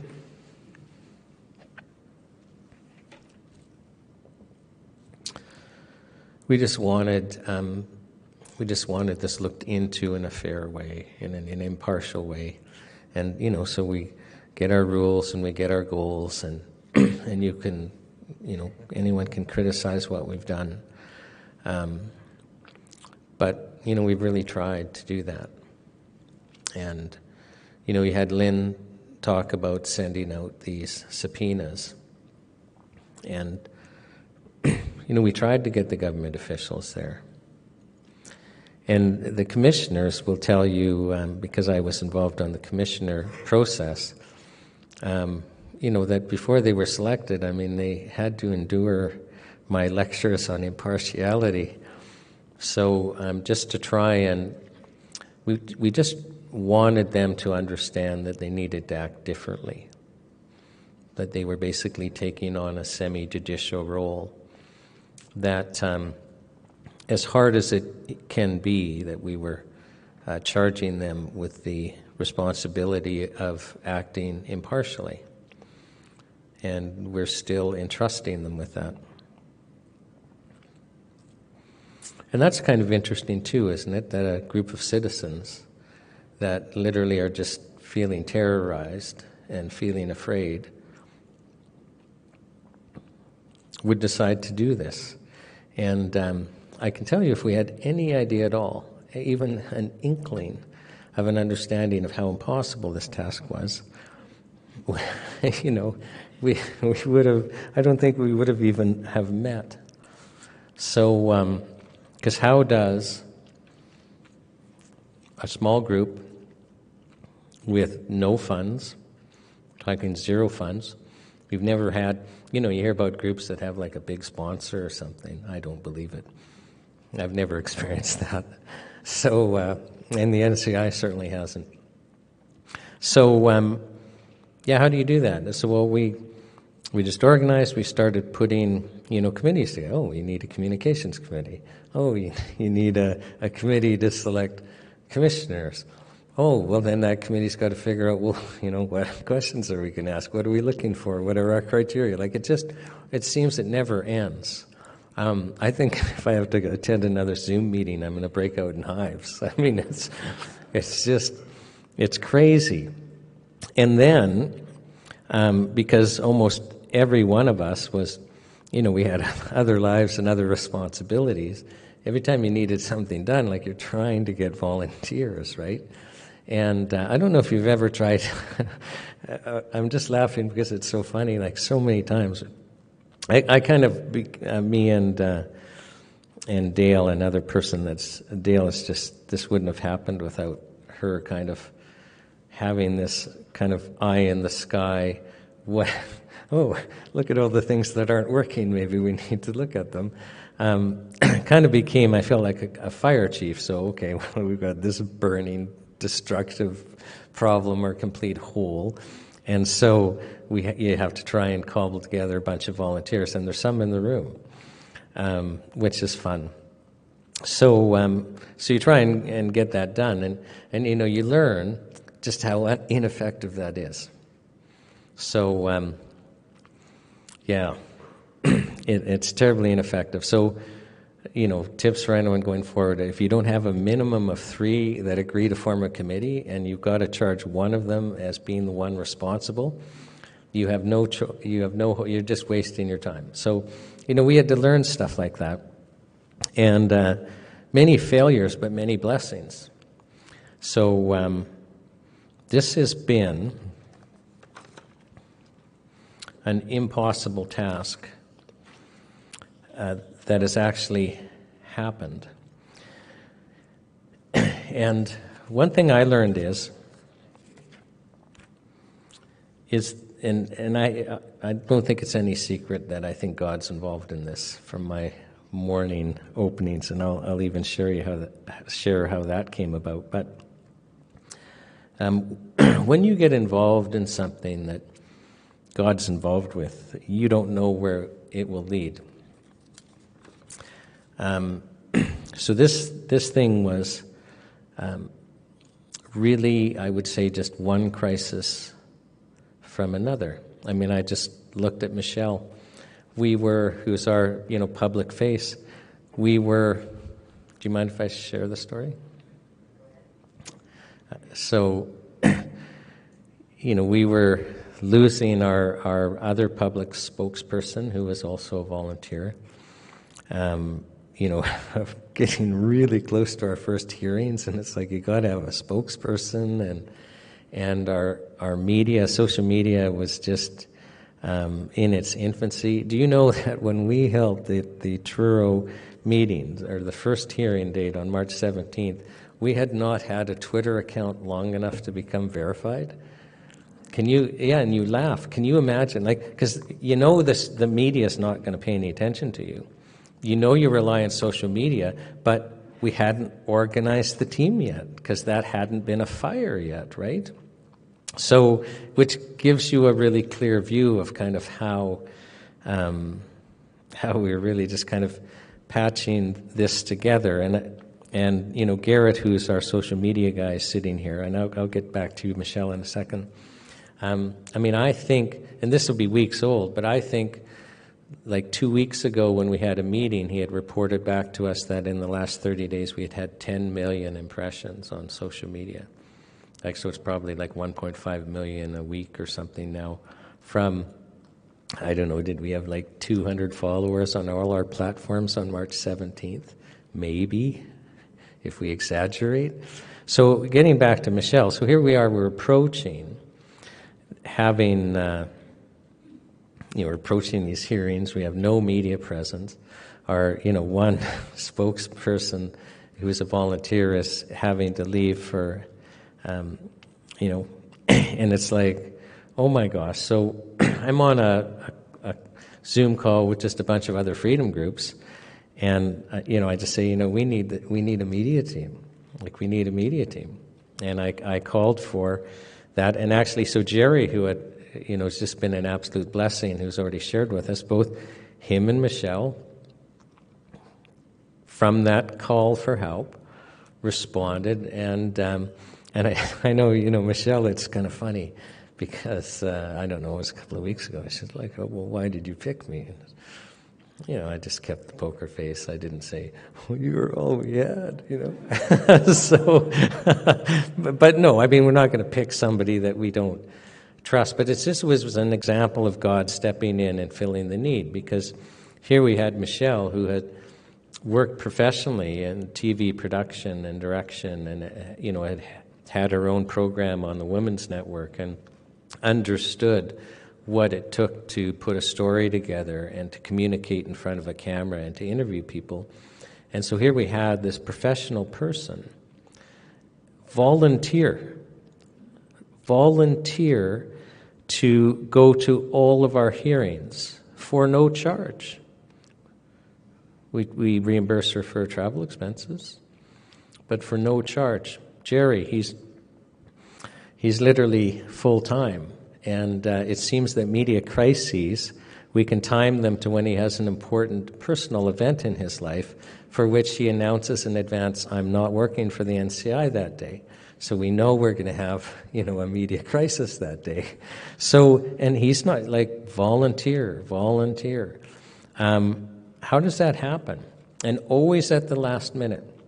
These Quebec hearings, what was it, like 3 days before, 4 days before Philip was sitting in here, where we finally got some lawyers? Like, how do you have a hearing when you're calling witnesses and not have some volunteer lawyers to help you out? And interpreters. Lynn, who was on here, helped us find an interpreter team, like literally at the last hour. And, and then our ATV, team, David is just a miracle worker. he's creating an interpreter booth out of, I think a, drum case and plywood and styrofoam and stuff like that, and it works. It worked. So it's just kind of been interesting that at every turn, just at the last moment, just when we needed it, God stepped in and gave us what we needed. And, right down to finances. Like, it was funny, the meeting after Truro, it's like, it cost that much? Really? So, and, it's not cheap to rent a venue and have an AV team, travel across the country and have to fly your commissioners and other volunteers around. It adds up. It's actually quite staggering. So, and yet we've kept up. And we've kept up because you've participated. But what I didn't anticipate, and why this can't be a closing, but an opening, is, so we had this vision and then we just picked 8 cities, right? Like, why 8? Why didn't we go here? Why didn't we go there? And why 3 days? And I can tell if anyone, from another country is thinking of doing this, I will give you the biggest mistake we ever made. Why did we do this weekly? We needed a week in between. So, but we have been going now for 2 months. We started on March 17th, 2003. First time in history, citizens in any country have appointed independent commissioners, sat them down, and started calling witnesses. March 17th, 2003, history was made. We have now, and it's...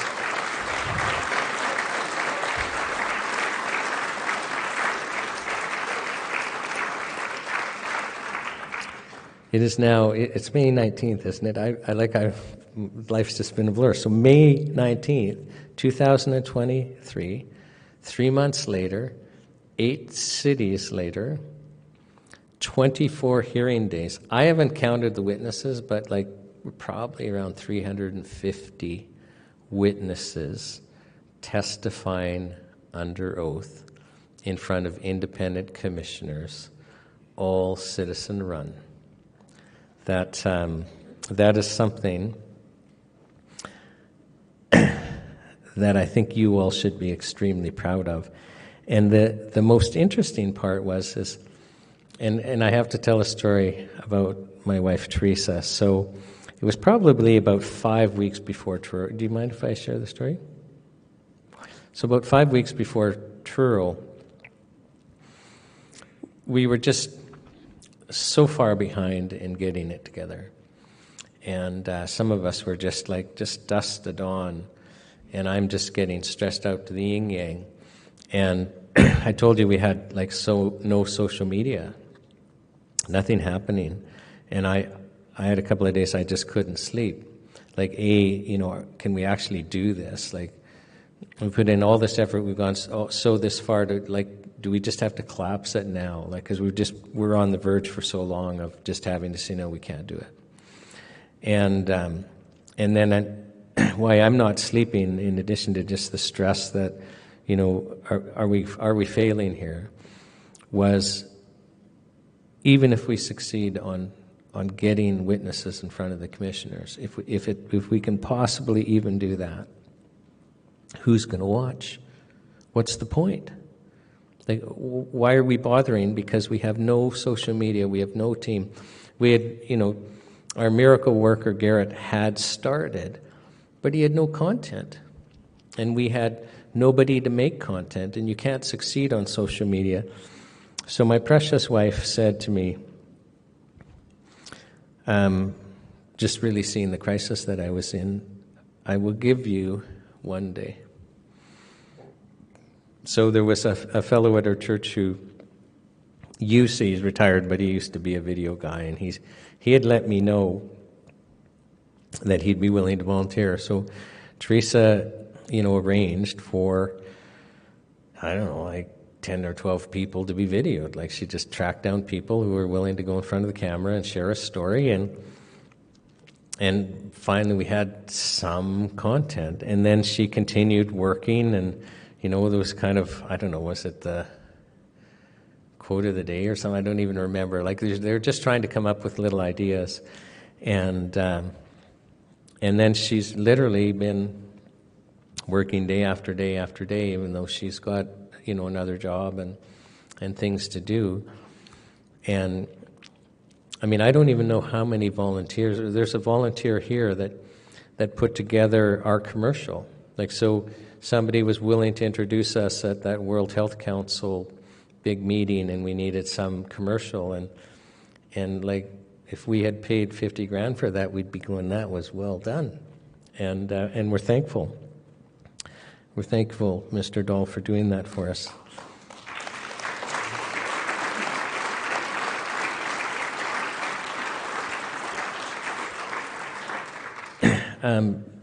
I don't know if I have permission to mention names, but there's some people on the social media team that have taken on the role of organizing other volunteers, and there's teams that we don't even know about. The chair of our support group, David Ross, for those of you who know him, he's just a steady hand. And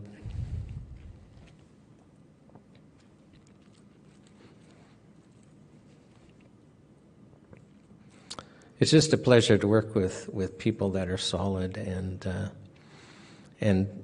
for the entire support group. It's funny, I have to be in the role of thanking everyone because I'm giving the opening. And it's funny, whenever I talk like this, I never have gone through one of my openings once before I give them. They're usually, what I'm going to say comes to me at about 7:30 to 8 o'clock in the morning. I wish it would come earlier. But it seems to work. But when I was jotting down notes that I haven't, where I kind of wanted to go, after I was going to say, this is a beginning, one of the thoughts that came to me is, the Matrix movie, the very first one, and we're at the very end, and Neo's, back in the Matrix, and he makes a phone call to the machines, basically saying, I'm here. I don't know where it goes from here. And then he flies up into the sky. But, it's going to have to be sorted out. And I think that's where we are. So I've kind of shared with you kind of where the NCI started and that it's literally an act of God, a miracle that we're here. But one of the things that happened is this started resonating. Canadians watching other Canadians tell their story resonated. So it tells us that we need to hear each other. It tells us that we need to listen to each other. It tells us that we're together. There have been days where I've had trouble keeping it together because I've just been so emotionally wrecked by some of the testimony. And we experienced that a couple of days ago. Sheila Lewis keeps coming to mind, but she wasn't the only one that day. I think we had 3 or 4 in a row where I couldn't help not breaking into tears. And in interviewing witnesses, and for all the witnesses that take the stand, there's many that kind of got through the first selection process that we interview and then they drop out. Some die before we get to the hearing that we had selected them for. Some drop out. Some they drop out because they're afraid of social consequences. Some because they're afraid of economic consequences. Some we don't know the reasons. But we hear their stories before they drop out, and we get to know them. And then those that testify, even though they're afraid and we have to coach them through, they're grateful. I had one of the witnesses who testified earlier this week basically say in their own way that this was healing. That person was really apprehensive and really scared to testify and take the stand. And it helped. So there's something about being listened to. There's something about finally being brave enough to speak. Like what a country that we're not able to speak together. And that's been the most touching thing in my life. But we've also just been the people out there, the people on the other side of the camera. That I'm not a camera guy, so you'll know I'm always looking around. I haven't been trained to do this correctly. But you guys, you email us, and you text us, and you send us messages. I'm going to read an email, and this person was so, I guess, intent on getting a communication to me that it came through several sources, including a different group, not connected to the NCI. I got a couple of copies of this. And so, David, can you pull up the screen on the lawyer computer? So the email came with this picture attached. And I'm going to read to you the email. Dearest Sean Buckley, I hope I am sending this email to the right address for Sean Buckley. And this one came from another group. I think I have finally found a place inside me. So no, I want the picture up, David, while I read the email. Thanks, sorry. I think I have finally found a place inside of me that is brave.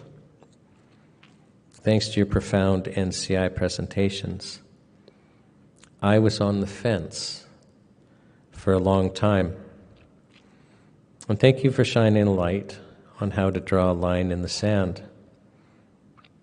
How to draw a line in the sand. I took this picture with my cell phone. The sun is shining through the fence. I could not help but think, this is how to draw a line in the sand. Thank you again and again.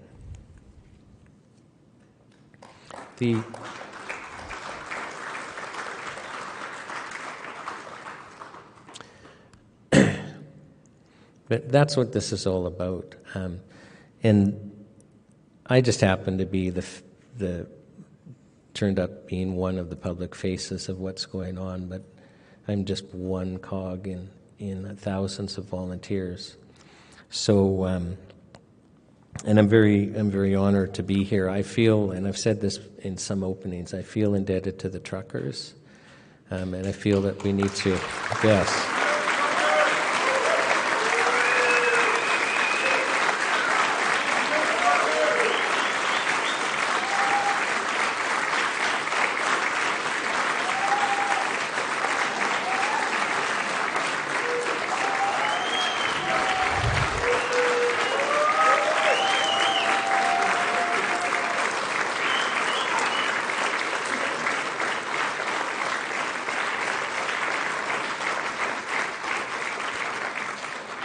So for you truckers out there, everyone in the room was standing and giving you a standing ovation.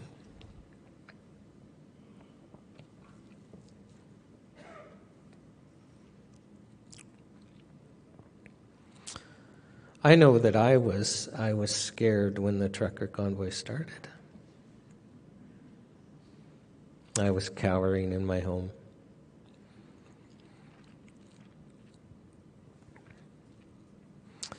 And I think I'm here and that we're here because of you.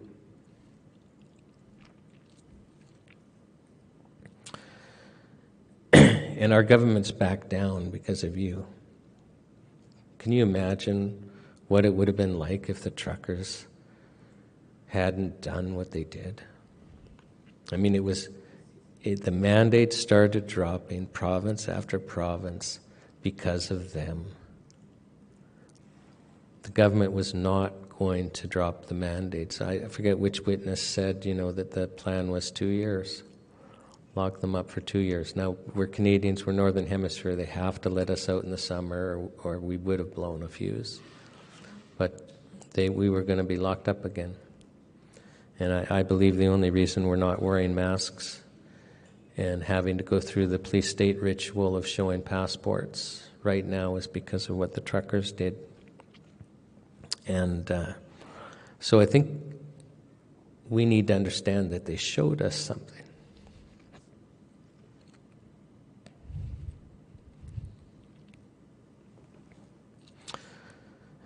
And they showed us that sometimes you just have to stand up. And sometimes you have to get punished.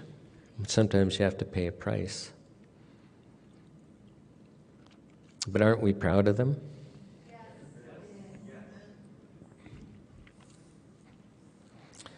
And I'm proud of the NCI team. I'm proud of everyone in this room. I'm proud of all the volunteers. I'm proud that we collectively got together and helped give some people a voice. I'm proud of the volunteers, and I can't mention them all. There's Payman, who is he's just a guy that came to mind that has been so instrumental in the social media and getting video clipping done and, encouraging Teresa on many levels. And there's whole team, there are whole teams I don't even know exist. I find out about them. Each venue, the local team here in Ottawa, do you have any idea how much work they put in to it's not just renting a venue. There's so much that goes into this. The team that sorted out what our guidelines are in selecting commissioners and witness selection. There's Combe, you're amazing.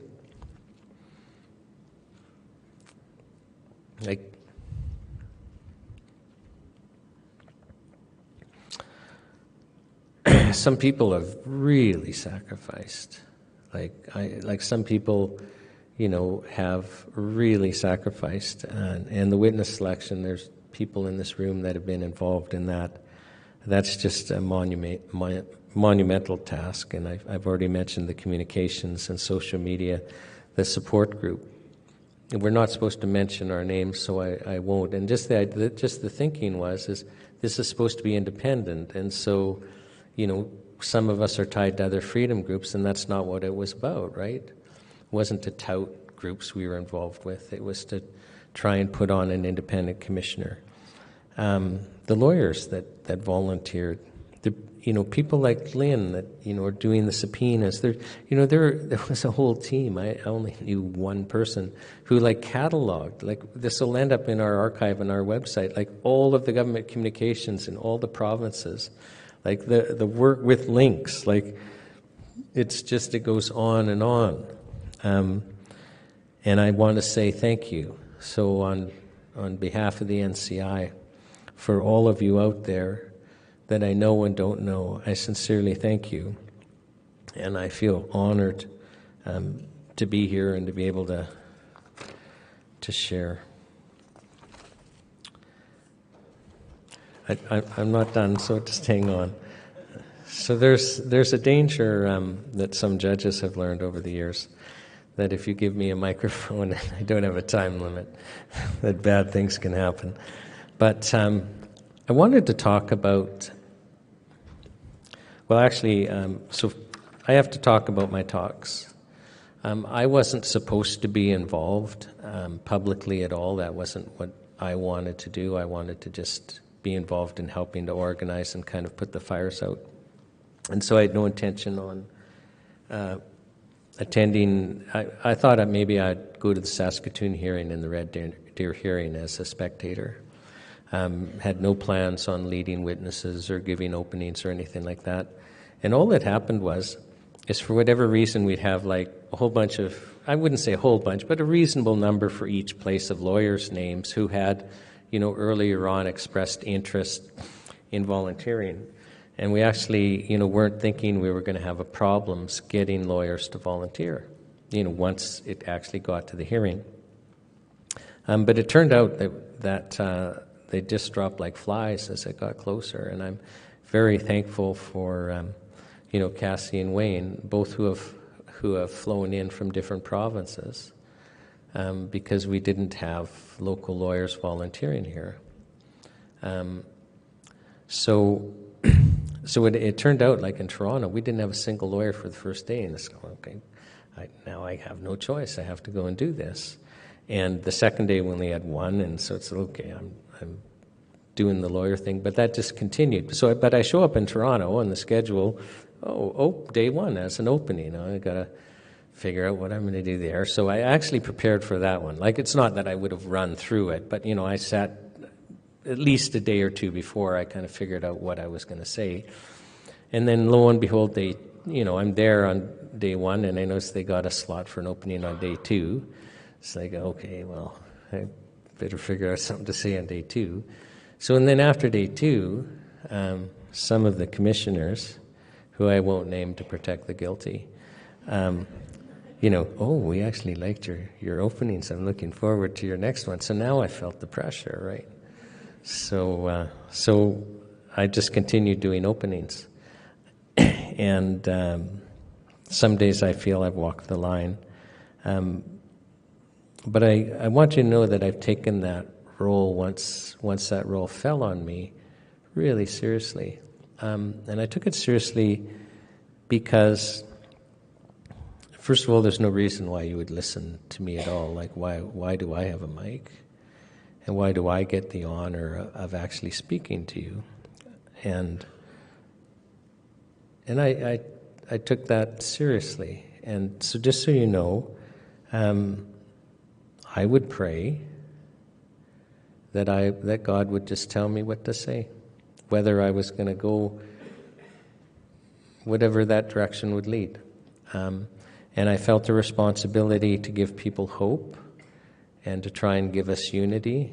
And I can tell you, if you had told me before some of the things that I would be saying, that I might be sharing a Bible parable or anything like that, I would not have believed it.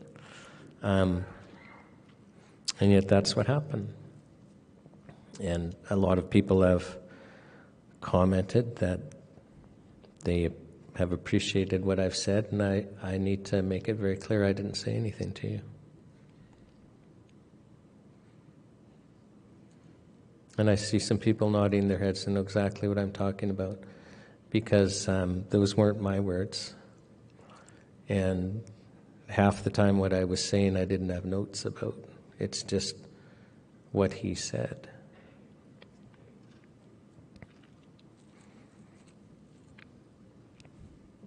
And that is an honor. And we know that God is moving in Canada. We know that people are beginning to understand that what we've been taught is an illusion. We don't even know. I'm sure there's things that we still believe to be true that are completely false. And for the first time in our lives, we find ourselves actually not knowing our way. Just because, like I spoke this morning, if you've been lied to about something, if you don't know what's really true, you're being controlled because you can't decide. Your agency, your ability to decide has been taken away from you. And so I actually feel that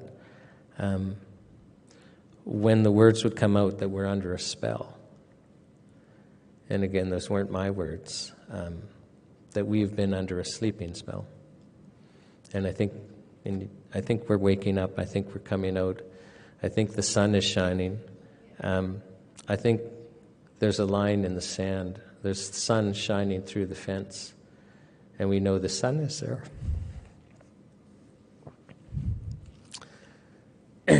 And we're going to have a long journey, but I think we understand that we're in a historical time.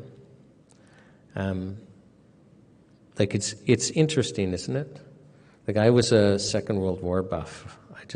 It fascinated me. And when I was a little teenager, before I made a music CD for my car, I would throw in a little Churchill speech first, right? So, we will fight on the beaches. We will never surrender, whatever the cost. So when I used that Churchill, quote the other day that he used, and you have to understand, when Churchill became Prime Minister, everyone was expecting Britain to surrender, including his cabinet, including the king, because it looked hopeless. And do you know what? It was hopeless. It was absolutely hopeless. And yet they didn't surrender. And I read a really interesting book. I'm totally off script, so we know who's speaking. I read a really interesting book in the last year about how when the Germans started their bombing campaign, and I mean there's some exceptions, like when Bristol got just totally gutted, but the British morale actually went up. They got used to it. They would, especially the young, they would party harder. They got used to it. They got used to bombs falling on their head, and they stood tall. And then they started to feel proud. And they never surrendered. And that's where we are. Is we're starting to party again. We're starting to go out again. We're starting to feel strong again. And we realize that we can't surrender. They're going to lock us down again. I don't know what that's going to look like this time. They're going to tell us to wear masks again. They're going to try and force treatments on us again. I live in St. Albert. We're designated as a 15-minute city, so they're going to eventually block off the roads. So we can't drive in and out, because the whole idea is you're supposed to walk, which is why it's called a 15-minute city. You can walk a mile in 15 minutes. So all this stuff is going to happen. We watched James Corbett, but this time we're not asleep. And there'll be times that we're afraid, but we know how to handle our fear now, and we know we're not alone. And that's why this isn't a closing, it's an opening. And what we have that we didn't have before is we have each other. And we have an understanding that we're not alone. And we have an understanding that we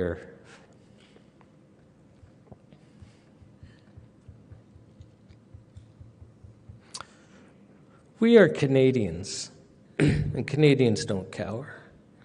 Do you know where the word stormtrooper came from? Canada. It's what the Germans called the Canadians in World War I, stormtroopers. They didn't like going against the Canadians. And we have a reputation. One of our witnesses who had been stationed in the military in Germany related that, the Germans would tell their children, if ever you get lost, just go to the home of a Canadian stationed in Germany and you'll be okay. Because we have a reputation of treating people decently. We have a reputation of loving each other and loving others, because that's who we are. And I think maybe why this experience has been so traumatic for us is because we didn't recognize that we had lost our way. And so I'm just going to end there saying that I don't know where it goes from here, and I don't know what stands we're going to make together, but we're not going to stand alone anymore. And it's been a pleasure and an honor, and I will say to the commissioners that I've been very honored to get to know you guys and to help you with your role. So, and I'll just end there. Thank you, everyone.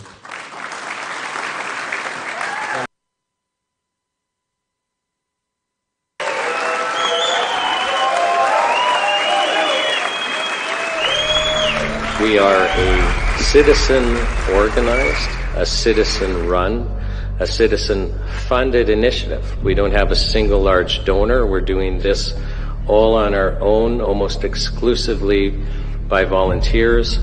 We want to start a national dialogue. COVID-19 pandemic has been an unprecedented event as far as Canada, the countries in the world are concerned. The fact that in Canada people are still afraid. It has not been disclosed to the general public the contents of the material. So in that moment, she framed every unvaccinated person, including her guest on the show, as a danger to public safety. What's interesting also is that nobody can name a single real-world vaccine success story where COVID rates went down at a nursing home or a funeral home after the vax rollout. You're in a cancer clinic and you feel abused by everybody because they didn't want to know you. They wanted to know your mask. They wanted to make personal contact with your mask, and that was the horror of it. How did we get to this point? A nation that is afraid to let its people judge the truth and falsehood in an open market is a nation that is afraid of its people. That's still where we are in this nation, Canada, because no government, no authority wants to inquire into its handling or mishandling of the last 3 years' response to COVID-19.